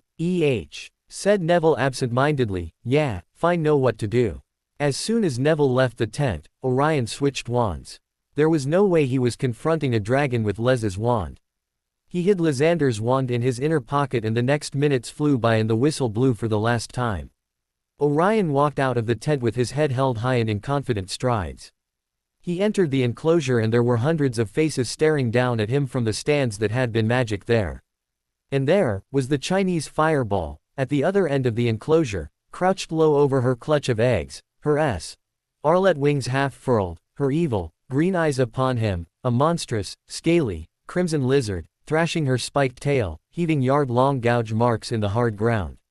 The crowd was making a great deal of noise and he quickly raised his wand and shouted, Accio Firebolt. Soon, his broom came speeding through the air from the dungeons and Orion mounted it mid-air. The crowd was making even more noise, Bagman was shouting something, but Orion was solely concentrated on his dragon. As he soared upward, as the wind rushed through his hair, he looked down at the clutch of eggs and spotted the gold one, gleaming against its cement-colored fellows, residing safely between the dragon's front legs. Okay, Orion told himself, barrage of spells, here we go. He dived towards the dragon's head and quickly cast a powerful jet of water when she released a huge breath of fire. He swerved to a side to avoid her snapping jaws and to get a good aim and quickly cast the switching spell, and her long threatening teeth became tiny in her large mouth. Her crimson spiked tail flashed in the air and as it was going to crash with him he shot upwards with his broom while he cast another spell and transfigured her tail into a fluffy tail that looked quite ridiculous on her. Great Scott, he can fly! Yelled Bagman as the crowd shrieked and cheered. Orion soared higher in a circle, the Chinese fireball was still following his progress, its head revolving on its long neck, while shooting jets of fire that Orion easily avoided. The crowd gasped and shrieked each time he dived or swerved to avoid her fire. He used Aguamenti a couple of more times and looked down at the dragon. She didn't seem to want to take off, she was too protective of her eggs.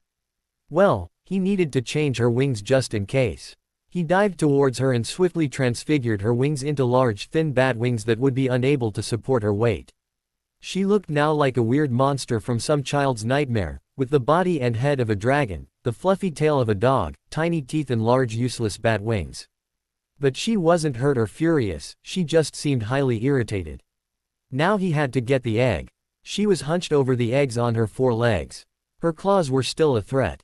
He dived towards the ground and pulled up just a foot above it and sped horizontally towards her. He quickly dodged another shot of fire and she opened her jaws threateningly, but only bared tiny pearly white teeth. Before the dragon knew what he had done, he shot a spell that shrunk her large claws, while he sped towards her as fast as he could go, towards the eggs now unprotected by her small harmless claws. He took his hand off his firebolt and swiftly seized the golden egg, and with a huge spurt of speed, he was off with his egg, soaring over the stands.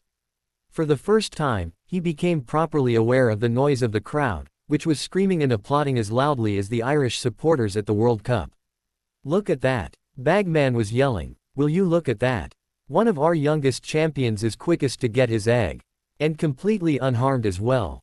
And what flying skills. Well, this is going to shorten the odds on Mr. Black." Orion saw dragon keepers rushing forward to reverse all the spells he had used on the Chinese fireball and casting stunning spells to subdue her. He flew back over the stands, the noise of the crowd pounding in his eardrums, and came in smoothly to land on the front of the champion's tent. As soon as he dismounted his firebolt, he saw Calypso, Lysander, Draco, Blaze and Crumb rushing towards him. "Orion, you were brilliant," Calypso said while hugging him. "You were amazing. You really were." Lysander cupped his face as soon as Calypso released him and said, "I nearly had a heart attack watching you out there.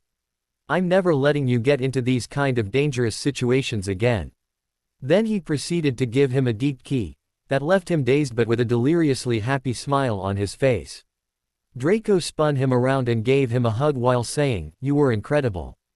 The best without a doubt." He broke the hug and smiled warmly at Orion. "Come on, they'll be putting up your scores soon. I want to see how you humiliate the others with your perfect scores." "Great flying," said Crumb with a pat on his shoulder. "Van we get back at Durmstrang, you have to play for your orders team.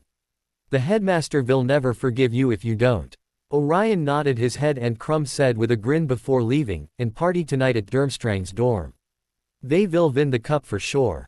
"Party at Slytherin's common room," yelled Draco at Crumb. "We will fit more comfortably there and we also want to celebrate with Orion." "All right, I will see you there," said Crumb before disappearing into the crowd. Picking up the golden egg and his firebolt, feeling more elated than ever, Orion and his friends walked towards the edge of the enclosure. Calypso started talking fast. "You were the best, you know, no competition.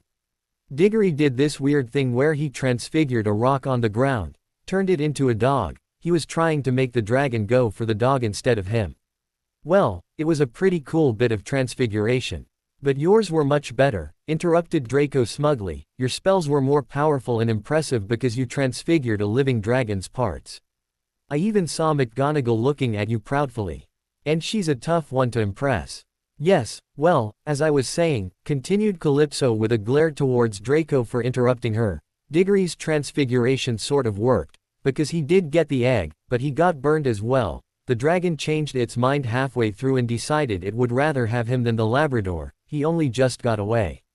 And that Fleur girl tried this sort of charm. I think she was trying to put it into a trance. Well, that kind of worked too. It went all sleepy, but then it snored, and this great jet of flame shot out, and her skirt caught fire. She put it out with a bit of water out of her wand.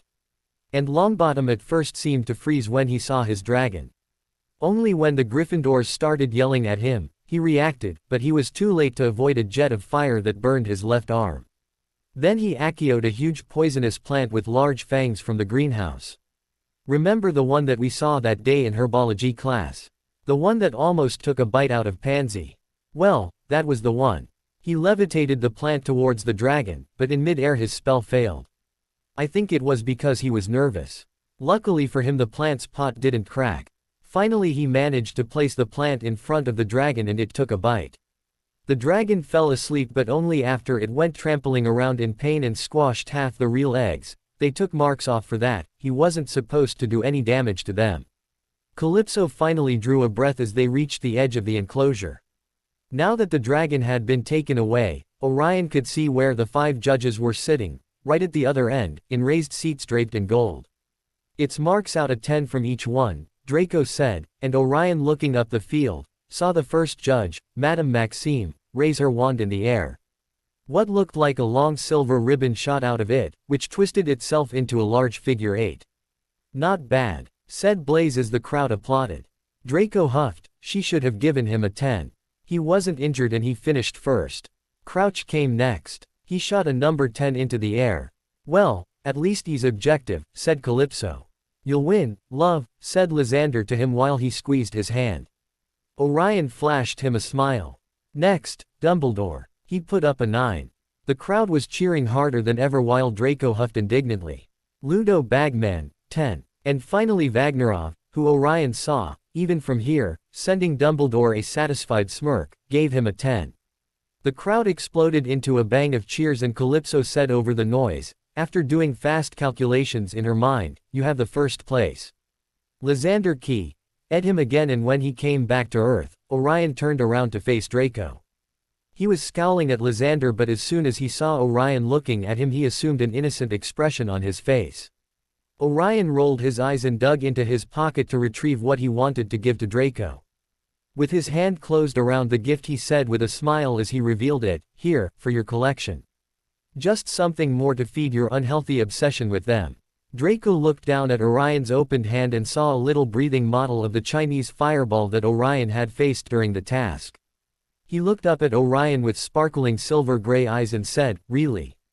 You're giving it to me? Don't you want to keep it as memorabilia?" Orion grinned at him, "No.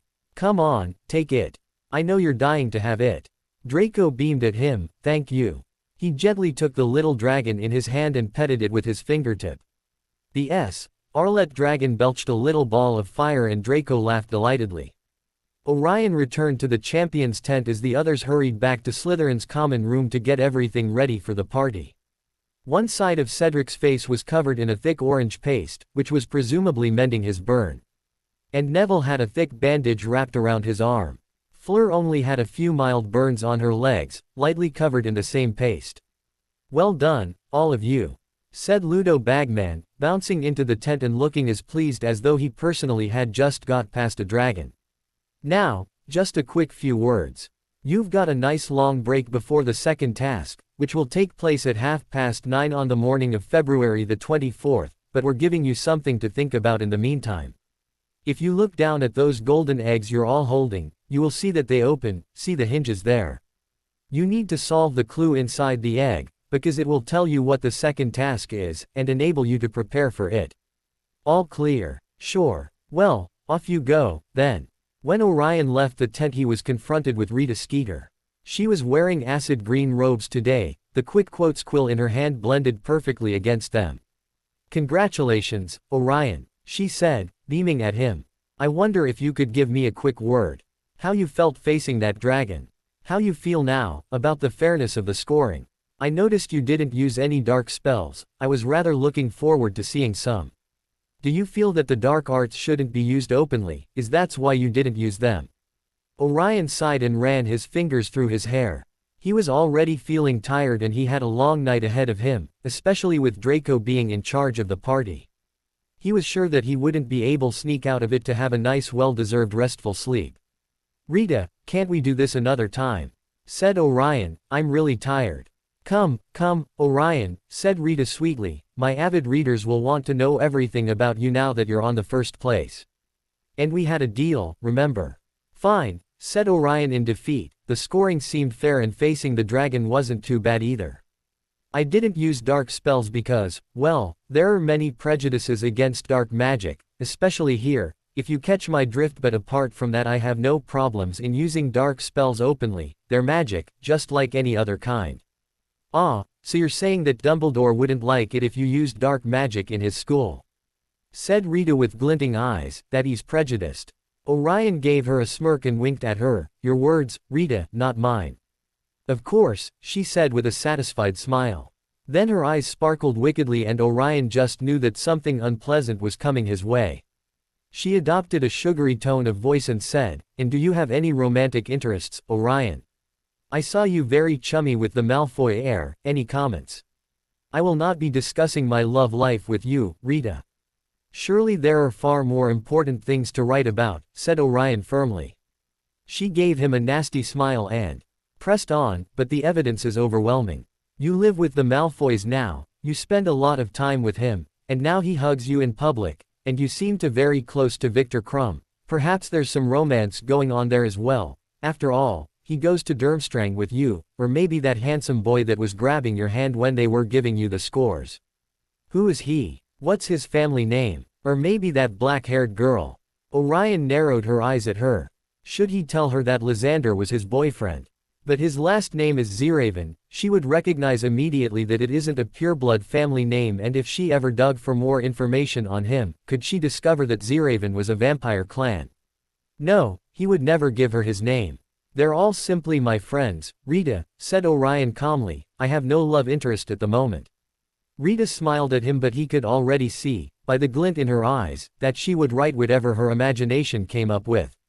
Very well, said Rita, I'll be speaking with Draco Malfoy soon. Perhaps he'll be able to tell me a little bit more about this relationship you two have. As you wish. He'll tell you the truth, that we're just friends, said Orion dismissively. He went to Durmstrang's dorm first to get a nice long shower and change his clothes. When he reached Slytherin's dorms, Crabbe and Goyle were standing as if doing guard duty in front of Slytherin's portrait.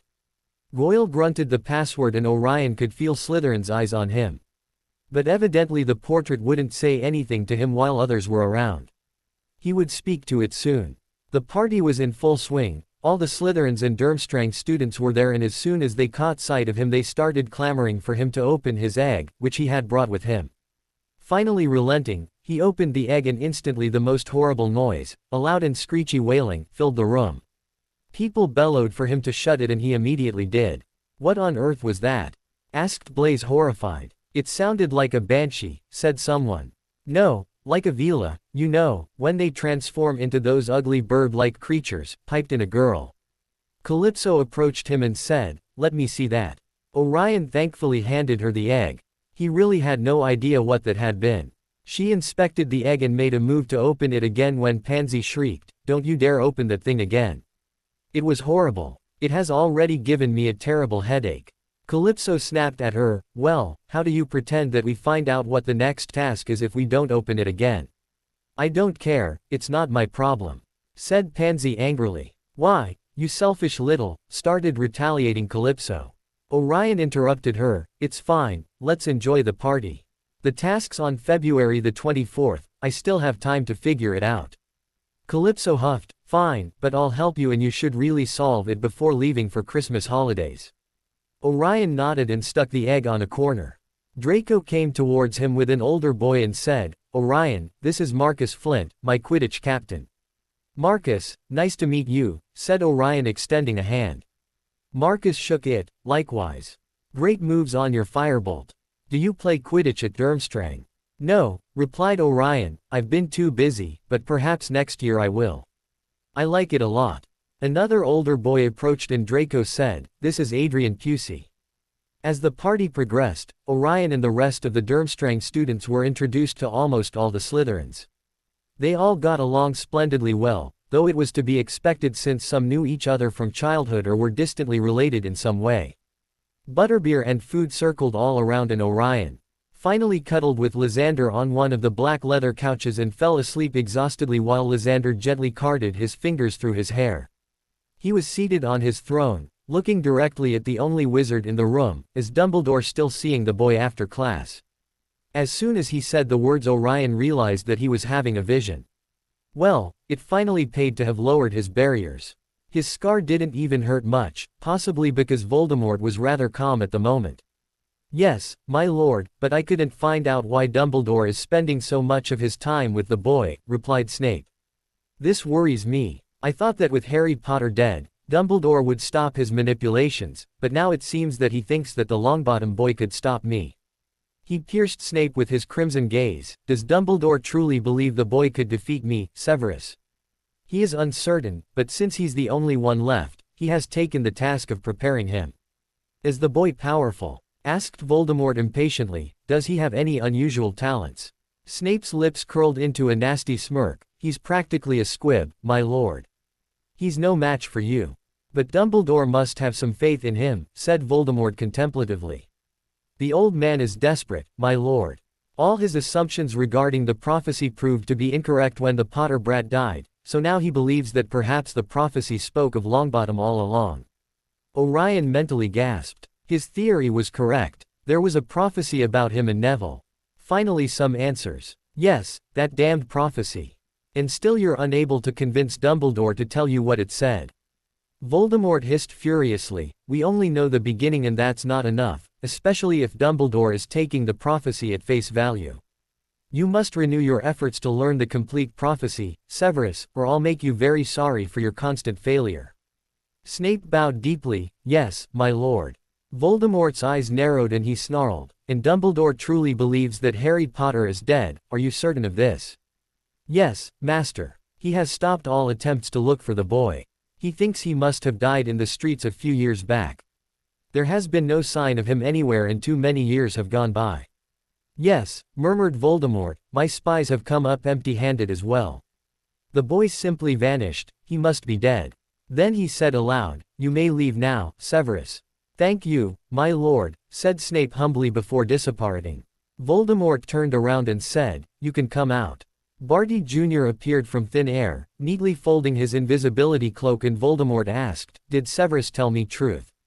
Yes, master, as far as I could tell. But he omitted something that perhaps he knew, said Barty. Well, what is it? Asked Voldemort impatiently. Dumbledore has asked me to tutor Longbottom in defense against the dark arts. He told me that the boy was sorely lacking in that area and that he wanted him to come up to par with the rest of his classmates, replied Barty. Then Dumbledore truly wants to use him against me, said Voldemort quietly. Then he narrowed his eyes at Barty. The boy completed the first task. Yes, master. I subtly hinted to the half-giant to tell Longbottom about the dragons, and the next day I pulled the boy into my office to offer him some advice. Apparently he's only good at herbology, so I suggested that he used a poisonous plant. Everything went as planned and he passed the task. And what about the second task? Asked Voldemort curtly. I gave him a herbology book that will help him as well, replied Barty. I think this task will be easier for him. Very well, I'm pleased with you, said Voldemort coldly. Barty's face shone. With devotion, thank you, master. Voldemort narrowed his eyes at him, and no one is suspicious of you. Not even Severus. Barty froze and said shakily, Snape doesn't know, but Voldemort hissed furiously, you were discovered. By who? No one important, master, said Barty with a pale face. Voldemort quickly aimed his wand at Barty and hissed, Legilimens. Orion saw flashes of his encounter with Moody, when he discovered that he was Barty. And then flashes of the first task from Barty's point of view. Whoa, he thought in wonder, did I really look so small while facing the dragon? Voldemort cancelled the spell and gave a small laughter, ah, little sharp Orion. So he was the one to discover your true identity. Then he narrowed his eyes at Barty and snapped angrily, and the boy was right. Are you taking a potion to fix your nervous tic? Yes, my lord, said Barty, still shaken from the mind invasion. And did you steal ingredients from Severus to brew the polyjuice potion? Hissed Voldemort. Master, said Barty pleadingly, I didn't know that he checked his inventory. He's a potions master, you fool. Snarled Voldemort angrily, of course he keeps a tight control of his ingredients. Crucio. Barty fell to the floor with a shriek and started convulsing violently. Orion felt a sharp intense pain, the scar reacting to Voldemort's anger. Voldemort flicked his wand and hissed, get up. And never steal ingredients from Severus again. He must already know that someone is brewing polyjuice, thanks to your stupidity. Even Orion had more sense than you. Barty got to his knees and said in a hoarse voice, forgive me, master. I'll buy the ingredients. If you're discovered because of this I'll be very displeased with you, said Voldemort threateningly, I will not tolerate another one of your slips. Barty bowed his head, yes, my lord, I will not fail you again. Voldemort pierced him with his eyes, you'd better not. Are you ready for the third task? I know which spell to use and I'll be able to cast it before the task. I only have to make sure that the boy gets it first, replied Barty. Orion is not be harmed, said Voldemort coldly, you'll make sure of that or you'll pay with your life. Barty blanched and stuttered, perhaps, if you told him. Voldemort waved a hand dismissively and calmly replied, I'll let him know what he needs to know when the time comes, just like with the others. It's too soon yet, I want this to be kept as secretly as possible. Yes, my lord, replied Barty with a low bow. Orion woke up with a muffled gasp. Lysander's hand was pressed on his mouth and he was looking at him with concern. He removed his hand and asked in a hushed voice, did it happen again? Orion nodded his head and rubbed his forehead. There was still some lingering pain. He looked around and sighed in relief when he saw that no one was looking at them. He turned towards Lysander and asked, "Didn't anyone notice?" Lysander shook his head. "No, as soon as you started squirming I tried to wake you up. I thought you were having a nightmare. When I saw you wouldn't wake up I placed my hand on your mouth just in case you screamed as you usually do when this happens to you." Orion beamed at him. "Thanks, Les." "Don't thank me, Orion," said Lysander with a hard voice. "I don't like it when this happens. It could be very dangerous. What if he detects you? What if he tries to hurt you through the link? You have to make it stop." Orion squirmed and said quietly, "I had to do it. I needed to know." Lysander interrupted him by grabbing him forcefully by his upper arms and he said angrily, "Do you mean to tell me that you did this on purpose? What were you thinking, Orion? Of all the stupid things." Orion snapped at him, "I needed to know, all right. I learned a lot of useful information. It was only once. I won't do it again unless I have to.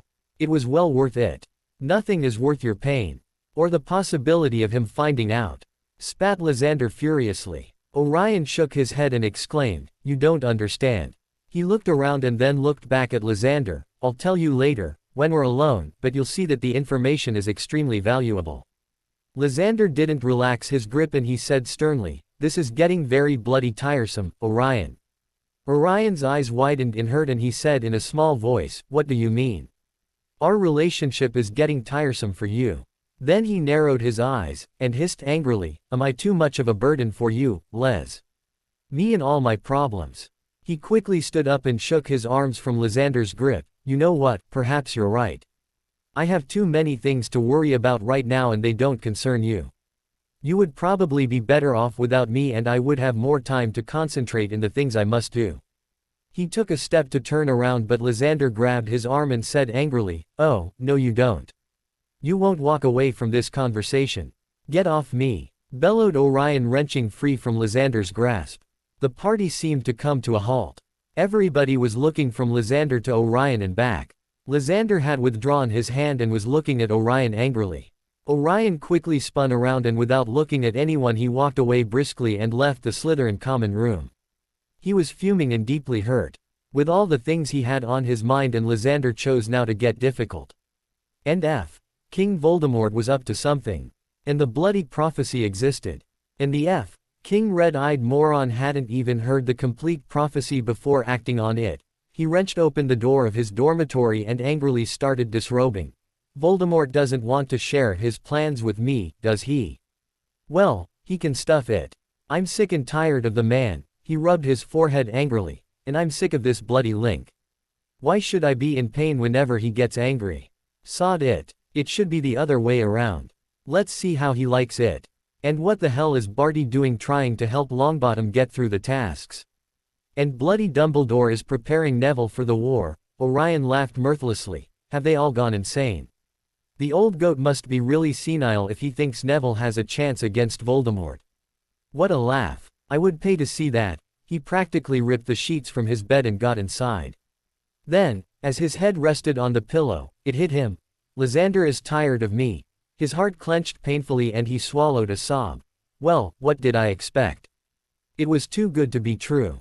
I always lay all my problems at his doorstep, of course he would get fed up with me at some point. And really, what's the point anyway? I've got too many issues, too many concerns. It isn't fair of me to ask him to be my support, to always remain by my side. He deserves to enjoy his life, not to be involved in all my problems. He's not even a dark wizard, for Morgana's sake. He shouldn't have to deal with Voldemort, however indirectly. But without him his throat tightened. Oh, Merlin, without him I would feel so empty. To see him and not hug him. Not key him. Not confide in him. Mordred, can I do it? Orion shook his head. I must.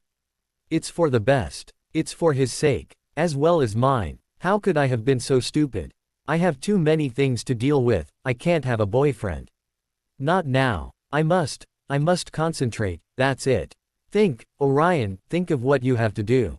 First I must deal with the egg and get the map, then, find the Chamber of Secrets, afterwards, retrieve the cloak, and I have to keep practicing my magic, just like the spirit said. Okay, then, how to go about it. For the egg and map I can use Calypso's help. For the cloak I have to speak with Phineas' portrait during Christmas holidays, for the Chamber of Secrets I must talk with Slytherin's portrait. All right, so concentrate on doing these things and forget about Lysander. And what about the prophecy and Neville? Well, there wasn't much he could do to learn about the prophecy. If Voldemort himself, with all his resources, wasn't able to learn about it, what real chance did he have?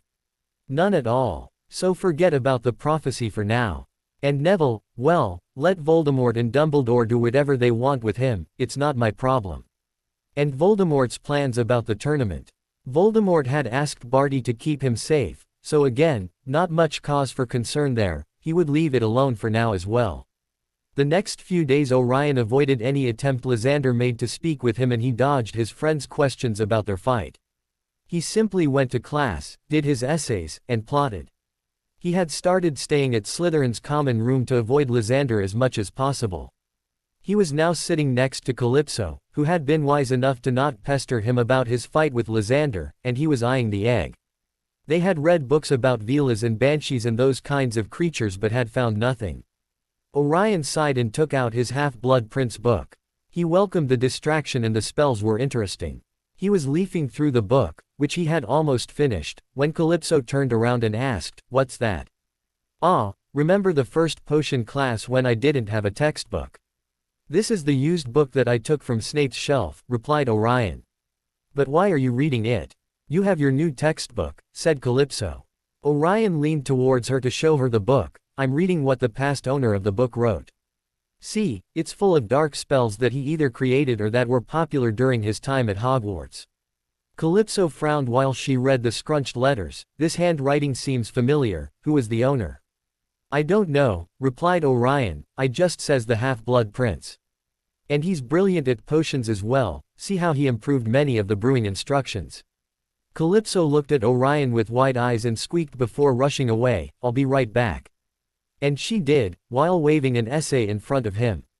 She sat down and looked at the book, then at the essay, and back, and gasped, "Morgana's tits. I was right." Orion looked at her in shock. Did you just swear?" Calypso turned to look at him with an arched eyebrow. "I'm around you all the time, Orion, what did you expect?" Orion huffed, "I've never used that expression. It's extremely vu.gar. Then he looked at her with amusement and said tauntingly, "And what happened with my sweet little Calypso anyway? I'm the bad influence here, not the other way around." Calypso chuckled, "I grew up. Besides, this is the result of your influence." Then she added excitedly, "And never mind that now, look. Look at the writing on my essay and at the writing on the book." Orion frowned and looked at her essay. It was a graded potions essay. What did it have to do with? He gasped. Snape's commentary on her essay, his writing, it was the same as the one on the book. "No, it can't be," said Orion, shaking his head. "No way." "Yes it is," said Calypso in excitement and started to ramble, "it makes perfect sense. I don't know how I didn't realize it before, but his features, Orion. Half-Blood Prince, from the dark pureblood line. He's a prince. He has some of their distinctive features. The black, piercing eyes, the straight black hair, the thin body, the high cheeks. Only the nose is different. He's the last living member of the Prince bloodline. And he's a half-blood. Well, that's unexpected. I thought he was a pureblood, but it matters little, he's so brilliant and powerful." Orion gaped at her and then broke into fits of laughter. She sharply turned her head to look at him and scowled, "And what's so funny?" "Merlin's Beard, Cal YPSO, he said, choking on his laughter, "you have it bad. What in Mordred's name are you babbling about?" She snapped. His laughter subsided and he looked at her with a taunting smirk. "Calypso, did you hear yourself?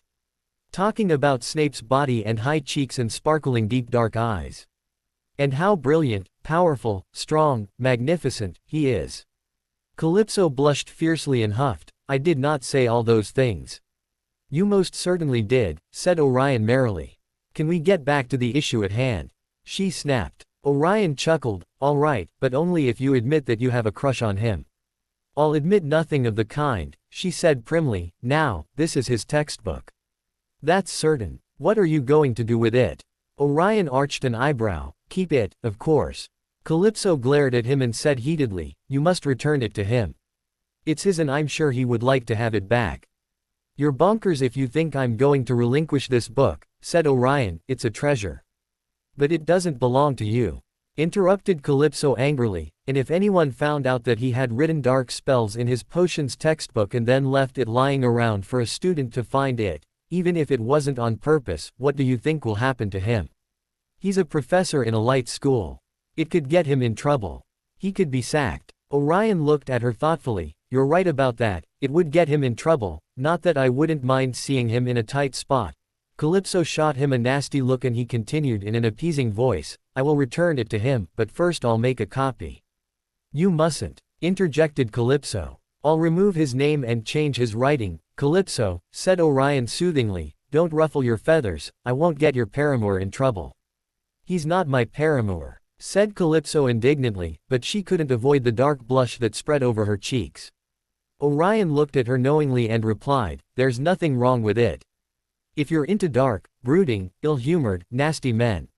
He isn't nasty. Orion rolled his eyes, whatever, I'll return it after I make a copy, alright. Fine, make sure you do, she bit out. Now, I need your help, said Orion while casting silencing spells around them. He proceeded to tell her about the Marauder's map that was in possession of the Weasley twins. How it was a map that had been made by his father and some friends and that it showed the position of every single person inside the castle as well as all the rooms and hidden passages. That's amazing, said Calypso in awe. It is, said Orion proudly, but you must understand that no one must know about this map. He eyed her seriously and said, not even your father or any other dark wizard. Calypso looked at him in confusion, why? Because it was my father's and by right it's mine, said Orion sternly, it's like a family heirloom and it could be dangerous in the wrong hands. I think I'm in my rights to claim ownership. Wouldn't you do the same if it belonged to your dad? Wouldn't you keep it a secret? Calypso softened her expression and said softly, I understand that it must mean a lot to you. All right, I won't utter a word about the map to anyone, not even my father. Orion smiled at her, thanks. Now, how do we get it back? Calypso turned, thoughtful and said, well, you want to claim it, remember that spell in second-year blood rituals. The one used to protect possessions. Orion widened his eyes and said excitedly, yes. I know the one that you're thinking about. I can claim ownership over the map if I place a drop of my blood on it while casting the Cruer Mew dark spell, then if anyone else but me touches it, they would get burned. It's perfect. That way no one would be able to use it but me. Exactly, replied Calypso with a satisfied smile. But the problem still remains of how I get my hands on it in the first place, said Orion pensively. That's easy. First cast a disillusionment charm on it and then Accio it, replied Calypso calmly. Orion frowned, I would need to wait until I saw the twins take it out again and then we need a distraction, so that they won't notice when I cast the spells. I could probably distract them, retorted Calypso. Orion shot her a look, how? Starting a fight with them, of course. That way when they realize they lost it they would think they lost it during the fray, and not that someone stole it. If I just bump into them or something like that they could get suspicious. And besides it would be easy to start a fight with them. I would just criticize their brother and say something scathingly about their family and that's it, explained Calypso nonchalantly. I sounds like a good plan but I don't want you to be dueling 1 against 2, replied Orion uncertainly. Calypso huffed, I can hold my own, Orion. I'm not a little girl. I think I can manage 2 light wizards. They're not stupid, not like their brother. They're quite ingenious and they would prank you endlessly to get even, interjected Orion. We're always around Slytherins, said Calypso, if I start a fight with them I'm sure some Slytherins would soon get into it as well, so I won't be alone. And then they would need to prank a whole bunch of people, who will afterwards retaliate as well. And we would be starting a prank war, finished Orion. Calypso smirked at him, yes, so what? It would be fun. Orion laughed, I've created a monster. 3 days afterwards, they got their chance. They were walking with their group of friends from Slytherin towards the Great Hall to have breakfast when Orion saw the Weasley twins in front of a painting of a bowl of fruits, painting that Orion knew led to kitchens, since Sirius had been the one to discover it. He saw one of the twins quickly hiding the map in his robe's pocket when they caught eye of the Slytherins. Orion elbowed Calypso and she immediately understood. She turned towards Draco and said in a loud voice, I'm really tired of that Weasley boy. He's an unbearable prat. I don't know how you've been able to stand him all these years. He's barely literate and wears such tattered clothes. He's pathetic, all of them are. What a family. Disgusting blood traitors. I would have drowned myself during infancy if I had ever been born to them. The Slytherins laughed and started making more scathing remarks when the twins strode towards them angrily. A verbal spat ensued and wands were quickly drawn. Orion swiftly went to a corner and while spells started flying by, he used a levitation charm to bring the map out of the twins' pocket, just a little bit, enough so that he could see it and cast the disillusionment charm on it. Once done, he quickly acioed the invisible map. He grinned in satisfaction when he felt it in his hand. He dug his nails on his palm to break the skin and rubbed his bloodied palm on it while pointing his wand at it and whispering, "Cruer mew." A.S. Arlette Hayes surrounded the invisible map before dying away and Orion knew it had worked. He immediately pocketed it. The twins had managed to hex quite a few of the Slytherins but not unscathed, and just when things were going to get nasty, McGonagall came walking briskly towards them. Everyone stopped, hid their wands and adopted an innocent expression.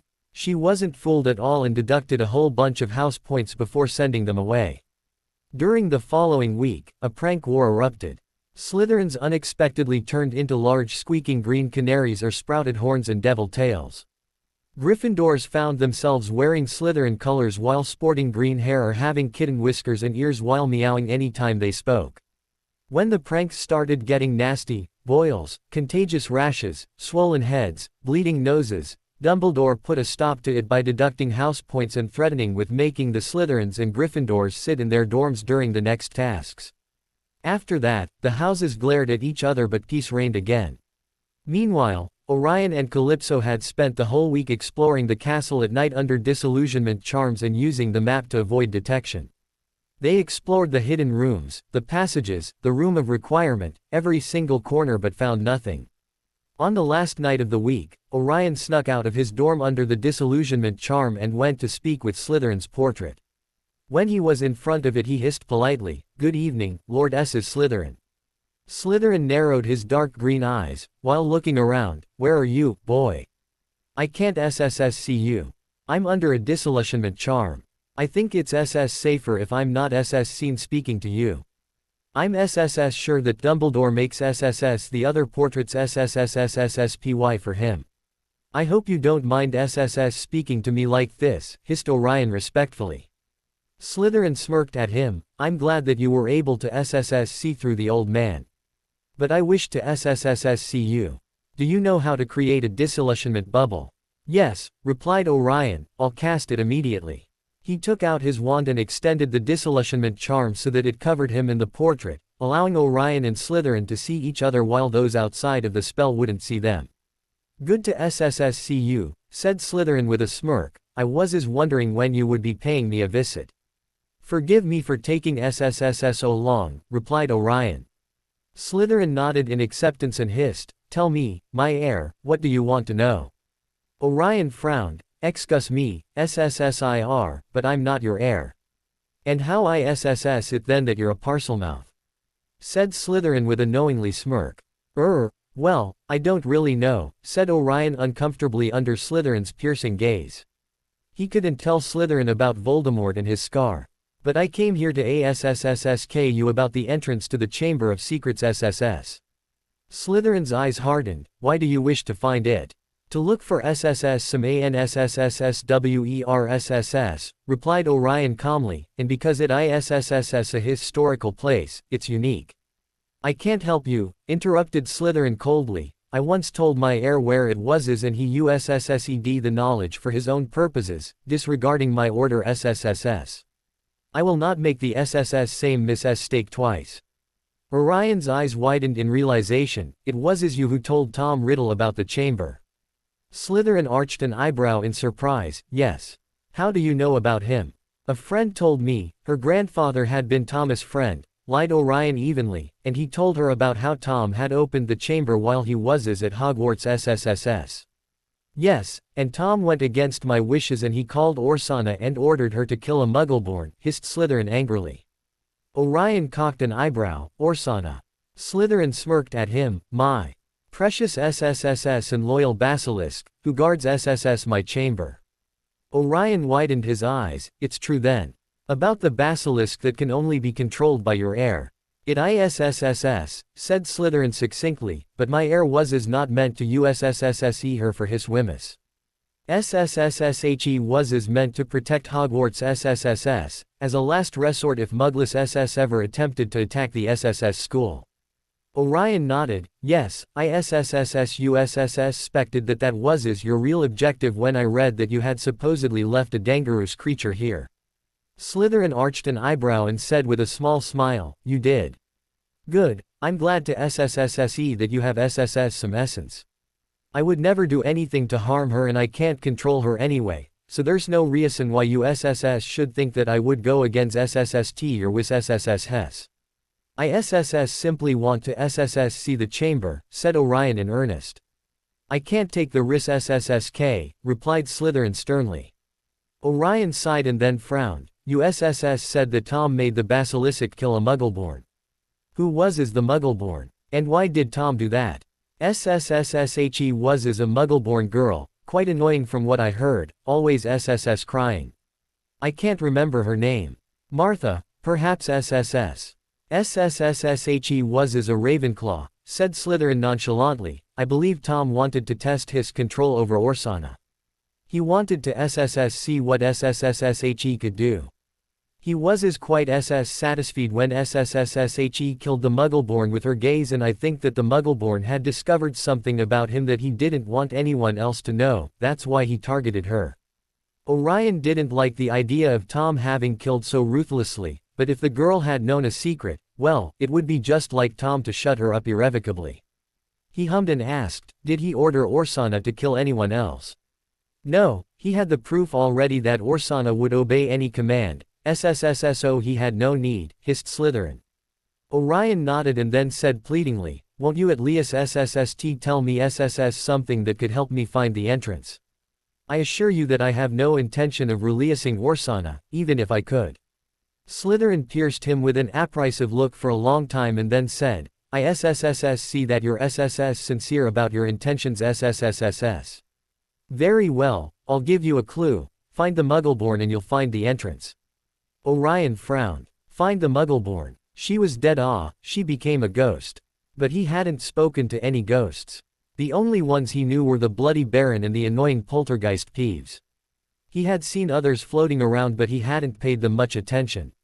Orion bowed and said respectfully, I thank you, Lord Slytherin. I promise that won't go against your wishes in regard SSSS to Orsana. Slytherin gave him a curt nod, I'll hold you to it. Then he pierced him with his dark green eyes, you will be able to control her. You refuse to SSS see that you are my heir SSSSSO I'm telling you now that you are. So make sure that you don't release her by accident. If you call for her at the Chamber of S's Secrets SSS, S shall come to you and S shall obey any command you give her. You only have my permission to USSSSE her if it's to defend the castle or to help our kind. But don't fall into Thomas' folly, don't USSSE her for your own benefit. Orion was startled and he hissed incredulously, but I can't be your heir. I don't have your blood. Slytherin interrupted him curtly, I matters SSS little how you came to be my heir, but you are. I'm able to SSSSSE and SSSSE who belongs to my bloodline, there's no doubt in my mind. Orion frowned and returned to his dorm deeply confused. How could he be Slytherin's heir? It wasn't possible, unless the black bloodline derived from Slytherin. But that couldn't be true, the blacks would have proudly announced it to the world. It had to be because of the link with Voldemort, but the link was purely a mind connection, it made no sense. When he entered Durmstrang's common room, Calypso was waiting for him. He cancelled his disillusionment charm and quickly explained what Slytherin had told him, leaving out the whole heir issue and their discussion about Tom. So you think that the Muggle-born girl became a ghost and that she knows where the entrance is? Asked Calypso with a thoughtful expression on her face. Orion sighed and carded his fingers through his hair, I don't think she knows where the entrance is. The most probable is that she's haunting the place where she died and therefore if we find her we find the place where the entrance is located. Orion could almost see the wheels turning in Calypso's mind. She finally frowned and asked, what was her name again? Martha or something like it, replied Orion tiredly, she cried a lot according to Slythe. Calypso widened her eyes and gasped, "What fools we have been, Orion. We had it in front of our noses the whole time." Orion cocked his head, "What are you talking about? Remember the wall Draco showed us, where the words that the chambers of secrets had been opened had been written, according to him," she said excitedly. Orion nodded and she continued, "2 nights ago, when we split and explored that floor, I went into a girl's bathroom that no one ever uses. There was a ghost there of an annoying and crying girl. She's Ning Myrtle, Orion. Myrtle, not Martha. And it makes perfect sense, the bathroom is near that wall. And how can a basilisk move around the castle undetected and unseen? Through the pipes, of course. And pipes begin at bathrooms. If the basilisk killed her, the basilisk had to come out of a pipe. And if she died in that bathroom, it means that there's some huge pipe hidden there. A pipe that leads to the Chamber of Secrets," added Orion with excitement. Calypso smirked at him victoriously, "Exactly." Orion fiercely hugged her, "You're a genius." Calypso laughed and Orion immediately stood up, "We must go there now. To be certain. It's 1 in the morning, Orion." Calypso Ned in dismay. Orion grabbed her hand and dragged her with him, "Now's the perfect time. No one will be around and I have the map. Let's go." They disillusioned themselves and before entering the bathroom, Orion asked, "Is there any way to make the ghost leave? I don't want her to know that we've found the entrance. She could tell Dumbledore." "Leave it to me," said Calypso's disembodied voice, "wait till I tell you to come in." Orion stood patiently outside the bathroom and soon he heard Calypso whispering his name. He went in and Calypso visibly stood there with a satisfied smirk. Orion looked around and cancelled his disillusionment charm, "She's not here." "What did you do?" "Used a convenient little spell," said Calypso with a glint in her eyes while twirling her wand. "I conjured the image of the bloody Baron and as soon as she saw him she fled away wailing." Orion chuckled, "Quick thinking. Excellent." Calypso grinned at him and then said, "All right, let's see where this pipe is." She inspected the bathroom stalls while Orion went to the sink. It looked like an ordinary sink. He examined every inch of it, inside and out, including the pipes below. And then he saw it. Scratched on the side of one of the copper taps was a tiny snake. And he knew he had found it. "Open," said Orion in a low hiss. At once the tap glowed with a brilliant white light and began to spin. Next second, the sink began to move. The sink, in fact, sank, right out of sight, leaving a large pipe exposed, a pipe wide enough for an adult basilisk to move in. Calypso had come to stand by his side and she gasped, "This is it. It's the entrance. You found it." "We found it," said Orion smiling at her, "couldn't have done it without you." Calypso beamed at him but then said uncertainly, You want to go in now?" Orion frowned, "We should perhaps leave it for another day. The pipe goes vertically downwards, we should bring our brooms next time to have a way to come back." And he wanted to go in with Tom's locket, just in case he would need his help. He still wasn't sure if he could command the basilisk, regardless of what Slytherin had said, and if Orsana was out and about, perhaps she would obey Tom, even if he was just a portrait. Calypso nodded. Orion closed the entrance and they returned to their dorms with satisfied smiles on their faces. The next day, before breakfast, Vagnarov called all the delegation to the ship. They sat in one of the ship's largest rooms and Vagnarov stood up from the round table to address them. "As I informed you last week, the Yule Ball will take place in 2 days. It will start at 8 o'clock on Christmas Day and finishing at midnight in the Great Hall. It's a traditional part of the Triwizard Tournament and an opportunity for us to socialize with foreign wizards and witches. I encourage you to use this occasion to create contacts that would be useful to you in the future. Now, the ball will be open only to 4th years and above, and you may go with a student from Hogwarts or Beauxbatons if you wish. You'll wear Durmstrang's uniformed cape over your dress robes and I expect you to uphold the standards of behavior expected from Durmstrang students." He looked at Orion and added, "Traditionally, the champions and their partners open the ball. I expect you to be ready." Orion nodded but was inwardly cursing. He had forgotten all about the ball. Now when would he go into the chamber? Perhaps tomorrow. Everyone would be too worried about the ball. He could easily sneak out to the girls' bathroom. But now he had to find a partner. He had expected to go with Lysander but they weren't speaking to each other at the moment. During the 2 weeks after their argument, Lysander had tried to talk to him but Orion had completely ignored him. Since the night of their fight he had made up his mind that it was probably for the best, he needed to concentrate on other things and Lysander would be better off without him. Orion cast a sidelong glance to Lysander and saw that he was sitting with a straight back and looking with determination to the empty space in front of him. Orion's heart clenched. He had been very curt with Lysander and Lysander had finally given up trying to speak to him a few days back. But Orion had missed him greatly. It had been very hard to pretend not to care about the other boy when he was around, to prevent himself from grabbing his hand, hug him. He missed his company, his gentle touches, and their long evening conversations. But he still felt hurt from what Lysander had said. Orion sighed bleakly and looked at Calypso. "Who are you going with?" Calypso turned around to face him and smirked playfully. "It's a surprise." Orion cocked an eyebrow and then she said in a worried voice while casting a glance towards Lysander, "Who are you going to invite?" "I don't know," said Orion shrugging his shoulders, "I completely forgot about the ball." "You should speak to him," said Calypso in a stern voice. "I don't know why you two fought but I think you should resolve your issues. You're acting as a pair of immature brats." Orion harshly interrupted her while standing up. "It wasn't me who started the fight and besides he told me that he was tired of me. I think he made it perfectly clear that he isn't interested in me anymore.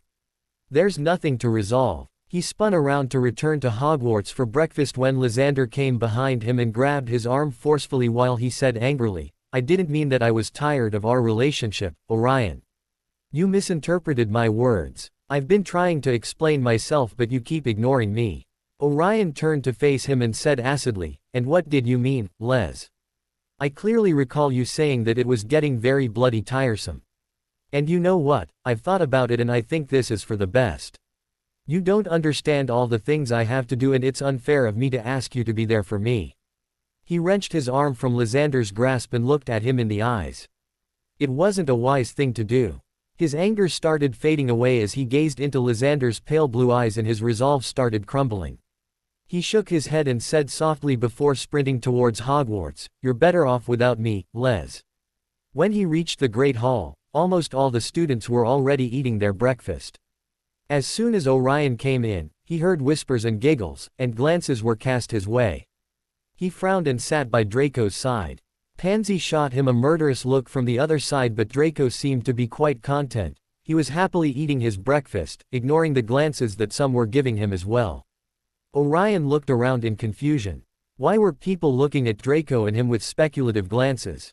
Then he saw a group of girls huddled together reading the Daily Prophet while shooting looks at him and giggling. He soon found out what was happening. The Daily Prophet was violently thrown at his plate and Lysander was towering above him. He said furiously, "Is this the real reason why you have been ignoring me these past few weeks, Orion?" And there, on the front page of the Daily Prophet, Orion saw a large picture of himself and two smaller pictures on each side. There was a huge heart that grouped the three pictures together and the title of the article read, "Durmstrang's champion torn between his love for the Malfoy heir and the Quidditch international star Victor Crumb." When the initial shock passed, he started fuming and silently cursing Rita. Orion turned around to face Lysander. He had his arms crossed over his chest and his eyes were narrowed dangerously, but Orion could see the hurt in them. "Les, I don't know what," started saying Orion. "All this time I've been trying to get back together," interrupted Lysander angrily, "and all the while you've been seeing him." He spat pointing a finger towards Draco. Orion stood up and shook his head. "No, Les. I don't know what the article says, but Draco has nothing to do with why I was ignoring you." "Don't lie to me," hissed Lysander furiously. "I'm not blind. I've seen the way he looks at you." Orion blinked at him without understanding and Draco swiftly stood up to face Lysander and sneered, "Look, Les, Orion obviously wants nothing to do with you. He's finally realized that you're not worth it. So why don't you just leave him alone and scamper back to your—" "Stay out of it, Draco," snapped Orion impatiently. Lysander took a threatening step towards Draco and Orion hurriedly grabbed his arm and said beseechingly, "Les, please, listen to me. I've not been seeing anyone." He looked around and saw that most of the students were avidly watching them and added, "Please, let's talk. Let's get out of here and discuss this." Lysander looked down at him and nodded curtly before spinning around and stamping out of the Great Hall. Orion sighed and followed him. As soon as he crossed the doors of the Great Hall, Lysander pulled him into an empty classroom and cast silencing spells around them. He grabbed Orion's upper arms and bit out angrily, "Are you seeing Draco?" "No," said Orion in exasperation. Lysander narrowed his eyes, "You're not interested in him." "By Mordred's wand I'm not, Les," exclaimed Orion, "this is ridiculous. Why would you believe what some stupid article said about me?" "Well, what did you expect?" spat Lysander, "You've been avoiding me." "Because we fought," exclaimed Orion, "because you said that you were tired of our relationship." Lysander shook his head and said in frustration, "I'm sorry, all right. I didn't mean it that way." He cupped Orion's face and added softly, "I'm not tired of you, Orion. I want us to be together. What I meant that night was that I was tired of the whole Link situation, not of you." Orion looked into his eyes to gauge his sincerity and asked uncertainly, "You still want to be with me?"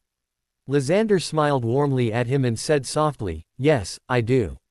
Never doubt it." Then Orion shook his head and said sadly, "But you say that you're tired with the Link situation, as you call it, and that's part of the problem, Les.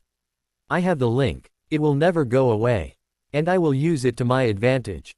But I can make it go away," said Lysander regarding him quietly. Orion looked up at him in confusion, "What?"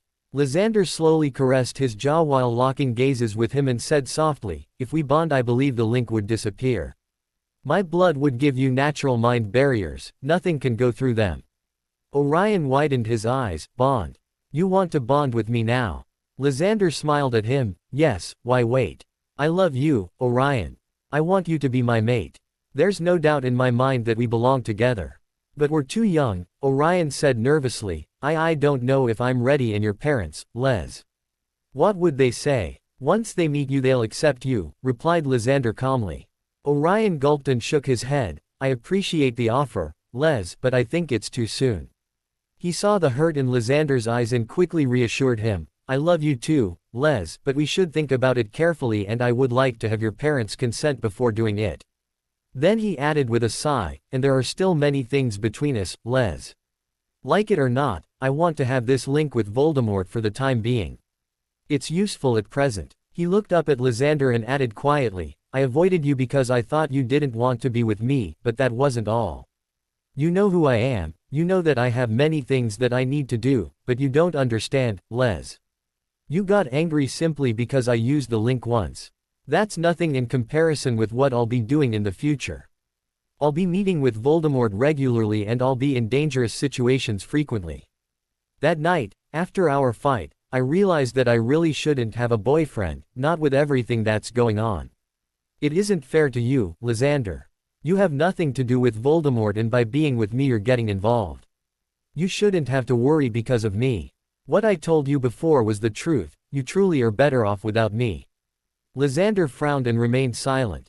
Then he said, "Voldemort is always an issue between us, isn't he? I know that you want to fight for your kind and I know that I won't be able to persuade you not to, but I still hate to see you in pain because of the link you share with him." Orion made an attempt to interrupt him but Lysander held out a hand and continued, "I know that you're about to say that the link is useful and worth the pain it causes you, and perhaps it is." He sighed and added, "Despite everything I still want us to be together. I'll try not to oppose your decisions regarding Voldemort. I'll be more supportive. And I don't care about being indirectly involved in the war through you. I'm not better off alone without you. I missed you greatly. I couldn't bear to just be your friend. I want you to be with me always, even if you have to participate in the war." "Are you sure, Les? It's too much to ask of you," said Orion uncertainly but he couldn't prevent the smile showing on his face. Lysander smiled back at him and replied, "I'm sure." Then he proceeded to key Orion deeply and Orion willingly lost himself in the key, thinking that perhaps they could work it out. If Lysander really supported him without getting angry at the things he had to do, then everything would go well. And by Morgana, how he had missed Lysander's key. The following night, Orion and Calypso snuck out of their dorms with their brooms for their Chambers of Secrets adventure. Orion had been battling with himself about telling Lysander that they had found it. But he decided that they had just made up, there was no need to strain the relationship further, since Lysander would certainly be concerned about going into the place in which Voldemort had resurrected and obtained a body. After frightening Mo, Ning Myrtle once more with the conjured image of the bloody Baron. They cancelled their disillusionment charms and Orion pocketed the Marauder's map and made sure that the locket was safely hidden in his robe's inner pocket. He hissed and the entrance opened once more. Orion and Calypso stood at the edge of the pitch-black abyss created by the huge pipe and looked down in trepidation. It was wide enough for them to use brooms, but it would be difficult, especially for Calypso, to fly down. "I think you should slide down first," said Orion. "I need to hover behind with the broom to close the entrance once we've gone in, just in case someone should come into the bathroom. I'll take your broom so that it's easier for you." Calypso nodded and gave him her broom. Then she said nervously, "All right, here I go." Orion squeezed her hand and said softly, "You'll be fine. I'll be right behind you." She squared her shoulders to gain confidence and slowly lowered herself into the pipe, and then she let go. There was a rushing sound and he soon lost sight of Calypso. He mounted his firebolt, held Calypso's broom with his other hand and entered the pipe.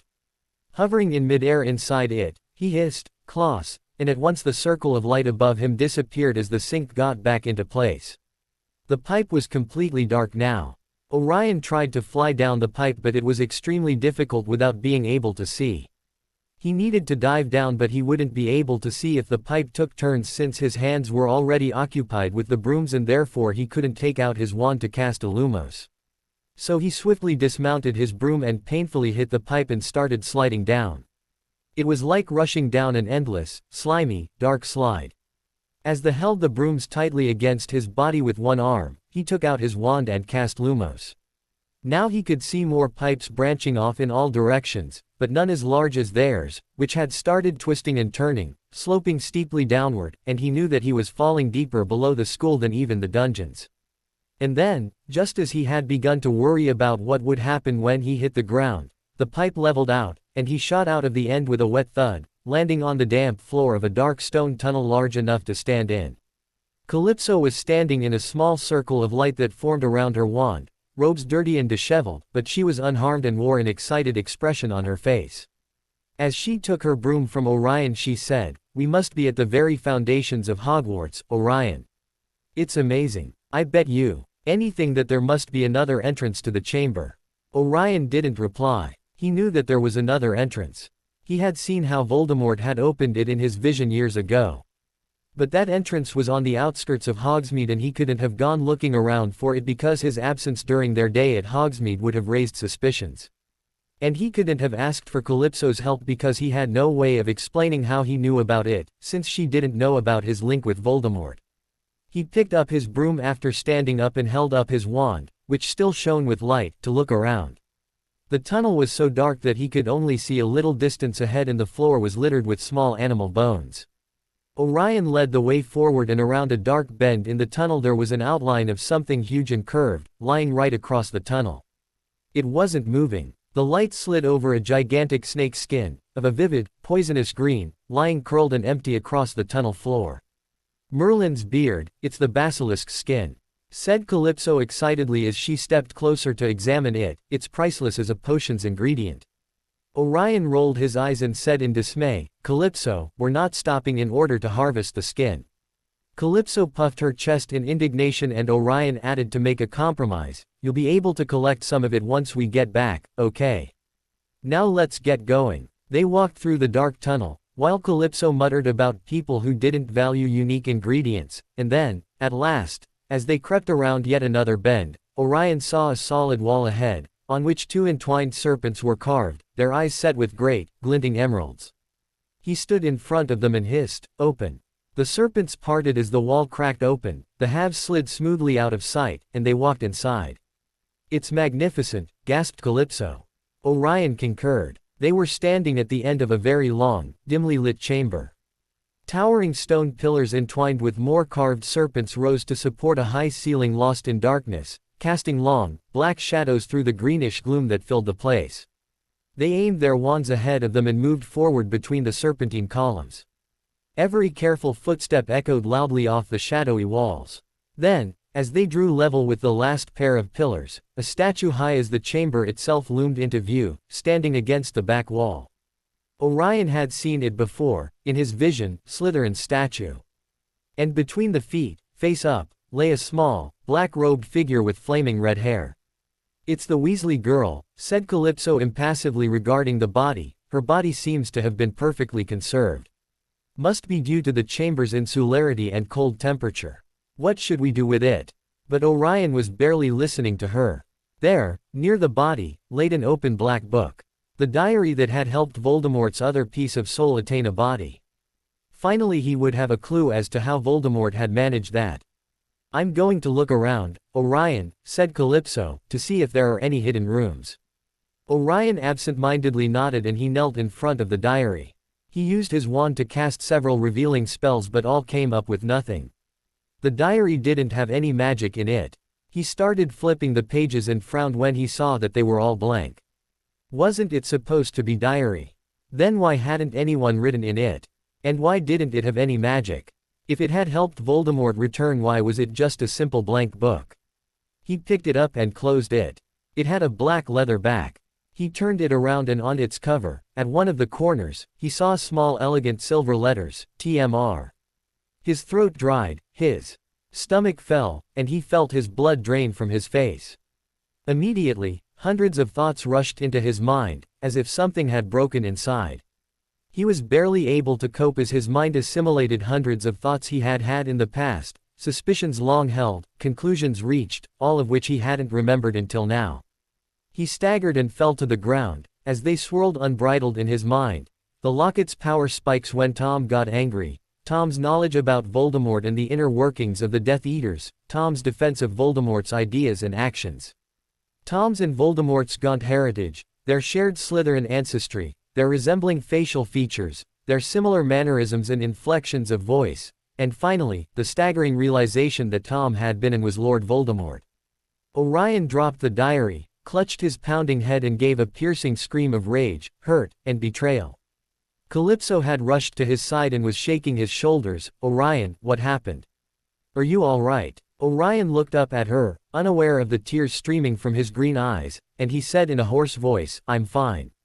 I just..." He shook his head and said dryly, "Did you find anything?" Calypso looked at him in concern but replied, "No, nothing. No hidden rooms or closets, not even broom cupboards." Orion swallowed thickly, to get his dry throat working, and said quietly, "You should go collect the basilisk's skin now, Calypso, while I look around. So that we don't waste any more time. I'll meet you there." "Are you sure, Orion?" she said uncertainly, "You don't look too well." "I'm fine, Calypso," snapped Orion, "just go." She shot him one last glance before hurrying out to get her ingredients. As soon as she left, Orion ordered the chamber's door to close, and with trembling fingers he took out the locket and snapped it open. Tom rested his eyes on him and asked concerned, "What happened to you?" Orion pierced him with his narrowed eyes and hissed furiously, "How could you, Tom? How could you do this to me?" Then he bellowed as tears started streaming again, "I trusted you. I shared my whole life with you. And all this time, you've been lying to me. All this time you were him." "What are you talking about?" said Tom wide-eyed, startled at the outburst. "You're Lord F. King Voldemort," yelled Orion. Tom's jaw dropped as Orion continued furiously, "Have you been spying on me for him? What was your plan? What are you and what the F.K. did you do to my mind?"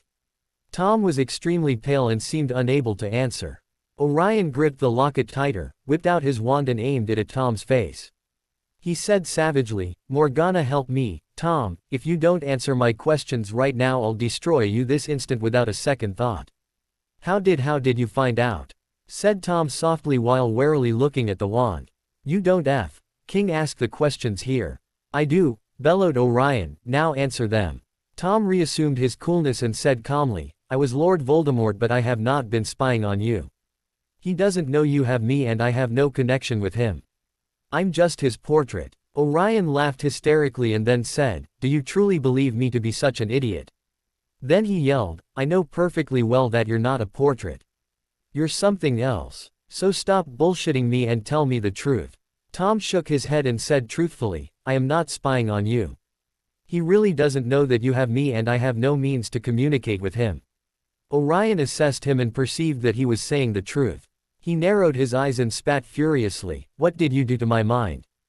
Tom contemplated him and replied, "You must understand that it was dangerous for you to know that I was Lord Voldemort.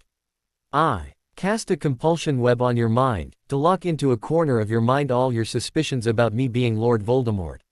Your thoughts were there, you were simply unaware of them. Though I guess that you discovered something conclusive enough to make your mind fight the compulsion of forgetting about it, and that broke the mind web. What else were you able to do?" asked Orion enraged. "What else have you done to me?" "Nothing else," exclaimed Tom in earnest. "I'm not capable of doing anything else. I was only able to do the compulsion web because I could look frequently into your eyes and thus manage to build the web, but besides that I can't cast any other spell." "Have you ever used legilimency on me?" hissed Orion angrily. Tom shook his head. "No, I can't cast it wandlessly." Orion snapped, "You don't need a wand. Voldemort doesn't need one to cast legilimens. I don't have his powers," cried Tom. "Not when I'm still." He closed his mouth shut and didn't continue. "Not when you're still what?" snapped Orion. Then he roared, "What are you?" But Tom didn't reply. Orion inhaled slowly to calm down and think clearly. He closed his eyes and revised his rediscovered thoughts while mixing them with what he already knew. Tom was telling the truth as far as he could tell. He had magic, he was able to do one type of mind magic but nothing else. Voldemort had been Tom Riddle. Orion felt a painful stab in his heart at that, but he pushed it away for now. Tom hadn't want him to find out. He didn't want him to enter the Chamber of Secrets, the diary. Of course, that's what Tom feared he would find, because then he would have seen his initials, the diary that had helped Voldemort's soul. Orion gasped. No. The diary that had held Voldemort's soul. That was why the diary was magicless now. The soul had been harbored in the diary, and when the soul got out and regained a body, the diary remained empty, a normal diary once again. The Weasley girl hadn't been possessed like Quirrell, she had used the diary and the soul had used her life to gain a body. Morgana help us all. What kind of magic is that? He had never read or heard about anything that staggeringly powerful, that unfathomable dark. And Tom, a portrait in a locket with unexplainable magic, a diary with powerful magic. Orion froze. A locket and a diary, Voldemort's experiments in search of immortality, a diary that held a soul, a locket that held a soul. Orion snapped open his eyes and saw Tom looking at him right back, and he gasped out, "You're his soul." Tom blanched and his eyes widened, and Orion said sharply, "Don't bother denying it. I know it. I'm certain of it." It wasn't a question but an affirmation. Then Orion remembered and said steelily, "There's something else that you're capable of doing. You could have used my life force to come back to life. Why didn't you?" After a long silence during which Tom regained his composure, he replied, "I needed to evaluate the situation first.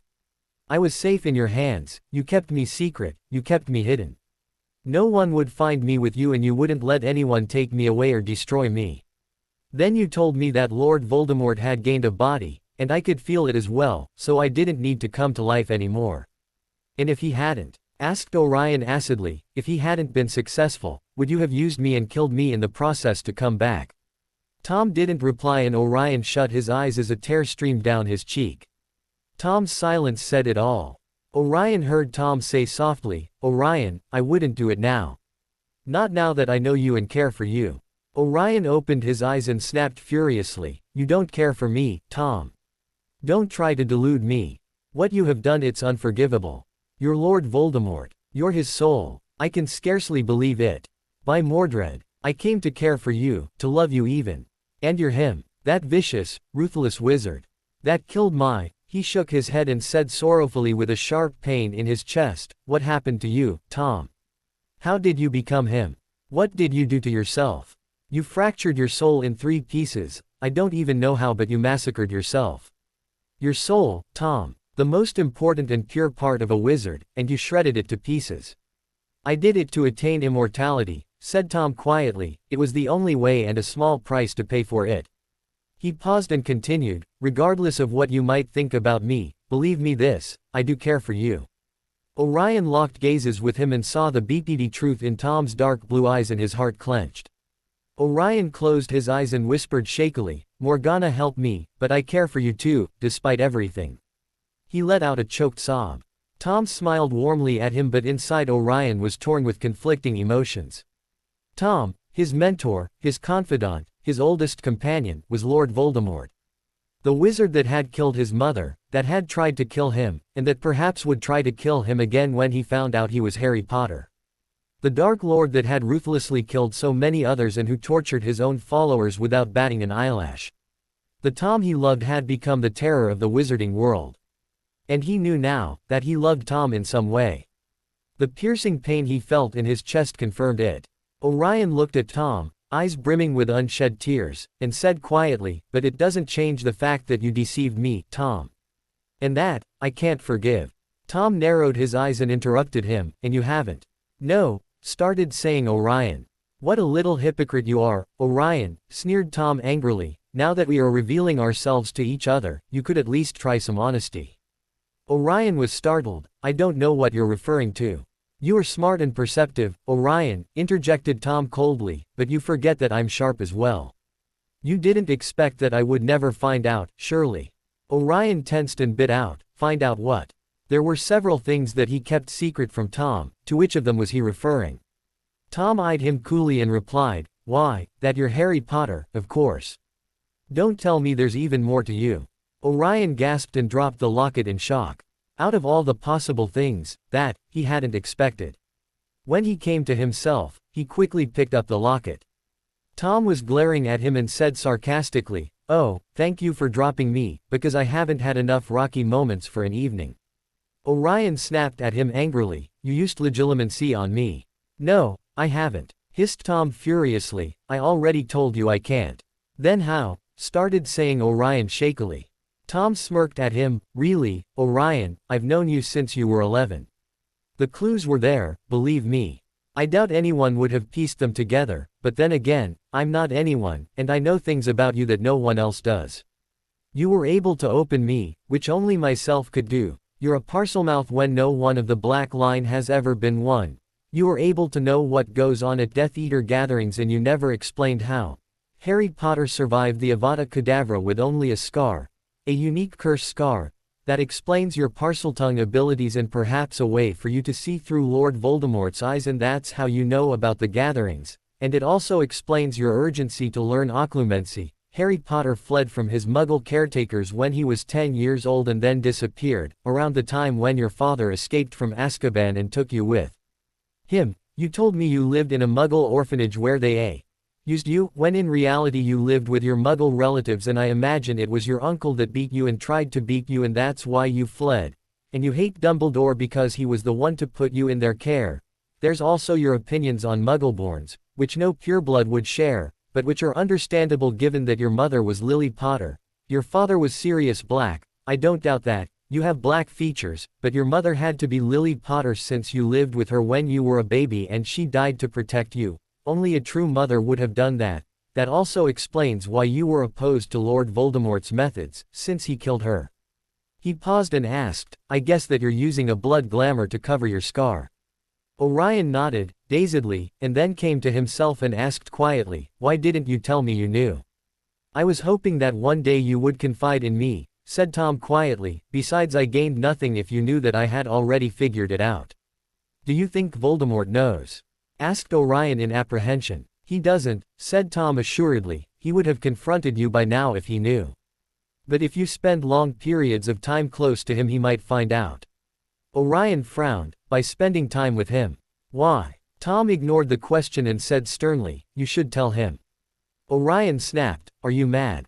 He would kill me." "Not when he knows that you're on his side of the war," said Tom calmly. Orion said in realization, "You've been making sure that I was firmly on the dark side. That's why you asked me if I would have liked to be rescued from the Muggles by Dumbledore and raised in a light family." Tom nodded, "I'm certain now, with everything that I know about you, that you would never turn to the light side." "But Voldemort isn't," bit out Orion. "I mean, he knows that I want to be on the dark side, but if he ever discovered that I'm Harry Potter I don't know how much weight it would have. And I'm not ready yet." Tom sighed tiredly, "You have to tell him at some point." "When I'm ready, now's too soon," replied Orion with determination and then snapped, "I'm not giving you to him, if that's on your mind." Tom arched an eyebrow, "I wasn't going to ask for that. You can't give me to him until you tell him that you're Harry Potter." Exactly, replied Orion curtly, and even then I might keep you. Tom smirked at him. Miss me, would you? Not when you get cocky like now, snapped Orion, shooting him a glare. Orion carded his hair with his other hand and sighed sorrowfully. I still can't believe you're him. You're so different. We're the same, said Tom sternly. You are prejudiced against him. I have always tried to make you see that he's not a monster, yet you refuse to acknowledge. Orion narrowed his eyes at him and said angrily, why, you conniving, little fiend. I forgot about that. All those conversations about Voldemort and you were basically throwing flowers at yourself. Tom didn't look remotely abashed. You needed to see things objectively. Orion scoffed. You wanted me to see things from your point of view. Tom arched an eyebrow. So, what's wrong with that? Orion rolled his eyes and then said sternly, I need to go now. I've taken too long. But this isn't over. You're not off the hook yet. Tom smirked at him. You aren't either. After all, you can't blame me for keeping my identity a secret when you did the same. Orion shot him a nasty glare and snapped the locket shut. He turned to look at the diary on the floor. It was useless now, and it was dangerous if anyone else found it because of the initials on it. Even if he was the only one capable of opening the chamber of secrets, he wasn't taking any chances. He conjured his black flames in his palm and shot them towards the diary. He watched as it burned and turned to dust. He glanced at the body and decided to leave it where it was for now. When he met with Calypso by the basilisk's hide, she was waiting impatiently for him and had a heavy conjured rucksack filled with the skin. He told her that he had been very thorough in his exploration of the chamber and that's why he took so long. They used the brooms to fly up the pipe and finally reached their dorms undetected.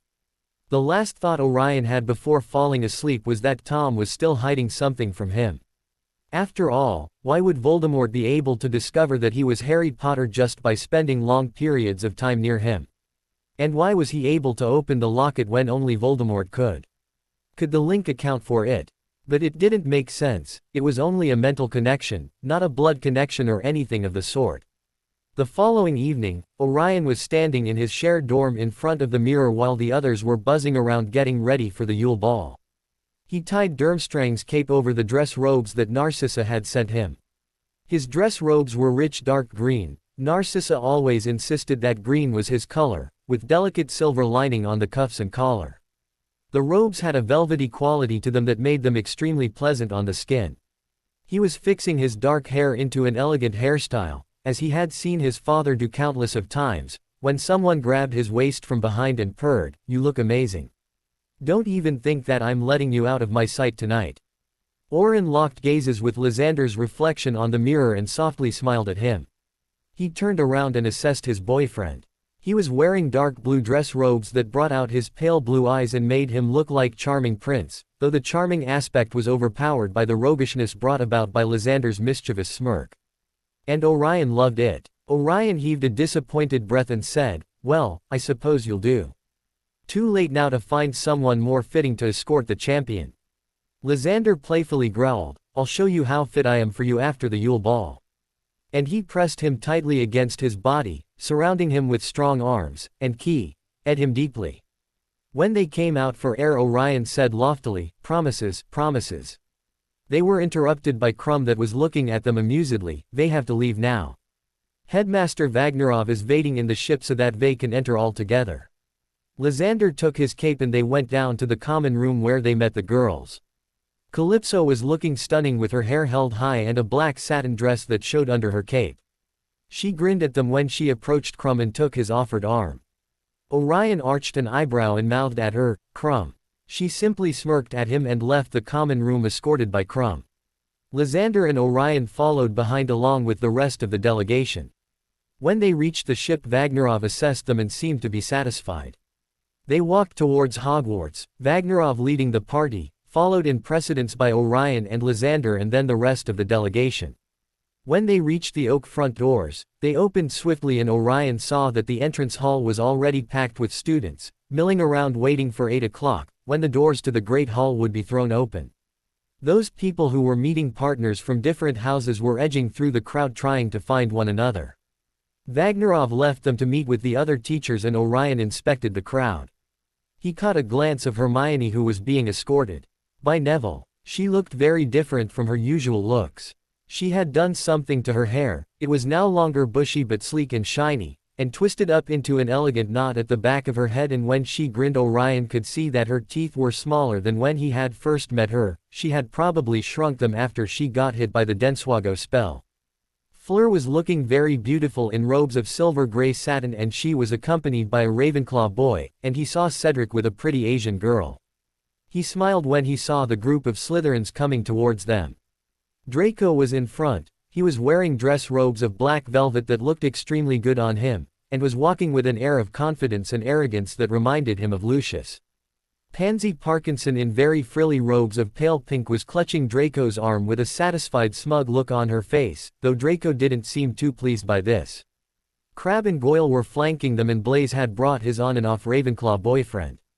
Theo was escorting Millicent, who looked quite nice with a black dress that flattered her strong constitution. Before Orion could greet them, McGonagall's voice called, "Champions over here, please." He grabbed Lysander's hand and went towards her. McGonagall, who was wearing dress robes of red tartan and had arranged a rather ugly wreath of thistles around the brim of her hat, told them to wait on one side of the doors while everyone else went inside. They were to enter the Great Hall in procession when the rest of the students had sat down.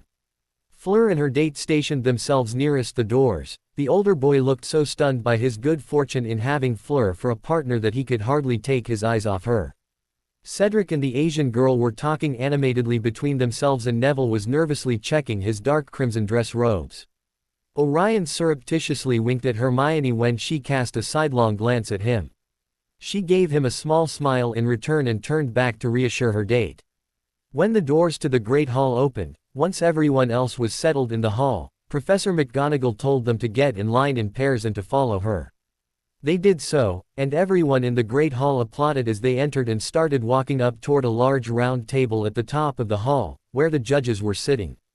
The walls of the hall had all been covered in sparkling silver frost, with hundreds of garlands of mistletoe and ivy crossing the starry black ceiling. The house tables had vanished. Instead, there were about 100 smaller, lantern-lit ones, each seating about a dozen people. Dumbledore smiled happily as they approached the top table, and Orion realized that out of all the judges, one was missing. Crouch wasn't there. In his stead, sitting pompously and looking down at the students, was Percy Weasley. When Orion reached the table with Lysander, Vagnarov pointedly indicated them to take a seat by his side. As the feast started, he heard Percy Weasley smugly saying that he had been promoted and that his boss, Crouch, wasn't too well and was currently resting, since he had had a great personal shock with the misbehavior of his house elf during the Quidditch Cup.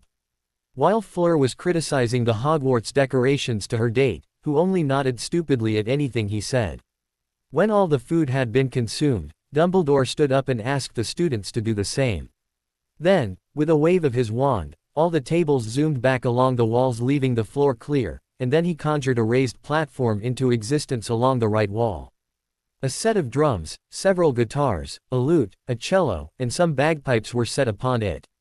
The Weird Sisters now trooped up onto the stage to wildly enthusiastic applause. They were all extremely hairy and dressed in black robes that had been artfully ripped and torn.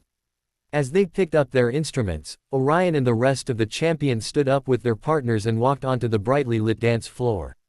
The Weird Sisters struck up a slow, mournful tune, and Lysander seized one of his hands while placing an arm around his waist. They started dancing slowly around the dance floor while the rest of the students stood to a side watching them and commenting. Soon, the rest of the students came onto the dance floor and Orion saw Calypso dancing with Krum nearby. Not far from them, Hermione was wincing frequently as Neville trod on her feet and Vagnarov was waltzing with Madame Maxime. He was so dwarfed by her that the top of his head barely tickled her chin. However, she moved very gracefully for a woman so large. Barty was doing an extremely ungainly two-step with the astronomy teacher, who was nervously avoiding his wooden leg. Orion heard the final, quavering note from the bagpipe and applause filled the hall as the Weird Sisters stopped playing. As Lysander went to bring them some drinks, he approached Calypso and Krum and asked her for a dance. He took her by the waist and started dancing with her as the Weirding Sisters started playing again. He looked down at her and asked playfully, "So, Krum, that was your big secret? What happened to poor Snape?" Calypso rolled her eyes. "I can hardly ask a professor to be my date, can I?" Ah, so you are interested in him? Asked Orion with an amused smirk. Perhaps, said Calypso with a small smile. Anyway, I came with Victor because he wanted to ask that Granger girl, but she had already been invited by Longbottom. So he asked me and I accepted. He's all right, not that our conversations are profound or anything, but he has become our friend, hasn't he? Yes, replied Orion, he's a good lad. We didn't interact much with him at Durmstrang, but we are always around students our own age there, so we didn't have much opportunity. But he has been very supportive of me. He didn't hold a grudge against me when I became the champion. Calypso nodded and Orion said teasingly, so tell me, what are your seduction plans to ensnare the elusive potions master? Calypso smacked him on the head and said with a chuckle, he is elusive, isn't he? I have not seen him here. I wonder where he is. Orion snorted, probably assigning detentions to unsuspecting students. Then he turned serious and asked, you are really interested in him? Tell me the truth. Calypso sighed, Orion, he's an older man. Even if I am, there's nothing much that I can do about it. But this is the first time that I have seen you taking a real interest in anyone. If you truly like him, his age doesn't matter, replied Orion. I don't care for his age, but he would never be interested in me, said Calypso. I'm just a little girl in his eyes, and besides I go to Durmstrang and he's a professor here. After this year I won't see him again. Well, you will see him when you're older, at the gatherings, you know, replied Orion, and since you want to participate before you graduate, I dare say that only a year or two would pass before you saw him again. And by that time you would be 17 and legally an adult. So you could start a relationship with him. Calypso laughed, you're such a romantic optimist. Surely in 2 years he'll be with someone.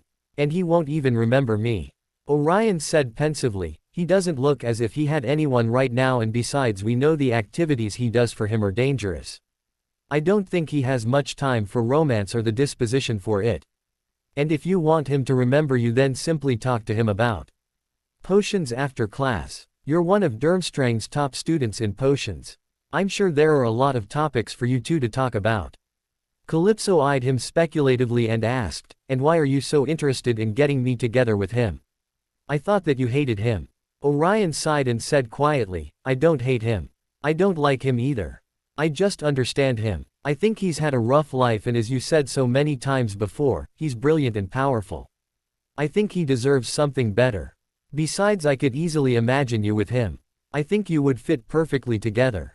You're too bright and mature to be with someone our age. A boy would bore you easily.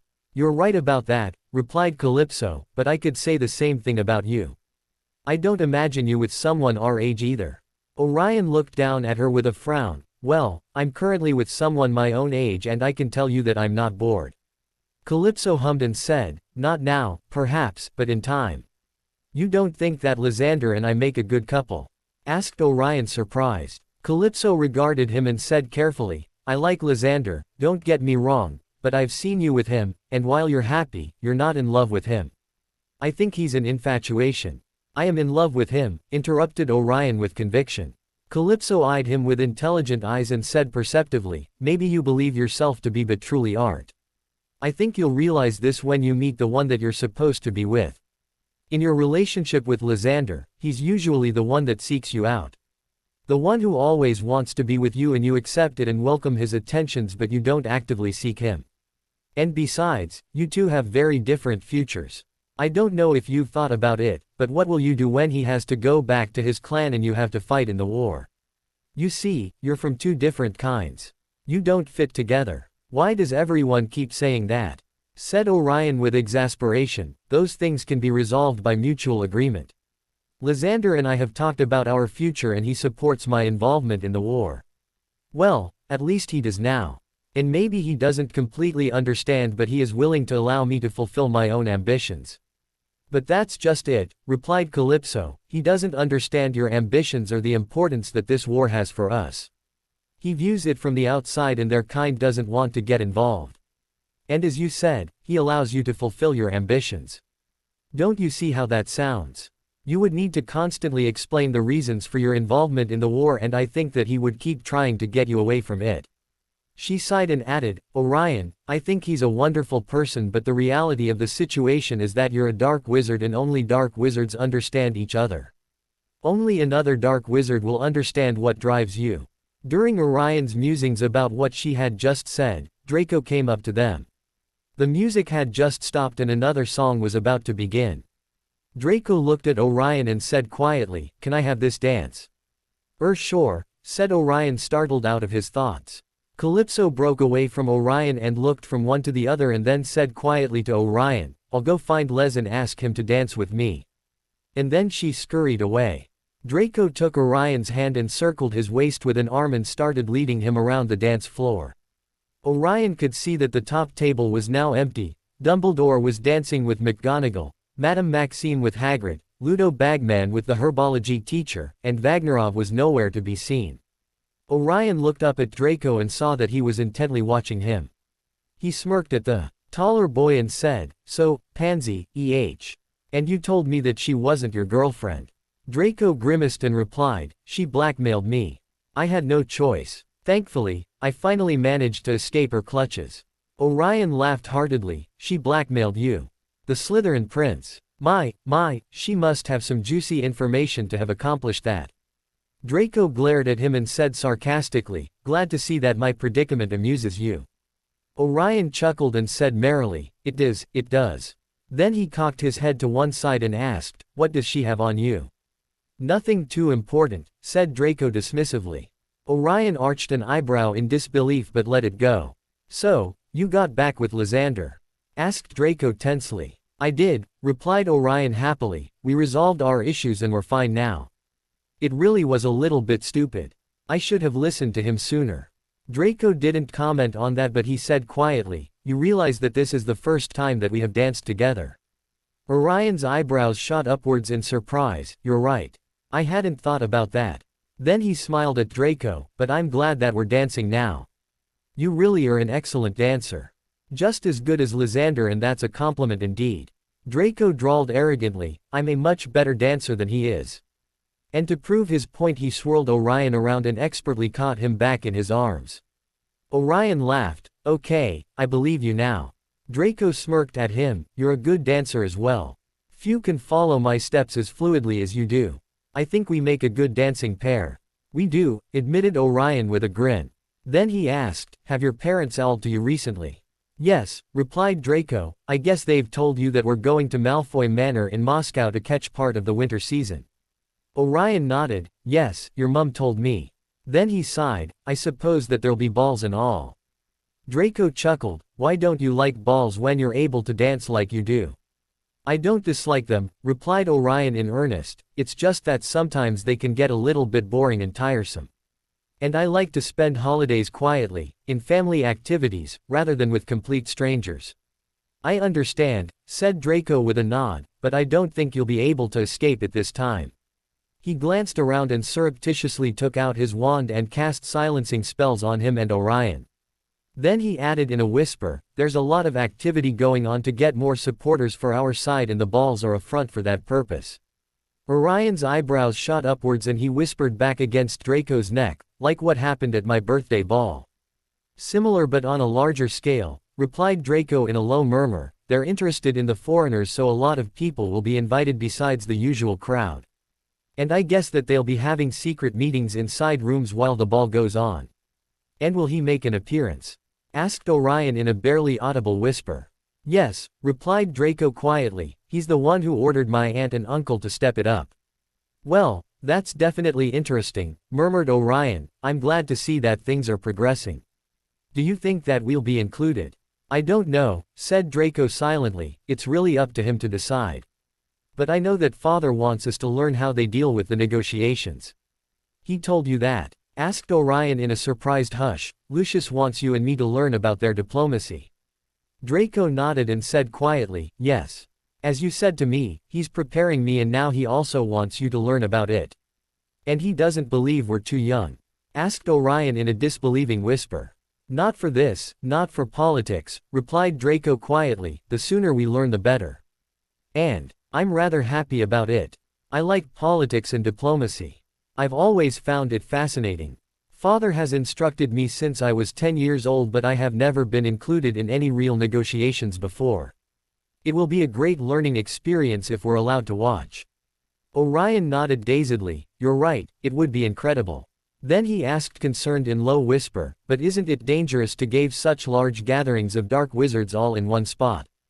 If any of the invitees yapped about it to the wrong person it would be catastrophic. Draco shook his head and said in a barely audible whisper, there are security measures. For starters, the manors where the balls will take place have ancient wards that repel any attack, the guests will be safe inside. Even those who escaped from Azkaban will be attending. Another measure is that all those who accept the invitation have to sign a magical binding contract that doesn't allow them to discuss the gathering with anyone else. They can't talk about what's discussed or who attended or where it took place. Orion frowned and asked in a hush, and what's the penalty if they break the contract? Death, replied Draco in a calm whisper. Orion gasped and then whispered back with incredulity, and people sign this when they know that their own magic will kill them if they break the contract. Yes, replied Draco quietly, it also serves to screen those who aren't truly sincere in their support. Once you open the invitation you have to either sign the magical contract, thus accepting the invitation, or you sign that you refuse. Those who sign their refusal are bound by a spell that doesn't allow them to say that they had received an invitation, so they can't even leak to anyone about the Dark Wizard's gatherings. So no one will find out that we're recruiting. Wow, said Orion amazed, they have really planned it thoroughly. Indeed, retorted Draco smugly, they aren't taking any chances. Just then, someone tapped Orion on his shoulder and he turned his face around to be confronted by a glaring Lysander. Orion widened his eyes and realized that during their whole whispered conversation, Draco and he had been speaking very close to each other, both of them whispering at the other's ear. Because even though Draco had cast silencing spells one could never be too careful when discussing such matters. He broke away from Draco and used his wand to cancel the spells. Draco stood with his arms crossed over his chest looking tauntingly at Lysander and Lysander shot him a nasty look before grabbing Orion by his arm and pulling him away towards the entrance hall. Lysander remained stonily silent while they crossed the open front doors of the school and entered the rose garden at its edge. The fluttering fairy lights in the rose garden winked and twinkled as they walked through the garden. They found themselves surrounded by bushes, winding, ornamental paths, and large stone statues. Orion could hear splashing water, which sounded like a fountain. Here and there, people were sitting on carved benches. Lysander dragged him along one of the winding paths through the rose bushes and then stopped and turned to look at him. What was that all about? Asked Lysander icily. Orion sighed and replied wearily, nothing, Les, we were just talking about the winter holidays. Lysander glared at him, and that merited the need to be pressed tightly against him. Or talk into each other's ears. Orion ran his fingers through his hair, unaware of the mess he was making, and said tiredly, we discussed some delicate matters that no one could hear about. He looked at Lysander to convey his meaning, you know what type of things I'm alluding to. Lysander narrowed his eyes at him and said, you expect me to believe that you were whispering in his ear things regarding the war? Yes, said Orion in exasperation, that's exactly what I did and that's exactly what I expect you to believe. Then he added tiredly, we've been through this before. I'm with you. I don't want anyone else. So you should stop suspecting that I'm going behind your back because I would never do that to you. Lysander was about to retort when Orion heard a familiar voice and he instantly covered Lysander's mouth with his hand as he strained to hear better. Don't see what there is to fuss about, Vulcan, said Snape's voice indifferently. Severus, you cannot pretend they aren't looking for him and that he's not in danger. Vagnerov's voice sounded anxious and hushed. Your friend dug his own grave, said Snape's voice coldly, there's nothing you or anyone can do to help him, Vulcan. He'll be punished, possibly killed, and that's all there is to it. But Igor never meant to give out their names, said Vagnerov's voice sternly, he doesn't deserve to be punished by something he had no control over. They fed him food with Veritarism, Severus.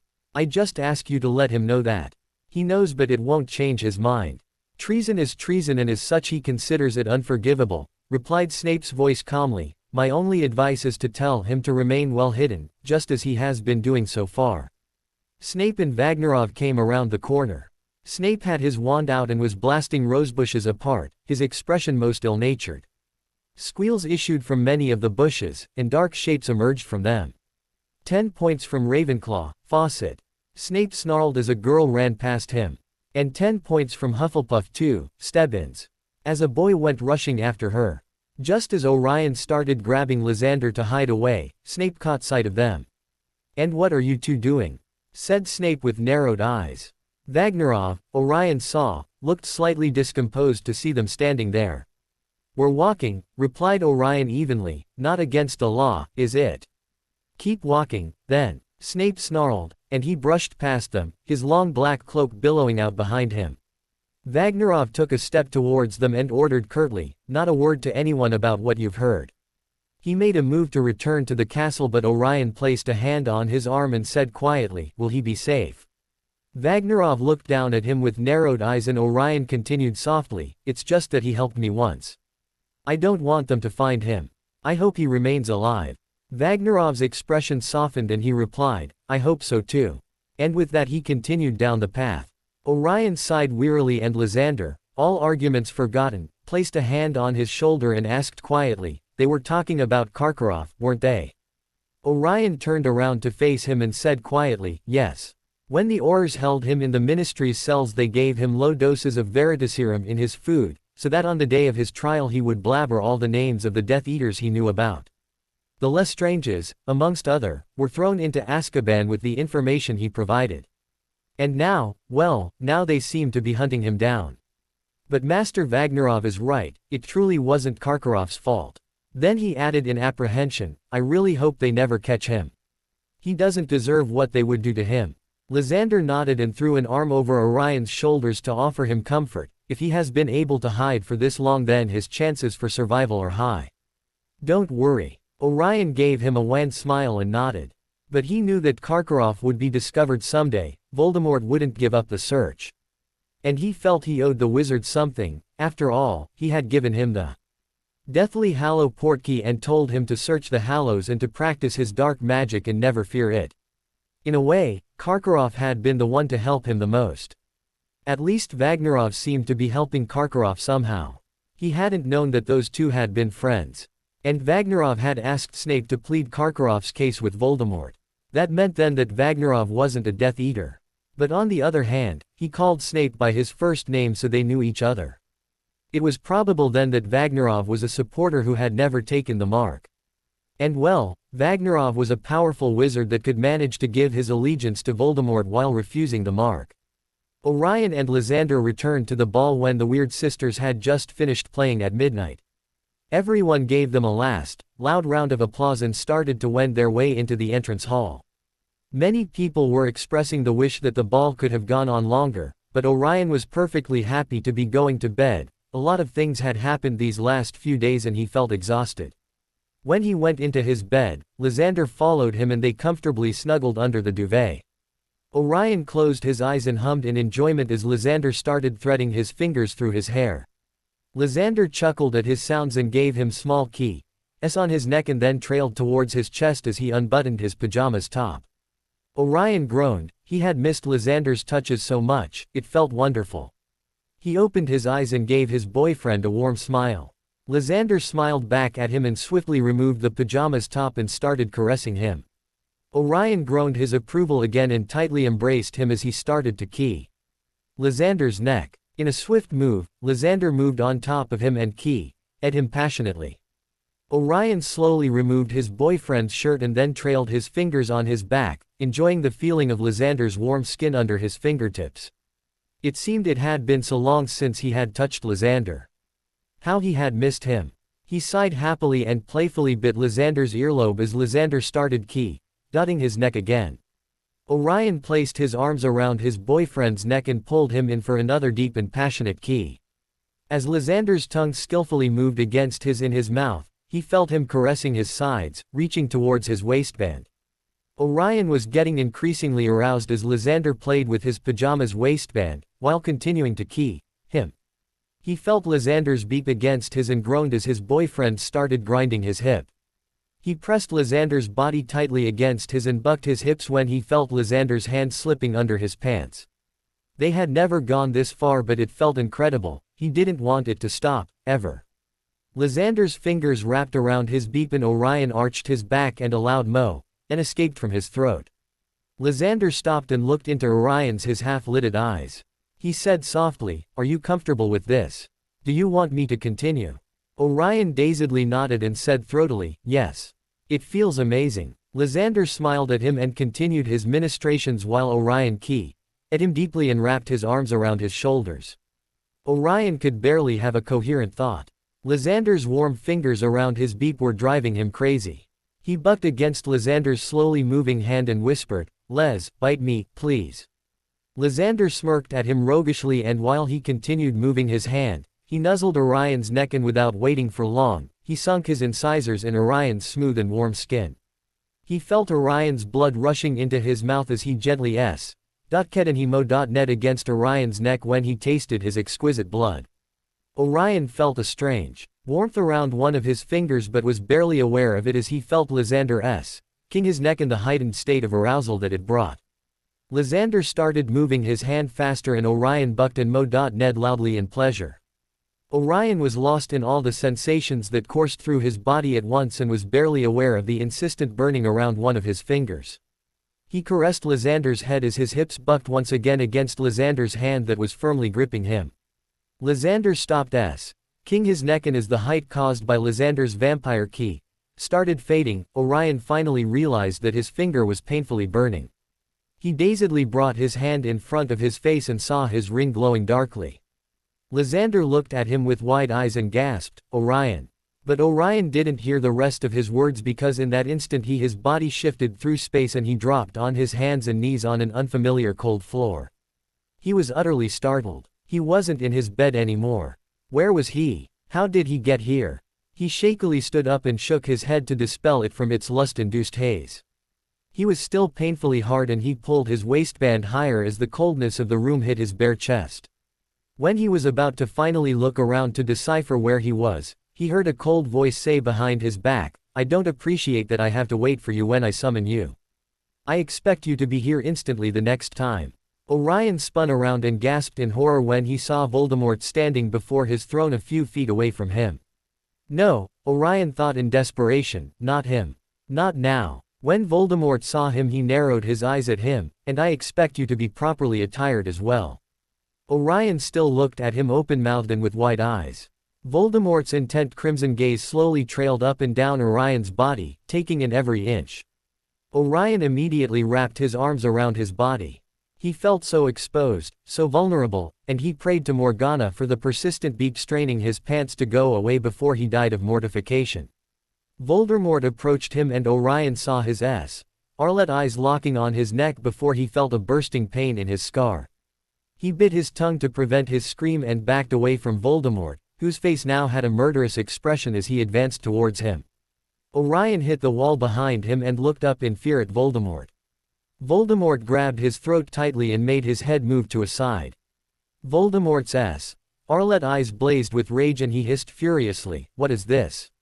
You allowed that vampire to bite you." Orion had raised his mind barriers to block the intense pain caused by Voldemort's fury, but it wasn't enough. He could taste his own blood in his mouth as he bit on his tongue more forcefully to prevent his pained scream. His head felt as if it was splitting in two. Voldemort forcefully grasped his bare shoulder with his other hand and shook him against the wall. "Answer me. You allowed him to bite you." Orion cried in desperation, "Yes. Now stop it. You're hurting me." He tried to pry Voldemort's hand from his throat but his grip was too firm. Then he used his hands to shove Voldemort's chest, but Voldemort gripped his wrists and pulled them down. Voldemort released his throat and forcefully made him look up, while still clutching his wrists painfully. Orion's pain-filled green eyes locked with Voldemort's and Voldemort hissed furiously, "No one marks you, you hear? You're my follower. No one but me has the right to mark you." Orion shook his head and said, "It's not a mark. It's just a bite." Voldemort angrily pushed him against the wall and snarled, "A bite is a mark. This is the last time he bites you and you'll stop seeing that. Vampire." Orion furiously wrenched his wrists from Voldemort's grasp and tried to push him away while saying, "I won't stop seeing him. Whom I'm with is my own affair." Voldemort clutched Orion's upper arms and he said enraged, "It is not your own affair. You're the last remaining black from the prime line and therefore you will be with whom I choose for you. And it certainly isn't going to be a vampire." Orion narrowed his eyes at him and spat angrily. I will marry for convenience because I am the head of the Black House, but in the meantime I can be with whomever I fancy. And you have nothing to do with it. I am your lord and you will obey me," snarled Voldemort. Orion hissed at him furiously, "You're the leader of the dark side and I am on the dark side, but you're not my lord. You're not my master. I'm not one of your groveling Death Eaters that you can command at will. If you force me to do something I don't want, then I won't support you anymore. That was our deal." Voldemort pierced him with narrowed Arlet eyes and hissed angrily, "I don't tolerate threats. If you leave my side I'll kill you." "Your side is the dark side and I won't ever leave it," replied Orion sternly, "so you have no cause to kill me. But that I'm on the dark side doesn't mean that I'll mindlessly obey your orders. I've told you before and I repeat again, I want to be your follower, but I won't be treated as a possession." Voldemort's eyes flashed and he said quietly, "Oh, but you are a possession." "My possession?" Orion bristled and tried to push Voldemort away. "I'm not yours. I'm not anybody's." Voldemort smirked at him and gently caressed Orion's jaw while he hissed, "Are you sure of that?" Then he cupped Orion's face and said in low hiss as he locked his eyes with Orion's, "If I wanted to make you mine I could and you wouldn't oppas." He looked at Orion intently and added silkily, "You would want me to take you and you would be powerless to stop me." Orion's eyes widened, still locked with Voldemort's, and he couldn't prevent the shiver that ran through his body at Voldemort's hissed words. And as he regarded Voldemort's face in shock, he saw Voldemort's resemblance to Tom. The same face, the same voice, but different eyes, different words uttered to him. And as he became aware that Voldemort was Tom, his heart clenched in pain, because this wasn't his Tom. But yet, as he looked into those crimson eyes, he could somehow see Tom in them. And it confused him because he despised Voldemort, he despised the way Voldemort had treated him, but when Voldemort had caressed him gently, Tom resurfaced again. And how many times had he longed for Tom to be real? How many times had he wished that he could somehow touch Tom?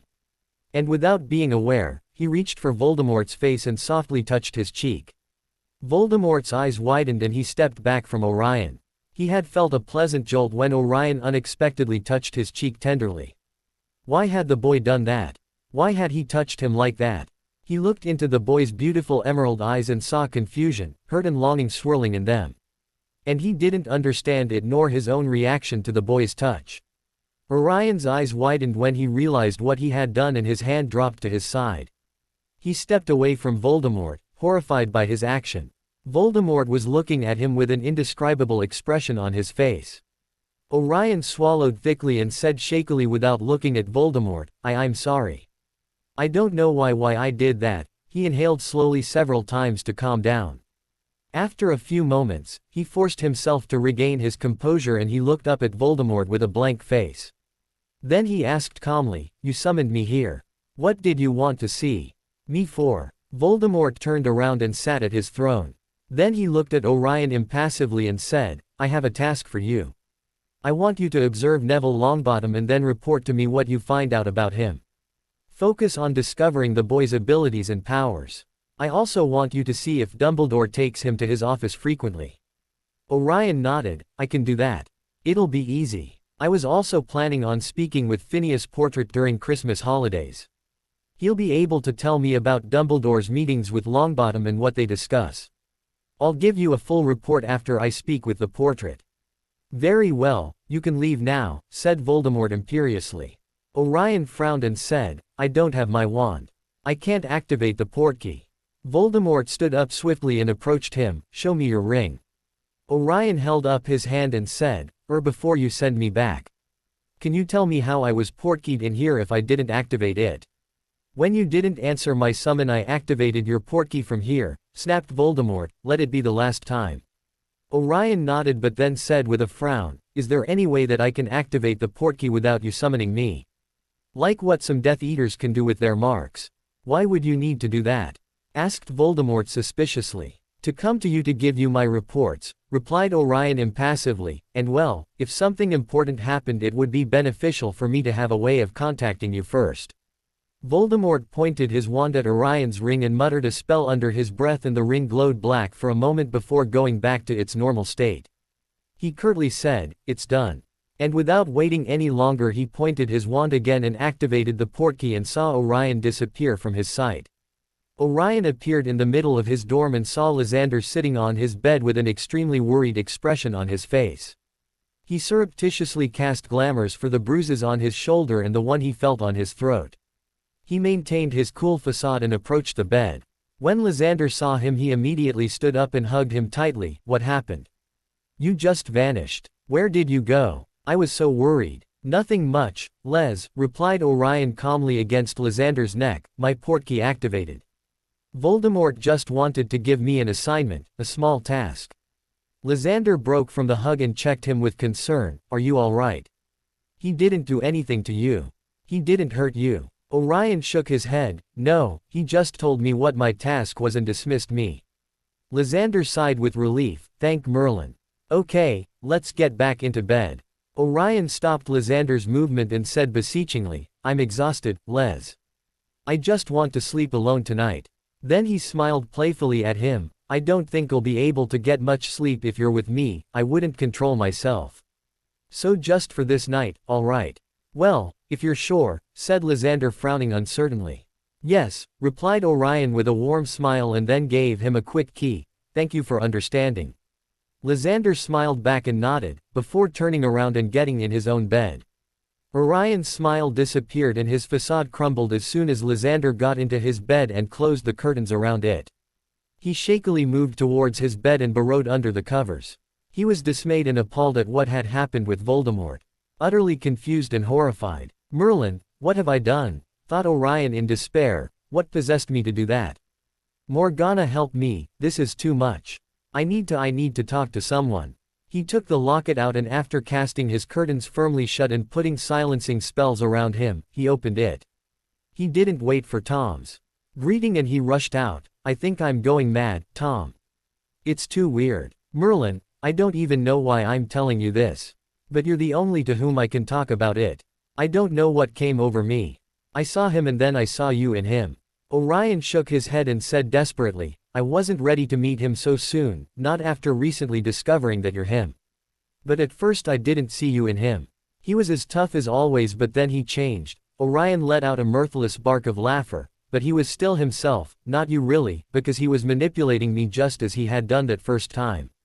Hissing softly and caressing gently and I knew he was playing his little game again but I couldn't help it. I saw him differently. I saw you. And Morgana helped me, but I was so confused, I'm still so confused. I don't know what possessed me. I just wanted to touch him, to touch you really, because you were finally real. Orion shook his head again, but I was mistaken. He isn't you. But it's all so confusing. How can I see you in him just because he turned gentle? I shouldn't because he uses his gentleness to manipulate me. I know it's not real. But I couldn't help it, I just reacted. And I was so horrified afterwards. Merlin, I think he was horrified himself. He backed away from me, for Morgana's sake. That's funny now that I think about it. The Dark Lord backing away from a caress. If the Light Wizards only knew they would simply smother him and puff. Dark Lord dead by extreme shock. Or perhaps disgust. There's no way to know, Merlin, what am I saying? Ended Orion shoving his face in his pillow. From what I could discern from your ramblings, said Tom with amusement, I take it that I summoned you and the encounter didn't go as you expected. Orion looked at him in disbelief, didn't go as I expected. I caressed Voldemort's cheek. What do you think? It went horribly. And it wasn't an encounter with you. It was an encounter with him and there's a huge difference in that. Tom cocked an eyebrow and gave him a slight triumphant smirk, you caressed me. Orion said through gritted teeth, I didn't caress you. I caressed his cheek, nothing else. And stop trying to make me see you in him because it won't work. Tom smirked at him, it sounds to me as it already has. Orion glared at him and snapped, this is your fault. Feeding me all your stories about how Voldemort isn't so evil and then insisting that he's you. You're trying to confuse me more than I already am. I don't need you to tell me that you two are the same. I need you to tell me that you're different.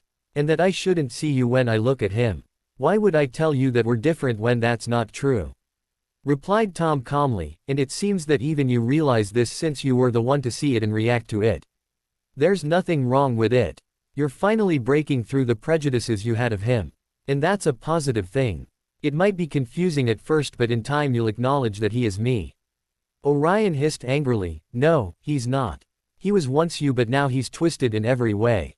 Why do you want me to like him? Don't you see how he treats me? I can't afford to like him. I can't afford to acknowledge that there might still be some part of you in him. Because I would be at a disadvantage, he would use it against me. He doesn't care for me. He manhandled me today, he physically hurt me. How can you say that he's you when he treats me in such a way? If I manhandled you, it must have been for a good reason, replied Tom nonchalantly. You and your sodding good reason, snapped Orion. You always say that whatever he does is for a good reason, and that's a lie. There aren't good reasons or bad reasons with him, only self-centered reasons. Do you know what he said to me?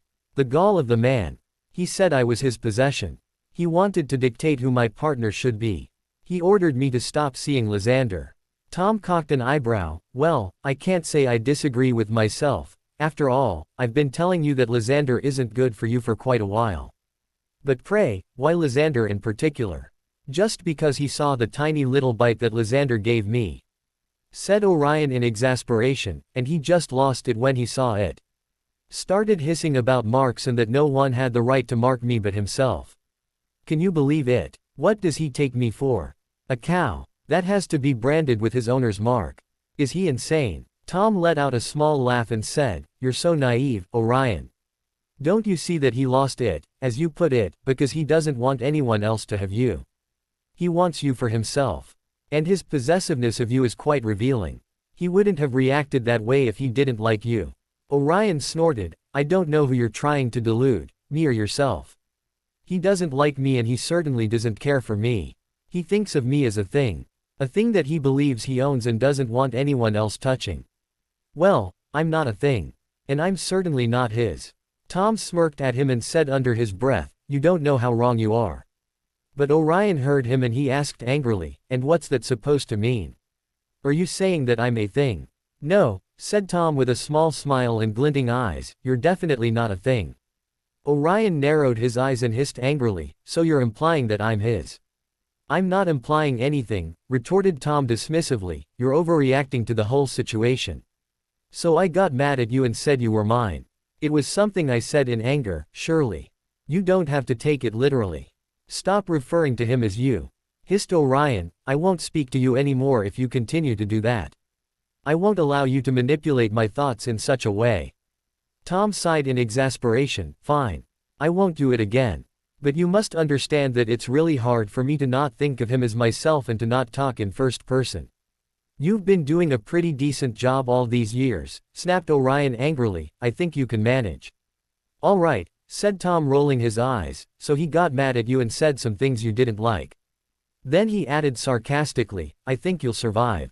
Orion huffed in exasperation. There was really no point in trying to make Tom understand the seriousness of the situation. Look, all I'm saying is that I hate it when he treats me like one of his minions. Since the beginning I told him that I want to be his equal. I won't stand to be treated as anything else. Tom drawled arrogantly, he'll never consider you his equal. And why is that? Snapped Orion angrily, I'm powerful enough. You believe that you're equal in power to Lord Voldemort just because of your display of dark magic at Azkaban? Asked Tom snidely, a display of accidental magic that you have no way of reproducing. Orion replied quietly, I've been practicing, just as you suggested, Tom. I'm capable of some control now and I'll master it in time. Tom narrowed his eyes at him, you never told me that.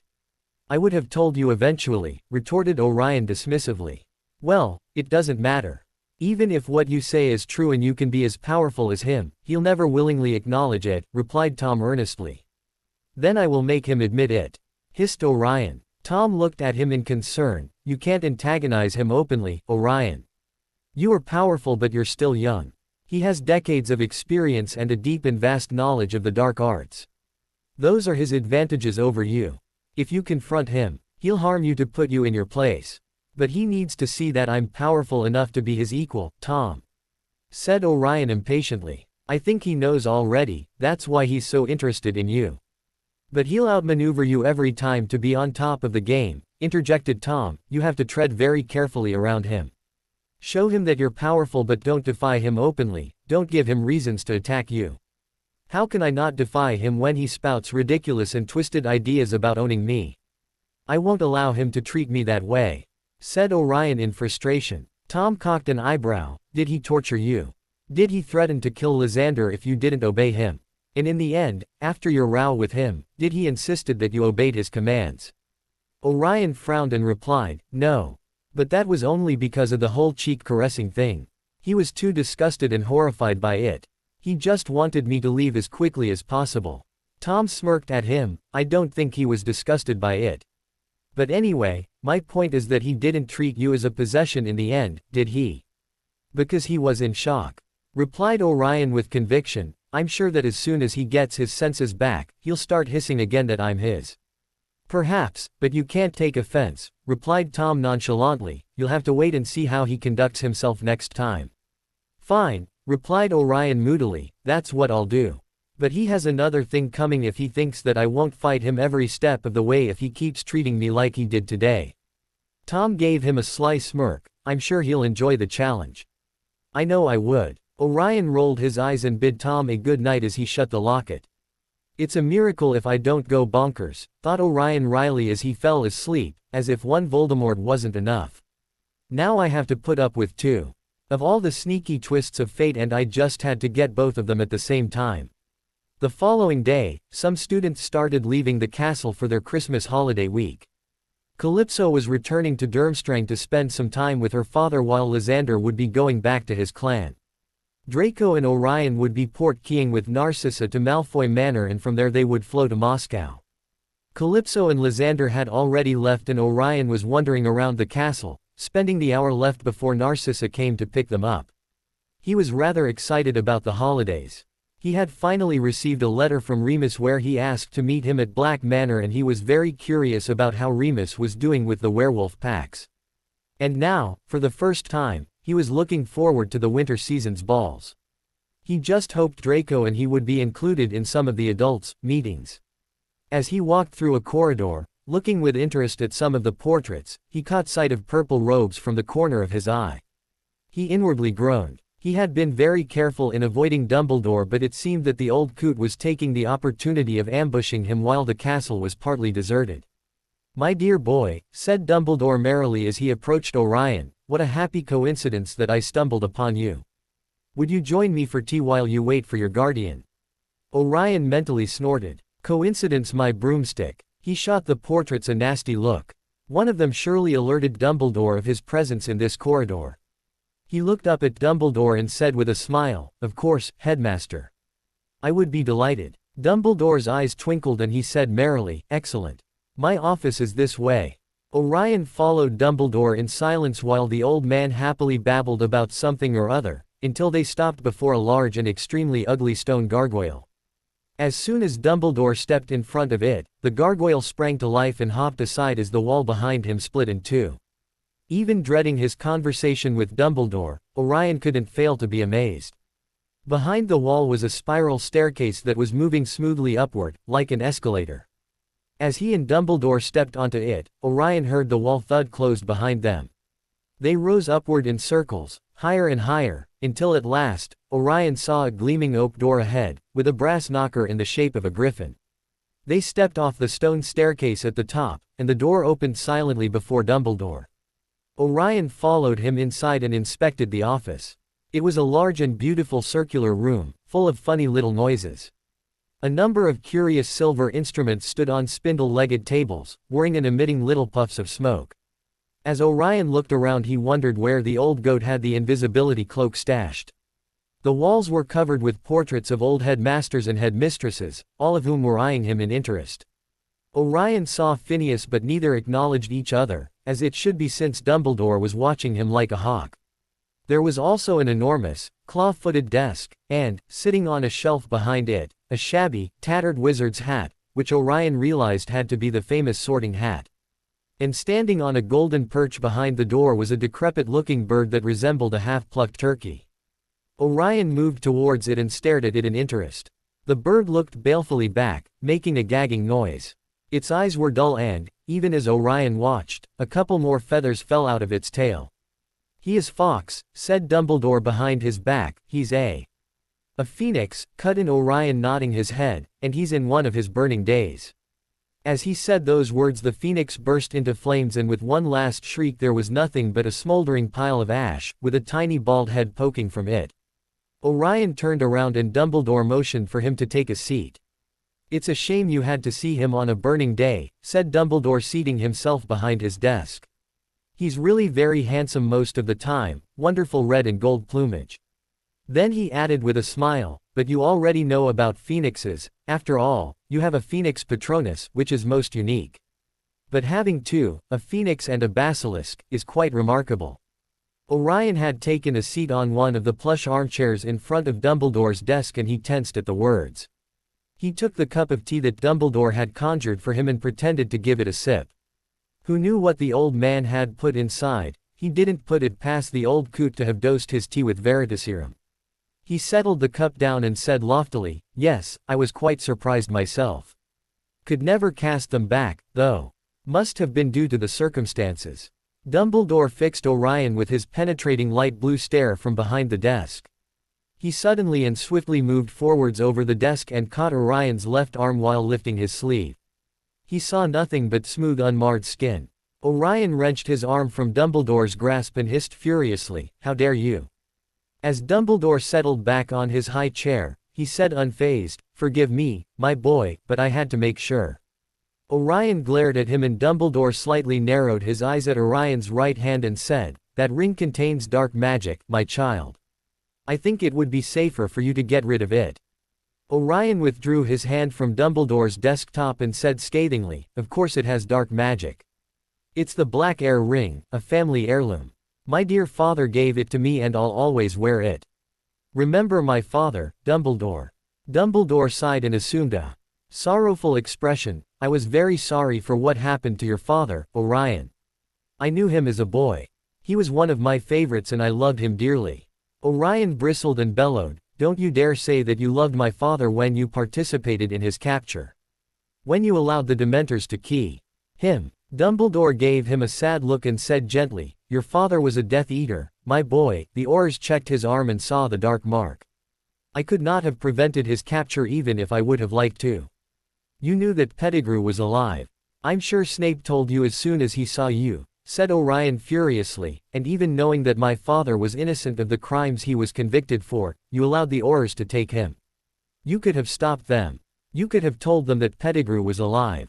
Dumbledore looked at him pityingly over his half-moon spectacles. "Regrettably, your father was unbalanced due to his years in Azkaban and he turned to the dark side, my boy. It pained me greatly, but it had to be done. It was for the best. A Death Eater can't be allowed to interact with civil society. And whose fault was it that my father spent 10 years in Azkaban?" Hissed Orion as his hands clenched into fists. "Who was it that didn't lift a finger to give him a trial? As a member of the Wizengamot you had the power to request one. And yet, you did nothing. If he was one of your favorites, as you say, why didn't you help him?" Dumbledore sighed and said softly, "Those were dangerous times, my child. Everyone suspected everyone else and it was very difficult to tell who was a Death Eater. The evidence against your father was so conclusive." Then he added sorrowfully, "I admit that I made a mistake. I will carry that cross for the rest of my life." "As you should," spat Orion angrily, "but admitting that you were in the wrong doesn't change the fact that you had the chance to make up for your mistake and help my father this time and you didn't. He might have been a Death Eater but he had committed no crime." "He escaped from Azkaban," replied Dumbledore quietly. "Even if it was proved that Pettigrew was alive, your father was still a convicted wizard that broke from Azkaban. Where he didn't belong in the first place," snapped Orion angrily. "Even so," said Dumbledore gently, "it's still a crime punishable by wizarding law." Orion fumed furiously in silence. There was no point in discussing the subject with Dumbledore. The old man would say anything to excuse his own behavior and no matter what he said, Orion would not be swayed from his conviction that Dumbledore was a manipulative old bastard that deserved the worst of fates. Dumbledore took his silence for agreement and then changed subjects. "How are your guardians treating you, my boy?" Orion looked at him suspiciously. "I'm very happy with the Malfoys. Draco and I have become good friends. I'm glad that they are taking good care of you," said Dumbledore with twinkling eyes. "I was rather surprised that they asked for your guardianship." Orion replied smoothly, I was surprised as well. I had never met them before, but Mrs. Malfoy told me that she felt it was her duty since she is my last living relative. Dumbledore smiled at him, dear Mrs. Malfoy, just as enchanting as her sister. You might be happy to learn that the excellent Mrs. Tonks was also interested in being your guardian. Orion looked at him in faked surprise. She was. I assume that Mrs. Tonks is Mrs. Malfoy's sister. Dumbledore nodded. She's Andromeda Tonks, née Black, and has a lovely family. I think you would get along splendidly well with her daughter Nymphadora. He chuckled benignly and added, she's quite a character, very fun to be around. Orion nodded silently, wondering when the old man would get to the point. He didn't have to wonder for long as Dumbledore kept speaking, they would have provided you with an excellent environment. I believe your father would have preferred that you were living with a light family. I know that he had wished that for himself, and I believe that he would have wanted that for you. Orion inwardly bristled but said calmly, perhaps you're right. But there isn't much that can be done about it now. Dumbledore's eyes twinkled as he said, my dear boy, if you wanted to change guardians you would only need to submit to the ministry a signed document expressing your wish to be taken care by the Tonks. Orion smiled at him, thank you for the information, but the Malfoys are taking excellent care of me. I have nothing to complain about. I'm quite happy with them. Very well, replied Dumbledore calmly, just remember that you have the option if you change your mind in the future. You might feel more comfortable with a light family instead of a dark one. Orion looked at the old man and said sweetly, I'll remember. Thank you for your concern. Dumbledore's eyes twinkled at him and Orion wished he could rip them out of their sockets and make the old man choke on them. While Orion envisioned many tempting scenarios in his mind, Dumbledore said impassively, I believe that the Malfoys are taking you to Moscow for the winter season. If that is what they have planned, they haven't told me yet, replied Orion smoothly, but I hope not.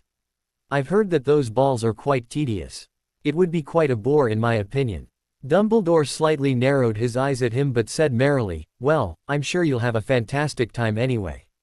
Orion smiled, perhaps I will. After a pause of silence Dumbledore said with a grandfatherly smile, I was quite impressed with the transfiguration abilities you displayed during the first task. I must commend you for it. Thank you, replied Orion, my father was very good at transfiguration, I believe he passed it on to me. Indeed, retorted Dumbledore, he was a top student in Professor McGonagall's class. It's a pity that she won't have the pleasure of teaching you when you return to Durmstrang.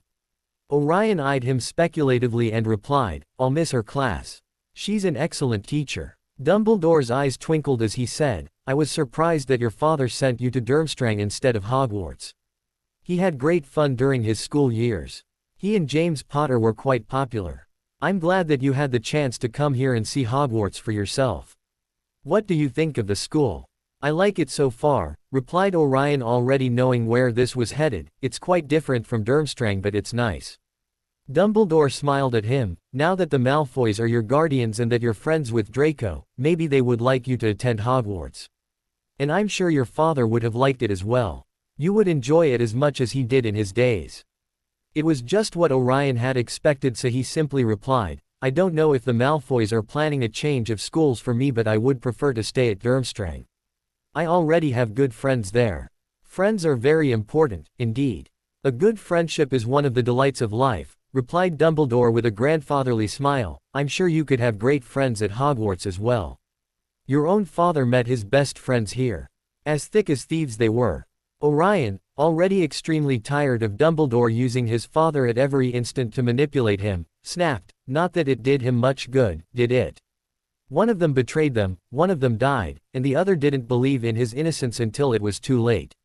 I think I'll stick with Durmstrang. Thanks. Before Dumbledore could reply, Orion made a show of looking at his wristwatch and said, oh, look at the time. He stood up and said politely, thank you for tea, headmaster. I wish you a happy Christmas. Dumbledore smiled at him benignly, thank you, my boy. Merry Christmas to you too. I hope we have another opportunity to have tea in the future. Orion strained his face to smile warmly at him, I hope so too. Then he spun around and left the office. It was clear to him now that he couldn't put in action his plan to tell Dumbledore that he was Harry Potter in order to gain information on the Order of the Phoenix and the prophecy. He had never been too sure about that plan. The risks were great, but he had considered it as a possibility. But now it would be completely disregarded. The old man was too controlling. If even just as Orion Black, the old coot already wanted to send him to the Tonks and bring him to Hogwarts, then as Harry Potter he would be powerless to prevent it. Dumbledore would move mountains to get his way. No, he would never tell Dumbledore. He would have to find another way to get information. As soon as Orion reached his dormitory he quickly scrawled a note for Draco telling him to wait for him and left the piece of parchment on his bed. He quickly took out his wand and activated the portkey. He landed in the middle of Voldemort's study. The wizard was sitting behind his desk, writing on a long parchment as he leafed through the pages of one of the many documents and plans on his desk. He raised his face to look at Orion, arched an enquiring eyebrow and said coldly, "You have something to report already." Orion moved forwards until he stood in front of Voldemort's desk and said urgently without looking into the wizard's eyes, "Not on the task that you gave me, but I think this is important. Dumbledore took me to his office for a chat and he was fishing for information about Moscow."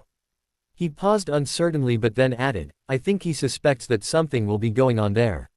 He wanted to know if the Malfoys were going." Voldemort rested his back on his high chair and looked at him with his piercing crimson eyes. "And what do you think Dumbledore suspects?" Orion frowned. "About the gatherings, of course, and the meetings that will take place there." Voldemort narrowed his eyes at him and asked curtly, "And who told you about the meetings?" Orion paled. No one. Narcissa told me that we were going to Moscow and that the Lestranges were going as well. So I thought that if the Lestranges were going then it must be because there would be meetings." Voldemort interrupted him and said in clipped angry tones, "Don't lie to me." "Who told you?" Orion heaved a breath and said, "Draco." Then he rushed out, but it wasn't his fault. I battered him until he had no choice but to tell me. He adamantly refused to tell but I was too persistent and Voldemort raised a hand and said sternly, "Enough. I won't punish Draco for telling you. The Malfoys would have told you eventually so there's no harm done." Orion sighed in relief and Voldemort added curtly, "Now, you say that the old man took you to his office. What did he want with you?" Orion carded his fingers through his hair, "Many things. But the most important was that he checked my arm for the dark mark. I don't know why he suspects me." He shot Voldemort a quick look and said, "You have a spy in your ranks. That would explain why he suspects me and why he knows about Moscow." He frowned and added, "And it isn't Snape. He has never seen me here and the other Death Eaters would have never told him about me." Voldemort cocked an eyebrow and asked quietly, "And why do you think Snape is another spy?" Orion hesitated. He didn't want to get Snape in trouble but the truth was that Voldemort needed to know that Snape was passing information to Dumbledore. So he said carefully, "I think he walks a fine line between you and Dumbledore. I think he passes information to the both of you and therefore he can't be trusted for now. But he's still valuable. You have never summoned him when I'm here so I guess that you know this already." He paused and then asked, "Does Snape know about the gatherings?" Voldemort replied quietly, "He doesn't. I'm taking all security measures."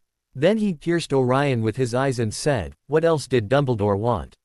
"He has taken an interest in me," said Orion sourly. "He said that I would be better living with the Tonks instead of the Malfoys and then implied that I should attend Hogwarts." Then he added as he started pacing the room, "It's obvious that he wants me in his clutches but I don't know why. It could be because he saw that I was powerful the night I went to Hogwarts to help my father but he has never seen my true power, not like you have, so there must be something else. Or maybe he simply wants to get as many allies as he can. After all, having a black on his side would reassure some dark families if they wanted to change sides. And it would be seen as a victory by the light side. It worries me, this interest he has in turning me to the light side. I have to practice great restraint when I'm around him. He's so manipulative and controlling that I just want to curse him into the next millennium. If he keeps ambushing me to have tea I might just snap and—" "Orion," said Voldemort sharply to stop his ramblings. Orion turned around to look at him and Voldemort continued, "I knew already that Dumbledore would be interested in you. But he can do nothing to remove you from the Malfoys or to have you at Hogwarts. So there's no cause for concern." Then he added with a malicious smirk, "As for cursing him, well, I share your sentiment, but you'll have to put on your best mask and suffer him in silence." Orion sighed and nodded. Then he looked at Voldemort and said, "Well, that was all I had to report." Voldemort nodded but remained silently regarding Orion. Voldemort carefully inspected the boy who hadn't looked into his eyes once. He wondered why Orion couldn't meet his eyes. He remembered yesterday's confrontation. He remembered the lost and confused expression on the boy's face while they looked into each other's eyes, just after he had started manipulating the boy with his caress and hisses. He was still startled at his own reaction when he saw the boy's bite mark. All his followers were his to command, that was true, but he had never felt that flare of possessiveness towards any of his followers before. The way he had reacted to the boy, it revealed a weakness that could be exploited by others. The boy was nothing to him after all. He was a tool in his hands, a worthy follower that needed to be molded. The boy was beautiful and extremely powerful, that was true, but he was merely one more pawn in his plans. Voldemort inwardly smirked. How easily he could manipulate the boy with caresses and silky hisses. The boy's shivers proved that he was susceptible to them. He would use it to make Orion bow at his feet. The boy will learn to obey and respect him. He had to have Orion completely ensnared in his thrall. Such a powerful creature couldn't belong to anyone else but him. And there was still much that had to be changed in Orion to make him a perfect follower. The boy had too much innocence, too much compassion. He remembered Orion's horror at what he had done to the Ministry's witch. That needed to be changed. Orion was to become one of his Death Eaters, probably the most powerful one. The boy needed to be cold-hearted and ruthless. He would have to start shaping Orion into a ruthless and obedient Death Eater, so that in time he could be in his inner circle. And he had other plans for the boy as well. He shrewdly inspected the boy again and smirked maliciously. Yes, the boy was powerful, exquisitely so. The dark magic he had felt coming off in waves from the boy in Azkaban was truly enticing and flabbergasting. Never had felt such raw dark power. Maybe he should reevaluate what he wanted to do with Orion. He knew Lucius wanted to attach the boy to his spawn. The Malfoy brat and Orion would certainly produce a powerful heir, but it would also be a waste to marry Orion to Lucius, boy. Orion was much more powerful than the Malfoy whelp. Voldemort impassively trailed his eyes over Orion. The boy was extremely beautiful, young perhaps, but that mattered little when he held such power in his lithe body. Orion needed to be paired with someone that had just as much power or more. He had never deigned to have a consort before, he had never found anyone powerful enough to be his match, and he had taken measures to be immortal. Eventually he would need to have an heir and train him to rule at his side. Once he conquered the wizarding world he would never relinquish his hold over it, but his bloodline had to continue. He couldn't allow Salazar's great bloodline to end with him. And maybe this boy could be the means to accomplish it. He smirked in satisfaction. But first, Orion had to be molded, broken and fixed up to his liking. All in good time. Orion resisted the impulse to squirm under Voldemort's Arlet gaze. There was a calculating and devious glint in Voldemort's eyes that he didn't like at all. He wondered what the wizard was plotting. He uneasily waited for Voldemort to finish his appraisal and say something. After a few more tense moments for Orion, Voldemort said dismissively, returning to his reading, "You may leave." Orion nodded and took out his wand to point it at his ring. Then he paused, shot Voldemort a glance and asked, "What will you do about Dumbledore knowing about the meetings? And about the unknown spy?" "That's not your concern," replied Voldemort coldly, without looking at him. "Now leave. I have work to do." Orion shot him a glare before disappearing from Voldemort's study. As he appeared in his dormitory, Orion thought that his first meeting after the incident, as he called yesterday's summon, had gone rather well. He had not even once thought of Voldemort as Tom. Well, that could also be because he had not even dared to look at Voldemort in the eye. When Orion had looked at him he had concentrated on the man's forehead or chin, anywhere except his crimson eyes. But Orion was quite satisfied nonetheless. He just had to keep doing that and he could easily meet Voldemort without problems, and he could happily continue his existence considering Voldemort and Tom as two separate entities, just like it should be. And Tom had been right. Voldemort hadn't said anything about owning him or some such absurdity. He seemed completely uninterested in him in a personal level. Which was completely fine as far as he was concerned. But on the other hand, Voldemort had looked at him in a calculating way. Well, whatever Voldemort was planning he would eventually find out and oppose it if it didn't benefit him. Let Voldemort believe that he only wanted to be his follower and become his equal in power. But he wanted much more. He wanted to be powerful enough so that Voldemort could never dominate him, never attempt to rule his life. Voldemort might be the Dark Lord, but he would become someone important and powerful as well. He would make sure of it. Draco, who was in the middle of Orion's dorm, with arms crossed above his chest, said impatiently, "Where have you been?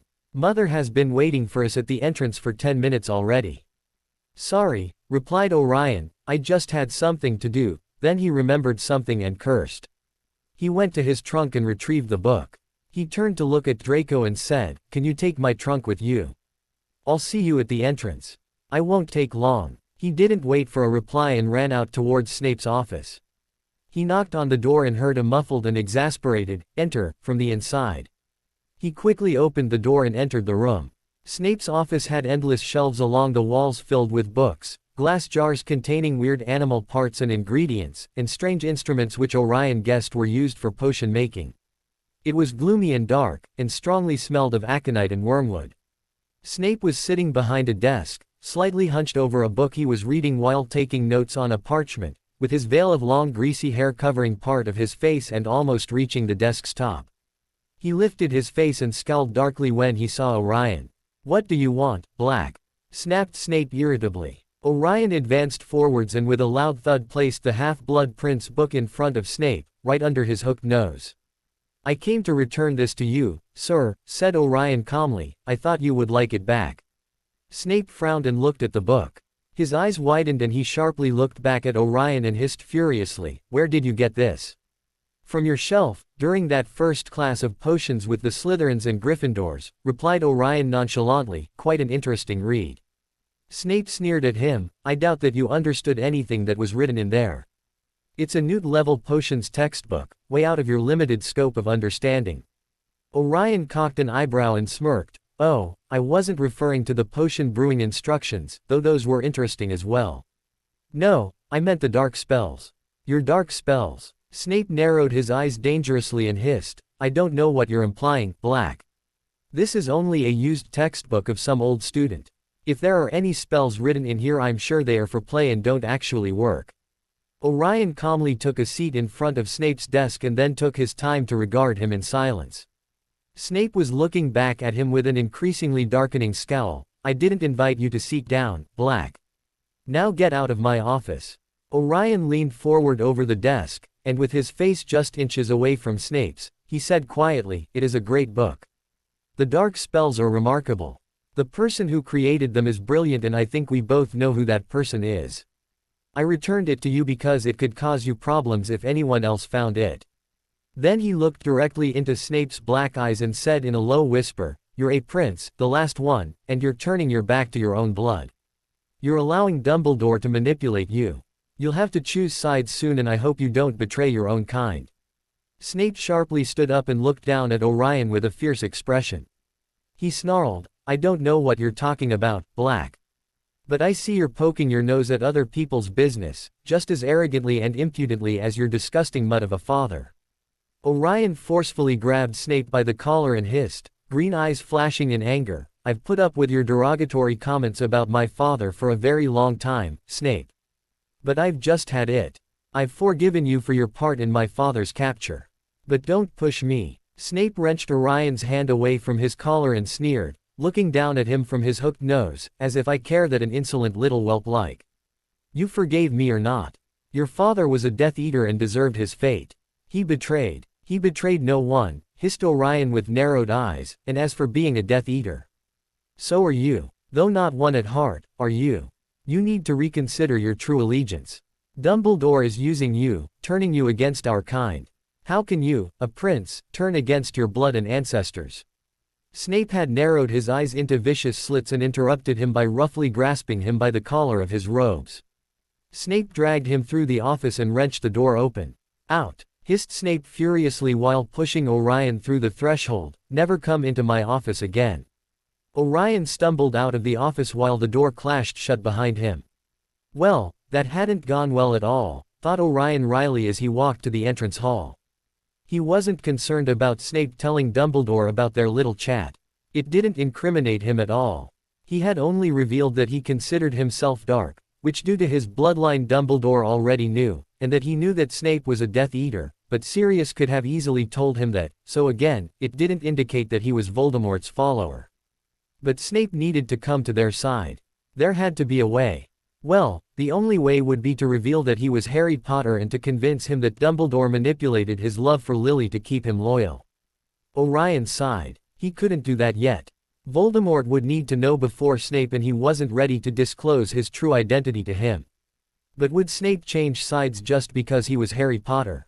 Could he convince him? Besides removing Snape's blind to Dumbledore's manipulations, which Snape had to be aware of at some level, the fact that the boy who lived was on the dark side could also sway Snape. Snape was a survivor after all. He wouldn't cast his lot with the losing side. And the light side without the boy who lived was weaker in comparison.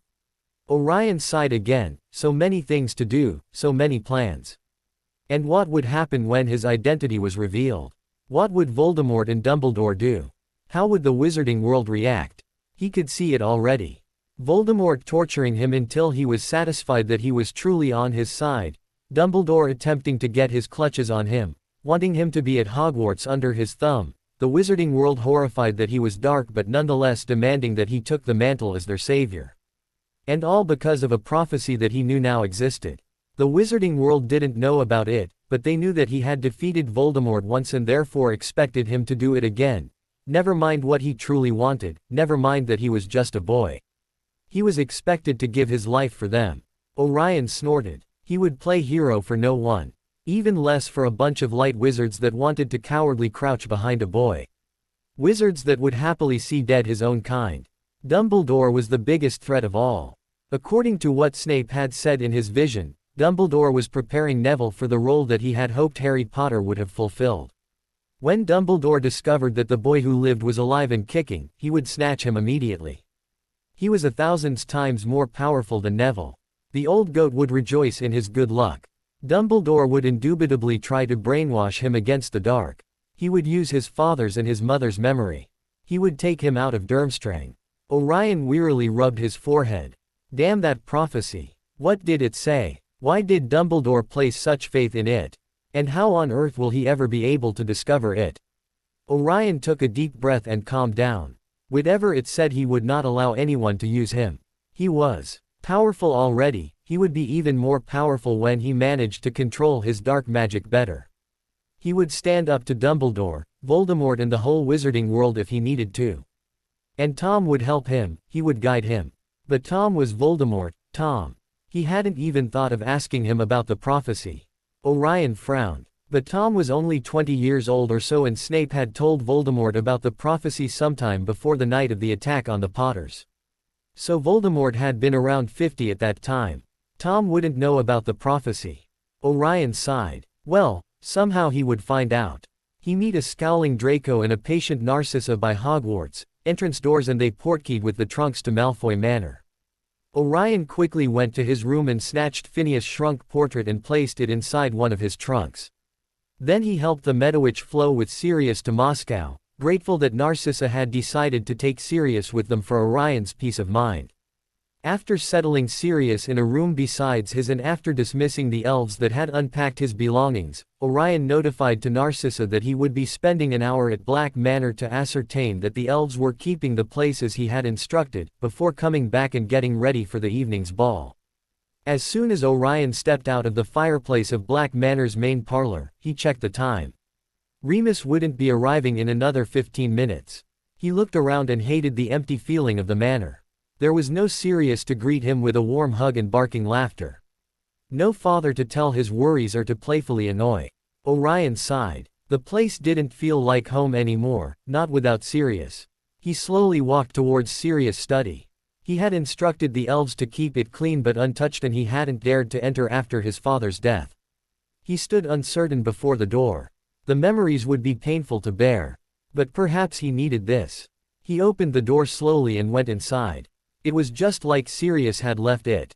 He could even pretend that his father was somewhere else in the manor and that he would be coming back shortly into the study. Orion approached the desk and sorrowfully touched his father's belongings. He could almost hear Sirius' laughter echoing in the room. He sat down on his father's high chair behind the desk and looked around despondently. He closed his eyes and rested his back on the chair. As sorrowful and depressing thoughts entered his mind, he became aware of a tingling of magic. He opened his eyes abruptly. He had felt a nearby concentration of wards. He frowned and passed his hand over the desk. There. The magic came from the last drawer. He took out his wand and started tearing down the wards. The last one was based on blood magic. He used a letter opener and pinched his finger. He pushed the fingertip against the drawer and smudged his blood on it, and with a click the drawer opened. Orion's eyes widened when he saw his father's pensieve inside. He hadn't given it a thought. As soon as his fingers touched the rim, a piece of parchment popped into existence, hovering in mid-air in front of his face. Orion blinked in surprise and grasped it. The blood drained from his face and tears started streaming from his eyes as he read it. "My young pup. I'm writing this as I get ready to go to Hogwarts once more. If you're reading this, then forgive me for breaking my promise to you, but I can't idly stay at the manor while I know that your mother's and James's betrayer remains free and unpunished. I hope you understand that I need to do this. I'm aware of the risks involved, that's why I'm leaving my most precious memories behind, in case I get captured by the Dementors or that Peter takes me to Voldemort. I don't want them to take these memories away from me, all my memories of my friends, all my times with Lily, and all my memories of you, I leave behind because I treasure them above anything else. I know we've never seen eye to eye about Voldemort and the war, but I want you to know that whatever path you choose, I'll be proud of you because I know you'll make the right choices. You have your own destiny to fulfill and I know you'll be great. Whatever happens to me, remember that I love you more than life itself. You gave me a reason for living when I thought I had nothing left. You've made me so proud and happy that I have blessed each moment that we have spent together. Please don't worry about me and enjoy your life. I'll always love you. Your father, Sirius." Orion dropped the letter on the desk and with blurred vision looked down at his father's pensieve. It was full at the brim with silvery swirling memories. Half his father's life seemed to be there. He could only be grateful that his father had taken the precaution of leaving his best memories behind because the Dementor would not feed on them. He would be able to place them back once he rescued his father's soul and resurrected him. After that last thought, he broke into heaving sobs and sagged against the desk.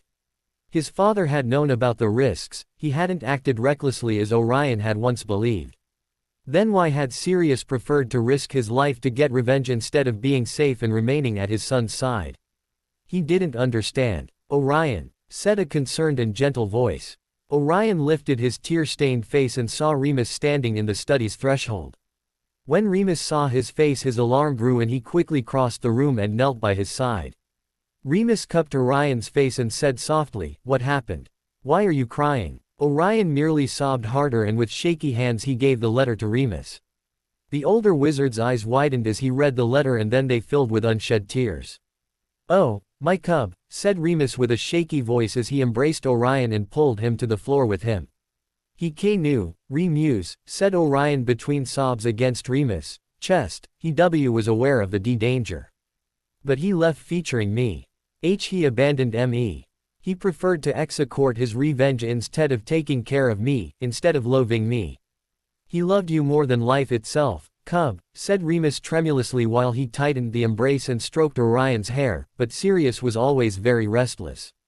It must have been very hard for him to stay at the manor while he knew Peter was at Hogwarts, so near his grasp. "You must forgive him, Orion. His heart was in the right place. He lived only for you, but he couldn't go on while knowing that Peter remained unpunished. He needed to avenge your mother's death. You must understand that his decision doesn't mean that he loved you any less." Orion grasped Remus' robes and he burrowed further into the werewolf's chest. After a while he said in a broken muffled voice, "I think I understand, but it doesn't hurt less." Remus sighed and slowly carded his fingers through the boy's hair. "The pain will dull in time, my cub." Orion looked up at him, eyes red from crying, and asked softly, "Did it go away in your case?" Remus' sad eyes looked into space and he replied quietly, "No. It's still there. I don't think it'll ever go away, but one learns to live with it. One goes on with his life." He paused and said with a small smile, "Come, I have much to tell you." Orion nodded and Remus pulled him up from the floor and took him to the only couch in the study. Orion really looked at Remus for the first time. He had never seen him so well before. His face wasn't marred by scars and he looked younger and healthier. "You look different," said Orion quietly while he inspected him. "You look happy and healthy." Remus gave him a soft smile and replied, "I feel happy. It has been a couple of strange but good months." "Then it went well with the werewolf packs?" asked Orion puzzled. "Yes," replied Remus with a larger smile, "more than well. I have never felt this good. It's hard to explain, Cub. I had never formed part of a pack before. When I went to Hogwarts I transformed alone, except during the last years, when James and Sirius adopted their animagus form and accompanied me. And after James and Lily died and Sirius went to Azkaban, I fled from the country and spent my years hidden in a remote cottage. Those were the worst years of my life. I had no one and the transformation scared me. I tried to fight it but it was inevitable and very painful. I hated myself for my condition. I thought I didn't deserve to be around normal people. I never expected the transformation to be any different in a pack." His eyes glinted as he continued, "But it's so different. We don't take the Wolfbane potion, none of us has the money to buy it. We group together during the full moons and transform at the same time, but there's this shared feeling of belonging between us that makes it bearable, almost painless. They don't fight it, not like I did. I had to learn to let go of my fears and I finally managed to transform with minimum pain, with their help. The best part is that when we're werewolves together we don't attack each other or ourselves. There's this sense of family that binds us together and appeases the wolf. We merely hunt for small animals during the night and end up sleeping on the ground, grouped together in content. It's marvelous." Orion grasped his hand and said with a smile, "I'm so happy for you, Remus. I'm glad that you're not denying the wolf any longer. Quote, I have you to thank, Cub. I would have never gone to them if you hadn't convinced me," said Remus gratefully. Orion shook his head, "You have nothing to thank me for. I didn't know that the transformations were easier when you belonged in a pack." Remus smiled warmly at him, "Nevertheless, I thank you." Orion shrugged his shoulders and asked, "Tell me more about the packs." "There are 4 in England and more abroad. The pack I went to is composed by Muggle and Wizard werewolves," explained Remus. "The Muggle werewolves manage to have low-income day jobs since werewolves are unknown in the Muggle world, so they provide some money for the pack. They aren't learned because they were thrown out of their homes by their families or they fled when they were bitten and had their first transformation. But together, they manage to save money for the pack. The wizard ones, however, can never keep a job unless it's in the Muggle world, since in wizarding communities they're quickly detected and turned to the ministry. As you know, by wizarding law, a werewolf can't have employment or be accepted in a magical school. The wizard werewolves never had the opportunity I had, so I spent most of my time teaching them how to cast spells. I bought wands for them and gave them my old Hogwarts textbooks. We live in tents with basic commodities in a large forest, away from Muggle cities and wizarding communities. We are absolutely isolated from any other humans for our protection and theirs." Then he added with a grin, "After my stay with them they came to consider me as a sort of mentor figure. They were thrilled to finally learn how to use their magic." "So you became their alpha?" asked Orion excitedly. "I did," said Remus with a content smile. "They look up to me for guidance since I'm the most learned one in magic and I'm the one who knows more about the wizarding world. They also respect my knowledge of the Muggle world, since I used to go into Muggle villages when I lived in the cottage during all those years." "That's fantastic, Remus. You did it," exclaimed Orion proudly. "Yes," replied Remus, but then he sighed, "but there's so much to change, Cub.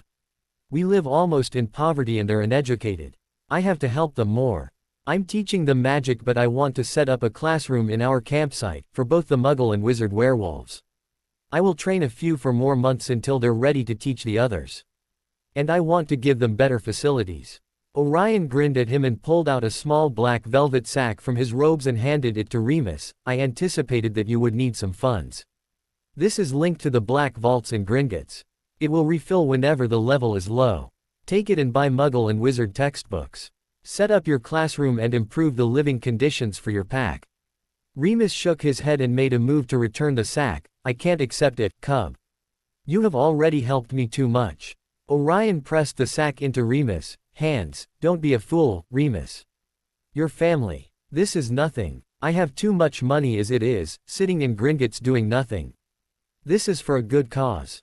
Then he added with a grin, besides, Sirius would kill me if he knew I wasn't doing anything to help his best friend. Please accept it for him as well.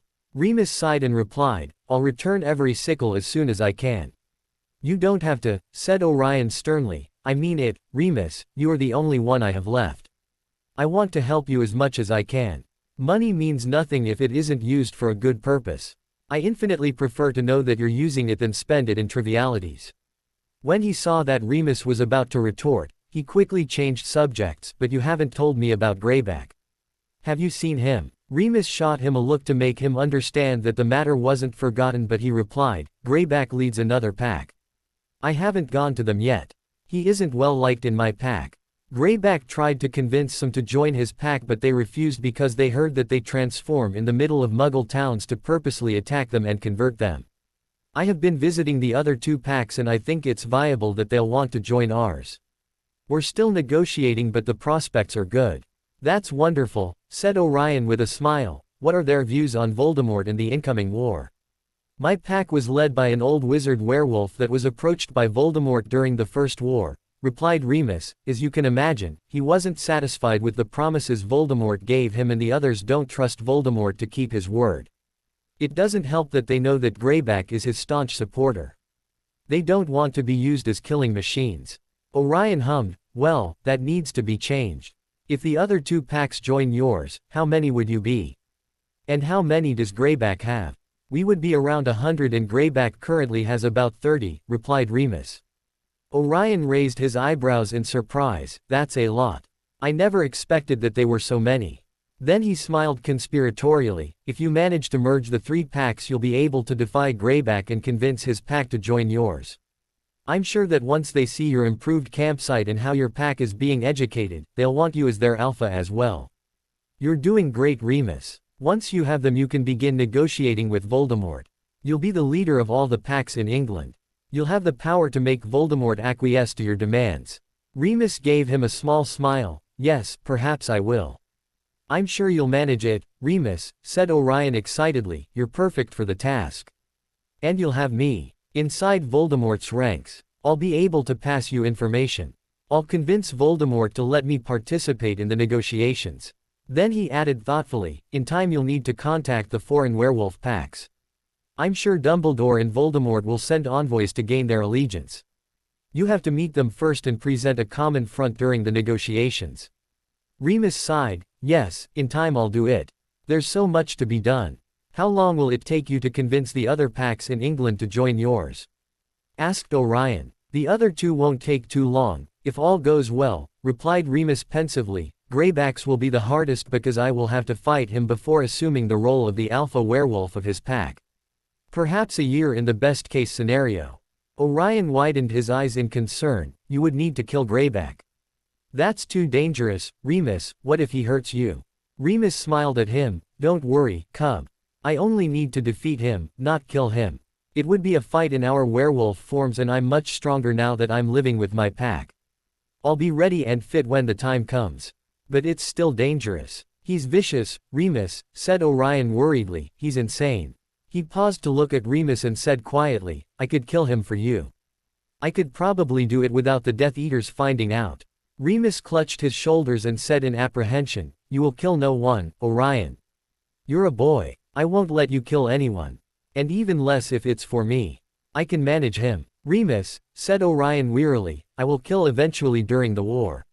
I've accepted it already. And I have no compunctions in killing someone like Grey. Remus grasped him tighter and said in alarm, You don't have to kill anyone, even if it's during the war. This is exactly what your father and I feared when you decided to support Voldemort. He'll want to turn you into a murderer, but you can't allow it.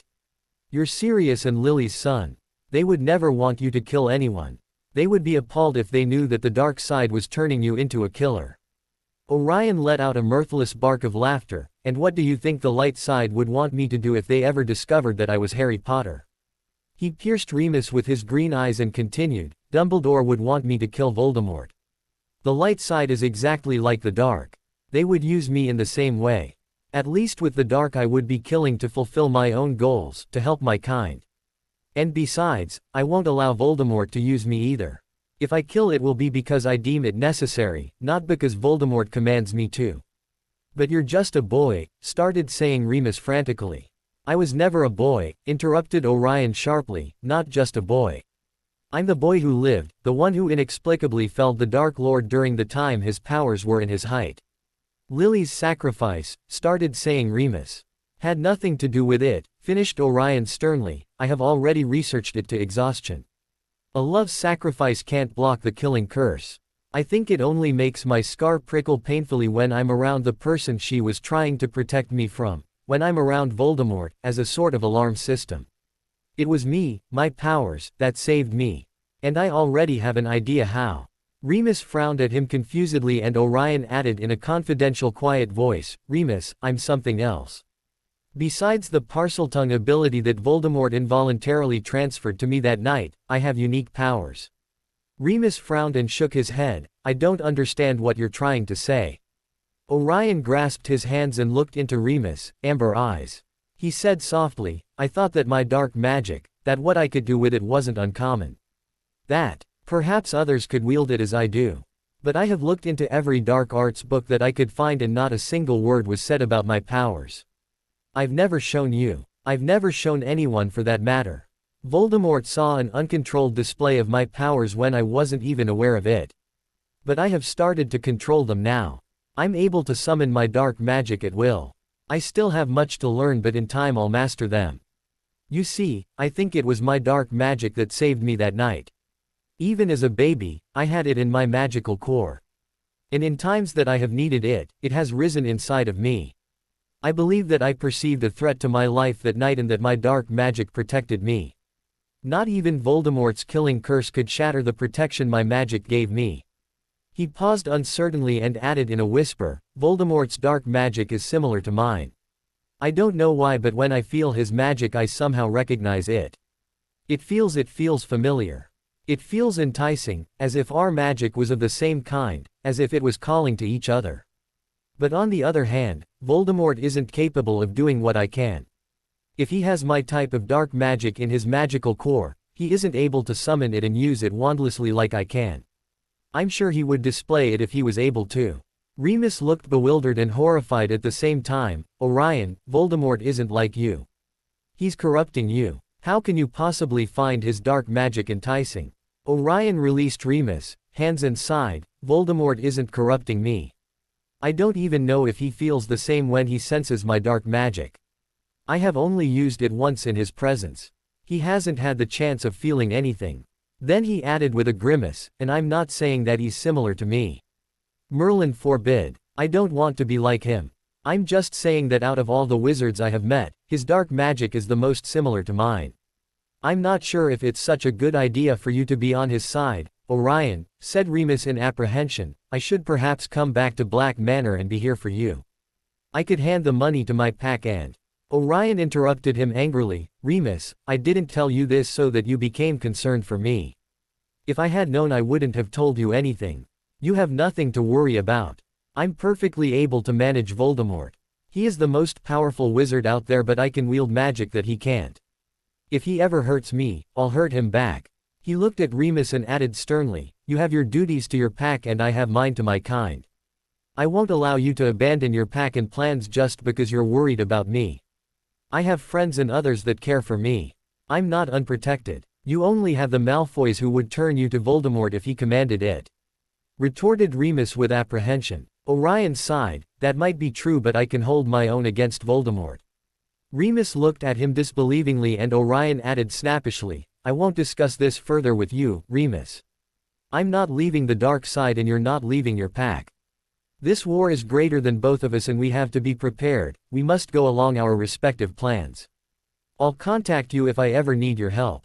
Orion stood up, I must leave now. The Malfoys are expecting my return by now. Remus grabbed his arm and said gently, I don't want us to part in bad terms, cub.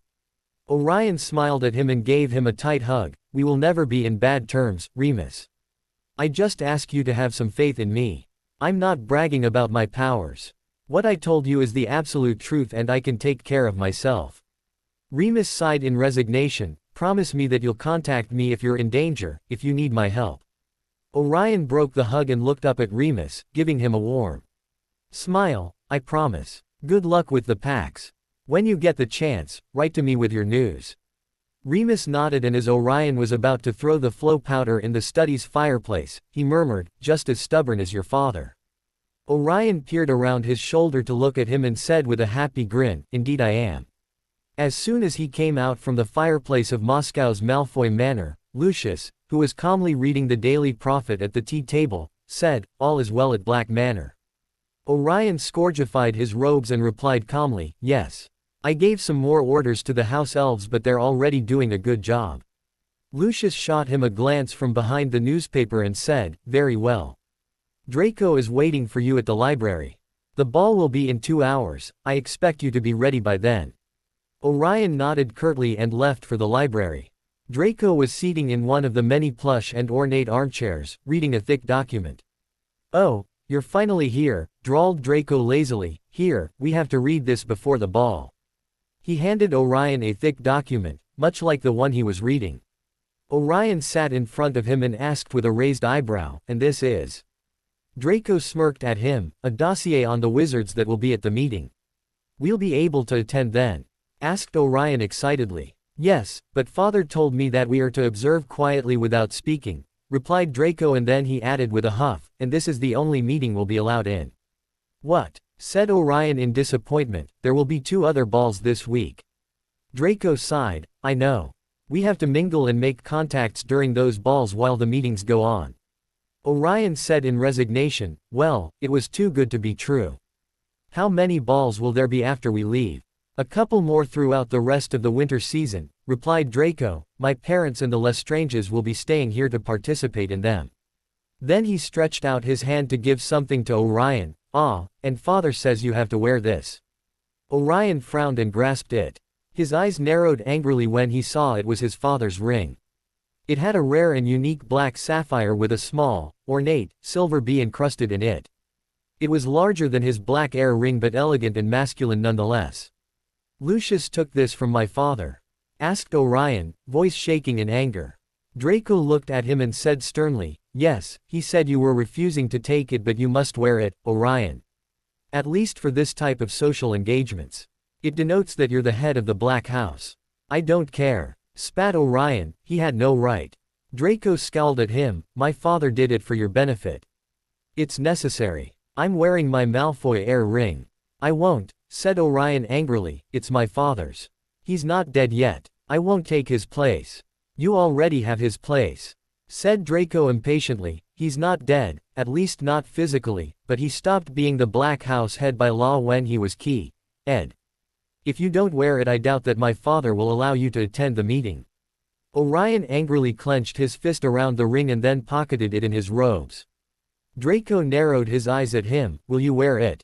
"Yes," snapped Orion moodily. Draco seemed satisfied and continued reading his dossier. Orion angrily started leafing through his, and after a while he said, "There are many. I only recognize a few family names. 3 Americans and 3 French. I don't know why they bother," said Draco. "The American wizards have always been isolationists and only enter wars when a bunch of them gets killed. They couldn't care less about what happened in Europe." Then he added with a scrunched nose, "And the French aren't much better, bunch of conceited chauvinists in my opinion." Orion chuckled. "The same could be said about us, the English." Draco shot him a glare and Orion smirked at him, "But it makes sense. The French would soon get involved in the war and Dumbledore has a greater base there because it's filled with light wizards." "True," replied Draco, "and at some point we'll need the Americans as well." "How so?" asked Orion with interest. "Well, many of the dark pureblood families that were hunted down centuries ago migrated to North America and established colonies there," explained Draco, "so there are some powerful families there. They changed their family names to avoid persecution and start with a clean slate, so that's why you can't recognize any of the names, but most of them come from branches of our English dark families. This Commodus Conrad, for example, I know that he's related to my family somehow. My father has had business deals with him in the past. The American wizards are much more relaxed in their opinions about the Muggles and Muggleborns, but the dark families keep to themselves and are quite wealthy." "You think they'll help us?" asked Orion with a frown. If it's in their interest, yes, replied Draco. They care more about wealth than anything else, but they're greatly outnumbered by the light wizards and that makes them uncomfortable, and it's also bad for business, you see. I think that if they saw that we are strong in Europe they'll lend funds and probably convince their Congress to side with us and send fighters. Orion frowned, but how can they convince their government if they're a minority? Draco smirked at him. They're a minority but they're the wealthiest and own the most important businesses. They have great political clout due to that. Politics there is much more to my liking. Who has the money gets obeyed, that supersedes the light's prejudices against the dark. Their whole economy would crumble without the dark wizards and the light wizards are aware of this. So they might kick and scream that they don't want to support the Dark Lord, but in the end the dark wizards will bribe them and threaten them into voting what they want. Orion hummed. And the French? Who's this Sebastien Valois? He's the youngest in the dossier, said Orion while he looked at the French magazine clipping of the magical picture of an aristocratic and handsome 20-something-year-old wizard with dark wavy blonde hair and light hazel eyes. Draco huffed. He's a very conceited wizard, the head of the Valois pureblood family, ever since his parents died about 5 years ago. The Valois had been royalty during the 1300s to the 1500s in French Muggle history, though the Muggles didn't know that they were dark wizards, of course. They mixed with Muggles? Asked Orion in surprise. Not in their bloodlines. They're dark purebloods through and through, replied Draco. They assumed the Muggle throne merely to have more power and to enrich themselves. When things turned bloodier between the Muggles, they left the throne and returned to the magical community. The Valois are the most important dark family in France, they lead the others. Then he added in distaste, if Sebastien Valois supports the Dark Lord then we would have all the other French dark wizards on our side and even some of the light families as well. He's very well connected. Have you met him? Asked Orion with curiosity. By the way you speak about him it seems that you have. I met him during the last winter season. You didn't come to the last two, many new wizards attended them. Our families have always competed with one another. The Valois is the most important family in France, just like the Malfoys in England, so there's always been a historic rivalry between us, replied Draco. Then he added, nastily, Sebastien Valois is conceited git, a frivol playboy that believes he's Merlin's gift to wizards. Orion cocked an eyebrow and said with amusement, what, asked him for a dance and he refused. 2 pink blushes appeared on Draco's cheeks and he scoffed, nothing of the sort. He danced and flirted with every good-looking wizard under the age of 30, that's why I said he's a playboy. Besides, his romantic escapades and affairs are printed in every French wizarding magazine. Haven't you ever read about him? I'm not interested in gossip magazines, Draco, said Orion with a chuckle. I bet you read Weekly Witch as well. Draco glared at him and said with indignation, of course I don't. But unlike you I read foreign newspapers and magazines to keep up to date. Orion waved his hand dismissively. Is he intelligent and powerful? Draco shot him a suspicious look. He went to Beauxbatons and was a top student. They say he's well versed in the dark arts, probably learned with a tutor since they don't teach it in Beauxbatons, and that he's a powerful dark wizard. But he doesn't seem the kind to be a good dueler, too lazy and vapid for that. Probably just learned for appearance's sake. Then he narrowed his eyes at Orion and said snappishly, don't tell me you're interested in him. Orion blinked, of course I am. He's the one that determines if the French will support us in the war. It's advantageous to know about him as much as possible. Draco groaned, I meant if you're attracted to him. Orion looked at him in disbelief, from looking at a magazine clipping. He broke into laughter and then said, by Merlin's staff, Draco, I'm not obsessed with wizards, you know. And I have my hands full with Lysander at present. Besides, it's Valois' opinion on the war that interests me, not his good looks. So you admit he's good looking, said Draco with suspicion. Orion cocked an eyebrow and smirked, he is. I dare say most wizards and witches would believe the same. What do you propose? To seduce him to our side? Draco snorted, hardly. Too full of himself. Though I bet that the Dark Lord will try. Orion's eyes narrowed and he snapped, what, does the Dark Lord take to his bed all those he wants to convince? Draco arched an eyebrow and replied calmly, I don't think he would have any qualms if it meant the support of the French. But I haven't heard of the Dark Lord having any lovers this time around. And during his first rise? Asked Orion quietly with a frown. Draco eyed him speculatively. From what I've heard, he had numerous lovers before but never a steady one. I think my aunt was the only one to keep his bed warm for more than a few nights. Orion choked and gasped out, Bellatrix. Yes, replied Draco nonchalantly, she has always adored him and her marriage with Uncle Rodolphus was an arranged one. They each kept their own lovers. But the Dark Lord soon got tired of her as well, though that didn't diminish her affection for him. Then he added with narrowed eyes, why are you so interested in the Dark Lord's lovers anyway? Orion pulled a blank expression on his face and said dismissively, I'm not. I was just curious. He added, changing subjects, the rest of the wizards in the dossier are from Central and Eastern Europe. I guess that's because the dark wizards are stronger there, right? Yes, said Draco with a nod, the Russians and Germans would be our best allies, as well as the dark wizards from the smaller countries surrounding both countries. The dark wizards have more power in those countries than anywhere else as their laws concerning the dark arts are more relaxed. In Germany as well. After what happened with Grindelwald?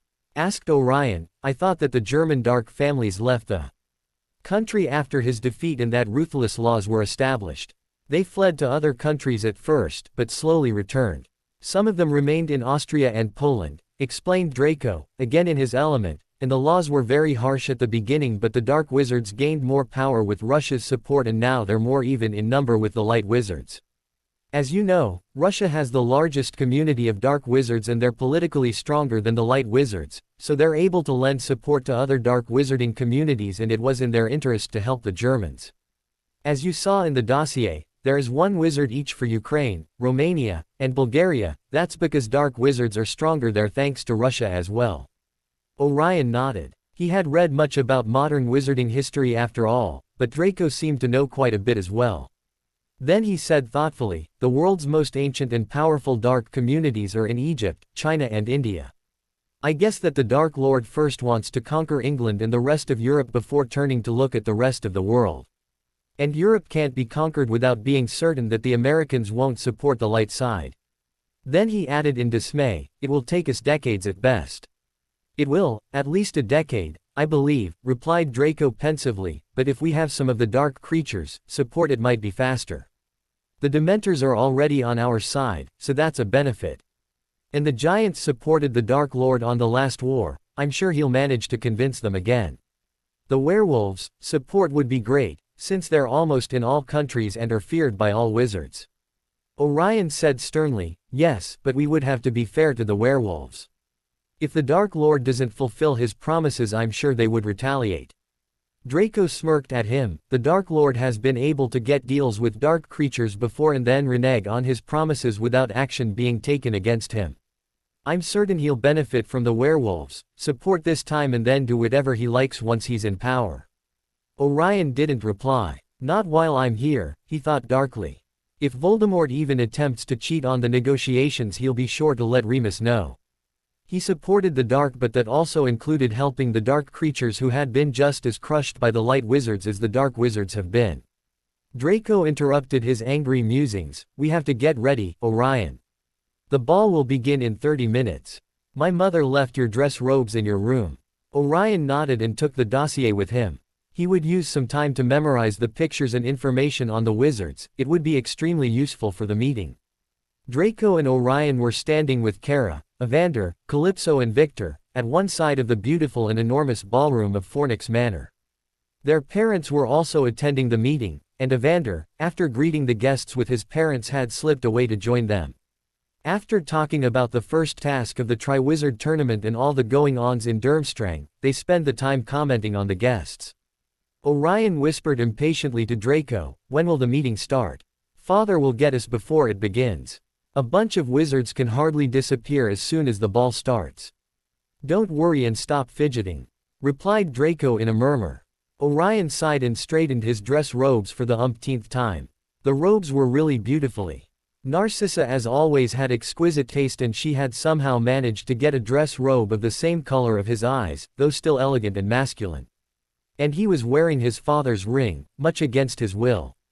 But he couldn't avoid fidgeting while impatiently waiting for the meeting to begin. He had refused anyone who had asked him for a dance, the ball held no interest for him, it was the meeting that he was longing to start. Calypso nudged his ribs and said with envy, "You're so lucky that Mr. Malfoy is taking you to the meeting." I pleaded with father but he refused. He said that the Dark Lord had only allowed you and Draco after Mr. Malfoy's request. "You must tell me everything afterwards." Orion smirked at her, "And what do I get in exchange?" "You'll deny your best friend the information. After everything she's done for you," said Calypso in a sweet voice, "after all the warm and sisterly feelings she has for you." Orion grinned at her, "Tisk tisk. I'm not susceptible to emotional blackmail, little Calypso. I'll tell you if you deal with the blasted egg. It's driving me crazy, no matter what I do it keeps shrieking." Calypso huffed and rolled her eyes, "Agreed, but I was going to help you with it anyways." "I just wanted to hear you ask nicely," said Orion with a grin. "I know you would have pestered me to death until you extracted the information about the meeting.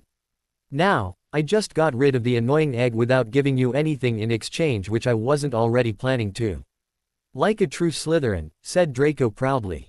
Then his eyes shot forwards and he groaned, "Merlin, not him." Orion turned to look at Draco's cause for annoyance and saw a tall and well-built young wizard in pale blue silk dress robes approaching them.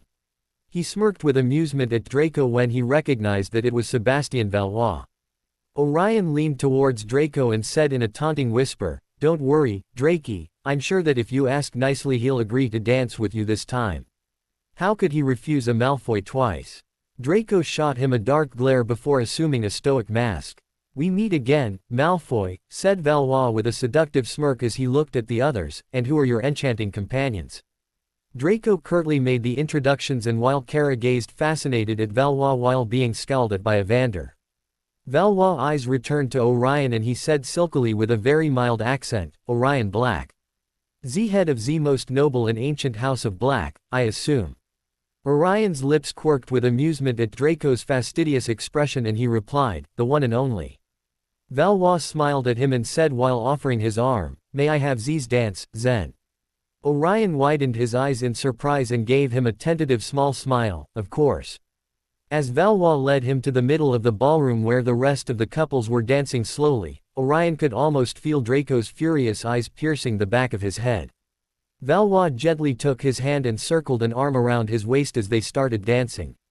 Orion looked up at him and said with amusement, "You were trying to annoy Draco, confess." "Whatever do you mean?" asked Valois with a wicked smile. "Why would dancing with you annoy Malfoy?" Orion smirked at him, "Because we were talking together and I bet you love to get a rise out of him." "I care little about Malfoy," said Valois earnestly, "I just wanted to get to know you." He smiled at him and added, "I've read about Z Triwizard Tournament and you. Is it true that your heart is breaking for Boz Malfoy and Crumb?" Orion laughed and shook his head. "No, what a predicament that would be. I think that I couldn't cope with just one of them, let alone the two." He looked at Valois thoughtfully and asked, "Do you know Fleur Delacour?" "I know her family," replied Valois, "but not her personally. I've heard that she's a good student at Beauxbatons. How is she doing at Z Tournament?" "She's on third place after the first task," said Orion. "She seems able, I like her." Valois arched an eyebrow. "One more that has fallen in her Zeral." Orion chuckled, "Hardly, she's not my type. I prefer wizards." Valois' hazel eyes glinted with interest and he asked silkily, "And what type of wizard would that be?" Orion looked up at him, slightly confused with the change of Valois' tone of voice, and replied uncertainly, Well, I don't think I have a type. A dark wizard preferably, I think. But I've never been with a dark wizard before so it's all a guess." "You've never had a boyfriend?" asked Valois with a pleased smile. "I currently have a boyfriend, my first one really. But, he's not a dark wizard," replied Orion. Valois leaned his head forwards and said in a low whisper, "You'll find that dark wizards are the most interesting ones." He looked into Orion's eyes and said softly, "You really are a beautiful boy. Those pictures don't do justice to your amazing eyes." Orion briefly tensed in Valois' arms and couldn't prevent the light flush creeping on his cheeks. Valois looked at him with amusement and asked, "Does my forwardness make you uncomfortable?" "Maybe a bit," replied Orion truthfully, "only my boyfriend has ever told me that he considers me beautiful, Valois. It's strange hearing it from a stranger." "Ah, but we're not strangers anymore, Orion," said Valois with a warm smile, "and please call me Sebastian." Then he added silkily, and you should be told more often, until you believed it, at least. Orion shrugged his shoulders, I don't care much for that sort of thing. If my boyfriend believes it, it's enough for me. How very refreshing you are after all the tedious wizards that I normally meet at these type of gatherings, replied Sebastian with a sly smirk, I think you've become my favorite dancing partner. You're going to be engaged with me for all your future dances. Orion, having gained more confidence in Sebastian's banter, replied with a taunting smirk, quite sure of yourself, are you? Perhaps I find you just like all the others and prefer to dance with my good friend Draco. Sebastian arched an eyebrow and said with a small self-assured smile, a Malfoy preferred over a Valois. I'll never see the day. He added seductively, and let me assure you that I'm very different from anyone else you have ever met. He lowered his voice to a whisper and said, if you ever allowed me the chance to show you just how much. A discreet cough interrupted him and Orion was startled to see Lucius before them. Lucius looked at them impassively and said in a low murmur, the meeting is starting. If you'll accompany me, I'll lead you to it. Sebastian nodded while he withdrew his arm from Orion's waist. As they followed Lucius, Sebastian arched an inquiring eyebrow at Orion's presence while Orion simply smirked at him. As soon as he entered the room, Orion spotted Draco seating far away from the head of the table. He quietly sat beside him and immediately felt Voldemort's familiar aura as the wizard entered the room seconds after them. Sebastian winked at Orion as he sat near Voldemort and Orion saw that the group seemed to be complete. The Lestranges and the Inner Circle Death Eaters that had been rescued from Azkaban were seated amongst the new wizards and he spotted his friends' fathers as well. He glanced at Voldemort and had to admit that the wizard looked very intimidating and held a commanding presence. Voldemort's magic felt stronger than usual. Orion suspected that he was letting it out a bit so that the rest could feel it. As the group fell silent, Voldemort rose from his high chair at the head of the table and said quietly, welcome, my friends, to our first meeting to address issues that concern our dark magical communities. He looked at the faces of the wizards and his voice got stronger as he continued, we are gathered to reach an agreement between the most powerful dark communities and present a united front against the wizards that have been suppressing our beliefs and magic for centuries.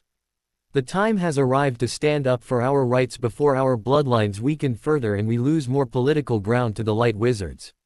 They would gladly see our bloodlines and dark magic extinguished, and for too long we have allowed them to ban our practices and condemn the use of our magic. If we come together we'll be able to defeat them in the imminent war and then shape the wizarding world to our liking. Our kind would dominate the others, the Muggles and Muggleborns would be subjugated to our will, and our word would be law. We would practice our dark magic freely without facing prejudices, we would re-establish our families into the position of power and respect that they deserve, and our children will be magical stronger with each passing generation until our bloodlines carry the power and purity they once held. This is the magical world I envision for us if we succeed in these negotiations. Many nodded in agreement while others refrained from commenting. The silence that had ensued was broken by the first courageous one, a 40-year-old attractive French witch, which was Sébastien Valois, and according to the dossier. Sophie Amboise said in a melodic clear voice, that sounds wonderful, your lordship. But the question is how will the British manage to overpower Dumbledore? Removing him is the first step for the war, since none of us has a light wizard as powerful as Dumbledore in our countries. The dark wizards in England have to prove that they are able to defeat him, preferably kill him, before the French, at least, get involved in the war. Dumbledore is nothing, replied Voldemort calmly, I will easily dispose of him when my plans come to fruition, but our alliance needs to be established before that. We have little time and much to plan for, to delay everything just because Dumbledore still lives. Dumbledore defeated Grindelwald, interjected Dietrich Emmerich, an 80-year-old imposing German wizard, and Gellert was supposed to be invincible. I've asked there during their duel, Dumbledore will not be easy to defeat. Lucius answered with a small sneer, Dumbledore doesn't have the same powers he had decades ago, Dietrich. He's an old man and he's no match for my lord. Ah, but what of Harry Potter? Retorted Sébastien Valois, casting a sly smirk towards Lucius. Dumbledore wasn't able to beat your lord during the First War, but excuse me your lordship, he said with a curt bow to Voldemort, but Harry Potter managed to kill you, though thankfully not permanently. The filthy half-blood is dead, interjected Bellatrix in a high pitch, and it was his mudblood whore of a mother that saved the whelp. Orion clenched his fists in fury, but Voldemort silenced her with a warning glance and said quietly, Harry Potter survived because his mother died to protect him. He had no extraordinary powers and he is dead now. Voldemort's calm tone belied the anger Orion knew he was feeling, since his invisible scar had started twitching painfully. But hof du knov that the boy is really dead? Asked Gunnar Inchgard, the Swedish wizard. According to the papers he simply disappeared, they never found a Voti. Romulus Rosier replied calmly, if the boy was still alive, Dumbledore would have found him and the spies we sent into Muggle London would have found at least one clue. Dumbledore has already given up the search, so it's quite safe to believe that the boy is dead, and if he's not, then he has never been magically educated and therefore doesn't represent a threat to our plans. In the event that Harry Potter was still alive, then we would need to persuade him to our side, said Sebastian Valois with conviction. It doesn't matter that he's untrained, he's still an icon for the light and as such he gives them hope. They would rally to him and expect him to lead the war with Dumbledore. That can't be allowed. The half-blood is dead, interjected Bellatrix impatiently, and if he's not, he's merely a powerless snotty little street urchin. It was the mudblood's sacrifice that saved him. Let the light keep him if they find him, he's useless anyway. Sebastian sneered at her, even if he's powerless he has political value. We can't allow the light to have him. Besides, a Killing curse can't be stopped by a mother's sacrifice. I would have expected that someone rumored to know so much about the dark arts would have realized these already. He stopped the Killing curse himself. A tense silence overtook the room and Orion's scar was prickling more painfully than ever. Voldemort seemed to hate where the conversation was going, but he had a perfect mask of tranquility on his face. It's useless to speculate about Harry Potter, said Constantine Cavsor calmly. If he ever shows up, then we'll plan what to do with him. Until then, we should discuss more pressing issues. Ja, I agree with Constantine, retorted Ludolf Weidner, the Austrian wizard. Potter is the English's problem. As for Dumbledore, no one's a match for him except your lordship, so they will leave him to you as well. The rest of us can worry about sending you fighter GHS for the English VAR before it erupts in Europe. Anatoly Kusakov, a Russian wizard that reminded Orion of Karkaroff, said gruffly, I would like to knov Vic countries would be the first to revolt after you've taken England. I think it's more important to know about the kind of governments that are going to be established after the war, interjected Didier Benoit, an old and sophisticated French wizard. The French will not allow to be ruled by any supranational form of government. We value our independence above anything else. What about the war retribution payments? Added Commodus Conrad, one of the Americans. The light wizards should be asked to cover all the material damages done to buildings and businesses during the war. It's the lot of the defeated. And we want our banks to have the exclusive rights of lending money for the rebuilding of Europe once the war is over. Alistair Armitage, the only Brisseth wizard apart from the Death Eaters, rounded on Conrad, over my dead body. European banks will lend the galleons to restore Europe. I won't see Europe's dry of her blood life by the greed of American banks. After that, several groups of wizards exploded into arguments. Cassius Sorman and Reginald Rook, the two other American wizards, backed up Commodus Conrad, while Armitage was supported by Alessandro Bernasconi, Bruno Constanzo, and Luis Castillo Torreblanca, two Italians and a Spaniard, respectively.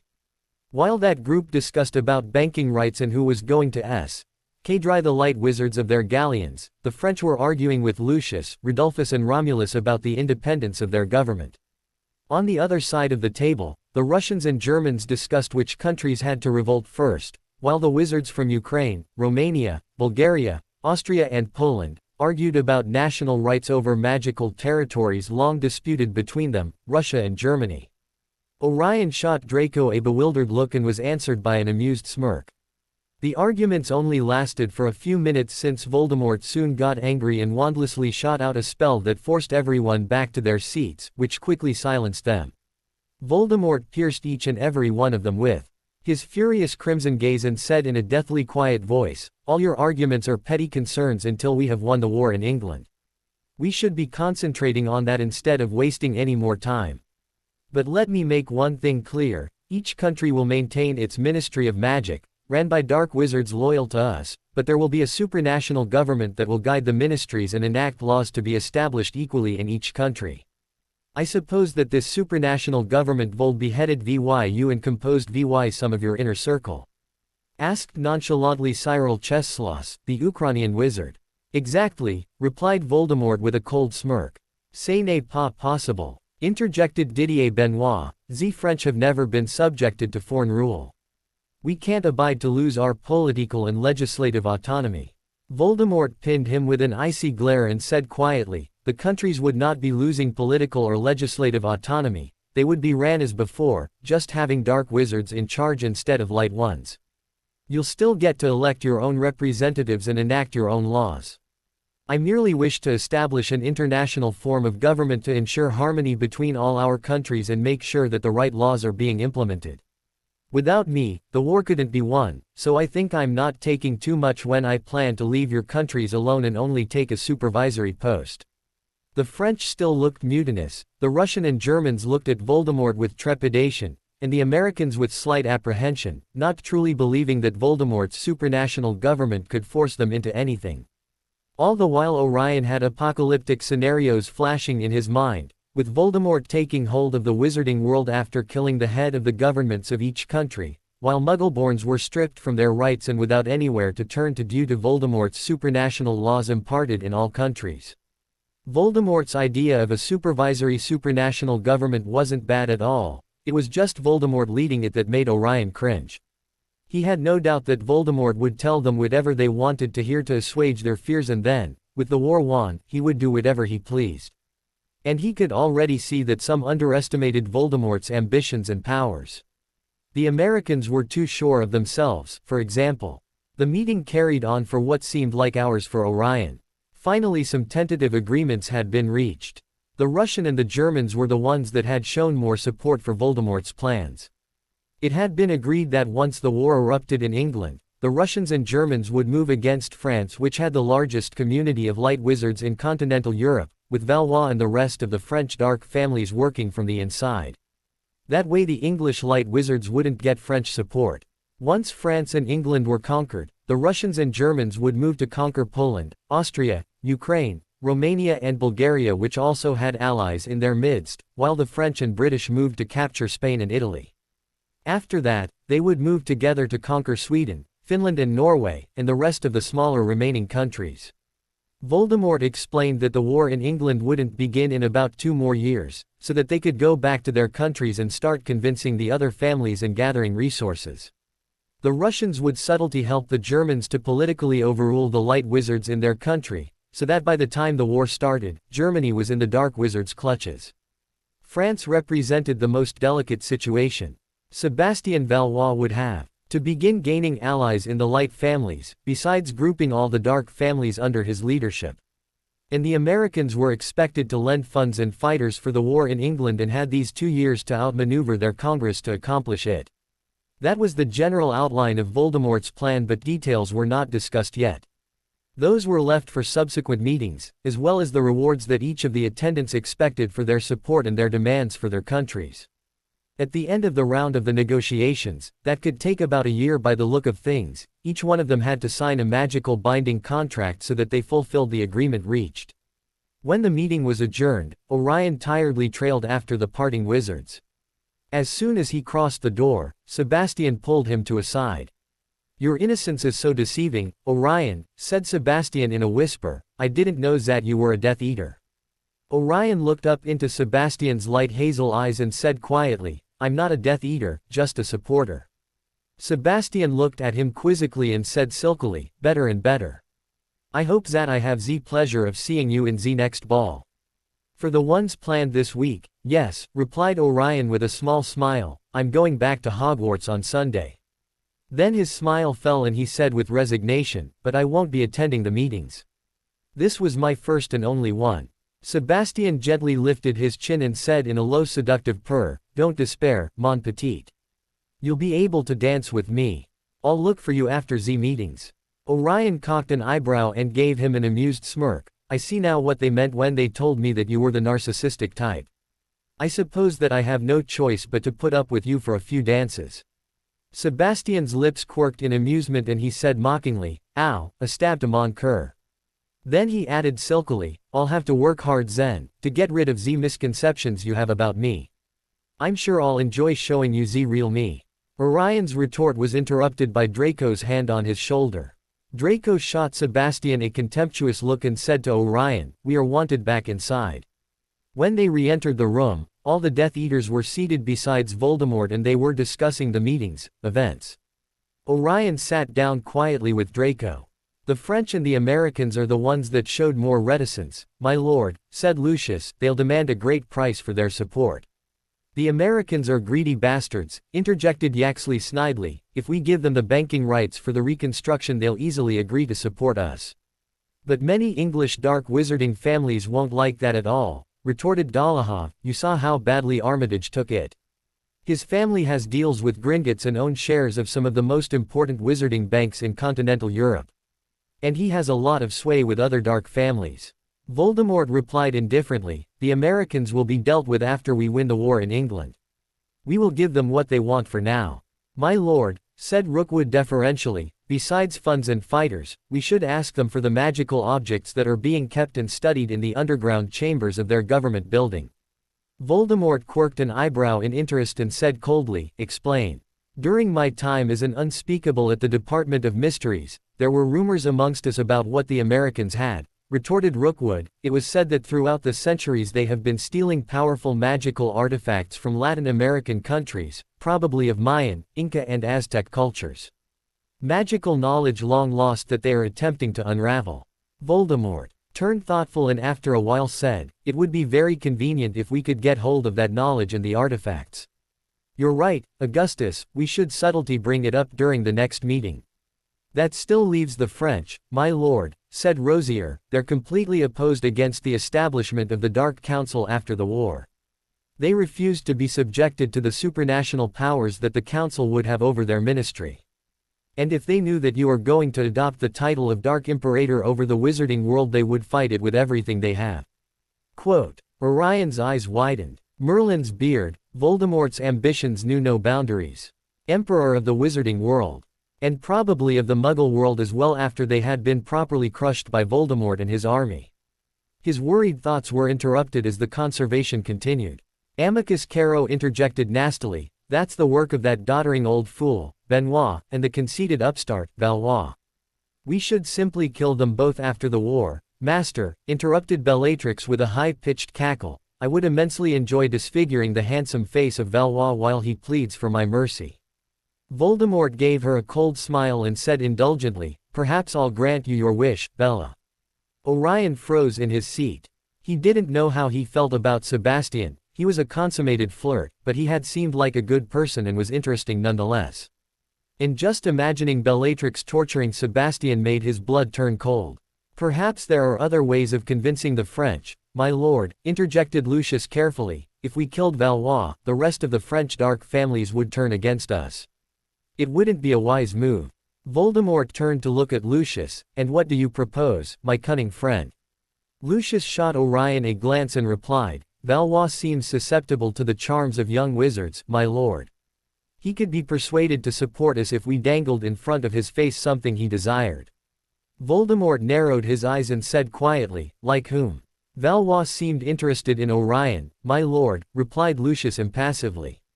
Orion gasped as the eyes of the Death Eaters zeroed in on him. He felt his invisible scar burst in pain as Voldemort narrowed his eyes at him and said silkily, "Is that so, Orion?" Orion shook his head and said faltering, No. I have just met him today. He didn't express any interest in me. When I interrupted your dance with him, he was whispering to you," interjected Lucius nonchalantly. "He seemed completely infatuated with you." Voldemort's eyes turned into slits as Orion's pain increased, and he said to Lucius without turning his crimson gaze away from Orion, "Are you suggesting that we use Orion to seduce Valois, Lucius?" Before Lucius had a chance to reply, Orion jumped from his seat and said seething, "I won't be used in that way. I won't be hoard so that you get your ally." Complete silence fell on the Death Eaters as some of them waited in anticipation for Orion's punishment due to his disrespectful way of addressing the Dark Lord. They weren't disappointed for long. since Voldemort whipped out his wand and said quietly, Crucio. Orion fell to the floor with a shriek. As his body convulsed and he swallowed his pain-filled screams, he heard Voldemort dismissing the rest of the Death Eaters. Through his tears he saw Voldemort's robes in front of him. He was roughly pulled up by his collar as the curse was cancelled and he was confronted with Voldemort's furious face. How many times will I have to punish you before you learn to address me politely? Said Voldemort in a deathly quiet voice. Orion fought against the pain in his scar and the lingering pain in his body, as he replied hoarsely, I didn't mean to be disrespectful. I was surprised by your wish to hand me over to Valois. Voldemort lifted his chin forcefully and hissed angrily, you foolish boy, I have no intention of letting him or anyone else touch you. Voldemort pierced him with his Arlet eyes and said silkily, I won't whore you, as you so aptly named it, at least not to others. He smirked when he saw Orion's eyes widen and he started to trail his fingers on Orion's tear-stained cheeks. He continued silkily, perhaps you were afraid that I would let someone else use you for their pleasure. That I would relinquish my hold on you. Is that it, Orion?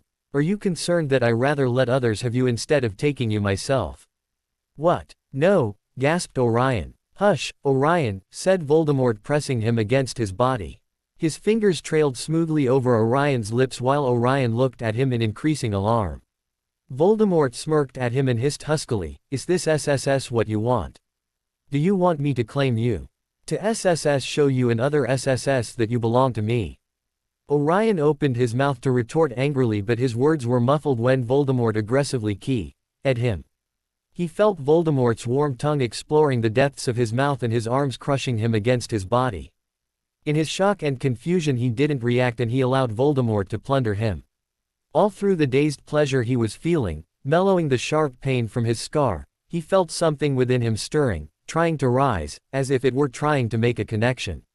He inadvertently mowed against Voldemort's insatiable mouth as he was pressed closer to his body, his mind torn between pleasure, disbelief, and reproach for allowing this.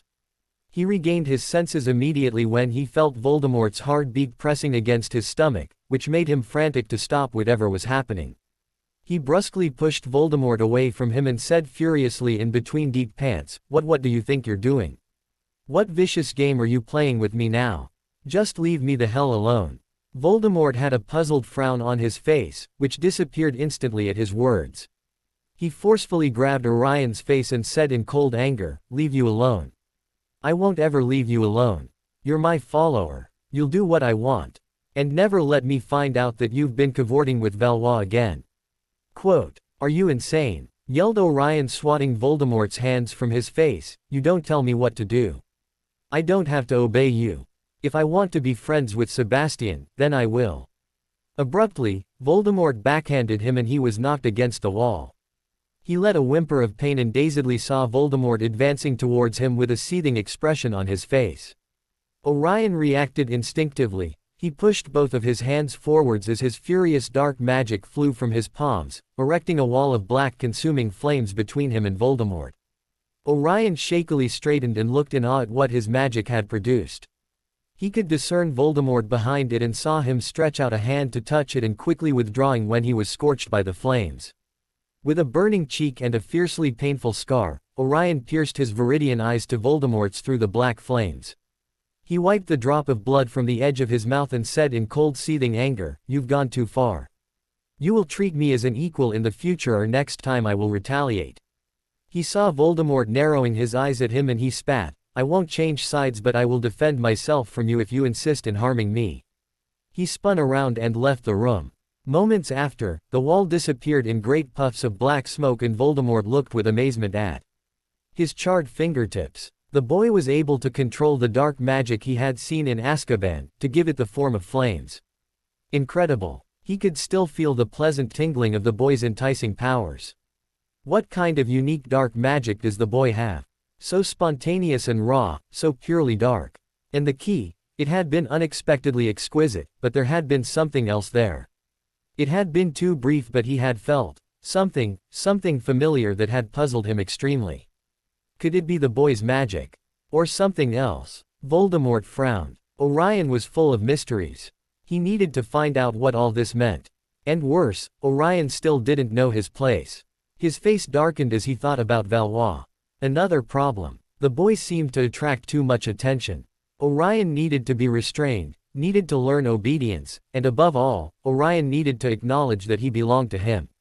All that nonsense about being his equal was ridiculous, but he grudgingly respected the boy for making a stand. He would need to be more careful with him given his powers. And he was losing control. He shouldn't have keyed the boy, and he shouldn't have taken pleasure in it. But the boy's lithe body against his exquisite warm mouth surrendering to his, no. He wouldn't fall into temptation, into weakness.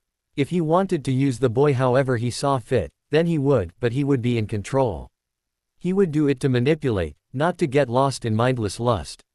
As Orion left the room, he saw that the ball was still in full swing. Orion went into one of the deserted rooms and quickly threw the flow powder at the fireplace and flowed to Malfoy Manor. When he reached his bedroom he tiredly dropped on his bed. He tentatively touched his bruised lips and then scowled at himself. He had liked it. Morgana strike him down. He had liked Voldemort's key. He hadn't even been too aware of that while it happened, but now he knew. So different from any other key that Lysander had given him, so much more intense and consuming. Orion angrily punched his pillow. Damn it. He shouldn't have liked it. Not while Voldemort had crucioed him and then backhanded him, not while Voldemort had been spouting again his ridiculous ideas. This was getting out of hand. He had to put an end to it. He shouldn't give Voldemort a reason to start that kind of games with him. He had to act cool and indifferent around him. That's it. Just be unnoticeable. Voldemort had a lot on his hands. If Orion kept a low profile then Voldemort wouldn't pay attention to him. But by Morgana that next time Voldemort harmed him he would harm him back. Orion sighed. At least he won't be seeing him at the meetings again. He wouldn't go to the next 2 balls either. He frowned. Voldemort had seen the control he had on his dark magic. Damn it. It was too soon. He would need to train harder to control it better. But besides that, there was still something strange. The key. What he had felt, had it only been pleasure? No, he had felt something else pulling from within. His magic. Maybe. What was the meaning of it? Orion tiredly rubbed his eyes.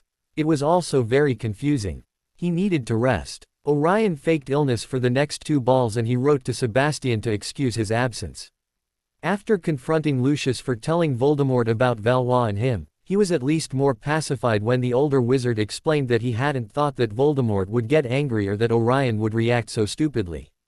Lucius said that he wasn't proposing that Orion, in particular, should seduce Valois, he just thought that Valois' weakness was something useful that Voldemort needed to know. Lucius and Draco had separately interrogated him about what happened between Voldemort and him once they left the room, but Orion had refused to say anything. He only told them that they had a brief argument and had left it at that. Lucius had seemed perturbed and Orion thought that he might have told something to Narcissa, since in the following days she had been casting concerned glances at him. But none of them spoke about it again. On Sunday, he went back to Hogwarts with Draco, thankful that Voldemort was too busy with the meetings to have time to summon him and confront him. Though at some point Voldemort would call for him, of that, he was certain. As Orion reached the entrance of Durmstrang's dorm, he remembered something that had been on his mind since the meeting. He stopped Draco from advancing towards Slytherin's dorms and asked, "Draco, what's the Department of Mysteries?" Rookwood mentioned it during the meeting. Draco looked around to make certain they were alone and then cast silencing spells around them. He looked at Orion and said quietly, "The Department of Mysteries lies in the lowest level of the English Ministry of Magic, on the 9th level. There, wizards who are called unspeakables, go about researching some of the deepest mysteries of magic. They explore and experiment with these mysterious forces in various chambers. No one really knows what is down there since the unspeakables take an oath to keep their secrets." Rookwood somehow managed to circumvent his oath and he passed information to the Dark Lord during the First War. From what he said it seems that the Americans have a similar department, I guess all countries do. Orion nodded and went to his dorm. He wondered what kind of things were studied there, it sounded very interesting. And what could the Americans possibly have? That night, as he lay beside a sleeping Lysander, his guilt consumed him. He had allowed Voldemort to key him and worse, he had enjoyed it. But it wasn't right. He looked at Lysander's peaceful face and tenderly caressed his pale cheek. Lysander was so gentle and good to him. This is what he needed, Lysander's love, not Voldemort's aggressive and manipulative possessiveness. Orion softly keyed at Lysander's lips and burrowed against him. He vouched that his relationship with Voldemort would be strictly professional from now on. Lysander was everything he needed. To be continued. I hope you enjoyed this story. Also remember to subscribe and like this video. See you in the next video.